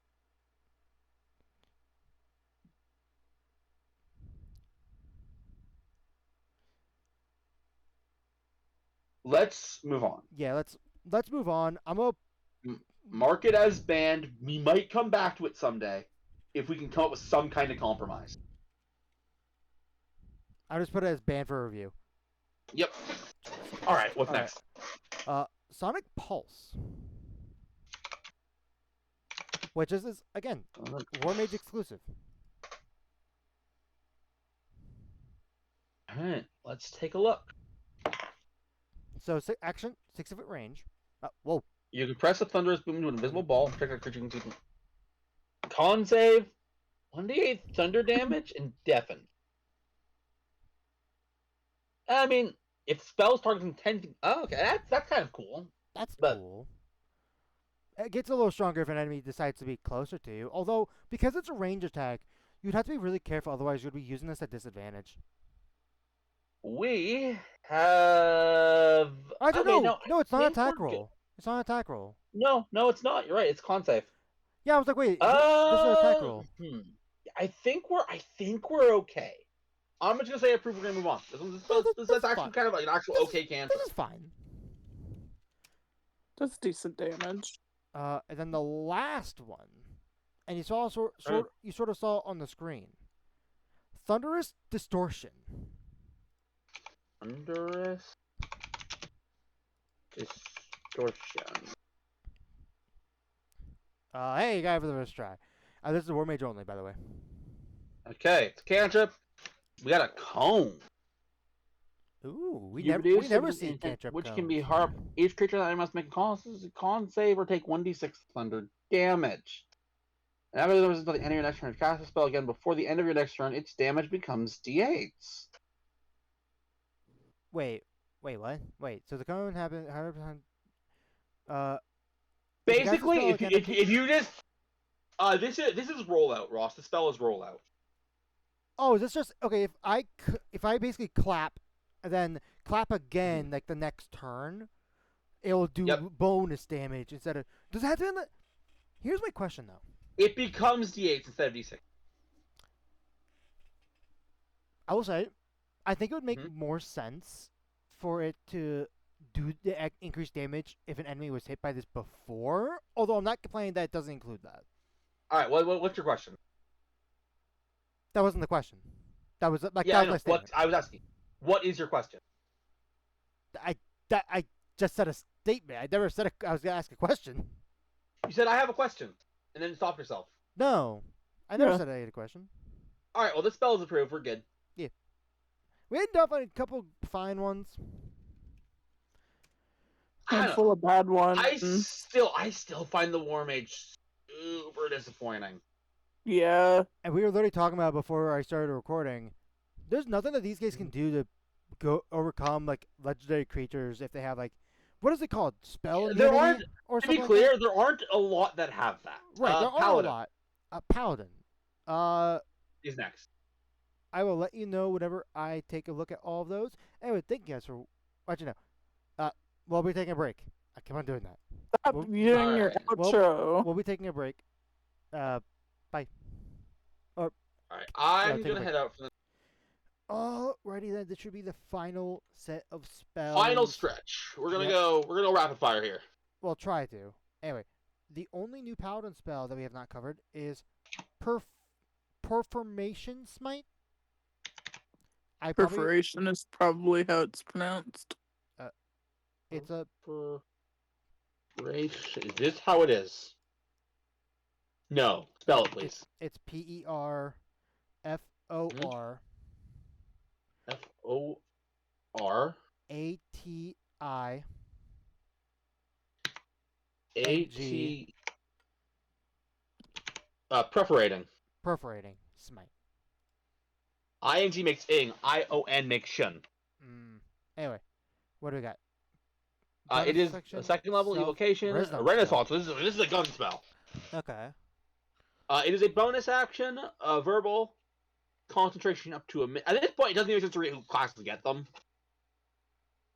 Also, this is probably paladin exclusive. Yeah, it's paladin exclusive. This time you make an attack with a firearm before the spell ends. The shot is charged with an incredible amount of power. Instead of making an attack roll against a single target, the shot becomes a 5-foot wide line distance from your control range. Each creature Wait, 5 in foot that line must make a dexterity. Same though. A creature takes weapons damage as normal or half as much on a successful. Okay, I read this at first like, okay, wait a minute. So, but this is like a 5-foot line, so that extends from you out to the weapon's range. right, interesting. What's the normal range for a pistol? My more concern is, are we talking short range or long range? I think we're talking short range. I'm assuming short range because it's normal range. We're leave short Yeah. range. what's the All right, range this of a spell is pistol? fine. I don't know, and it's not too important. Yeah, fair. Look, I think it's like 60, 100 and something, but I'm not gonna go on it. Alright. I can tell you, we're not spending too much time talking about this. This is approved. This spell, I like this spell. It works. I mean, hey, it gives paladin a range spell. Yeah, the one note I have is it requires a lock to set up. Right. Next. Alright. Cleric spells. Concentrate armor. I think I know what you want. It's constant. I don't know how to spell it though. Spell it for me. CON CON SEC RATED. Consecrated. Why don't you pronounce the did? Cool. Oops, there's no R. That's the issue. There we go. Armor. Yeah. Oh, armor. Good point. We got it there. Yeah, we're good. Okay. Right. It is an abjuration ritual, first level. Self. Verbal somatic, blah, blah, blah. 8 hours. You trace a poison on your chest, and an invisible barrier protects you until the spell ends. Your base AC becomes 12 plus your dex modifier. Okay, so it's just... If you are attacked by a fiend or undead, your AC becomes 15 plus your dex modifier. You can use it, blah, blah. I should have been advised on why you use it. I have issues. So this is a worse mage armor unless you're fighting undead and fiends. Let me take a look at mage armor here. 13 plus, 12 plus. It's worse by 1. Yeah, it's worse by 1. I think I have to say, especially since mage armor isn't ritual, I think, ironically enough, the ways in which this spell is better than mage armor are OP.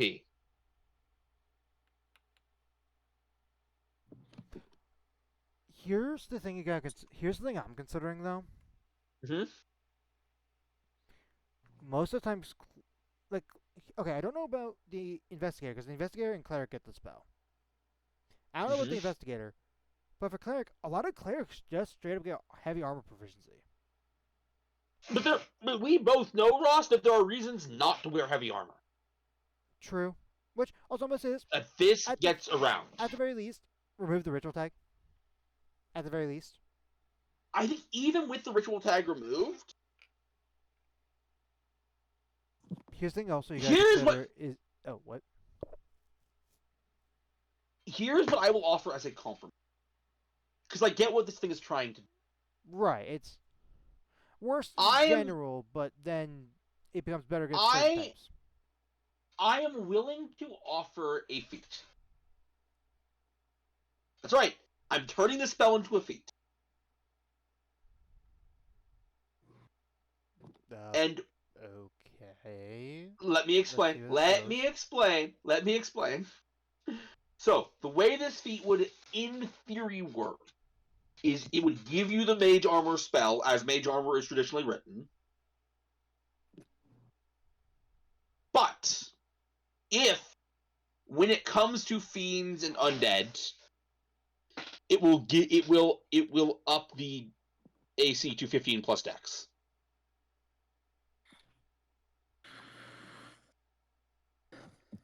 Okay. Okay. I think that's a fair compromise. Now, question: Would Hmm? this, how the feat would work? Would this be related to you casting the spell, or it being the spell being cast on you? Because keep in mind, this is only self. If you put it to mage armor is not just self. You can put it on an ally. That is a good semantics question. No matter what, this feat is giving you Mage Armor, for the record. But I will say, even if someone else casts it on you. Okay. So, yeah, I will Now, word I it. will note, this feat does have one very powerful combo that I am allowing by doing this. What is that? You take this feat and that one Warlock invocation, Mmm. but I'm good with it. I'm good with it. I'm good with it. You're taking two options to get just a decently high armor AC. I'm good with that. Also, do it would be also a fun one to do combine with that? What? Abjuration Wizard. Maybe, I don't know. I don't. Because the mage armor would add to your wards. Fair enough. Anyways, Anyway, so it's a feat now. That's not really approved. I don't know how you write that down. yeah, made into feat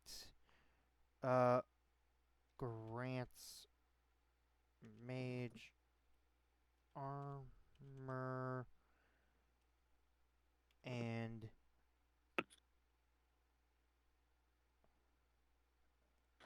when you have it cast on you, you can gain the 15 plus dex for fiends Fiends and undead. and undead. I know I misspelled fiends. I'm gonna fix that later. But okay. Okay. Next one. Right. The next one. What is it? Eye of Ra, Eye of Ra. aka the Sky Dragon. This is an evocation cantrip. Yep, 60 feet action. Instantaneous. A beam of furious rage drops from your might. You're right. We've looked at this. Wait, no, this is the reverse Like of this- the. Wait a minute. Oh, it's reversed. It's different. Yeah, this is the inverse of the other one. The one that's literally What right. was the other eyes? Eye of Anubis, which is literally the one on the previous page. All right. A beam of furious rage. Okay. I directly could. A creature is within range. Make range spell attack against the spell target. On a hit, the target takes 1d8 range damage and can't take the hide action until the end of your next turn. Oh wait, the hide. Wait. Oh, The spell this creates is an additional different. beam and deals more damage at the higher levels. You fire a second beam. Oh, the same scale, the same horrid scaling. But please, I just realized That I these hate. spells are different. I know they're different. I know they're different. So either you choose Yeah. the one that does necrotic damage and removes disengage, or you choose Or the one that. one that removes the hiding. Which I guess it sort of makes sense because Well, radiant is sort of like sunlight. I guess it sort of makes Yeah, sense. I get it. I get it. I get it. I will say, it's not very often that enemies use the hide action against you. Yeah. I think. I mean, I think it's better to remove disengage than it is to remove hide. I agree, but Eye of Ra is a cleric exclusive. Although cleric does get Eye of Anubis Yeah. too, so. Yeah, I am going to say I approve without thought.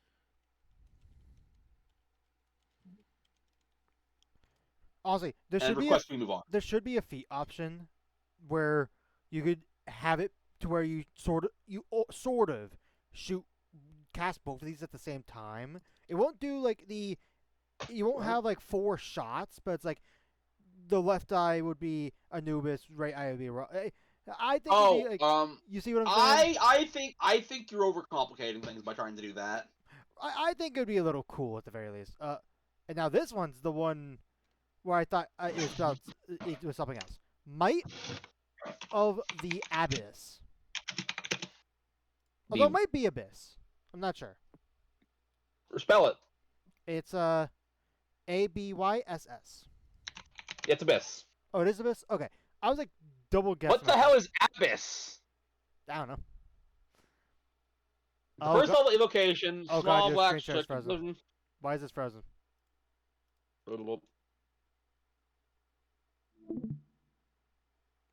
Oh. Try now. Oh. There you go. Anyway, Might of the Abyss. One action, a small black stick, contract to limit you channel, blah blah, enhancing blah other than yourself within range. Whenever target with 20 deals adds 1d4 to their target with more than 50 feet away from it loses the effect. Did we look at this before? Give me a second. I want to look at something. Did we look at this spell before? No.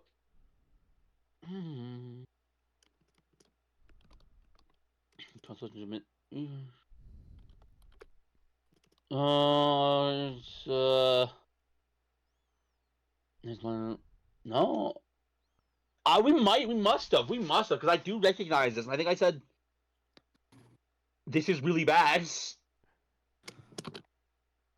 I get what they were going for, but yeah, no.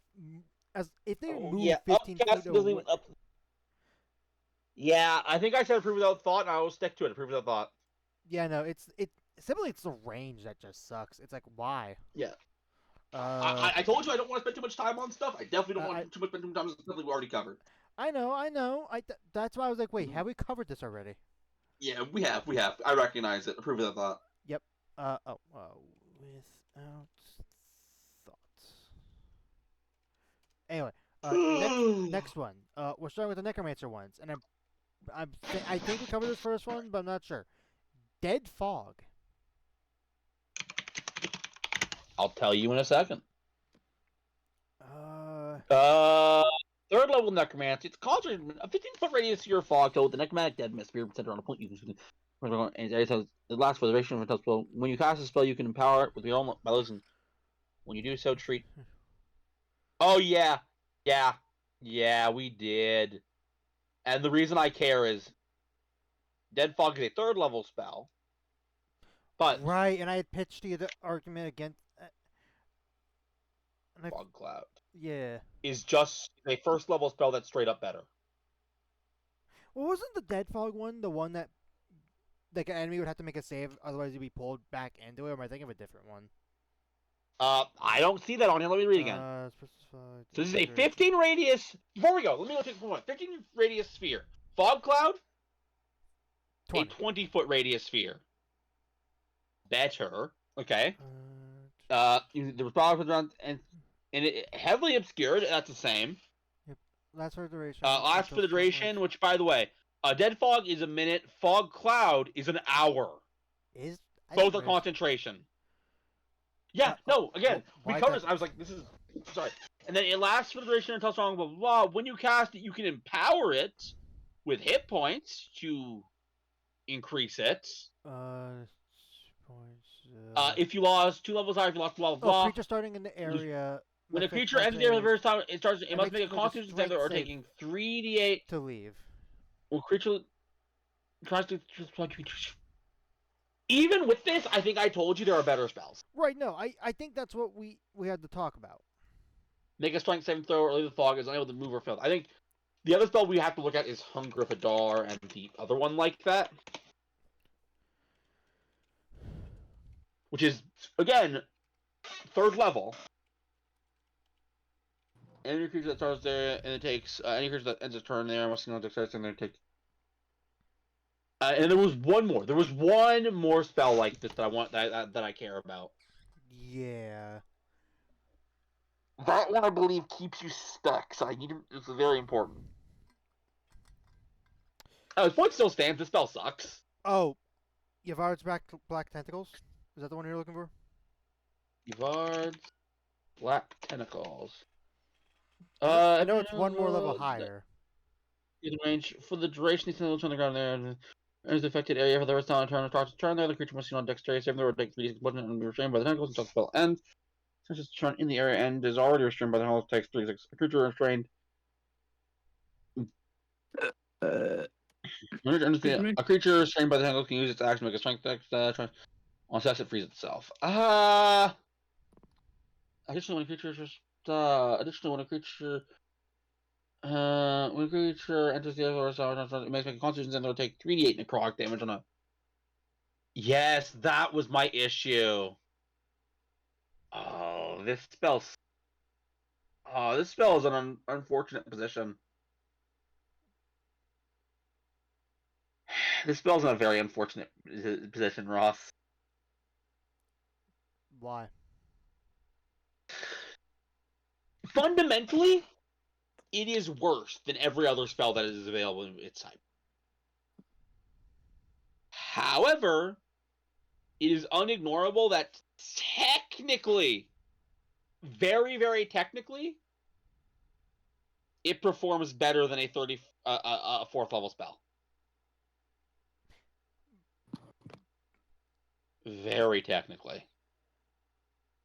I think even with that, I think I said approve without thought. Yeah. And then you don't need to do any searching because our next one is literally right there. Dead Mist Lash. Okay, it is. You conjure forth a glowing white tendril formed of sinister necrotic dead mist, which lashes out. When you cast the spell, you can empower with your own blah blah blah blah. When you cast it, when you use a treat spell, blah blah blah. Make a ranged spell attack against a creature within range. On hit, the target takes 3d8 necrotic damage. If you cast it higher, just what a bare basic spell. Bare basic, but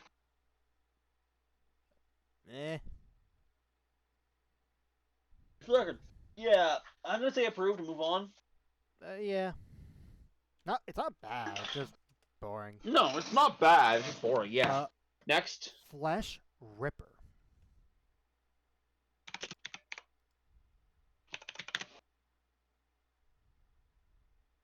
Flesh Ripper. Okay, understood. It's a cantrip. It is a cantrip. As you cast this spell, a spectral meat hook and chain is slung at the creature. You always make a ranged ball attack against the creature. On the target is 1d8% blah. Starting to target must make a strength save or to move further than for a cantrip. So this is a weird. On a failed save, it's prevented from moving until the start. Pinning effect? What? Wait. Oh, wait, no. Wait. No. Wait. Nope. Until the start of your turn. No. Ross. Ross, would you like the effects of grappling someone from a cantrip as well as damage? Isn't that Thornwhip? Well, no, Thornwhip does not grapple. On a failed save, it is prevented from moving until the start of your turn. As long as you hit, they have to make a strength save to move further than 30 feet from you. Further than 30 feet. So I didn't realize that the range of it was 30 feet. This is an easy one, Ross. This is a straight up really easy ban. Well, hold on. Until the start of your next turn, the target can make a strength save to move further than 30 feet from you. So, an enemy could just be like, yeah, I'm not going to move away from you, I'm just going to charge at you. Because that's not moving further away from you. I mean, you're correct. Save, it prevents... But presumably, if you cast this, you want them nearby you. On a fail, prevent from moving until the start of your next turn. The effects end if you are more than 30 feet. So here's the thing. I see what you're talking about. The fact that you cannot be more than 30 feet away from it, otherwise it will not be grappled. Like this whole effect of Ross. What? The spell might be worse than I thought. Yeah, because you must be within 30 feet. No. I mean, even more broken than I thought. Oh? Yes, give me a second. I think I misread something. Admittedly, considering the direction my misreading going, my stance does not change, but I will double check anyways to do due diligence. Until the start of your next turn, the target must make a strength save to move further than 30 feet from you. On a failed... What? How does this... Wait, So how does this... I get how effect this ends... works. I'm gonna be honest, Ross. There is no universe where I don't ban this. Well, Or at least have to heavily modify. What is causing you to ban it outright? So, Ross, I don't know if you realized, but anytime a cantrip affects movement, more than some cantrips already do in the base game, Ross, I tend to be very cautious, Ross. Right. Now, what some enemies, especially more ranged enemies, might want to do is try and get out of your range. Right. This is a cantrip that makes that very difficult to do.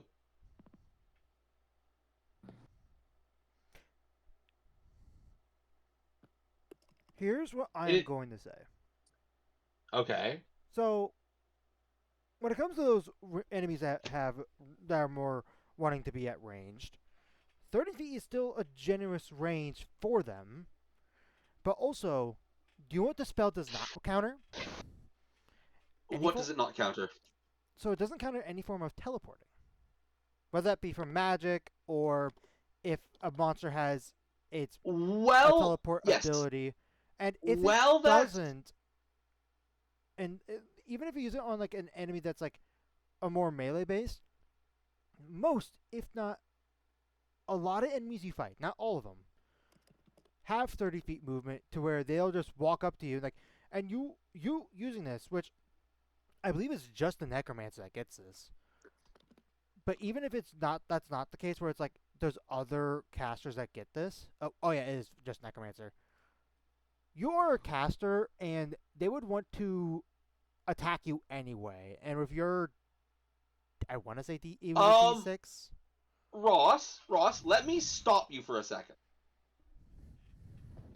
The very fact that you are casting this spell, which I remind you is a cantrip, meaning a 1-level dip is all that's required. The very fact that you're casting this means you want to be in melee with whoever you're casting it against. Standard builds and expected stats for standard builds does not apply here.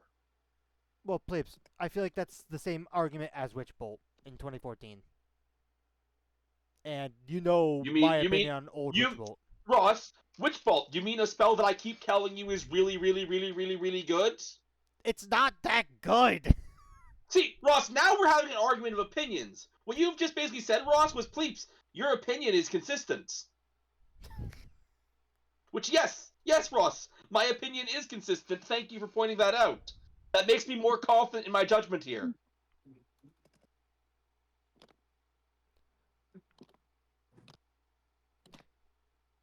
Now, until starting next turn. Again, this spell is broken very specifically for who would actually want this spell. You're right. If you're just a pure necromancer and you're just playing one as they're written in the book, and you're not multi-class, you're doing any fancy stuff, then you wouldn't even think of taking this cantrip. And since you wouldn't even think of taking it, I don't need to think about balancing that cantrip for you, now do I? But you can literally be a fighter with a 1-level dip in necromancer. Or use various feats that let you just grab whatever cantrip you want, which you know exists. Yeah,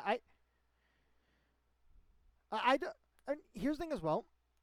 And then we could just simply choose not to even move. Then they wouldn't have to make the strength save anyway. But Ross, if they choose not to move, you're getting what you want. See, you keep thinking the thing that makes this... You seem to be thinking the thing that makes this powerful is that it makes the enemies do stuff. No. The ideal situation for the person who casts this is that the enemy doesn't move.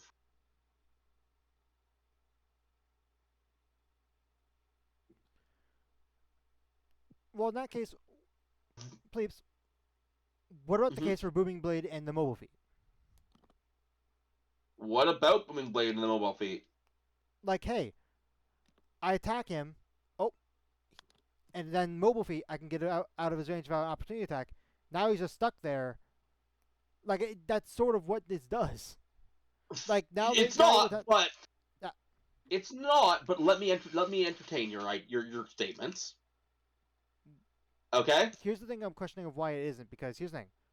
Yep. With the normal I character... was okay. about to explain that. So, let's take a look at Booming Blade Mobile. I have 3 points. I will start with point 1. In order to do that combo, Ross, you need to take the mobile feat. I mean, you're not sacrificing a lot because the mobile feat is really good. I'm not arguing, but it's a feat. It is at least a 4-level commitment to a class. Unless you're at our table. Yeah, Yes, Eve has a that's point. besides the point. You can start level 1 as a even at our Fair table. point. But even with that in mind, you are making choices to pick up the mobile feat. But that is besides the point. You are talking about you not taking tax of opportunity. And you know what? Fair enough. Yeah, there are ways to do that. There are a lot of ways to do that. You can be a rogue. You can be a lot of things. And the thing about Booming Blade is, yes, the Booming Blade does disincentivize the enemy from moving, but it doesn't completely take away the option. And this doesn't either. It just limits where they can move. That's a whole different thing. It means that they cannot get out of range from you. You're right. You're right. They can move anywhere they want, but if the thing they want to do is be at range from you, they can't. Also, I just thought of something funny an enemy could do with this cantrip. No shot it would ever happen, but if an enemy of multi-attack, they use their first attack to grapple the Necromancer, and then just pull them with them to go attack the other party members. That would actually be very funny. The Necromancer who cast this cantrip would be like, yay, this is actually exactly what I want. They want to be grabbed by Yes, I don't know, Ross, demon. that is, Ross, my entire point is if you... Okay, first off, stop calling them a Necromancer. I know that you're going to say, but this cantrip's only for Necromancers. Okay, caster. It doesn't make a big difference. No, just stop saying caster. This Okay, requires so a 1-level commitment. Bleeps, The fighter with a 1-level... Bleeps, what would you call a person that would cast a spell? My genuine expectation? Sits. Anyway. Okay, fine. You can use caster, but I feel like using caster is muddying the water here. Anyways, my point is, the people who would want to cast this spell, which aren't pure necromancers, this spell is too powerful to be a cantrip.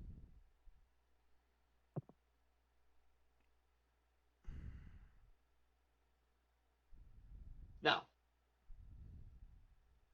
are there things that we could change to make you more happy with it? Yes. I don't know if you'd be okay with those changes, but there are a couple things we can change. Okay. Change 1. Remove the damage.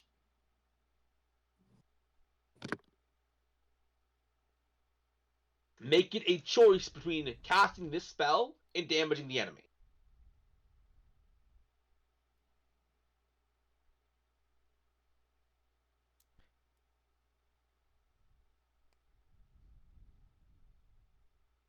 Change number 2, though admittedly we're getting more into another spell's territory, have it be a straight speed reduction. Well, though at that point, yeah, I know. Yes. That just, why would anyone pick this over Frostbite? Or not Frostbite, Chill Touch. Or not Chill Touch. Fucking hell. There's so many names that are whatever similar. That spells. Rare Frost. That is Ross. That is Ross. Why I said, although we're getting into another cantrip's territory. No, again, not an enemy not that would want to not be able to move 30 feet. I just don't like it. There are, and I guess at this point you may have noticed when it comes to movement, I believe vehemently modifying it should be at a cost.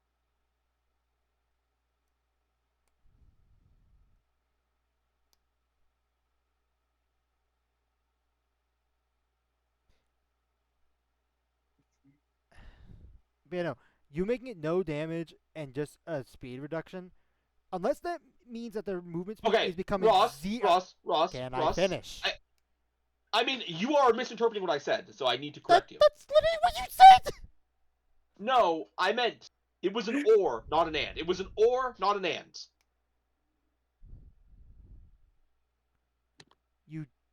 I'm 99% sure you said and, but anyway.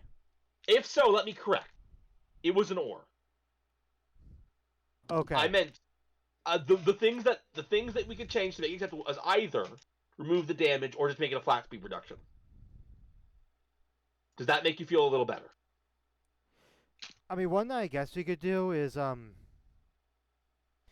you could make it weird by having it to where the distance that would trigger them not being able to move away from you is increased. Like instead of it being 30 but also like 30 away from you, it would break it. It could be, I don't know, 40, 60, I don't know. As soon as that happens, Ross, this cantrip becomes useless. Well, I wonder where I heard that from. Again, I mean, if that is a change you want to make, Ross, I will be my guess. But I'm going to be honest. At that point, the entire point of this cantrip is to keep someone in melee with you.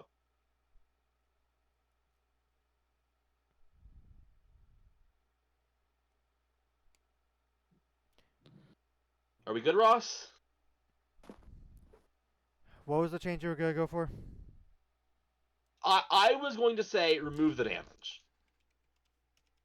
I think this is still a very viable cantrip to use. I wouldn't, but anyway. Changed to no damage. Alright, let's move on. Yeah, let's move on. Yeah, I'm gonna get a second opinion on that one because dear God. Anyway, Ghoul's Glorious Gothic.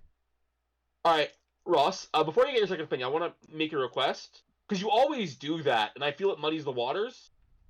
Just ask for a straight-up opinion, say that we had a disagreement, and don't put the ruling we ended up going with. I don't anyway. Alright, well then we're good. Alright, what's the next one? Sorry, repeat it. Ghoul's Glorious Gothic. Ghoul's Glorious Gothic? Yep. Let's see. Yeah, to space. Where? At the end!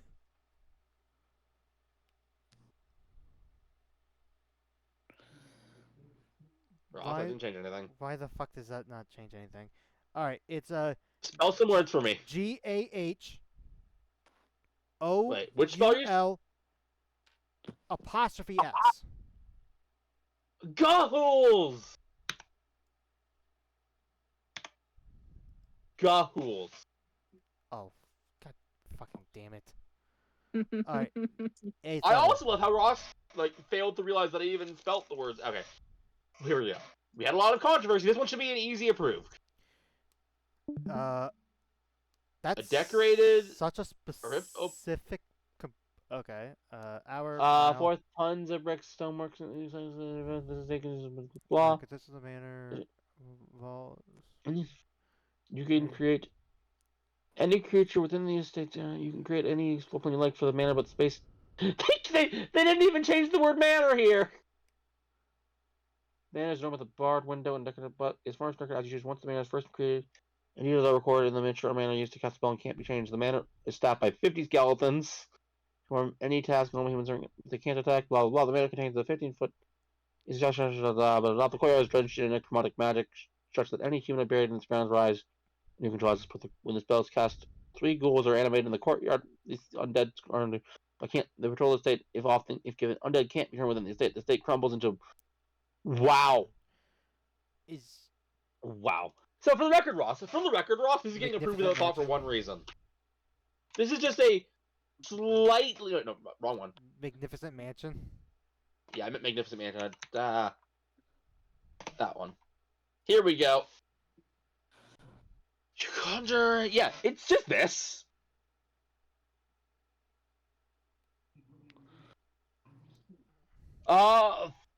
Yeah, no, I got nothing. We got nothing even to talk about. Anyway, I think uprooted with that. Approve of that thought. Approve of that thought. Yeah.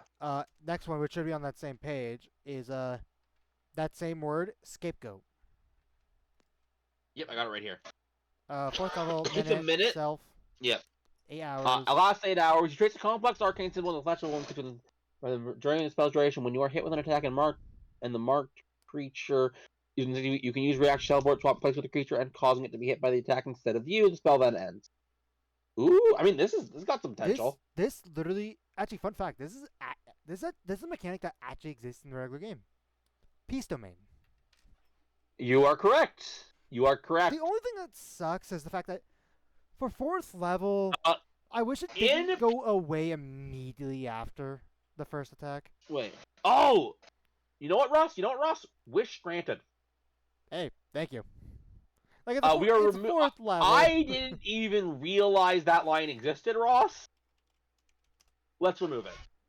Approved. Remove the last line. There we go. Yeah, no. You understand where I'm like.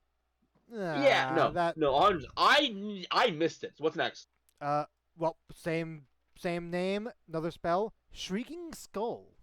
I think all these Gahul spells are okay. Which there it is. First level, 60 feet, need a skull. You throw a cackling skull at a point you can see within range, which emits a mortifying shriek. Each creature with a 10-foot keeper in the skull takes 2d4 thunder damage without making it. What? Wait, without making a save? What? Without making a save? Oh!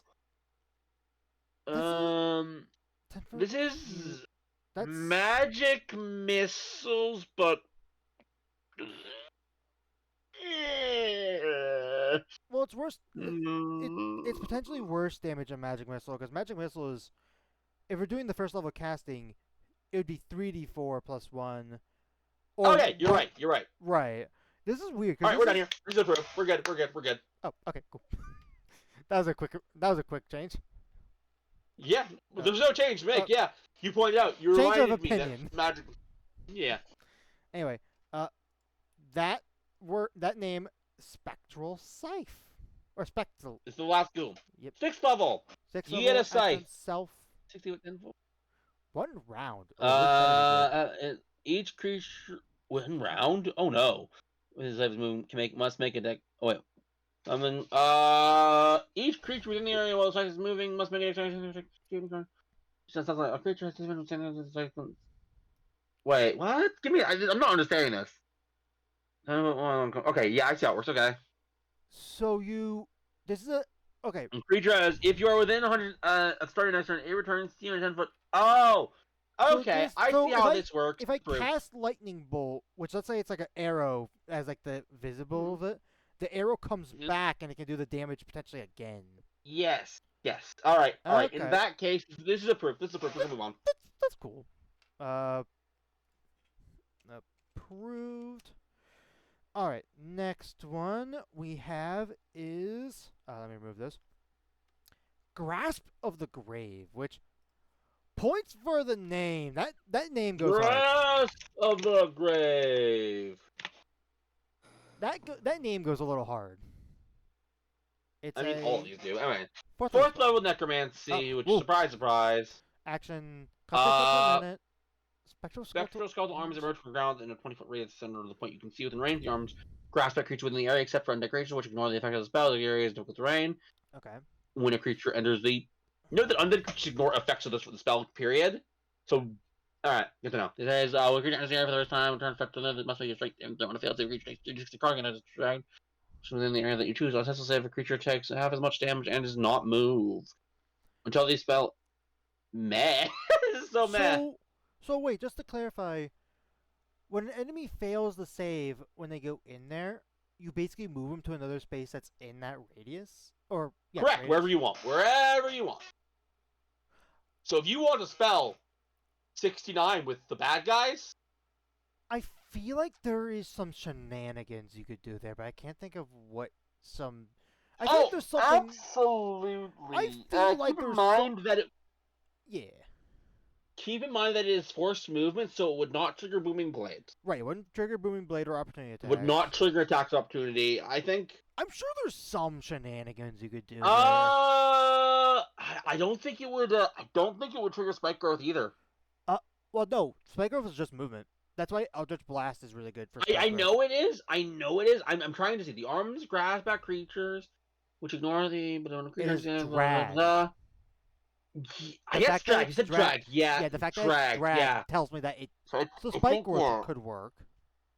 So yeah, you and the druid make spike growth.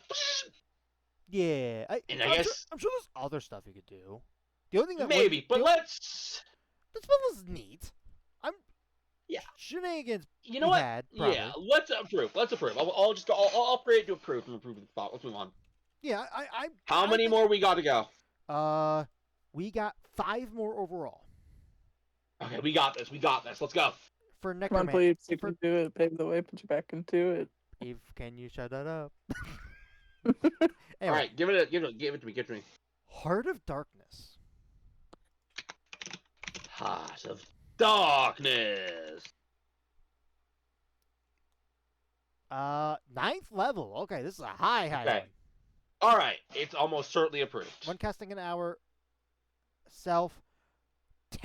Until the spell. 10,000 gold. I God know- So when you Damn. cast, Fuck. when Okay. you cast the spell, you stab a heart. A black. Casting goes to ritualistic- 100. Corp. Oh, The fine. dead. The GM has the creatures. The dead dig their way out of the grave, smash it, and tear down the cemetery gates. What a specific thing. Creatures holding the heart can use its action to using a general command to all undead created by the spell, such as destroy town or hunt down a particular creature. Only one general command can be issued to the undead every 24 hours. If not issued, a command an instant attack living creatures other than the creature that is holding the heart and creatures undead by it. Once given, all the undead continue to fall to the best of their ability. The task is complete. Even while you hold the heart, the undead aren't directly under your control, and therefore don't count against any limitations of undead you can command. I think that's specifically for the Necromancer ability. Yeah. The undead remains animated until the spell ends. The spell ends if the heart is destroyed or targeted by dispel magic. When the spell ends, all undead animated by instant destroy come into heat. The spell also ends if every undead created by it is destroyed. How long does this spell last? Did it say a duration? Forever. Until the spell. I don't see a player using this. I see this as No. like a BBG. This is Ross. Disagree. Hard disagree. This is a great player spell. For like you're up there. You're in the high levels. Yeah, true. And there is something that needs to be done. You can give any command. You can tell the army that protect this town or find the diamond of Al Capupa di Badoo. Okay. Yeah, you know, Basically- fair. Although I can definitely, you can also see this as like a BBG like that wants to take over the world is like, I could see like a campaign. I'm where it's gonna like, be honest, oh, Ross. I would not give this spell to a BBEG. I think for my BBG, it would be specifically like a lich or something, like someone that's like. No. Yeah, I have a reason. I have a reason why I wouldn't. It's way too easy to break the spell.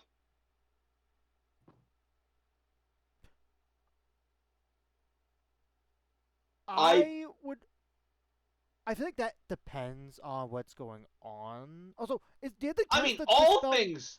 cast the spell magic? Did No, the cast all the you spell have to magic do is on destroy the heart. No, you just got to destroy it. Well, here's the thing: how easily is that heart gonna be found? It'll always be on the person commanding the undead.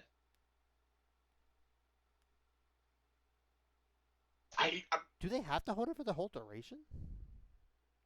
Anytime they want to give an order, yes. Oh, every time they want to give the order, so like they can just give an order and then just set it down. And there's our problem, isn't it, Ross? And that's why I wouldn't use this spell. I would say they can do it by. I would say that the BBG could do the same thing by other means via DM fiat. Yeah, fair. You know what? Fair. Like, there are times when there. Here's the thing: when a 9th level spell's like, oh, this is good for BBG, it's more inspiration. And again, I'm not against the idea.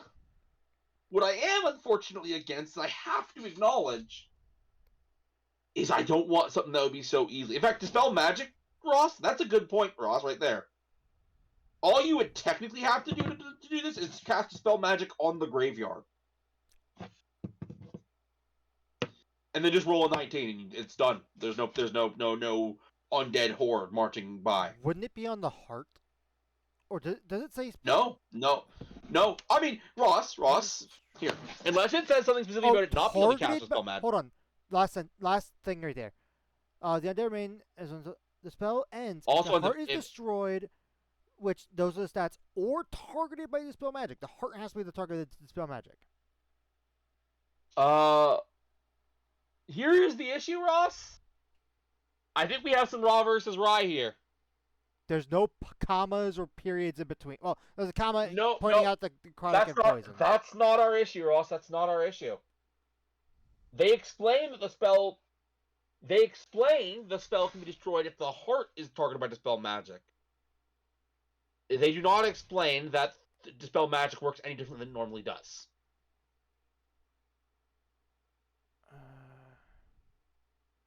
The spell isn't cast on the heart.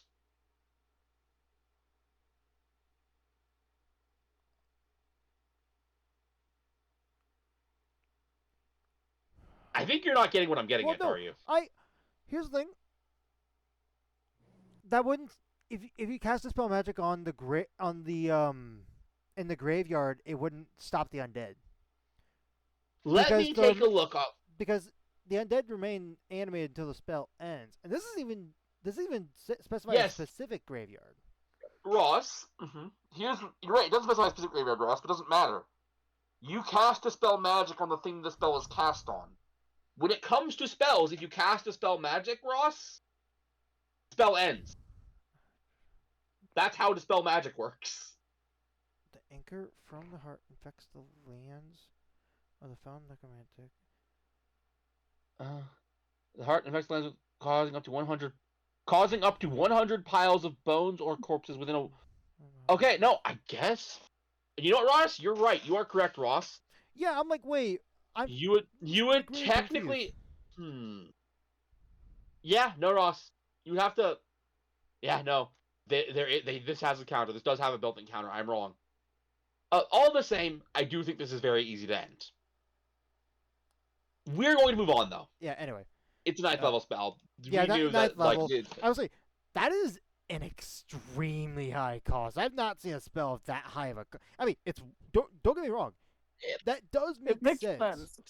But also, I actually think the cost is too expensive for the spell. But that's a fair opinion.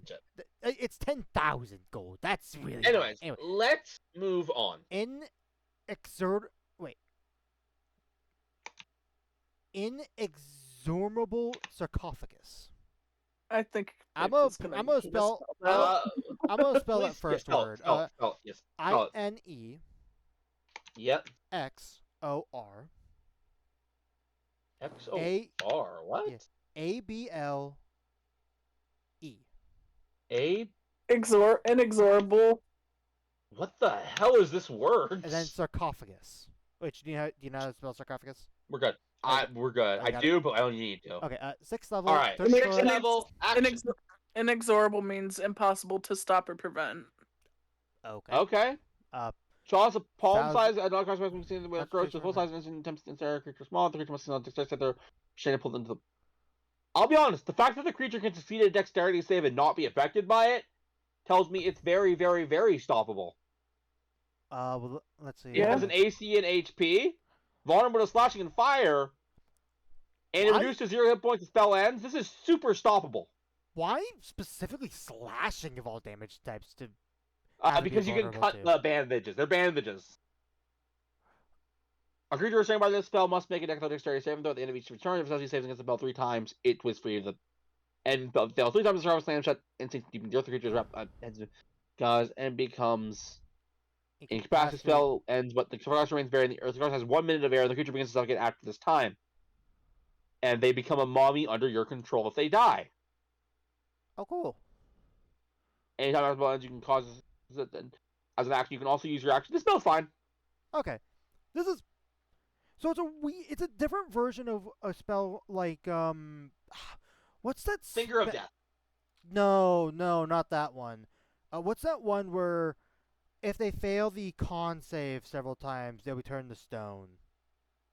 I mean that's just an effect monsters have. No, there's a spell that I know. I believe druids get, but I can't remember. I think you're thinking of Stone that's Skin. a third. No, I not think That's that. it's- definitely not Stone Skin. No. I think Roth. I think that's a third-party spell. No. I know. I will find it after the recording of this. Yeah, we're spending too much time on it. Let's move on. Yeah. Anyway, the next spell, and the last one for the Necromancer. Spark of Life. Spark I have no of clue Life. what this could do. Oh, What? there's the quick build. There you go. What? Oh, there we go. Took a second. Necromancy spell, cantrip. With a quick draw to Necromancer's dead, rise to a bay. If only for a few seconds. Choose the corpse of a huge or small creature that has been dead for a moment. Blah blah. When you No more than stands, an move hour. 50 feet, makes a single melee slam attack against the target of your choice within range. Your spell on hit the target. The attack deals bludgeoning damage based on the corpse's size. Blah blah blah. Once it does so,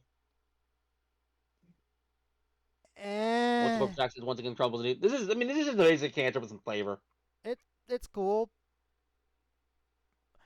Although if you get it's fine. if you hit a huge creature at 17th level, that could be Oh yeah, no. pretty good damage. Oh no, you're not wrong, but it's just a standard cantrip, so Does approved. it- No Does issues. Well, here's a quick question about that one. Does it say Mhm. anything about if you could just use the spell on the same creature? There's no issue with it, and there shouldn't be. Again, it's just a standard cantrip. Okay. Crap. What was the spell called? Spark of Life. Spark of Spark of Life. Life. Yeah. I was like, wait. Alright, where's it go- Spark Here, of let's Life. go. Final spell. Final thing. No, there's 2 more. You miscounted. Yeah, just go. Uh, Give me, go. Defenestration. What? Defenestration. Do you know how to Defenestration. spell it? I mean, if that's the word, I do. It should That be is the word. Hey. Okay. Let's Second see, level second evocation, level. 1 action, 30 Yes. feet. A wave of force erupts from your open hand, hurling a creature you can see. By the way, this is exclusive to Bard, right? Didn't range. Wasn't that the other one the last? I don't think Bard had any spells we hadn't gone over yet. No, there was. I thought we This is finished only for Necromancer. Bard. This is only for Bard. Yep. On a failed target, start to blah blah. Is then thrown in the window of arcane force, which materializes 10 feet behind the advantage of the creature shatters it. The target takes 40 splash damage. Also, I just Fly realized through the window. we looked at this before. We did, yeah. I think I said approved. Yeah, this is just a fun, goofy one. All right, let's go next. And then our last one. And I feel like after some of these spells we had to talk about today, I'm gonna have one. Hangover. That was such a dumb. That was a really dumb Transition. joke. That was a mistake. Give me a P. Boop. Give you a Give it P. a second. Yeah. Ignore me. All right. You admit a drunken which is the way leaving the feeling. A creature you choose within range must succeed on a constitution save will take 3d8 psychic damage. Disadvantage on saves maintain concentration spell due to damage.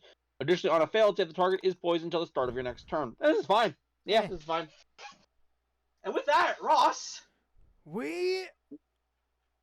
Unless I no miss extra some, secret mechanics, no more classes, no more subclasses, we and no more spells. And no more feats. No more feats or things that are using the term feats to confuse us. Oh yeah, by the way, Yeah. next week they're releasing part 2. Totally. They're not. Yeah. Thank Anyway. you, universe. We're done. I guess as a final hurrah to us looking at this book and finally completing it, knock on wood. Mhm. But what are your thoughts on this book overall? Like the big picture. I think There are things I like, and there are things I do not like. First off, I'm going to be honest. My biggest con for this book, and it is something that I can never really see past, there's no identity to it. As sad as that is as a statement, there's no theming to anything. And I think books with themes just are so much better. I think the big reason why that is the case is simply because I know it's a collection of stuff Mayhem Press has done. right, like it isn't like for example Drakkenheim, where it's like that Yeah, is based off of that campaign. Or like the vibes, That the setting. theming of that. That setting. setting, yeah. Exactly. It's like, but No, you're not wrong. I You're get not. that. I can get that. Again, I get it. Again, it's just an issue with me. Right. It makes it more. It makes it less interesting, if I'm being honest. When we looked at Obajima, because Obajima, I think out of the books we've looked has been my favorite. Obajima, yeah, that was fun. I was excited every day because number one, I actually went and read a lot of that book after the fact, and it's just great. Heck, it also introduced some new mechanics that we've actually started implementing in our own games. Yeah. But more very importantly, recently. you realize how everything fits into a cohesive identity. You can That's say fair. with confidence that if I were to run an Obajima campaign, whatever other rules that conclusions we came to, I would allow every Obajima thing. If I were to run a campaign based around something in Valdes, I wouldn't be comfortable doing that. It would take a lot more effort to Yeah. like try to. Which And here's my big bonus points for it. They Mhm. experimented with a lot of ideas, with some of the mechanics and whatnot that they. they introduced in here. absolutely did. But also, I have to point out, they repeated the same ideas way too many times. The battle dice, man. Here's the thing. Not even just the battle dice. Right, Their yeah, no, blade spells are like copy paste with like minor changes. Like here's the thing. Oh yeah, no. When it comes to mechanics wise, the first thing I thought of was battle dice. So many. I think of the new classes. You're right. I think 7 They- of the every- 10 had Yeah, battle dice. Had a sub. Yeah, had battle dice or a battle dice subclass. Like sure, battle then- dice are cool, but They are, but also Not that it's cool. not like they did anything interesting with them. So I think a smaller, more cohesive book would have been better. Ironically enough. And we have, for the record, we have other books that we plan on looking at in the near Yep. future. I guess And I'll D&D just Beyond continues to release a bunch of stuff. and I'm just gonna say it right now. The next, as of the recording of this, or by the time this is uploaded, we would have probably started the recordings for the other one, but Mhm. I must still announce it. We are going to be covering. Fuck, what is it called? God damn it! I had the name in my It head and I doesn't matter. lost it. It doesn't matter. It Uh, doesn't matter. Let's not announce it. Let's not announce it. Okay. We're gonna be covering I- a book.